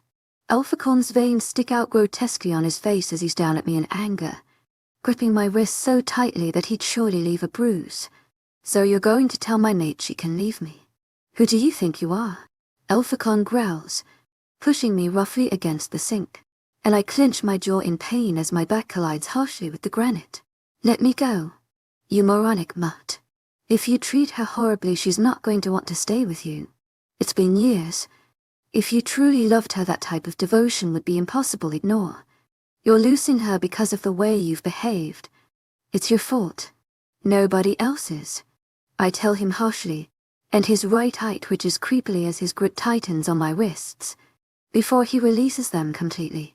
I inhale deeply as he takes a step away from me, but so he's still blocking the door with his bulky frame. Giant Gloria Winters was it, making my breath halt in my chest as a ragged breath escapes me. Gulping, I look up at him in bewilderment. What about them? I ask shakily, finding it difficult to breathe when I see the wicked look in his eyes. It'd really be a shame to see such a lovely couple get hurt. Your poor mother, she's so petite.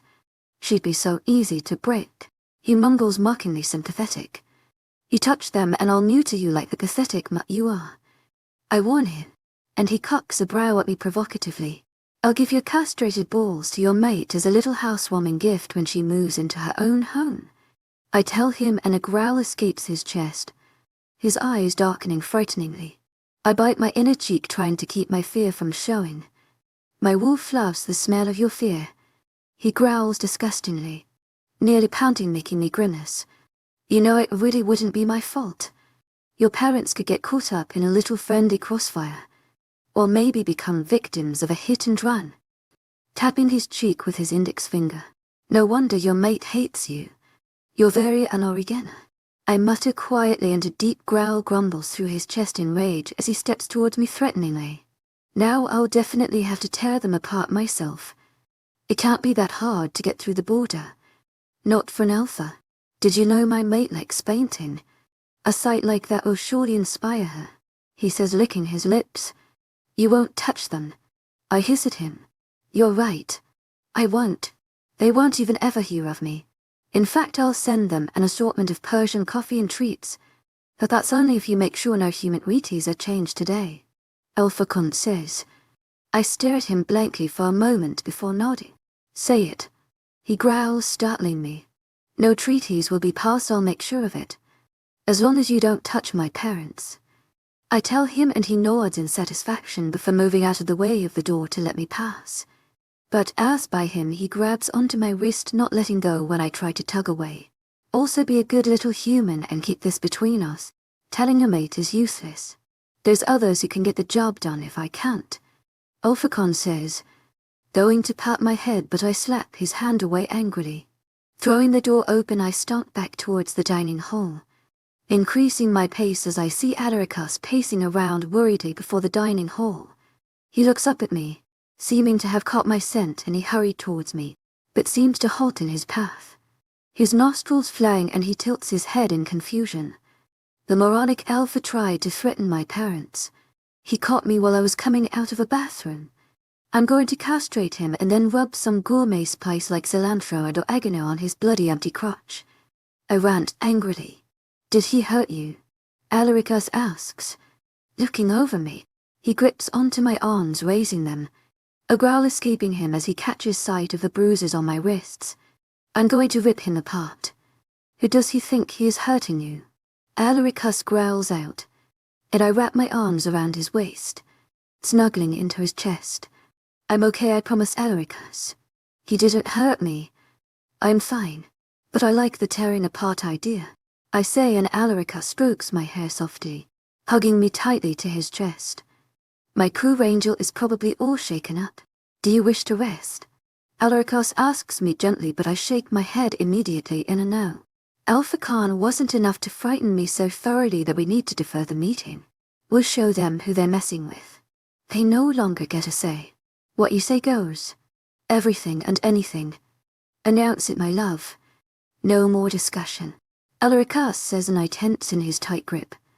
It warned me what he could be like, but seeing this part of my Alaricus worried me. Seeing how much power I held over him troubled me. That was one man's choice, not everyone's. The discussion will happen. We'll get their opinion, and we'll convince them, not force them. Nothing good comes out of force. It'll only provoke a rebellion. I mumble to him softly, not wishing for anyone to hear but him. I love you, Alaricus, and I'm all right, I swear to you. Just trust me on this, please. I plead, and I feel him nod, before pressing a warm kiss to the top of my head. I'm so lucky to have you, he whispers to me softly, and I pull away from his chest, leaning up to press my lips gently against his. You'd always have me, I whisper against his lips, about to kiss him again, but we are interrupted by the sound of a throat clearing. I suck my lips in as I feel Alaricus tense against me, his body beginning to tremble. Surely at the moment only one man could provoke such a reaction. Alaricus carefully unwound himself from me, squeezing my arm gently in reassurance before he's in front of Alphacon. Having moved so fast he even startled the Alpha. His large hand wraps tightly around Con's throat, and he lifts the man till whose build hovers just a few inches above the ground. Con's hands immediately move to the one around his throat, and he tries uselessly to loosen Alaricus, but his eyes, even in his panic, are staring at me in anger, as if this was my fault. Did you really think your threat would work? I'm Alaricus, knight's mate. It wasn't very smart of you to threaten me. I say, mockingly sympathetic the way the bastard had been when speaking of my parents. My words only seem to encourage Alaricus as I see his grip get tighter, so tight that it truly worries me. Alaricus, that's enough, put him down. Starting to panic as Con's face begins to turn purple. He didn't let go when you asked him to, did he? Alaricus asks, and I blink deliberately, stunned for a moment. I'd really thought I'd calmed him down. Exhaling deeply, I make my way tentatively towards Alaricus, wrapping my arms tightly around his waist. Please let him go. I ask, and Alaricus peers at me from over his shoulder, his eyes nearly completely black. Alaricus, please. I plead with him, really not wishing for Eros to come out at a time like this. Why, Alaricus, when angry, was frighteningly calm, the silent type of lethal. Eros would throw a tantrum, and surely terrify all our guests. He'd also then probably try to cuddle and kiss me all night, even fuss over my bruised wrists. All circumstances in which the meeting could not be held, at least not without a lot of discomfort on my part. I loved how affectionate Eros was, but displaying it so publicly made me very uncomfortable and embarrassed. Breath fills my lungs again as Adaricus releases Con, turning around to embrace me instead. Alaricus inhales my scent deeply and I allow him to, both ignoring Con's desperate gasps for breath and choking coughs. I pull away though as Con starts wheezing out for help, attracting the other alphas and their mates outside. "What's wrong?" Alpha Ibrahim asks. Con and him were cousins, but while Con was always sulky and brooding, Ibrahim reminded me of some sort of guidance counselor, always very soft and willing to listen. I had once heard that Con had fought with him because Nicole was closer to his cousin than her own mate. He threatened Amara, cornered her, threatened to kill her parents unless she assured no laws would change tonight. Alaricus tells them, his voice resonating in the hushed silence. "I did it to make sure we can all live happy lives with our mates." Alpha Con argues, disgustingly standing only a few feet away from me. Hiking up my dress to mid-calf I make my way to him, swinging my leg back and letting it connect with his groin with all the power I can muster. I grimace as I feel the soft object connect with my heels through the pants he wore. I was going to burn these heels. Con drops immediately, his eyes glowing as he calls out for his mate, who stands a few feet away from him, silently watching the scene. Nicole seemed much too shocked to do much else. Humans aren't bred for you to take your pick. The mate bond can be beautiful, but only when you allow it to develop, not by force. Let's discuss this in the hall, shall we? Grabbing a hold of Adaricus' hand, I led him into the hall, hearing footsteps behind us that indicate they followed. Alphacon wisely chooses to sit as far from Adaricus and I as possible, while Nicole is sandwiched between him and his cousin. Sensing my gaze, Alpha Ibrahim sends me a reassuring smile. With a polite nod, and I look away as he leans in to speak to Nicole. "Are you all right?" I ask Adaricus, running my thumb over his hand soothingly. "I'm fine, Angel. How are you doing? You didn't hurt your foot, did you?" Alaricus asks. "I'm completely fine. The kick brought nothing but satisfaction." I reassure him and he nods. This meeting was called to discuss and revise the laws created regarding humans. It makes more sense to do it with the human mates, such as my Amara present. Firstly, we'd like to propose the removal of the law stating all humans other than those residing in the freelands must be in lawfully registered packs.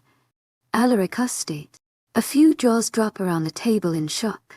Others clench in anger, but this wasn't the law I was most worried about. Humans are linked to us in many ways by matings over the centuries.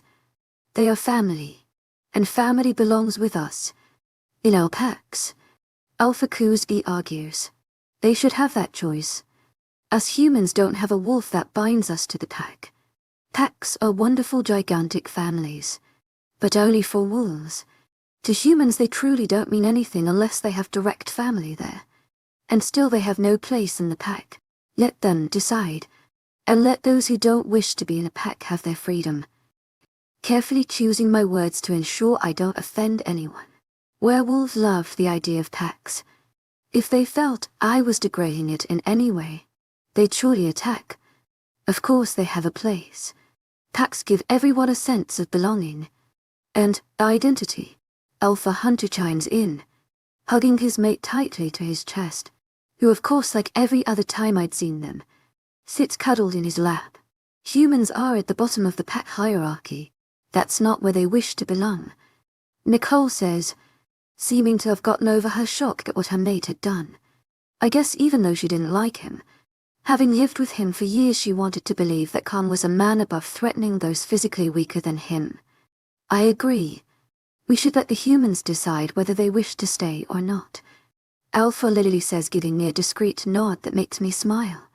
Alpha Lily was a strict woman, and quite difficult to read, but that made me feel quite honored to receive her approval and support. Does anyone object to the removal of this law? Alaricus asks, looking over the table with a frown that surely convinces everyone with any objections to keep silent. Moving on then. The next thing I would wish to discuss is the way we regard humans. The only humans treated respectably are our mates, or relatives, and that needs to change. They may not have our physical abilities, but that doesn't mean they deserve any less respect. You all are alphas. Surely if you spoke to your pack members of this, they'd respect your wishes. Alaricus says, and everyone nods immediately, although not all of them look like they have any intention of doing so. Alpha Hunter was currently pouting his lips at his mate, begging for kisses. Alpha Kuziki noticed where I was looking and looked beside him at Hunter, clearing his throat softly, earning himself a glare that really didn't seem too menacing after witnessing his previous display. Please do think about this. The way humans are treated makes them feel suffocated, and suffocation leads to rebellion. Action can be taken to prevent that. You all are leaders and very respected by your pack members. You can make a difference. Not liking how none of them were taking this seriously. You all alphas. I'm sure you know of my story. How I came to be a wolf. Alaricus says, effectively capturing everyone's attention. Alaricus never spoke about himself, and no one dared to ask him anything. I could feel how uneasy this was making him, and yet he was doing it, mainly for me. Grabbing his hand in mine, I give it a reassuring squeeze, passing him a small encouraging smile as he looks at me. The python's sounds were very powerful, but their treatment of humans, their provocation of that rebellion through the blatant disrespect for humans, brought on their doom. We need to learn from that. Avoid it before it even begins. If they are worthy of being our mates, then they are our equals. We as wolves know our mates are our equals. That makes their race our equal, deserving of respect. Does anyone disagree? Alaricus asks, and a low murmur of apologies erupts through the hall. Though they were alphas, they truly sounded like scolded children. Another law that needs to be revised is the law regarding human mates. Alaricus says, and everyone in the room seems to tense. Some alphas whose mates are humans' eyes begin to glow. A mate shouldn't be forced to stay with the wolf, but understandably, as the mate is very important to the wolf, a courting will be allowed. The human mate will not be forced to live with the wolf until the human themselves decides to do so. Alaricus says, making deep growls resonate through the hall. Alphas with human mates grab their human mates and cuddle them protectively into their chests, their eyes glowing dangerously as they growl. Please just hear us out. I plead, but the wolves are beyond listening. They seem to be all yelling and growing simultaneously, and nothing they're saying is legible. I tug on Alaricus, see who's simply staring at them silently in disappointment. Do something. I whisper to him, and he looks at me, his eyes taking over my pleading expression before he sighs deeply. Nodding, Alaricus stands up from his seat, letting out a deafening growl that even startled me, and all the alphas scramble to get back into their seats. They grip onto their mates protectively as they look at Alaricus with wide eyes. Even Alpha Khan is gripping a struggling Nicole in his lap, staring daggers at my mate. Thank you. I mumble shakily to Alaricus, and he presses a soft kiss to my temple before patting my back accordingly. The devotion of a loving mate is impossible to ignore. But if you are forced to live with this unknown person, and to leave everything behind, you struggle to ignore it. I did my best to stay away from Alaricus, as I'm sure most human mates do, but eventually I fell in love with him too. If the human mate is approached in a less forceful manner, so that they don't feel pressurized and trapped, surely the process would go much smoother. I know this seems like a lot, but truthfully this is only to make the human mate comfortable. Surely the thought is bearable if it means ensuring the comfort and ease of a mate. I try, and it seems to work as the wolves begin to look less angry, but still not entirely convinced. It'll make the transition much easier for the human mates. It'll also be a way to avoid the initial hatred that most human mates feel for the wolf. I think it's a good idea, a pretty dark-skinned woman says, her hand resting gently on top of her mate's that sits on her heavily pregnant belly. Her mate parts her curly hair gently, seeming to be unable to stop himself from touching her. Wolves got more protective when their mate was pregnant. I think it's a good idea. There's nothing I regret more than taking my mate away from all he'd known and causing him that pain. It's something I can't reverse. And no matter how happy we are, I'll always feel guilty for it. Alpha Uki says, and his mate reaches over, squeezing his hand and pressing a kiss to his cheek. Those in favor raise their hands. Alarikas says, and all the humans and most of their mates. Besides Alpha raise their hands. Some other wolves tentatively raising theirs too. I see Nicole send Alpha Ibrahim a thankful smile as he raises his hand from the corner of my eye. Unfortunately, that was still a minority. You all have to see it from their perspective. They live in fear that one day one of us will come snatch them, or someone they love up because of some bond they can't even feel. That's unfair to them. Imagine fearing your children will be taken by someone who see you as scum. Fearing you yourself will be taken by someone like that. Have faith in your love. It'll surely win your mate over. Have faith in the God you pray to. In the universe we live in, if you're deserving of your mate, surely they will wish to stay with you. Alarikas says, and this time more hands raised, but still not all. You can't make us do this. Alpha says, you have no power over us. I refuse. Do you have any idea what it's like to be without your mate? Yours stands by your side proudly. Some of us would be left behind as a dark memory if this rule is lifted. Alpha says, a sorrow darkening his eyes that reminds me of the one I'd seen in Alarikas' eyes when we'd first met. I agree with Alpha. No wolf should be without their mate. A female alpha I hadn't seen before chimes in, looking to the seemingly subdued shy male that sits beside her, who I assumed to be her mate. The boy looked utterly uncomfortable sitting next to her. Perhaps that's why I hadn't seen them. She probably didn't bring him that much. No human should be forced to stay with someone they don't wish to. It's not fair to us. Nicole says, her eyes gleaming with a fire that seems to have been building over the years. We have the right to live the way we want to. Nicole says, a tear dropping from her right eye. But it doesn't take away from how fierce she looks in this moment.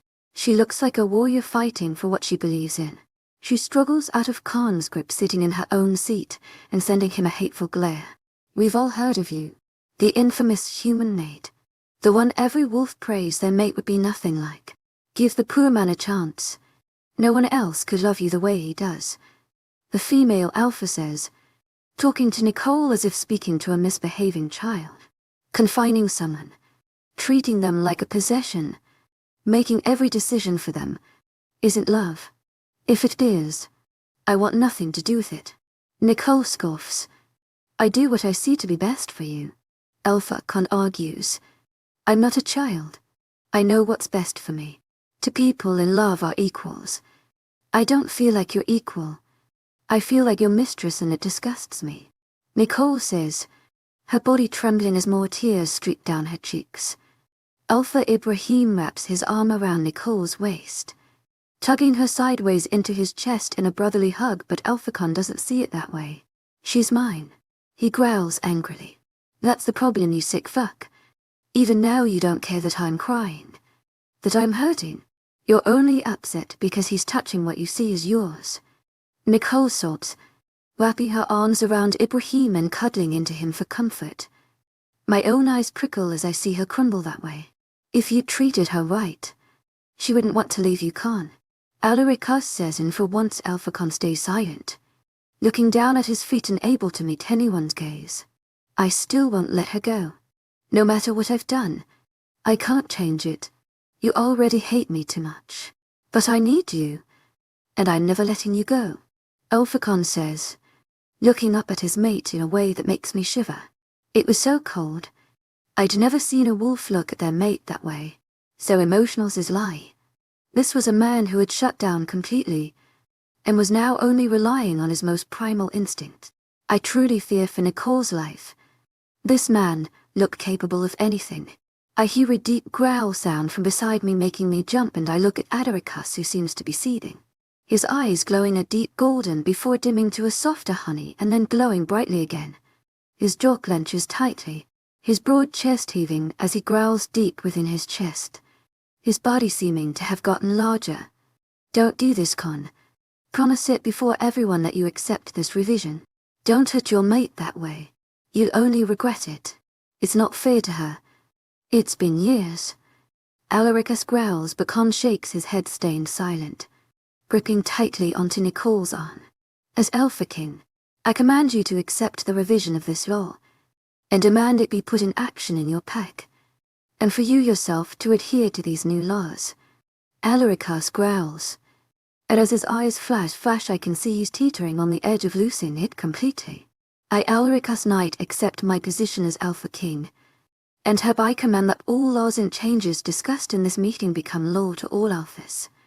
Every Alpha present must inform their pack members of these changes. Alaricus says as the rest of us watch him in complete silence, a pride building up inside of me as I watch Alaricus speak. Alaricus holds his hand out to me, and I place my hand in his outstretched palm, allowing him to pull me to my feet. That of course makes my mate Amara Winters the rightful Alpha Queen, and I command for all to regard her with the same respect they do me, to accept her as their queen and leader. Alaricus says, and my stomach drops as everyone stands from their seats, before dropping to one knee before us in a deep bow. Alaricus presses a deep kiss to my temple, his own way of bowing to me, as in his eyes, I was more powerful than him. From this day forward, Alaricus and I were the official Alpha King and Queen.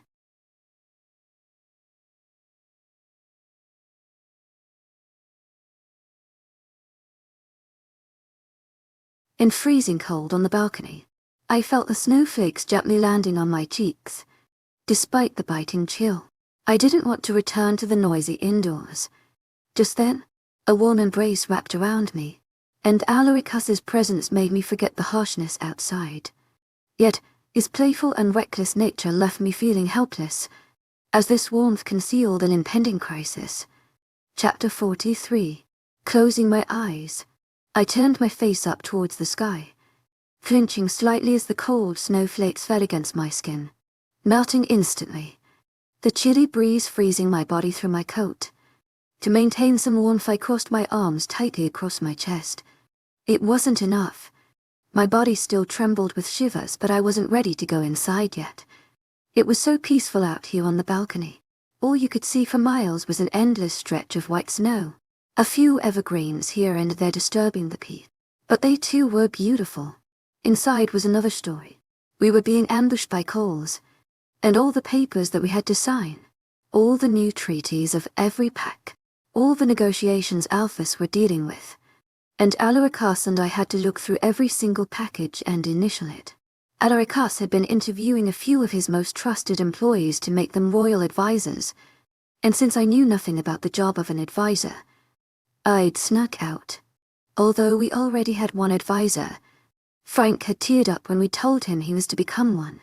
Of course, making Frank advisor meant having to promise Adrien he and his sister would both be advisors to once they grew up.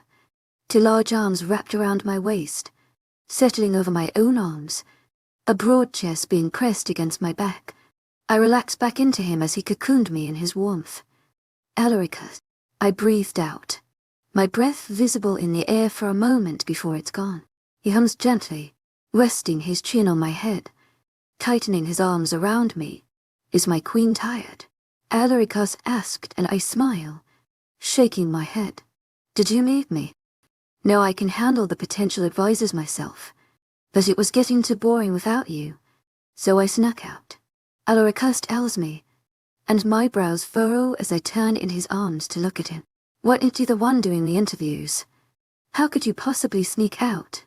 I asked, and he gave me a small sheepish smile. Well, I just sort of stood up and left, he admitted, making my eyes widen. You can't do that, you big oaf.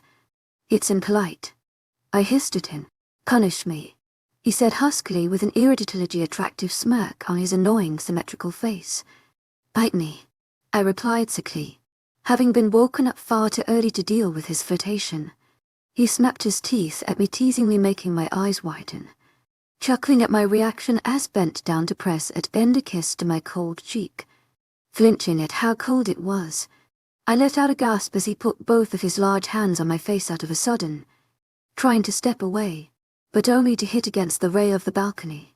I tried to ask him what he was doing, but my voice was muffled by his gigantic palm. I had to repeat it a few times before he finally understood. I'm warming your face up. It's so cold, he answered simply, not moving his hands. Having no other option, I bit into his palm. Out of reflex he pulled away, pouting as he shook out his bitten hand. I was only warming you up. Alaricus winced sulkily. For some strange reason after that meeting, he turned more childish than usual. He was like a haughty childish adult. And safe to say, it was a little spooky. And I was only tasting your hand, I replied, and his honey eyes glinted mischievously as he wagged his eyebrows at me. Well, in that case you may bite me whenever you'd like, he said cheekily. What is it about Mondays that makes you so horny? I asked, and he laughed shortly under his breath at my choice of words. You're so grumpy on Mondays. Especially in the morning, it's just so adorable it makes me want to pounce on you and cuddle you till the end of time. I stared at him blankly for a moment, not knowing how to feel about that. All right, well, moving on. We should be getting back to the office, I said, and Alaricus made a face at the thought of going back to all that. Unfortunately, we both did not have a very strong willpower when it came to completely necessary but boring tasks. I had to be the strong one. Otherwise, Alaricus and I would still be in bed cuddling. Although thinking about it, that sounded like a wonderful way to spend our time. I really wasn't liking being queen, but it was something that had to be done. How about we take a vacation? Alaricus asked, and I scoffed. We've barely been working for a week and you already need a vacation. My grandmother has a better stamina than you, and it's been years since she passed. I muttered grumpy. Actually, I have quite the stamina, love, Alaricus said suggestively. And I would bet my fuzzy's tea-socks the man was laughing at his own little innuendo right now. That's enough, freaky wolf. We'll see how excited you are when you have to get back to all those treaties. The treaties of all the larger packs are yet to be read, I remind him, and I hear him sigh sadly behind me. All right, let's go. There is no way we are going to cut into bedtime for this, so might as well get to it now. Alaricus mutters, letting go of my waist and stepping back. Did you know there are actually people out there that don't like cuddling? Alaricus asked, and I looked up at him to see his eyes wide. He seemed positively terrified at the idea. I said shortly, and he nodded immediately. Eros must be quite close to the surface for Alaricus to be unable to pick up on sarcasm. As we get to our office, Alaricus rushed ahead to hold open the door for me, and I nodded my gratitude as I walked past him. Going into his office, I settled down on one of the large leather chairs. Alaricus sat on the identical chair across from mine, passing me one of the thick booklets to look over as he starts reading one. Alaricus had guided me through a few, just so I knew the look, furs and possible loopholes that the alphas may cleverly incorporate in. But once I got the hang of it, it was more efficient for the both of us to do them separately and then initial it. I tried to keep myself from zoning out as I read through the 30-plus page treaty, and to do so Alaricus and I were mouthing the words to ourselves silently. But even then I had to read some paragraphs a few times over just to ensure I had actually interpreted what I was reading. Signing off on the treaty, a small smile came to my face as I saw the initials of Alpha Lily and her mate. No wonder the treaty had been written with so little bias. A werewolf and her human mate had written it together. I passed it over to Alaricus for him to initial it to. The treaty he had picked had unfortunately not been as smooth a read. He was circling things and making notes feverishly. That one would be sent back to the Alpha and signed, along with a phone call, which Pack wrote, that one. And Alaricus looks up, the cap of his pen held between his lips, strands of his hair having dropped into his forehead as he wrote. The pen dropped from between his lips as he opened his mouth to respond, and he jumps a little as it clatters to the ground. The Alpha King was the cutest little monkkin in the world. Alpha Con, Alaricus muttered, and my nose crunches in distaste at the mention of him. Why couldn't the man be more like his cousin? Alpha Ibrahim's treaty had been the first one I'd read on my own, and it had been a delightfully smooth 28 pages to read. It's as though he wasn't present at the meeting. Alaricus mumbled. He was quite injured for most of it, I said, and a little smile blossomed on Alaricus' face. A far away look in his eyes as though he were remembering thrashing Khan. It was a bit alarming, but I wasn't the man's biggest fan myself, so for all I cared, Alaricus could giggle at his pain. "We should call as we go," I grudgingly said to Alaricus.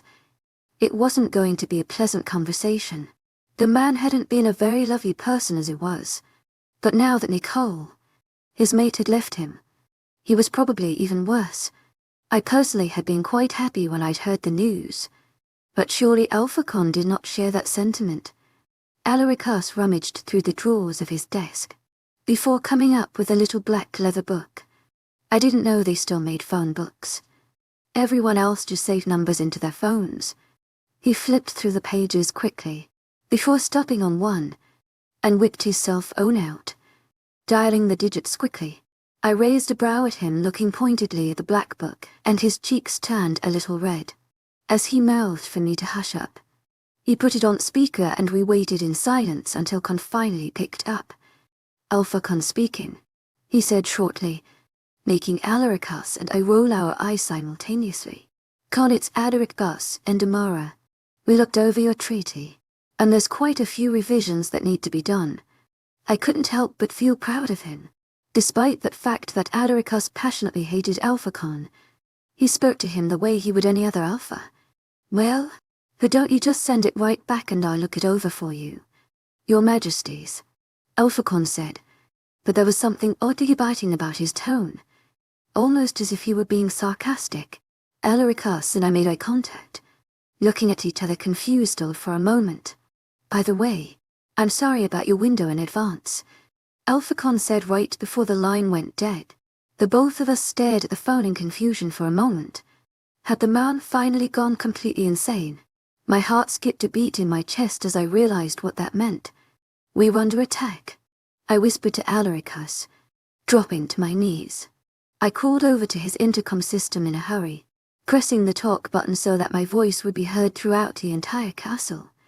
"Everyone, wherever you are, drop to your knees and get away from the windows." I repeat, get away from the windows. Barely even pressing the button to end the message before Alaricus was on top of me, curling us both up into a ball, with him completely covering my body with his. Seconds later, a loud crash resonated from the floor below us. That must have broken the glass wall of the greenhouse. Alaricus wrapped his arms tightly around me, pressing a deep kiss to my forehead. "I love you," he mumbled, his voice deeper and huskier, and I didn't even have the time to reply before he had gotten up and stood away from me. I watched in hushed silence as Alaricus grew taller, his muscles becoming larger, his chest and shoulders widening, his thin, sharp jaw dropping open fractionally as the sharp canines grew to rest on his bottom lip. He panted desperately for a moment, before his blazing golden eyes fell to meet mine. Eros growled, lunging forward to scoop me off the ground, and holding me close to his chest. Bending down a bit, he gently nuzzled his nose to the side of my cheek affectionately. "Cyanide," a deep voice said from the office door, and we both turned to see one of the guards standing there, staring directly at the floor. "Alphacon is at the palace gate, along with many other wolves. Your guards are stationed as per the plan. What would you like us to do, sire?" the guard asked, Eros tight and his hold on me, before walking out of the office, cocking his head to get the guard to follow him. Normally I wouldn't be all right with being carried around in front of strangers, but I knew Eros desperately needed to be close to me to keep his cool. Guards will keep Con from getting into palace. Palace people that can't fight will go to the safe room and wait. Eros will come outside to deal with Con, Eros said, turning into the guard's wing of the palace, with me still in his arms. Unfortunately, I had not yet been made aware of what happened if the palace were to ever be an attack. Eros marched into one of the rooms. A group of guards were pacing around in there, while one sat before a large thin glass screen that displayed a live viewing of the outside of the palace, all of them talking quickly into their phones, and from what I could hear, they were discussing strategies with the other palace guards. The palace had both human and wolf guards. The wolves were usually positioned outside, while the humans stayed inside and took care of surveillance, if ever the palace was under attack. The wolf guard's physical advantage over the humans made it a lot more sensible to have them defend the palace. Eros walked right up to the guard sitting in the large leather chair out. He growled at the guard, but only now seemed to realize Eros and I were in the room. The guard immediately stumbled off the chair, all of them dropping into awkward bows of respect before us, and then going straight back to their phones. Eros gently sat me down into the chair. Mate watchgate through the screen. Eros go outside and kill Con.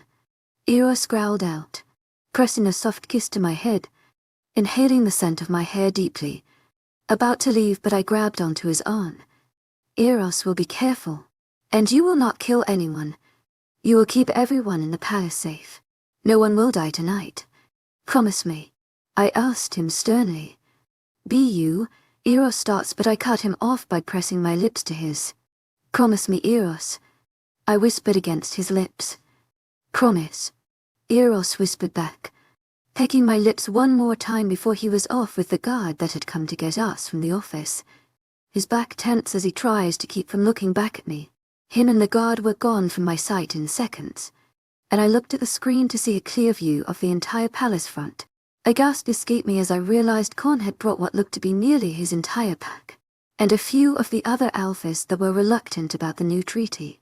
But those alphas were much smarter than he was and seemed to have brought only their warriors, not their entire pack, to be at the danger of being wiped out.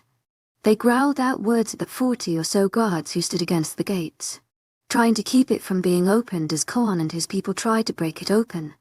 Guarding the outside of the palace wouldn't be an issue as soon as Eros got there. He could handle much more than what Con had brought. It was keeping the people inside the palace safe that mattered most. My heartbeat increasing as I see them all back off. They couldn't possibly be leaving so soon. The guards stood no chance as the hundreds of people went charging at the gate, all crashing into it. And the lock gave in, the gate cracking open. Con pushed it with all his might, managing to weasel through, as did some of his warriors. Eros and the guard got to the gate just as Con began to fight all the guards that surround him. Eros let out a deafening growl, but although the screen has no sound, I could hear from the inside of the palace. Everyone seemed to stop in place for a moment, most unable to stand, and their inner wolf forces them to drop to their knees before that power. Only Con and a few alphas stay standing, but even they can't stand straight. Their necks bend in submission before him. I saw Eros start to talk and I turned to the guards, who had been eyeing me warily, looking quite unsure what to do with themselves. Sound. I yelled at them and they jumped, before hurrying forward to set the screen up so that I could hear what was being said.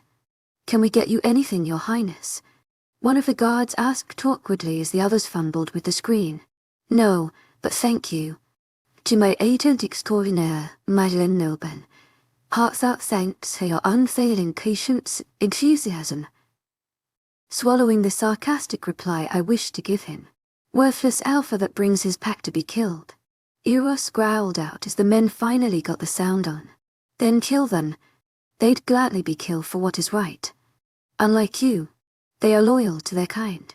Alphacon yelled, and some of his people cheered behind him, while others' faces grew so ashen. It looked as though they would faint right then and there. Eros seemed to notice the same thing.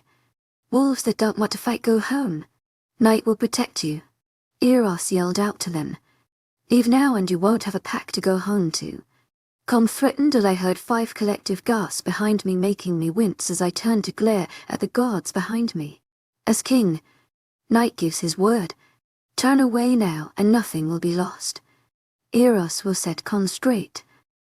To my agent extraordinaire, Madeleine Nilben. Heartfelt thanks for your unfailing patience, enthusiasm. Do you hear that, people? His wolf isn't a part of him. The legend is true. He's a cursed wolf. He's not a born wolf the way we are. He wasn't meant to lead us. Another alpha pipes in, and I struggle to remember her name but simply can't. What does that have to do with anything? He could still beat all their asses. A guard whispers from behind me. Battleos, cursed one. If you win, we will retreat and obey your rules. If we win, the palace is ours. You and your mate will be hung. Con offered, and Eros lets out a deadly growl. Filthy Alfred air speak of mate. Eros boomed, and I zoomed in on him to see him nearly vibrating with anger. The veins of his forehead sticking out, his handsome face contorted in anger, eyes blazing a gold so bright it's nearly blinding.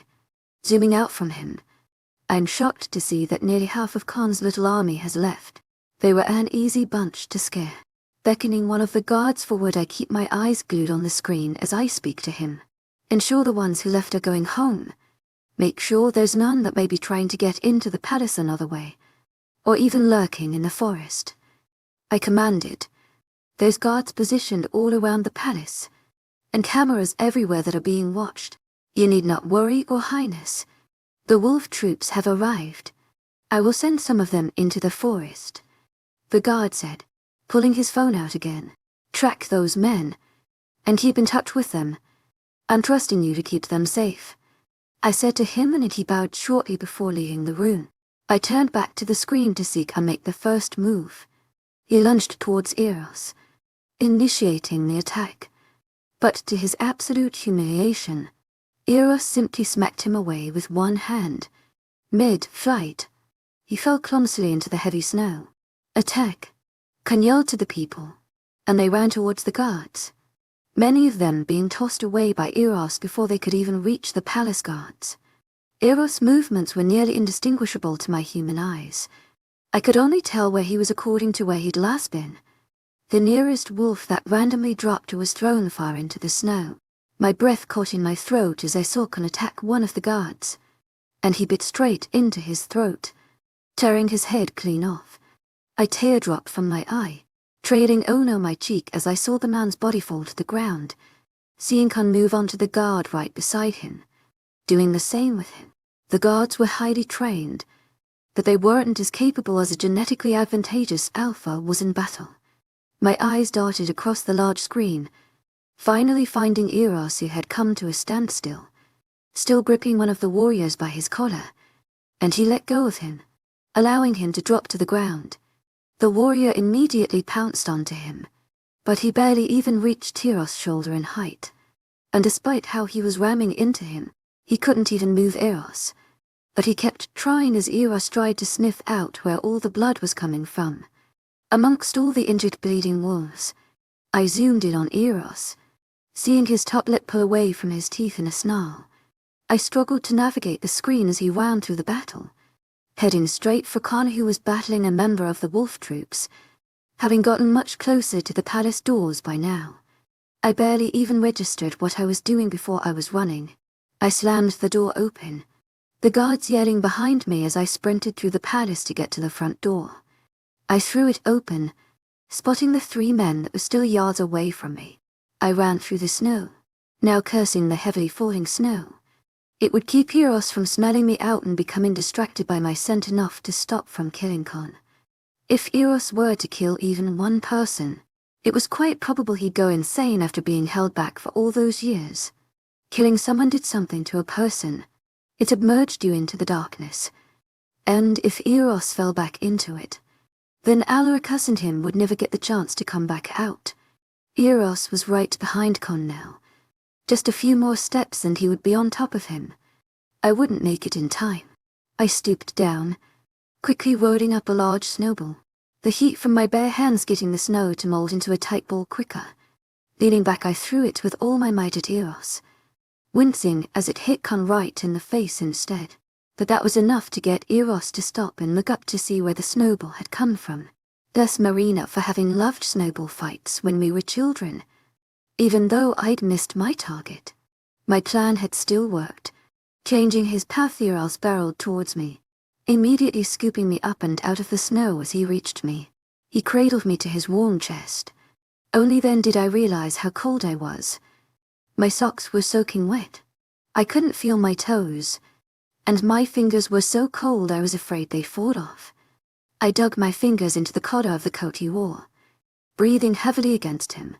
Wise mate outside. Eros whispered to me, "You will not kill. You promise me. You will not kill Khan." I panted out, and Eros frowned deeply.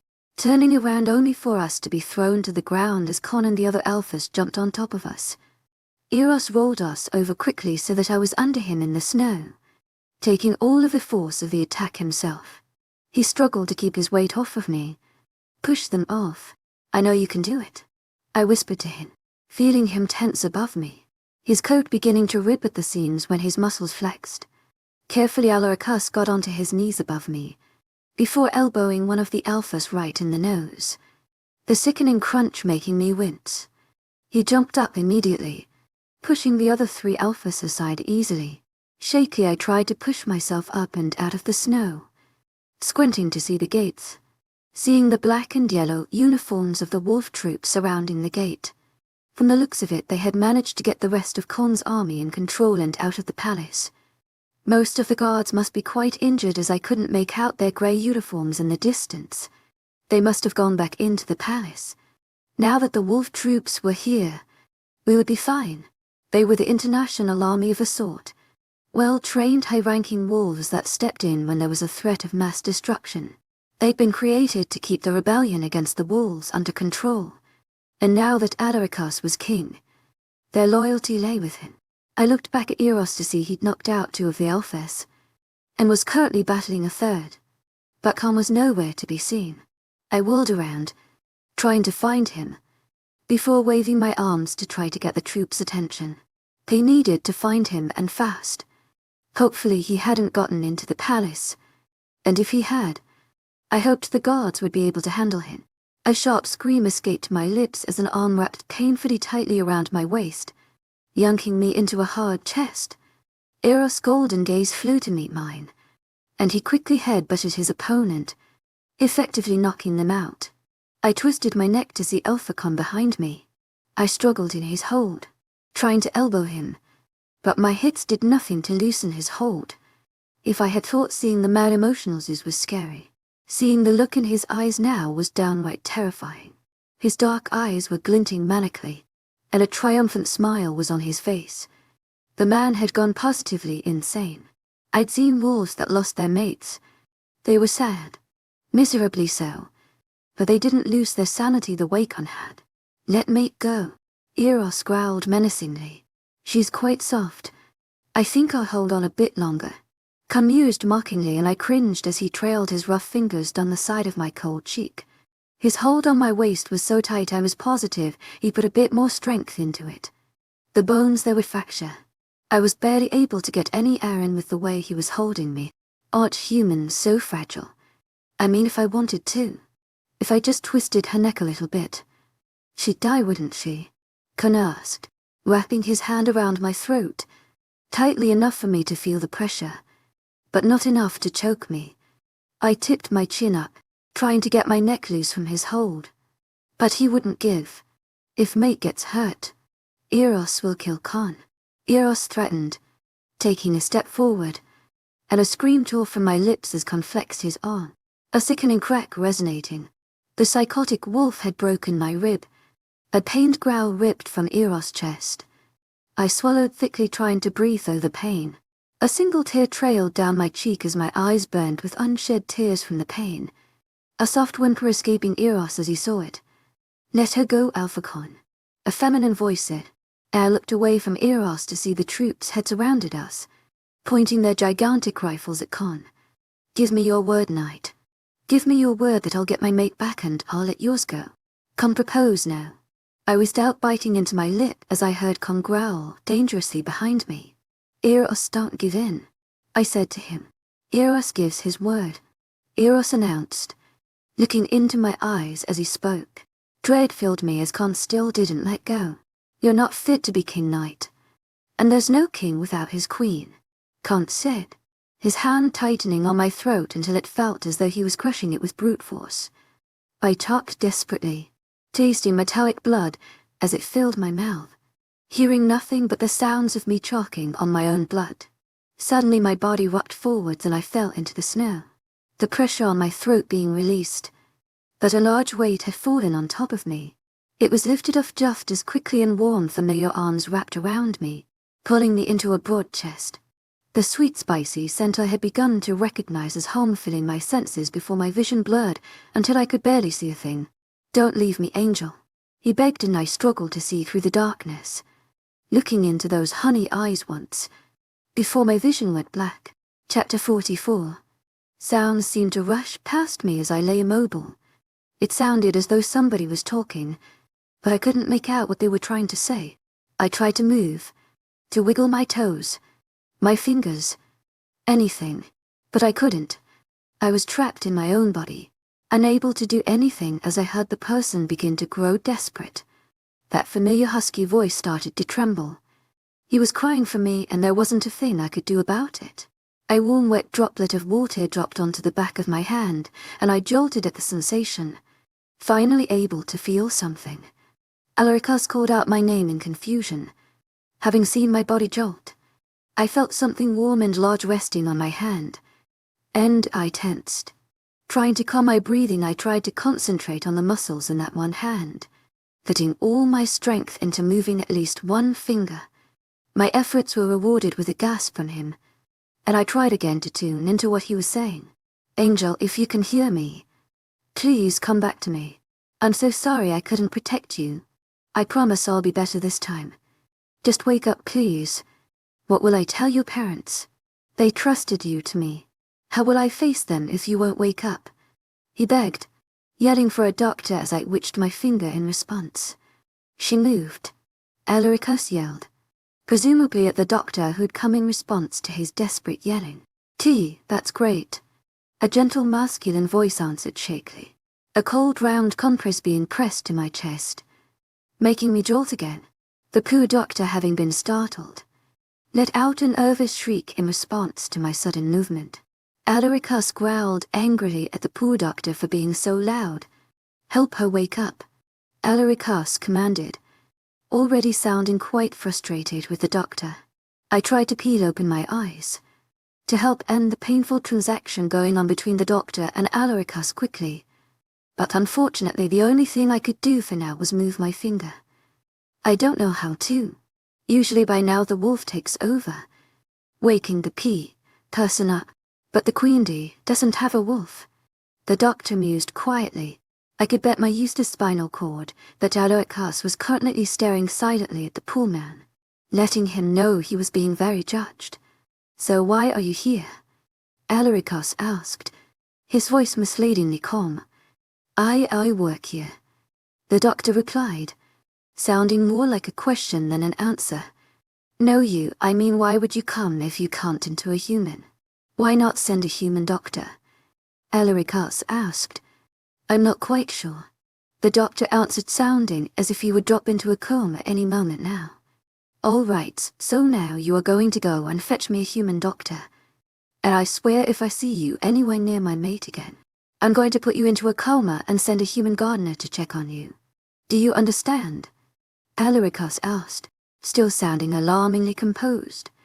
The man let out a squeak of agreement in response before a loud crash was heard. Either Alaricus had tackled him, or the man had tripped on his own. "He can't even walk and he wants to treat my mate," Alaricus stage whispered to me, confirming that the man had indeed tripped.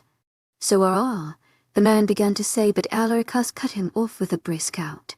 "Alaricus, stop being mean," I croaked out, surprised that I had even managed to say that out loud. I pried my eyes open to look into Alaricus' bright honey eyes as he leaned over me, his eyes wide open. "Hi," I whispered to a shocked Alaricus, who looked like a looming statue over me. "My sweet angel," gathering me up into his arms and hugging me tightly to his chest. I was so scared. I had lost you.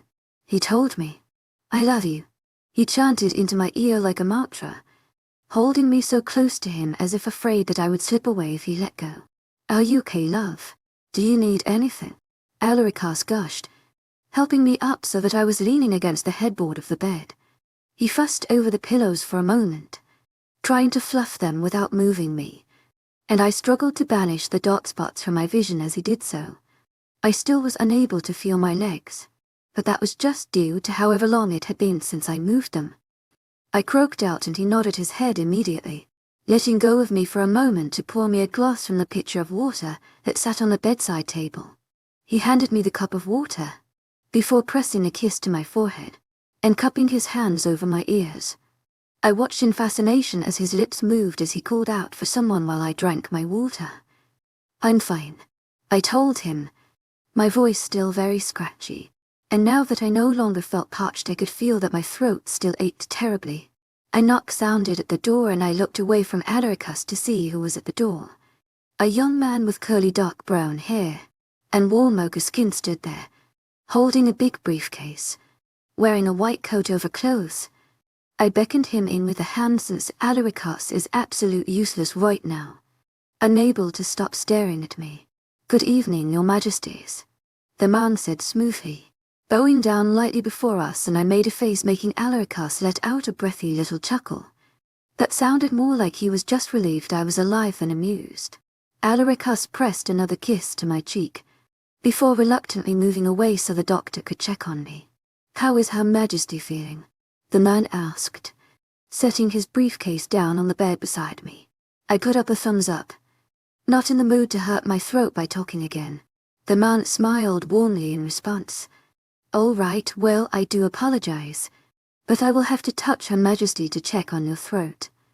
According to what Dr. Dinger told me, that is where the injury is," the doctor said, and Adrien scoffed, whispering about what a fitting name that was for the other doctor. Ignoring Adrien, I gave the doctor a nod in permission and he stepped forward. His hands were slightly cold as he gently felt around the area of my throat. I could see Adrien tense, but he kept quiet. "Please open your mouth," the doctor said, grabbing a silver tool from his briefcase. He looked down my throat carefully, seeming very hesitant to touch me, choosing rather to bend himself uncomfortably to get a proper look. "How is she? Is she in any pain?" Adrien asked anxiously from behind the doctor, his face looking pale and slightly sunken. Dark circles had appeared under his eyes. He was still strikingly handsome, but looked more exhausted than I had ever seen him. If I wasn't so sure he was very strong, I would think he needed to be checked more than I did. The man looked about ready to fall into a coma of his own. "The Queen is quite all right, Sire Knight. The week-long rest has done her well. There is still some swelling and bruising, so I'd suggest she kept speaking to a minimum. Get lots of fluids. We've had you hooked up to meds all this week, so I'd like you to avoid medication unless the pain is too much," the doctor said, looking between the both of us as he spoke. "She must be in pain. Get her medication," Adrien ordered. I retaliated, shaking my head. "I'm fine. To my agent extraordinaire, mythical noble. Heartfelt thanks for your unfailing patience, enthusiasm."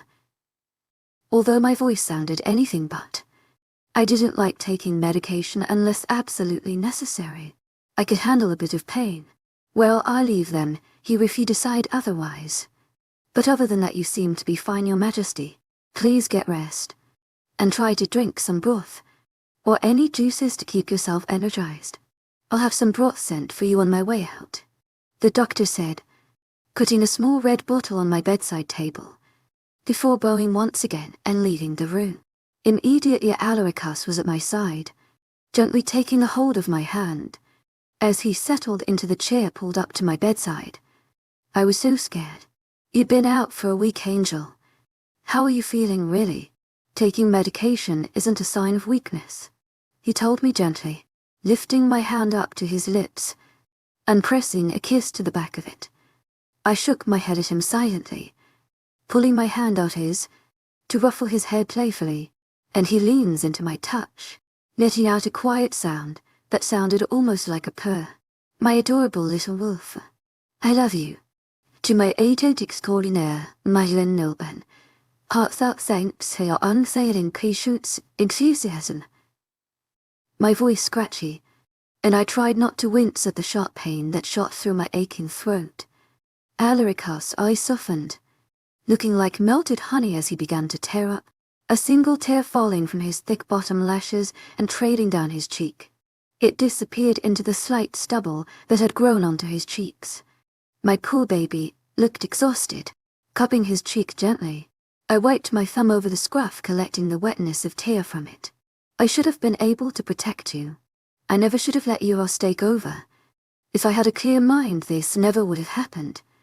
My angel is suffering because of me, Alarica said, looking at me with big vulnerable eyes now. I said hoarsely, shaking my head at him. I needed to get myself a notepad, because talking hurt way too much. A knock sounded on the door and Alarica kissed my palm before getting up to go answer the door. Thank you, Fatima, he mumbled, and I craned my neck to see who was at the door. Turning back to me, Alarica now held a large tray in his hands that had a big bowl of something that was steaming and a smaller bowl and spoon beside it. A tall glass of some funky-looking juice sat beside it. Alarica walked over slowly, carefully adjusting the tray so its legs were balanced on the bed around my lap. Alarica used the cradle to pour some of the salty-smelling light brown broth into a bowl, before lifting the bowl into his hands. Scooping up a spoonful, he gently blew on it for a moment before bringing it before my lips. I wrinkled my nose at the smell of the plain chicken broth. It didn't look very appetizing. Please, Alarica mumbled, and looking into his tired-eyed. I knew now was not the time to be picky. I opened my mouth, allowing him to feed me the soup, swallowing it quickly so that I wouldn't taste it too much. I winced as the hot liquid went down my throat. It left the nasty taste of boiled chicken in my mouth. From when I was little, I'd always loved spicy food. Plain bland stuff grossed me out. But spice wouldn't be good for my throat, so for now I had to do with this. Alarica fed me a few more spoonfuls before setting the bowl down and reaching for the juice. I stretched away from it, making him frown. I stared at it pointedly before looking back up at him. Leaning forward, Alarica sniffed it lightly, his own nose wrinkling in response. Kale, mango, and carrots, Alarica said, making my eyes widen. Diced, why did the chefs hate me? Sighing deeply, I took a few sips of the strange-tasting liquid. Perhaps if it were only mango and kale it would have been all right, but the addition of carrot was making it nauseating. Alarica poured another bowl of broth as I drank half the tall glass of juice. Even though I wanted to put it down after one sip, I didn't want to make Alarica more stressed than he already was. I let Alarica feed me a few more spoonfuls of the broth, before refusing to eat any more. It didn't go to waste though, as Alarica drank the rest of the broth. Get rest, I said, and he seemed to misunderstand as he nodded his head, getting up from his chair and grabbing onto me to lay me down. I shook my head at him, and he looked at me in confusion, pointing at him. I patted the empty space beside me. He shook his head in response with a small smile. I'm fine, Angel, Alarica said, and I pursed my lips, grabbing onto his arm, pulling him, making his eyes widen. Don't hurt yourself, beautiful. I'm getting in, Alarica mumbled, gently disengaging himself from me and walking to the other side of the bed. He crawled in beside me, immediately wrapping himself around me, his arm on my waist, legs tangled with my own, head resting next to mine, making my heart warm. Turning to face him, I gently rubbed his under eyes with my fingertips, frowning at him. You know I can't sleep without you, Alarica mumbled, grabbing onto my hand and intertwining my fingers with his own. He brought our hands to rest above his heart, the rhythmic pumping against the back of my hand making me feel at peace. Con, struggling to swallow after to soothe my throat. The troops stuck in. You don't know how many calls from Alpha I've been getting an apology for them not being there to help, or checking up on Con earlier. I didn't receive them, but they've been leaving messages for the both of us. Alarica told me. You also have a visitor that wants to see you when you're feeling better, he said, and I arched my brow in confusion. As much as I wished it were, it couldn't be my parents. Perhaps Marina. I hadn't spoken to her for over a year though, so I was doubtful. You need to rest first. We'll let it be a surprise for later, Alarica said, and I pouted in frustration, making him smile. Alarica pressed a gentle kiss to my lips, tenderly wrapping his arms around me. He rolled me onto him, cradling me close to him. I missed you so damn much, Alarica mumbled against my lips, and I rest my forehead against his. letting my eyes fall shut. They told me you would be all right, but you just weren't waking up. I was so scared I'd lose you. The one good thing in my life. You're so young. It terrifies me. If something had happened to you, you still have so much to experience. So much to do. For the first time I wished you weren't my mate. I wished I had never met you. Alaricus says, and I pushed away from him. Tears coming to my own eyes as I turn over, scrunching up into a ball at the corner of the bed. It wasn't my fault I was weak, that I was young, or just a human. I couldn't change any of that. I'd always thought he was okay with all that, but apparently not. It made my heart ache far worse than my throat to hear him say that to me. I wasn't the ideal mate for someone like Alaricus, but I'd been trying my best. Angel, you've misunderstood, Alaricus said, trying gently to roll me over, but I shied away from his touch. I knew I wasn't queen material, but I never knew he thought that too. What I mean is, if you had never met me, you wouldn't get hurt. Your life wouldn't be in jeopardy. You would live out your life happily, and safe away from any kind of danger. I know you came out just to stop Eros from killing Khan. You ended up getting hurt while trying to protect me. You're the best thing to ever happen to me. I'm the one that's unworthy of such a blessing. I wish I wasn't your mate so that you could be happy. I have no hope of being happy without you, but you could have been. Alaricus explains, and I turn back to face him. Leaning forward, I dug my teeth into the smooth, soft skin of his throat. To my agent extraordinaire, my noble, heartfelt thanks for your unfailing patience, enthusiasm. I mumbled, but it sounded much more like a growl due to my hoarse voice. I couldn't explain to him verbally that I only wanted him, that he was worth every bit of trouble I went through. So biting him, marking him although the mark wouldn't stay, was the more convenient way to do so. Yours, only yours. Alaricus breathed out, peppering kisses all over my face, removing any trace of tears with his sweet affection. I'm so sorry. I didn't mean to hurt you, Alaricus whispered to me, holding me tenderly to his chest, nuzzling his face into my hair. He inhaled deeply and my eyes widened. I probably smelled rancid. How was he holding me? I leaned away from him, pointing to myself and then holding my nose. You smell delightful. Victoria came and bathed you daily. I washed your hair and brushed your teeth. I wasn't sure if you'd be comfortable with me seeing you and rest. But I needed to take care of you, so I just washed your hair. You were dressed every time I did. Alaricus clarified, his cheeks reddening. I don't mind, I whispered back, making his cheeks heat up further, and he leaned down to dig his face into my neck to hide from me. I started coughing lightly and he was off the bed in a flash, pouring me a cup of water, before helping me up to drink it. When I'd had enough, I lay down on my back and opened up my arms to him, setting everything back in its place. He crawled in, keeping his legs off of me so that all his weight wasn't on me, but rested his head on my chest, wrapping his arms around my waist.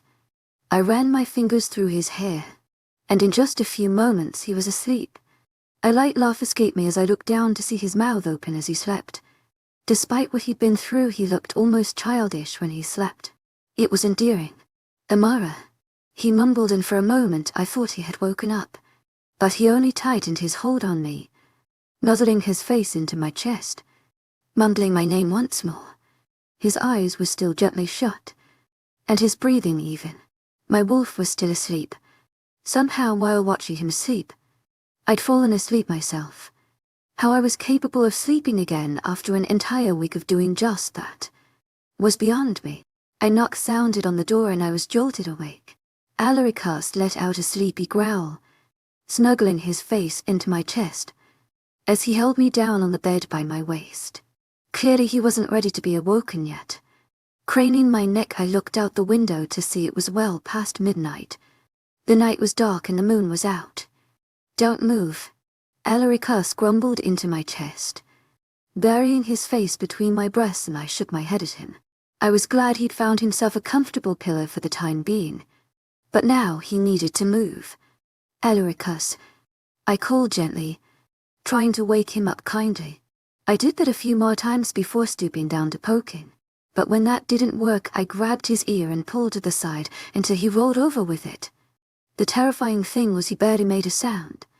If he had slipped into a coma because he hadn't been taking care of himself, I was going to wait till he woke up and then murder him. But I doubted people could move so much or talk so early into their coma. "Come in," I called out, gingerly raising myself so that I was resting against the headboard, my jaw nearly dropping as the familiar Fenton face showed to the small opening the person had made in the door. Seeing we were relatively appropriate, she swung the door open further, revealing her entire frame to me. Relief filling me as I saw her body had grown to a healthier weight, and her face was practically glowing. "Nicole," I called out as happily as I could with my hoarse voice, and she walked over to me, leaning down to give me a hug, cocking a brow at Alaricus, who was still out cold. I guess he hadn't slept for the entire week. "I'm so happy you're awake." I came as soon as I heard what had happened. Nicole said, "How are you?" I asked her. I had to keep my talking to a minimum. It still hurt very much every time I tried to talk. Something nuzzled into my stomach and I looked down to see Alaricus had somehow in his seat managed to weasel his head back into my lap. His inner navigation system was off the charts. "I've been well, as has Ibrahim. You don't know what it was like to see my family after that long. My mom tears up every time she sees me. Ibrahim wanted me to tell you he's very sorry, and wants me to keep updating him on how you're doing." She told me, "I'm fine and not mad," I said to her, gesturing to my throat so that she'd know I wasn't being brisk on purpose. I wished I could speak to her properly to explain that Ibrahim had nothing to be sorry about. But even with my short reply, she looked very relieved. Nicole and Alpha Ibrahim were clearly very close, although I didn't think there was anything romantic about their relationship. "Does he do that a lot?" Nicole asked, looking pointedly at Alaricus, who was tightly hugging my hips as he slept. I nodded sheepishly in response and she let out a snort. I was used to it. But to others, realizing the infamous Alpha King they all feared was Nuggy Wolf was probably quite surprising. A knock sounded on the door and Nicole got up to answer it, the both of us sending one another a questioning glance. Nicole moved in the way only athletes can, with that easy energetic grace that they possess. I'd always envied those people. I craned my neck to see who was at the door, seeing the doctor from earlier. He was rummaging through his briefcase, and looked up momentarily, mumbling a polite hello, before going back to his briefcase. His head shot up again just a moment later. Alaricus, being the not-so-smart wolf he was, chose that exact moment to speak. "Who's up there?" he began, but I slammed my hand down onto his face, hushing him. He pressed a kiss to the palm of my hand and was back to sleep in seconds. The doctor's jaw hung open as he stared at Nicole, making me smile. Nicole wasn't the traditional pretty, but there was something very captivating about her. It was there when she'd come to the meeting, but now that she was in a better place, and in a healthier state of mind, it had been intensified. She had a thin but large nose, average-sized eyes, and a thin mouth. But she just had a laid-back confidence that was very attractive. She carried herself like a warrior, and it made people stare.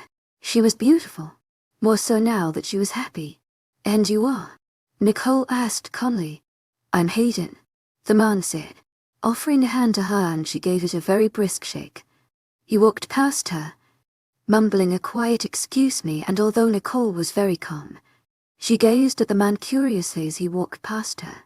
She was to hurt for now, and love, although extraordinary, wasn't a compulsory. Some people could very well be quite happy without it. It was just nice to see that Nicole wasn't afraid of men after meeting one jerk. One of my neighbors had been unfortunately abused by her ex-husband, and for a few months every time a man came near her she would flinch. As far as I knew, the poor woman was still quite skittish around men. I was really hoping that would not be the case with Nicole. And to my immense pleasure, it wasn't, at least not visibly so. "How are you feeling, Your Majesty?" the doctor asked. "Better," I said hoarsely, and he nodded, looking at me for permission before poking and prodding at my throat the way he had before. Taking out a thermometer from his briefcase, he gave that to me to put in my mouth. Removing it from my mouth after a few moments, I gave it back to him to check. You don't seem to have a fever, but your throat may take a while to get better. As I said before, just keep getting plenty of rest and drinking fluids. You'll be better in no time, he told me, casting side glances at Nicole every so often, who glared at him after she'd caught on. By the way, Your Majesty, Frank and Victoria wished to see you, but I told them it would be better that they let you rest. They send their best wishes, though, the doctor said, and I frowned. Even though he was right, I needed rest. It would have been nice to see them. Maybe I'd go see them tomorrow.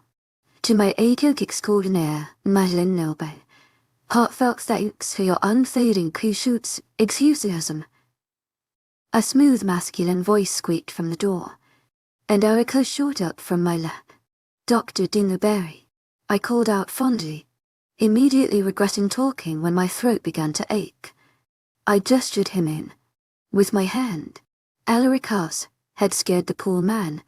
He had provided me with quite some amusement while I was still in a coma. It's just dinner, actually, the man corrected, and I tightened my lips, sending him an apologetic smile. Did I not make it clear you want to come near my mate or me ever again? Alaricus growled out, his voice huskier from sleep. I patted the side of his face gently to calm him, and he piped down a bit, glaring sulkily at the man. But at least he was no longer posed to lunge at dinner. I wanted T to apologize.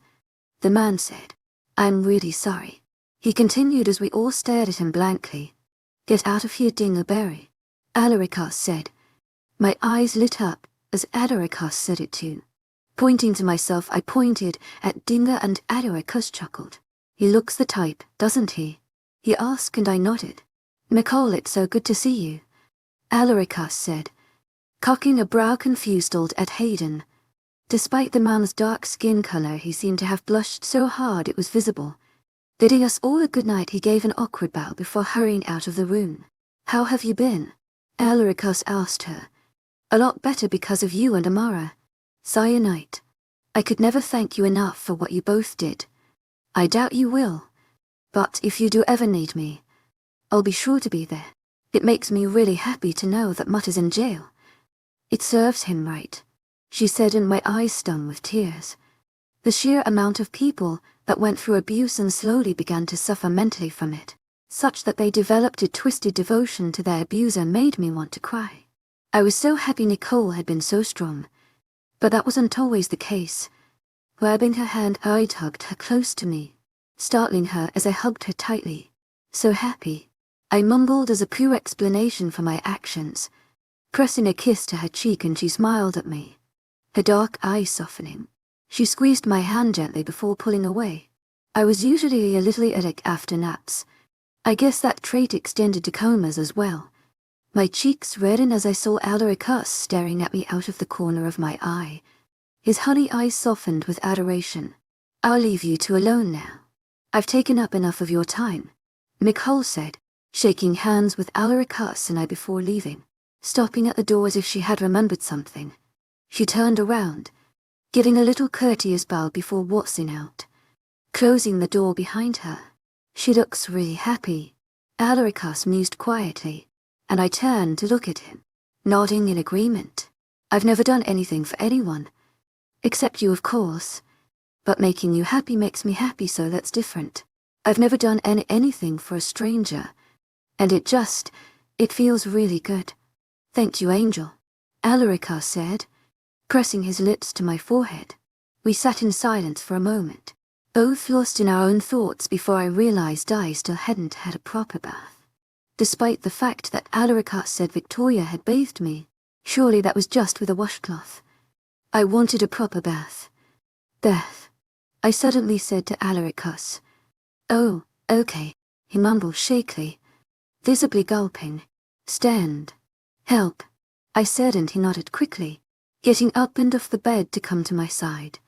I twisted around so that I was sitting with my legs dangling off the side, and placed my hands in Alaricus' outstretched ones. He pulled me up, and I kept my grip on him as I slowly wriggled my toes, wincing at the out-scrolling tight feeling that was in my currently asleep feet. Continuing to flex my toes, I slowly rotated my ankle before moving onto my knees, and then eventually walking in place for a minute. I still needed Alaricus support, but I could now move my legs and feet, although they were still a little numb. To my agent extraordinaire, Madeleine Noble, heartfelt thanks for your unfailing patience, enthusiasm, I asked him with a smile. I never thought that a simple daily routine could turn intimate moment. Standing in front of the mirror, we gazed into each other's eyes, his arm tightly wrapped around my waist, and me leaning on him, feeling his warmth. Chapter 45. His arm wrapped tightly around my waist as he led me to our washroom, and I leaned onto him, letting him support most of my weight. I was still far too unsteady to walk on my own. I swiveled around on the balls of my feet as we came to stand before the mirror. My hair looked a bit more dry than usual, and my lips were pale, but what stood out the most was the bruises on my throat. My hand flew up to the bluish-purple skin and I pressed against it tenderly, wincing at the immediate pain.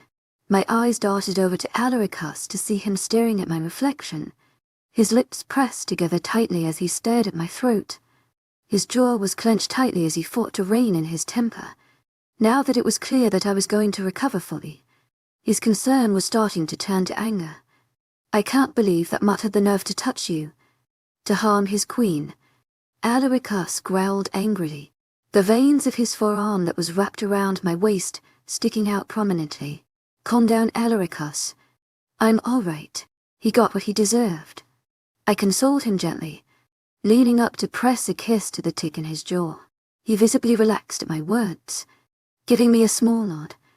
Alaricus leaned forward to grab my toothbrush, handing it to me before grabbing the toothpaste and adding a long line of it to the bristles. I turned on the faucet, wetting my toothbrush, while Alaricus did the same for his. I leaned into Alaricus' side as we brushed our teeth, trying to focus on really getting the brush and the toothpaste spread all around my mouth. Looking up into the mirror, I raised my brow at Alaricus, who sported a goofy grin as he watched our reflections, brushing his own teeth, his smile getting wider as my eyes met his in the reflection. This just feels like such a couple-wide thing to do. His voice muffled by the brush and I snorted at him. He was undoubtedly the biggest dork I had ever known. I leaned forward to spit out the toothpaste, before rinsing the brush into my mouth. I waited patiently as he did the same. "And rest me?" I asked hoarsely as soon as he was finished, and his eyes widened as he gulped, seeming both nervous but also desirous. I turned to face him, looking into his eyes expectantly as his hand found the top button of my silk pajama shirt. His hands seemed to tremble a bit, and I braced myself, preparing to put all my weight on my feet despite how weak I still felt. Taking my hand off the sink, I put both hands over his, using them to lower his arms. I kept my eyes on his as I slowly brought my hands to the hem of his shirt, culling it up slowly, and he caught on, raising his arms for me as I raised the shirt over his head. I let my hands trail over the beautiful glowing taunt skin that had been revealed, taking my time to explore his muscled chest, and his hands found my waist as my hands moved lower to his ABS. I trailed my fingers over them slowly, enjoying how defined they were, tracing them for the very first time after all those times of simply admiring them from afar. I looked up back into his eyes to see them glowing brightly with desire. My teeth sank into my soft bottom lip as a wave of desire shot through me. Knowing the way I affected him made me more bold, and my hands were soon on his V-line. I traced it tantalizingly slowly with my index finger, following its path with my eyes, and I heard Alaricus' breathing grow heavy as I reached the top of his pants. I let my thumbs sink under them, and I lowered them, hooking his briefs along with them. My eyes feasted over all of him, all of what was mine, and blood rushed to my cheeks as I caught sight of the evidence of his approval for my behavior. He was definitely large, larger than what I had even thought possible. I looked up at him, keeping my eyes level with his chest, suddenly feeling too shy to look into his eyes. "My sweet angel," Alaricus murmured gently, his hands cupping my warm cheeks, as his thumbs ran over the blush of them. He raised my chin so that I was looking into his eyes. He looked at me as though asking for permission, and I simply nodded in response. His hands were much more steady now as he slowly undid the buttons of his shirt, his fingers trailing over my cold skin as he brushed it off my shoulders, leaving a trail of heat in their wake. My chest began to heave as my breathing grew heavy. He reached around me, undoing the navy blue bra I had on with ease. But he didn't take it off of me yet. He bent down, hooking his thumbs past the top of my pajama pants to my panties, and kept his eyes locked with mine as he slowly slid them down my legs. He rose back up, stopping to press a gentle kiss to the soft skin of my stomach, still never looking away from my eyes. He slid the bra down my shoulders. My heart pounded in my chest as his eyes finally unlocked from mine, now looking at the newly revealed skin. He took his time exploring me with his eyes, looking at every part of me, his eyes still alight with desire, but beginning to soften to a warmer honey. I've seen more sunsets and midnights than I can remember, but never have I seen anything as beautiful as you, Alaricus mumbled, opening his arms up to me, and I stepped forward into them, my cheeks burning an even brighter red than before at his words. But this blush was not from embarrassment, but from my uncontrollable happiness at his words. Every part of my body was flush against his, and he leaned down to press it and a kiss to the top of my head. It felt so nice to have our warm bare skin pressed together that way. Mythical, he whispered to me, nuzzling his nose into my hair before pulling away. He leaned down, wrapping his arm around my waist and under my knees before he swung me up into his chest, making me giggle. He sat me down at the side of the gigantic square tub as he turned on the water, plugging it when the water began to turn hot, before he started pulling bottles of soaps and salts out of the cabinets. I crossed my legs as I watched his impressive form move around the tub, getting our bath ready, a sexy confident smirk tilting up his plump red lips as he caught me staring. I licked my lips and he groaned out loud, making me laugh even though it hurt my throat. The gigantic tub was finally full, and he turned off the water. Before helping me stand up, he lifted me up by my hips, gently setting me into the warm water. I shifted forward to give Alaricus room to get in behind me, and he did. He settled me between his legs and I moved back to lean against his broad chest. Alaricus adjusted himself so that his arousal was not so evidently pushing against my back. But really, where could you hide away something so large? I let out a quiet sigh as snuggled into him and he tightened his arms around me. We soaked in the hot water quietly for a bit, simply enjoying being so close to one another, a sense of serenity passing through me. I had never been arrogant or particularly proud of my appearance, and being without clothes or nearly so had been quite an uncomfortable thing for me, especially in the presence of others. But there was just something so peaceful about being with Alaricus this way, feeling all of him against me, being so close with absolutely no barriers between us. Surely I couldn't have done this with anyone but Alaricus. Never would I feel as comfortable with another person. When you loved someone, you wanted to be as close to them as humanly possible, not only physically but spiritually, and I had never felt so close to him, so one with him as I did right in this moment. At first I had thought that the water could have been hotter, but with the temperature that Alaricus constantly ran at, it would have become too hot. Alaricus would occasionally press sweet kisses to my shoulder as we sat in comfortable silence, simply basking in one another's presence. Alaricus grabbed my coral-colored loofah off the side of the bath, and I raised my arms, allowing him to gently rub them. He moved me forward so that he could do my back as well. The loofah was soon completely soaked as he ran it all over me. He massaged some of my shampoo into my hair, and a blissful moan escaped my lips at how good it felt, a quiet growl rumbling through his chest at that. He rinsed out the shampoo before doing the same with my conditioner. He ran his fingers through my thick chocolate hair, separating the strands with his fingers, the slight stinging sensation of my scalp at that motion surprisingly erotic. I turned around, straddling his lap now.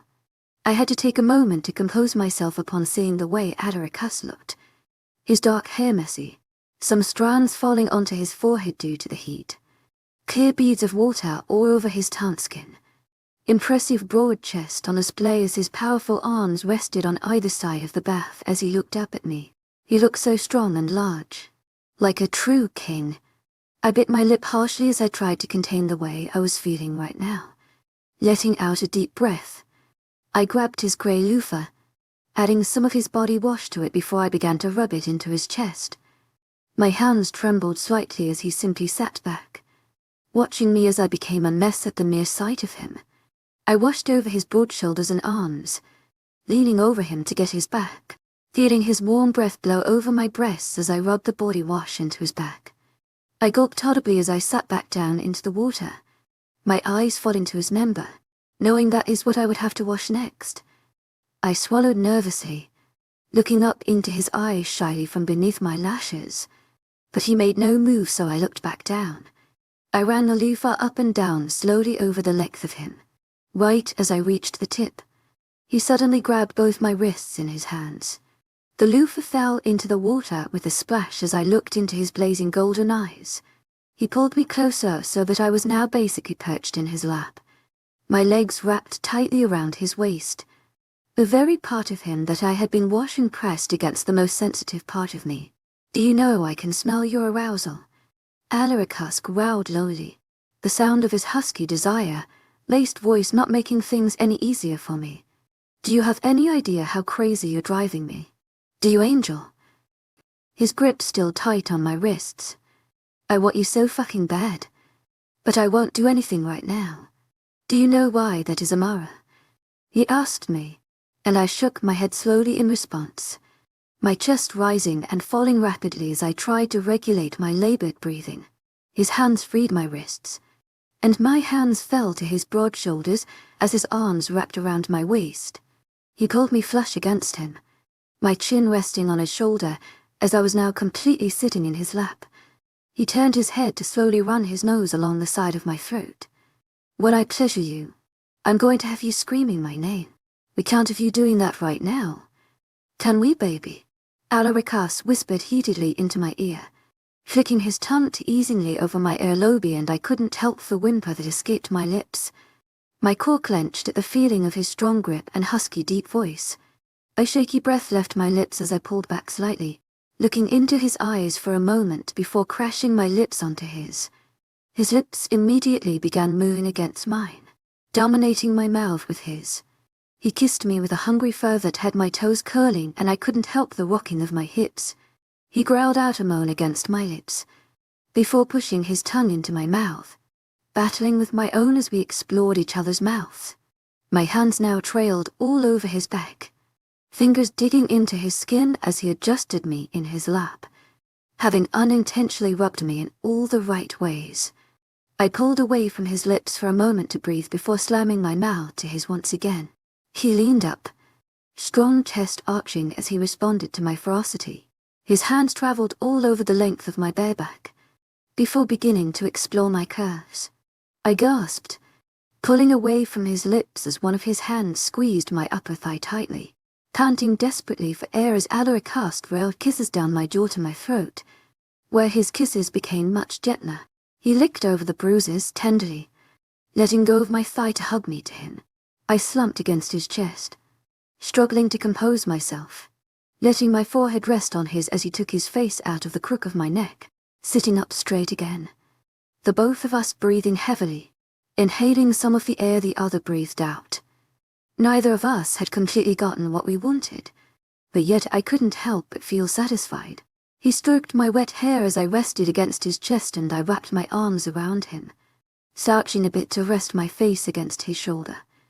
"To my agent extraordinaire, Madeleine Nobel, heartfelt thanks for your unfailing patience, enthusiasm," I mumbled against his skin, pressing a kiss to it, and he gently grabbed my shoulder to pull me away so he could look at my face.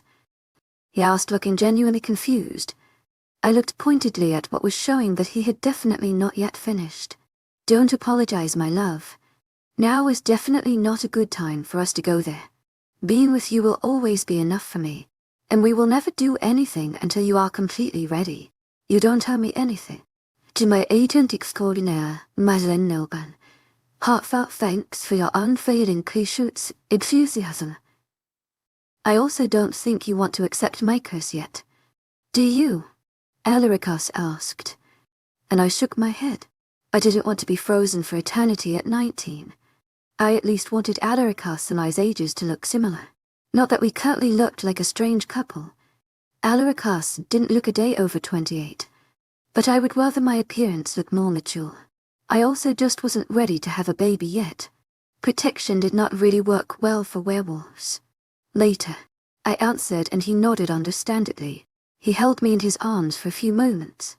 The both of us staying still until our breathing and heart rates had gone back down to their normal pace. I was so content I could have stayed there for forever. Let's take a shower to get all these thoughts off of us, Alaricus said, helping me up to stand in the bath by my hips. My cheeks turned red as I saw him bite his lip as he looked at my without clothes form, shaking his head to get himself out of his trance. He stood up, hoisting me into his arms again. He stepped out of the bath. He let out a laugh as he saw me making a face at all the water that dripped off of us onto the floor as he carried me into the shower. He turned it on and the large shower rained cold water down on us that had me clinging to Alaricus. He yelled his apologies as he immediately put me down and out of the way of the icy cold water, pulling me back into his chest by my hand as the water began to warm. He gently massaged my hair, making sure all the conditioner that had managed to stay in there got out. I had to go on my toes as he leaned down so I could shampoo his hair, realizing we had never gotten that far in the bath. I turned off the shower as Alaricus grabbed both our towels, wrapping me up in mine. Before he began drying himself off, I took the towel off to run it through my hair, sending Alaricus a daring wink as I caught him giving me a discreet once-over. A boyish grin spread on his face in response. I loved how easy our relationship was. I could quite contently spend the rest of my life simply fooling around with Alaricus. Truthfully, I could happily spend all of eternity with Alaricus by my side. Alaricus passed me my bathrobe from one of the cupboards and I wrapped that around myself, reveling in how soft the fuzzy material was as I towel dried my hair. Alaricus ran his fingers through his dark, wet hair, his biceps flexing as he ruffled up the drying strands. I let my hair be. It would dry on its own eventually. The dark, damp strands splayed all over the shoulders of my bathrobe. Alaricus wrapped his arms around my waist, tugging me into his chest. I rested my hand on his chest, catching myself there. I looked up at him curiously to see him grinning down at me, his dimples prominent in his cheeks. Thin sharp jaw expanded slightly with the smile he wore. Honey eyes crinkled at the corners. He was breathtaking. "You're so beautiful," he mumbled, brushing back a lock of hair that had fallen onto my cheek, and he cradled my cheek in his hand tenderly, rubbing his rough thumb over the soft skin at the apple of my cheeks. "The first time I saw you, I thought you were the most beautiful thing I had ever laid eyes on. But every day that I spend with you, the more that I get to know you, the more beautiful you become to me. I cannot believe how lucky I am to have you in my life," Alaricus said, and I nuzzled my face into his palm in response.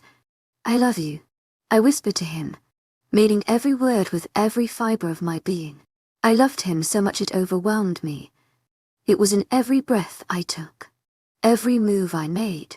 It made me his, and it made him mine. His eyes softened with delight at my words, his smile melting to a more sincere one, the kind that forms uncontrollably when experiencing absolute bliss. "I love you," Alaricus whispered back. The end. Epilogue. 14 years later, I caught the attention of the waiter that was currently darting past me, trying to keep all the empty champagne flutes on his tray upright. "Alfred, can you get those kids away from the cupcakes, please? They're not even eating them anymore. Now they're just smashing them against their own faces and it's starting to disturb me," I whispered to him. "Right away, Mrs. Knight," he replied, respectfully bowing his head before making his way over to them. "How's my angel doing?" A deep husky voice asked from behind, one breath blowing a few silky strands of my hair into view. "Where were you?" I asked, whirling around to look at Alaricus. His eyes widened as he realized he was in trouble and he rubbed the back of his head as he looked anywhere but straight into my eyes, struggling to come up with a good excuse. "You could lie for centuries," but still not be able to successfully lie to your wife. Jay, just around. He stuttered, failing miserably at sounding casual. You got them a bouncy castle, didn't you? Shaking my head when all I got in response was a sheepish grin. They really wanted one, and I've never been in one before. Alaricus wind, pouting adorably to convince me. Wait, not only were my children in there, but my husband was in there too. I asked sharply, and his eyes widened to the size of saucers as he shook his head rapidly. The uneven weight distribution just made it more dangerous. I'm sorry. You know I can't say no to her. Her birthday is next month. Alaricus argued, as though that validated him allowing our children to get into a death trap. The amount of legs those things have broken is ridiculous. Children were too fragile for that death contraction. That does not make it okay. But come midnight, if I can get a turn, then I might think of forgiving you, I said, making a huge grin spread across his face, and he leaned forward to peck my lips. That's my wife, he mumbled against my lips. A little body crashed into my legs, and I looked down to see the chocolate-colored hair of my son, his little arms wrapped tightly around my legs as he buried his face into the soft material of my dress. I ran my fingers through the messy array of waves on his head, causing him to look up with a smile spread on his round face. He looked so cute in his little black tuxedo. I could just eat him up. I bent down and he let me go, pressing a deep kiss to his chubby cheek. Milo wrinkled his adorable little nose as he tried to wipe my lipstick smudge off of his face, glaring at me with chocolate eyes identical to mine. What's my little prince been up to? Smiling as I saw his eyes light up. Look, Mama, I picked you some flowers, Milo said, bouncing as he pointed towards the gift stable. A little bouquet of light purple-colored tulips was tied up with a pretty white ribbon and tied on top of the gift I had gotten Alaricus. Happy anniversary, Mama, my son said, beaming up at me with his big eyes, and my heart swelled up to double its size in my chest at the sight. Thank you, baby. Those are the prettiest flowers I've ever seen, I cooed, making his smile grow brighter and his cheeks to redden, a dimple identical to Alaricus becoming prominent in his cheek. Looking up to meet Alaricus' eyes, I saw him looking at us, his eyes having softened to the point where they looked like melted pools of honey. Where's your sister? I asked my 5-year-old, and he shrugged his petite shoulders, making the little black bow atop his dress shirt become crooked. I fixed that for him, and he whispered a shy thank you. I could quite literally watch my son just be cute for the rest of eternity. I looked around, hoping to catch sight of my daughter amongst all the guests we had invited. Normally anniversaries and birthdays were something Alaricus and I liked to celebrate with just our family. But since we had gone to countless celebrations at various alphas, homes, we had decided to get them all together in the palace under the excuse of our anniversary. Alaricus and I had celebrated by ourselves when the clock had struck midnight last night, leaving the kids with a babysitter while we went out for the night. While little Milo was just like me, very mellow and to quiet activities, my daughter was like Alaricus, so I could not say I was surprised when I saw her threatening a terrified-looking teen boy. She had definitely gotten the alpha gene from Alaricus, and his temper, but just like my husband, my little girl had the sweetest soft side reserved only for family. I also never had to worry about Milo in school that way. She always protected him from any of the kids that decided to make fun of him because he was not into sports like the other boys, but enjoyed drawing and playing house. Lilium, Alaricus called, and she was immediately broken out of her anger fit. She looked around the hall, her big honey-colored eyes darting all around until they settled on us. She hitched up the skirts of her already knee-high dress and ran over to us, hitting straight into her father's legs. We still needed to work on her stopping while running. She ran too fast and then was not able to stop. He swung her up into his arms. How's my little warrior? Alaricus cooed, gently squeezing her cheek. I'm good, Daddy. That stupid boy was trying to unwrap the gifts.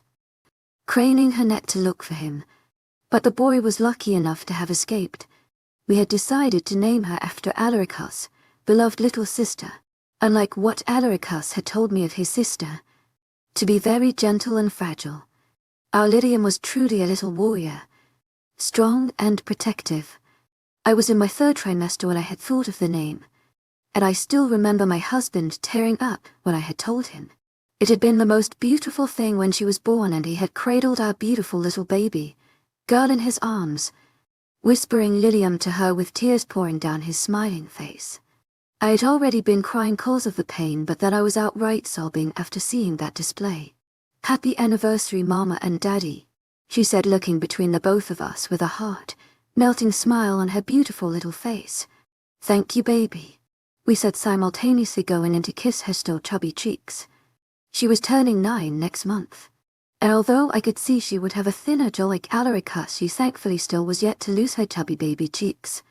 Alaricus put her down and she came over to me, obstinately playing with the bottom tendrils of my hair. She had long black silky straight hair, but Alaricus absolutely did not want us cutting except for getting her regular trims. He told her she had hair like her grandmother's and she didn't want to cut it off then. It looked quite beautiful, to be honest, and if she liked it long, then how could I ever have it cut? Lilium was beautiful, tanned skin like Alaricus, with his eye color, except hers didn't have the gold flecks in them since she was human. Our curse, thankfully, had not passed down to our children, since it was not a genetic thing the way it was for most werewolves. It didn't pass down from parents to child. I sadly hadn't gotten a wolf when we had first made love when I was 21, having completely accepted him, but yet I got only the eternity part of his curse. I guess Eros was only Alaricus. It was heartbreaking that our children would not live for eternity with us, but they would have long-lasting human lives. We would make sure of that. In a way, I was happy for them. Alaricus and I had each other. If they lived eternally, my little Monksians would have to endure the pain of losing the love of their lives. As much as I wanted them around for eternity, it really was a curse. Had it not been for Alaricus, I would never choose this for myself. The both of us had been devastated for weeks when Lilium was born, and we realized her genes weren't altered the way the curse had done ours. But eventually we had come to terms with it. I would much rather face the pain of living without them than see my children lose their soul, mates, and have to live their eternal lives with that pain. "I'm hungry," Lilium said, and Alaricus grabbed her small hand, tugging her towards him gently. "Let's get some food in that little monster belly," Alaricus said, tickling her tummy, making her giggle loudly. There was just something about your child's laugh.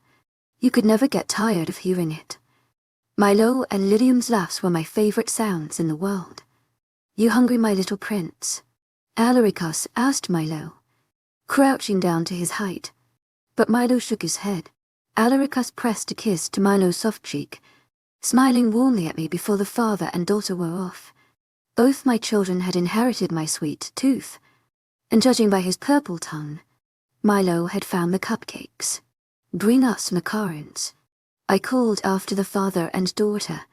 They both turned around, giving me a thumbs up each, making little Milo giggle. "How many cupcakes has my Milo monster had?" I asked him, crouching to be level with him. His eyes widened in response, and just like his father, he looked everywhere but me as he held up 3 little fingers. I raised a brow at him, and magically 2 more fingers went up as he hung his head in shame. I had to smother my grin. It actually took a lot of effort to keep a straight face when scolding children. The reason for their scolding was either hilarious or adorable. There were some times when you had to grit your teeth so hard to keep from yelling that if you didn't take good care of your teeth, they'd pop right out of your gums. But luckily those were few and far between. "It's okay only for today, but tomorrow you are having fruit instead of dessert," I tell Milo, and he pouts but nods his head. Both my children had yet to break my record of cupcakes eaten in one sitting, a number I would never disclose in the presence of an adult other than Alaricus. Knowing him, he'd probably try to beat my record. "Can I get you anything, Your Majesty?" a male voice said, and I tensed, a bit startled, having been lost in my own thought. Before I could reply, I heard the weirdest little sound come from my son, and I frowned, wondering if the cupcakes had somehow broken my son. It was what I imagined what the sound of a kitten stuck in a car's engine would sound like. The poor waiter looked just as startled as I was, and I leaned down to look at my son, my eyes widening as I realized what that was. judging by the way his little button nose was scrunched up. The rosy cheek cherub had just attempted to growl at the waiter. He was standing in front of me protectively in all his 3.5-foot glory. I was going to murder Adrien. "I'm all right, Anthony. Thank you, and I'm really sorry about Milo." Milo apologized. I commanded my son, and he mumbled a tense apology. The poor confused waiter just nodded, scurrying away mumbling to himself, merely bumping into a table in his hurry. "Did Daddy put you up to this?" I asked, and Milo shook his head, not making eye contact again. "We both know that's not true, Milo. Now I am going to wait until you tell me what's really going on. That was very rude of you. You should not be disrespecting anyone. I know my Milo knows better than that," I said to him, my heart melting as he looked up at me with his lips in a trembling pout, and his big eyes shiny with tears. "I'm sorry, Mama," he said to me, his little body jolting with a hiccup. "Daddy said Lilium and I have to protect Mama when he's not there. Mama is very beautiful, so bad men will come and try to talk to you." Milo admitted to me, "I'm going to have a talk with your father. I'm not mad at you, baby. Don't be upset, little one. It's just never okay to be mean to anyone, unless they're mean to you first," I said, and his face brightened a bit upon hearing I wasn't mad at him. "Then we kick their butt," Milo said, and I giggled but nodded, getting down on my knees to brush my nose affectionately against my son's. "Hi, Amara. Happy anniversary," a soft voice said from behind me, and I got up off my knees, turning around to see Evangeline. As I had predicted when she was born, baby Evangeline was growing up to be a stunner. Both siblings were truly. Her dark brown hair came up to under her shoulders and framed her rounded face beautifully. She still had the big baby eyes thing going on, and it made her look adorable. She just had an air of innocence around her that made everyone adore her. "Hey, honey, thanks for coming," I said to her, pulling her in for a hug. She was already an inch taller than me, sadly, but having been there when she was born, she would always be a baby to me. "How's Lihua doing?" I asked her teasingly, making her cheeks turn pink. Evangeline was just the cutest thing in the world. It had been just a few weeks ago when she had accidentally come out to Alarikas as a lesbian. She had been there to drop some file her forgetful parents had left at their house, since they had moved out of the palace years ago, and were now both royal advisors. Evangeline had run into Alarikas in the halls, and while they were talking she had just blurted it out. I guess it had been hard to keep it bottled up. Safe to say Alarikas was surprised. But centuries of living did you well in situations like that. After his first stupid attempt at humor by saying how he had only asked if she was enjoying the weather, when she had begun to tear up he had recovered immediately and told her that it really didn't matter what gender she was attracted to.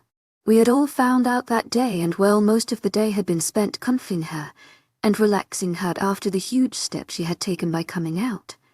Luckily there wasn't anyone who she had told that had a negative response. It broke my heart when people did that. "Hello, Frank." "Hey, Victoria," I said as they finally managed to find us. But I refrained from hugging either of them as the both of them had a horrible cold, and were probably only here to make an appearance. "Happy anniversary," the couple said to me, both sounding nasally.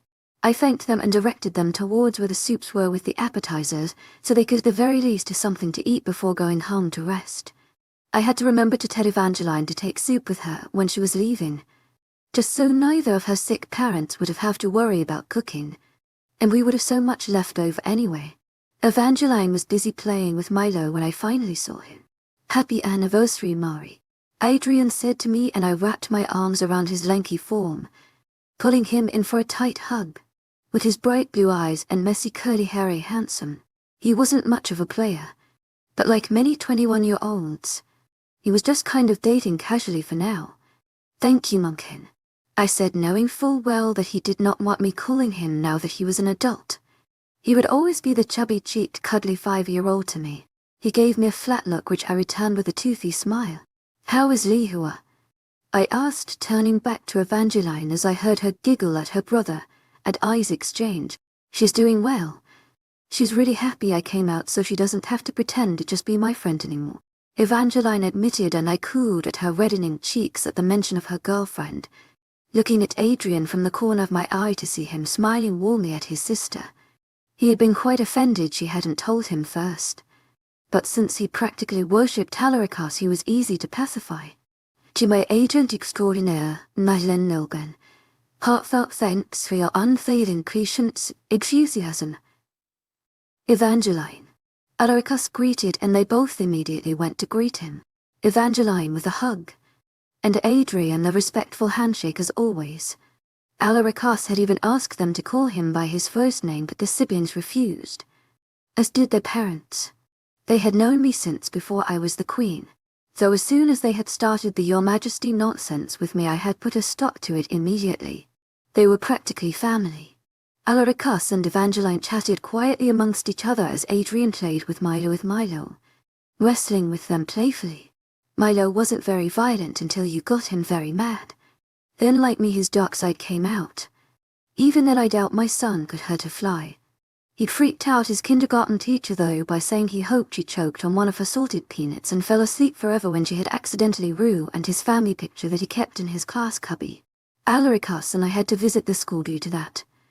Unfortunately, Alaricos thought it was hilarious at first, only because he realized Milo had inherited my twisted side.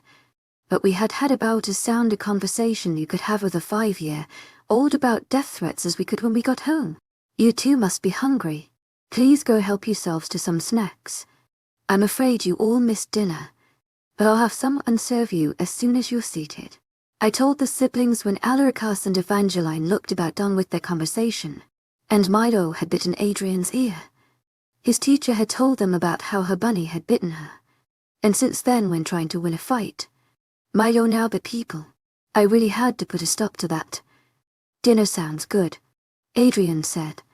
Wrapping his arm around his sister's shoulders, he led her to where their parents were seated. A server had already made their way over to the table.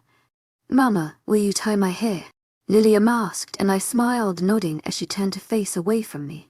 Pulling her hair back, I ran my fingers through it to smooth it out before tying it loosely as a high ponytail. A few strands escaped and I couldn't help myself as I leaned down, pressing a kiss to her nose as she turned to look at me. My daughter was so cute in her yellow dress my heart was going to explode. She wrinkled her little nose. A habit Alaricos was ecstatic my kids had inherited from me. Thank you, she said brightly, before hiking up her dress and running off to God knows where to play with her friends. Alaricos, would you like to explain to me why our 5-year-old just growled at a waiter? I asked him pleasantly, internally gloating as I watched his face turn pale.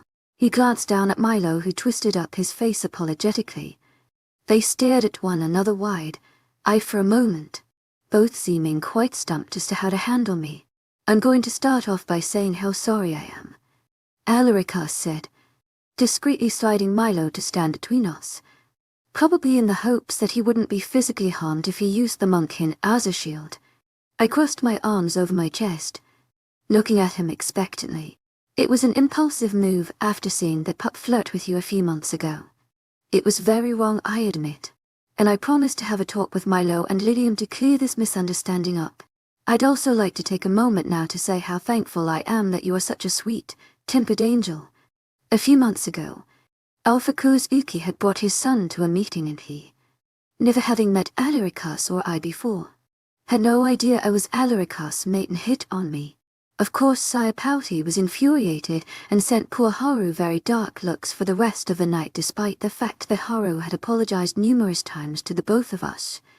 I'm letting this go because it's our anniversary, and I really like you in that color, I said, unable to stop my eyes from trailing down to the maroon dress shirt that he wore, having taken off his jacket earlier during the night.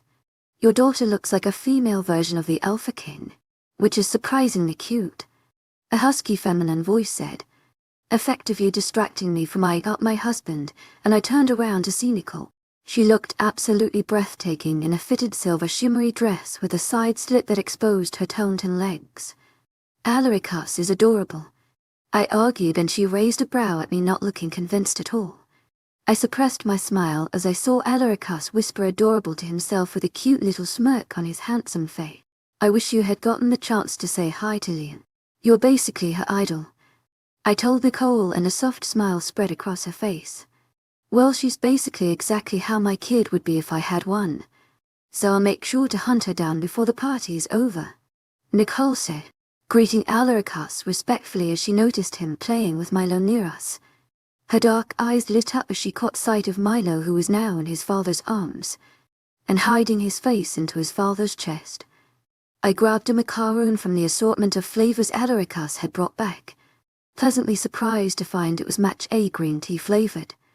Hey Milo, Nicole said, trying to make her voice sound a little less deep to sound less serious than she normally did. It didn't work very well though, sadly.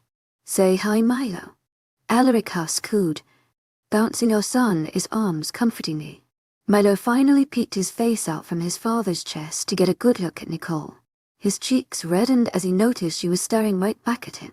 Milo mumbled a quiet hi while looking at her from beneath his long lashes, and in that moment all three of us wanted to eat his face because he was unbearably cute. Nicole lunged forward, using her warrior-like reflexes to peck him on his cheek.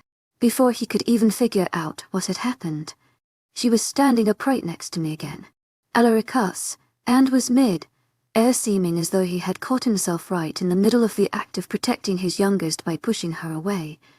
But luckily he had been able to stop himself before he hurt her. Eros was really starting to come to surface.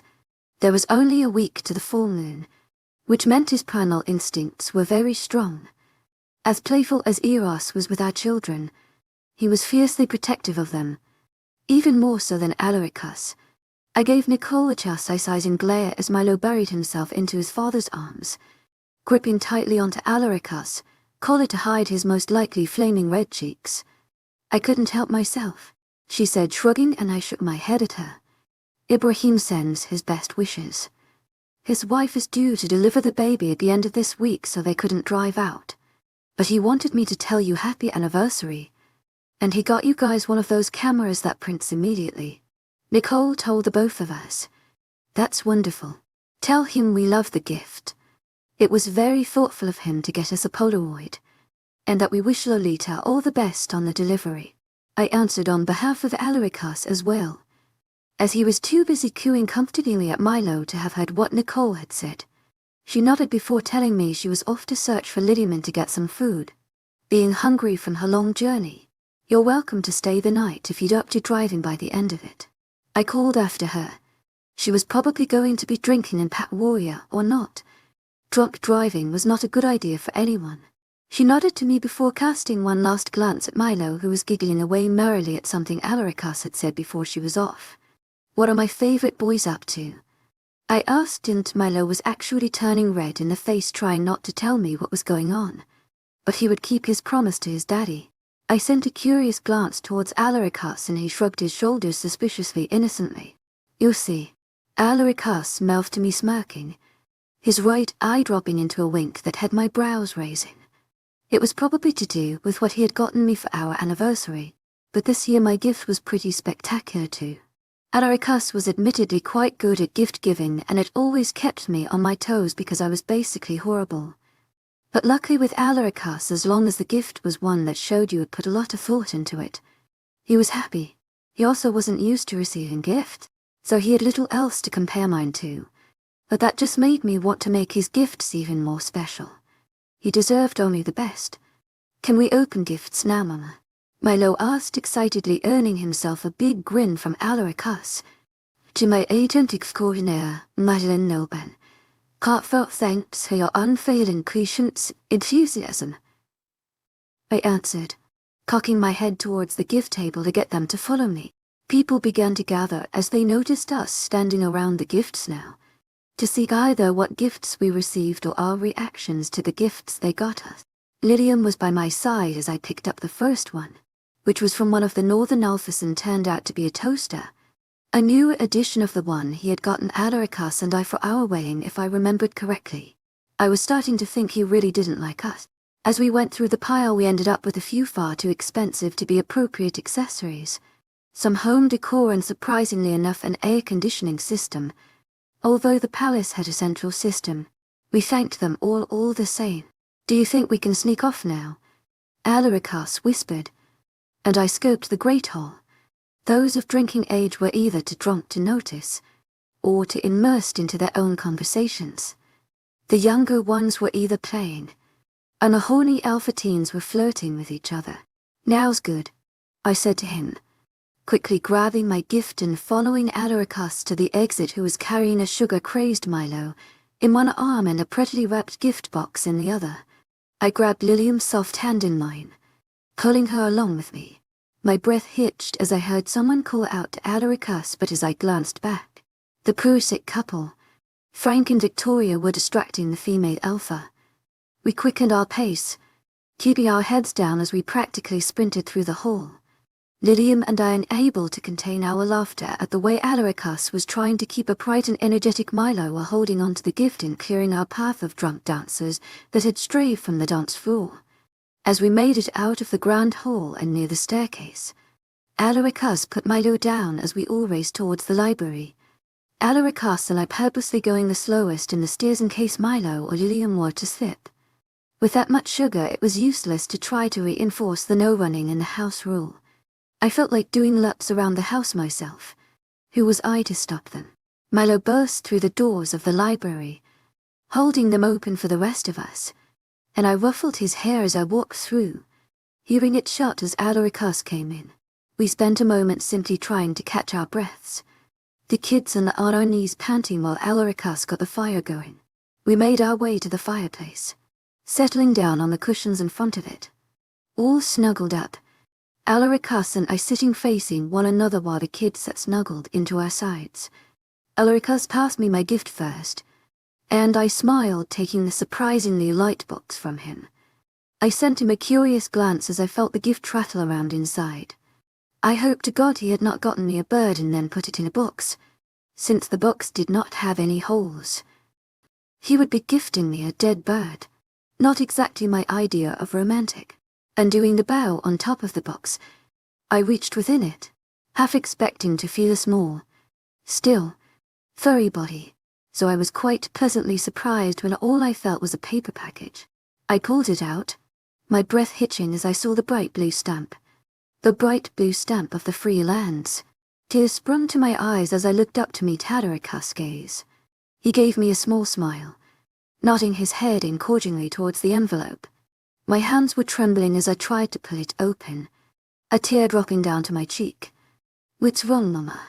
both my kids asked, both of them on their knees trying to get a better look at my face. "Your mom is fine. Would you to give Mama and Daddy a second? Why don't the both of you go pick out a few books?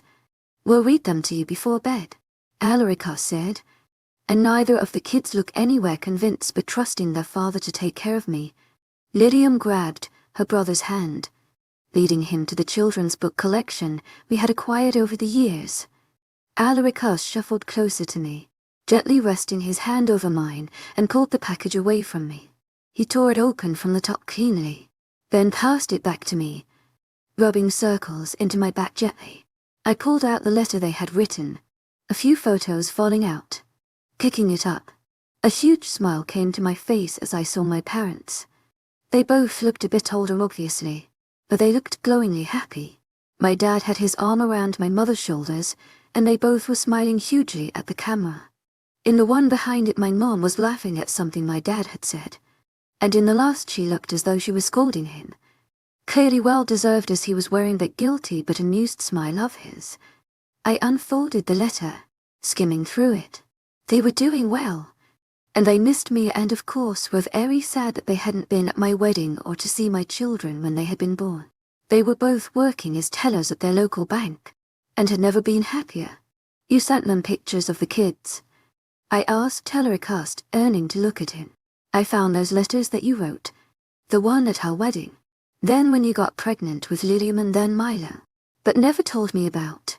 I sent them along with some pictures of you three just going about your more routine," Alaricus said, and I turned around, wrapping my arms around his waist as I nuzzled my face into the crook of his neck.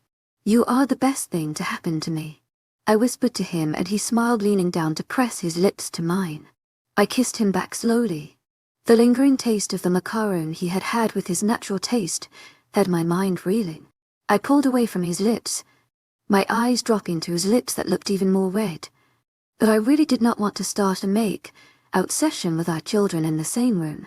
Your turn, I whispered. Reaching back, I grabbed a gift, putting it into his lap.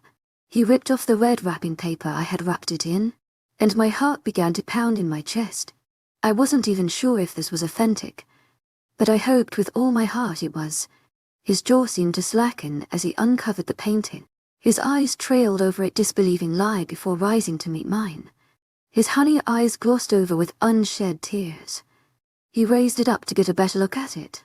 The painting was of a woman with black, glossy hair that fell to her slender waist, long almond-shaped onyx eyes, surrounded by thick, long lashes much like Alarica's, thin but red lips and a slender nose.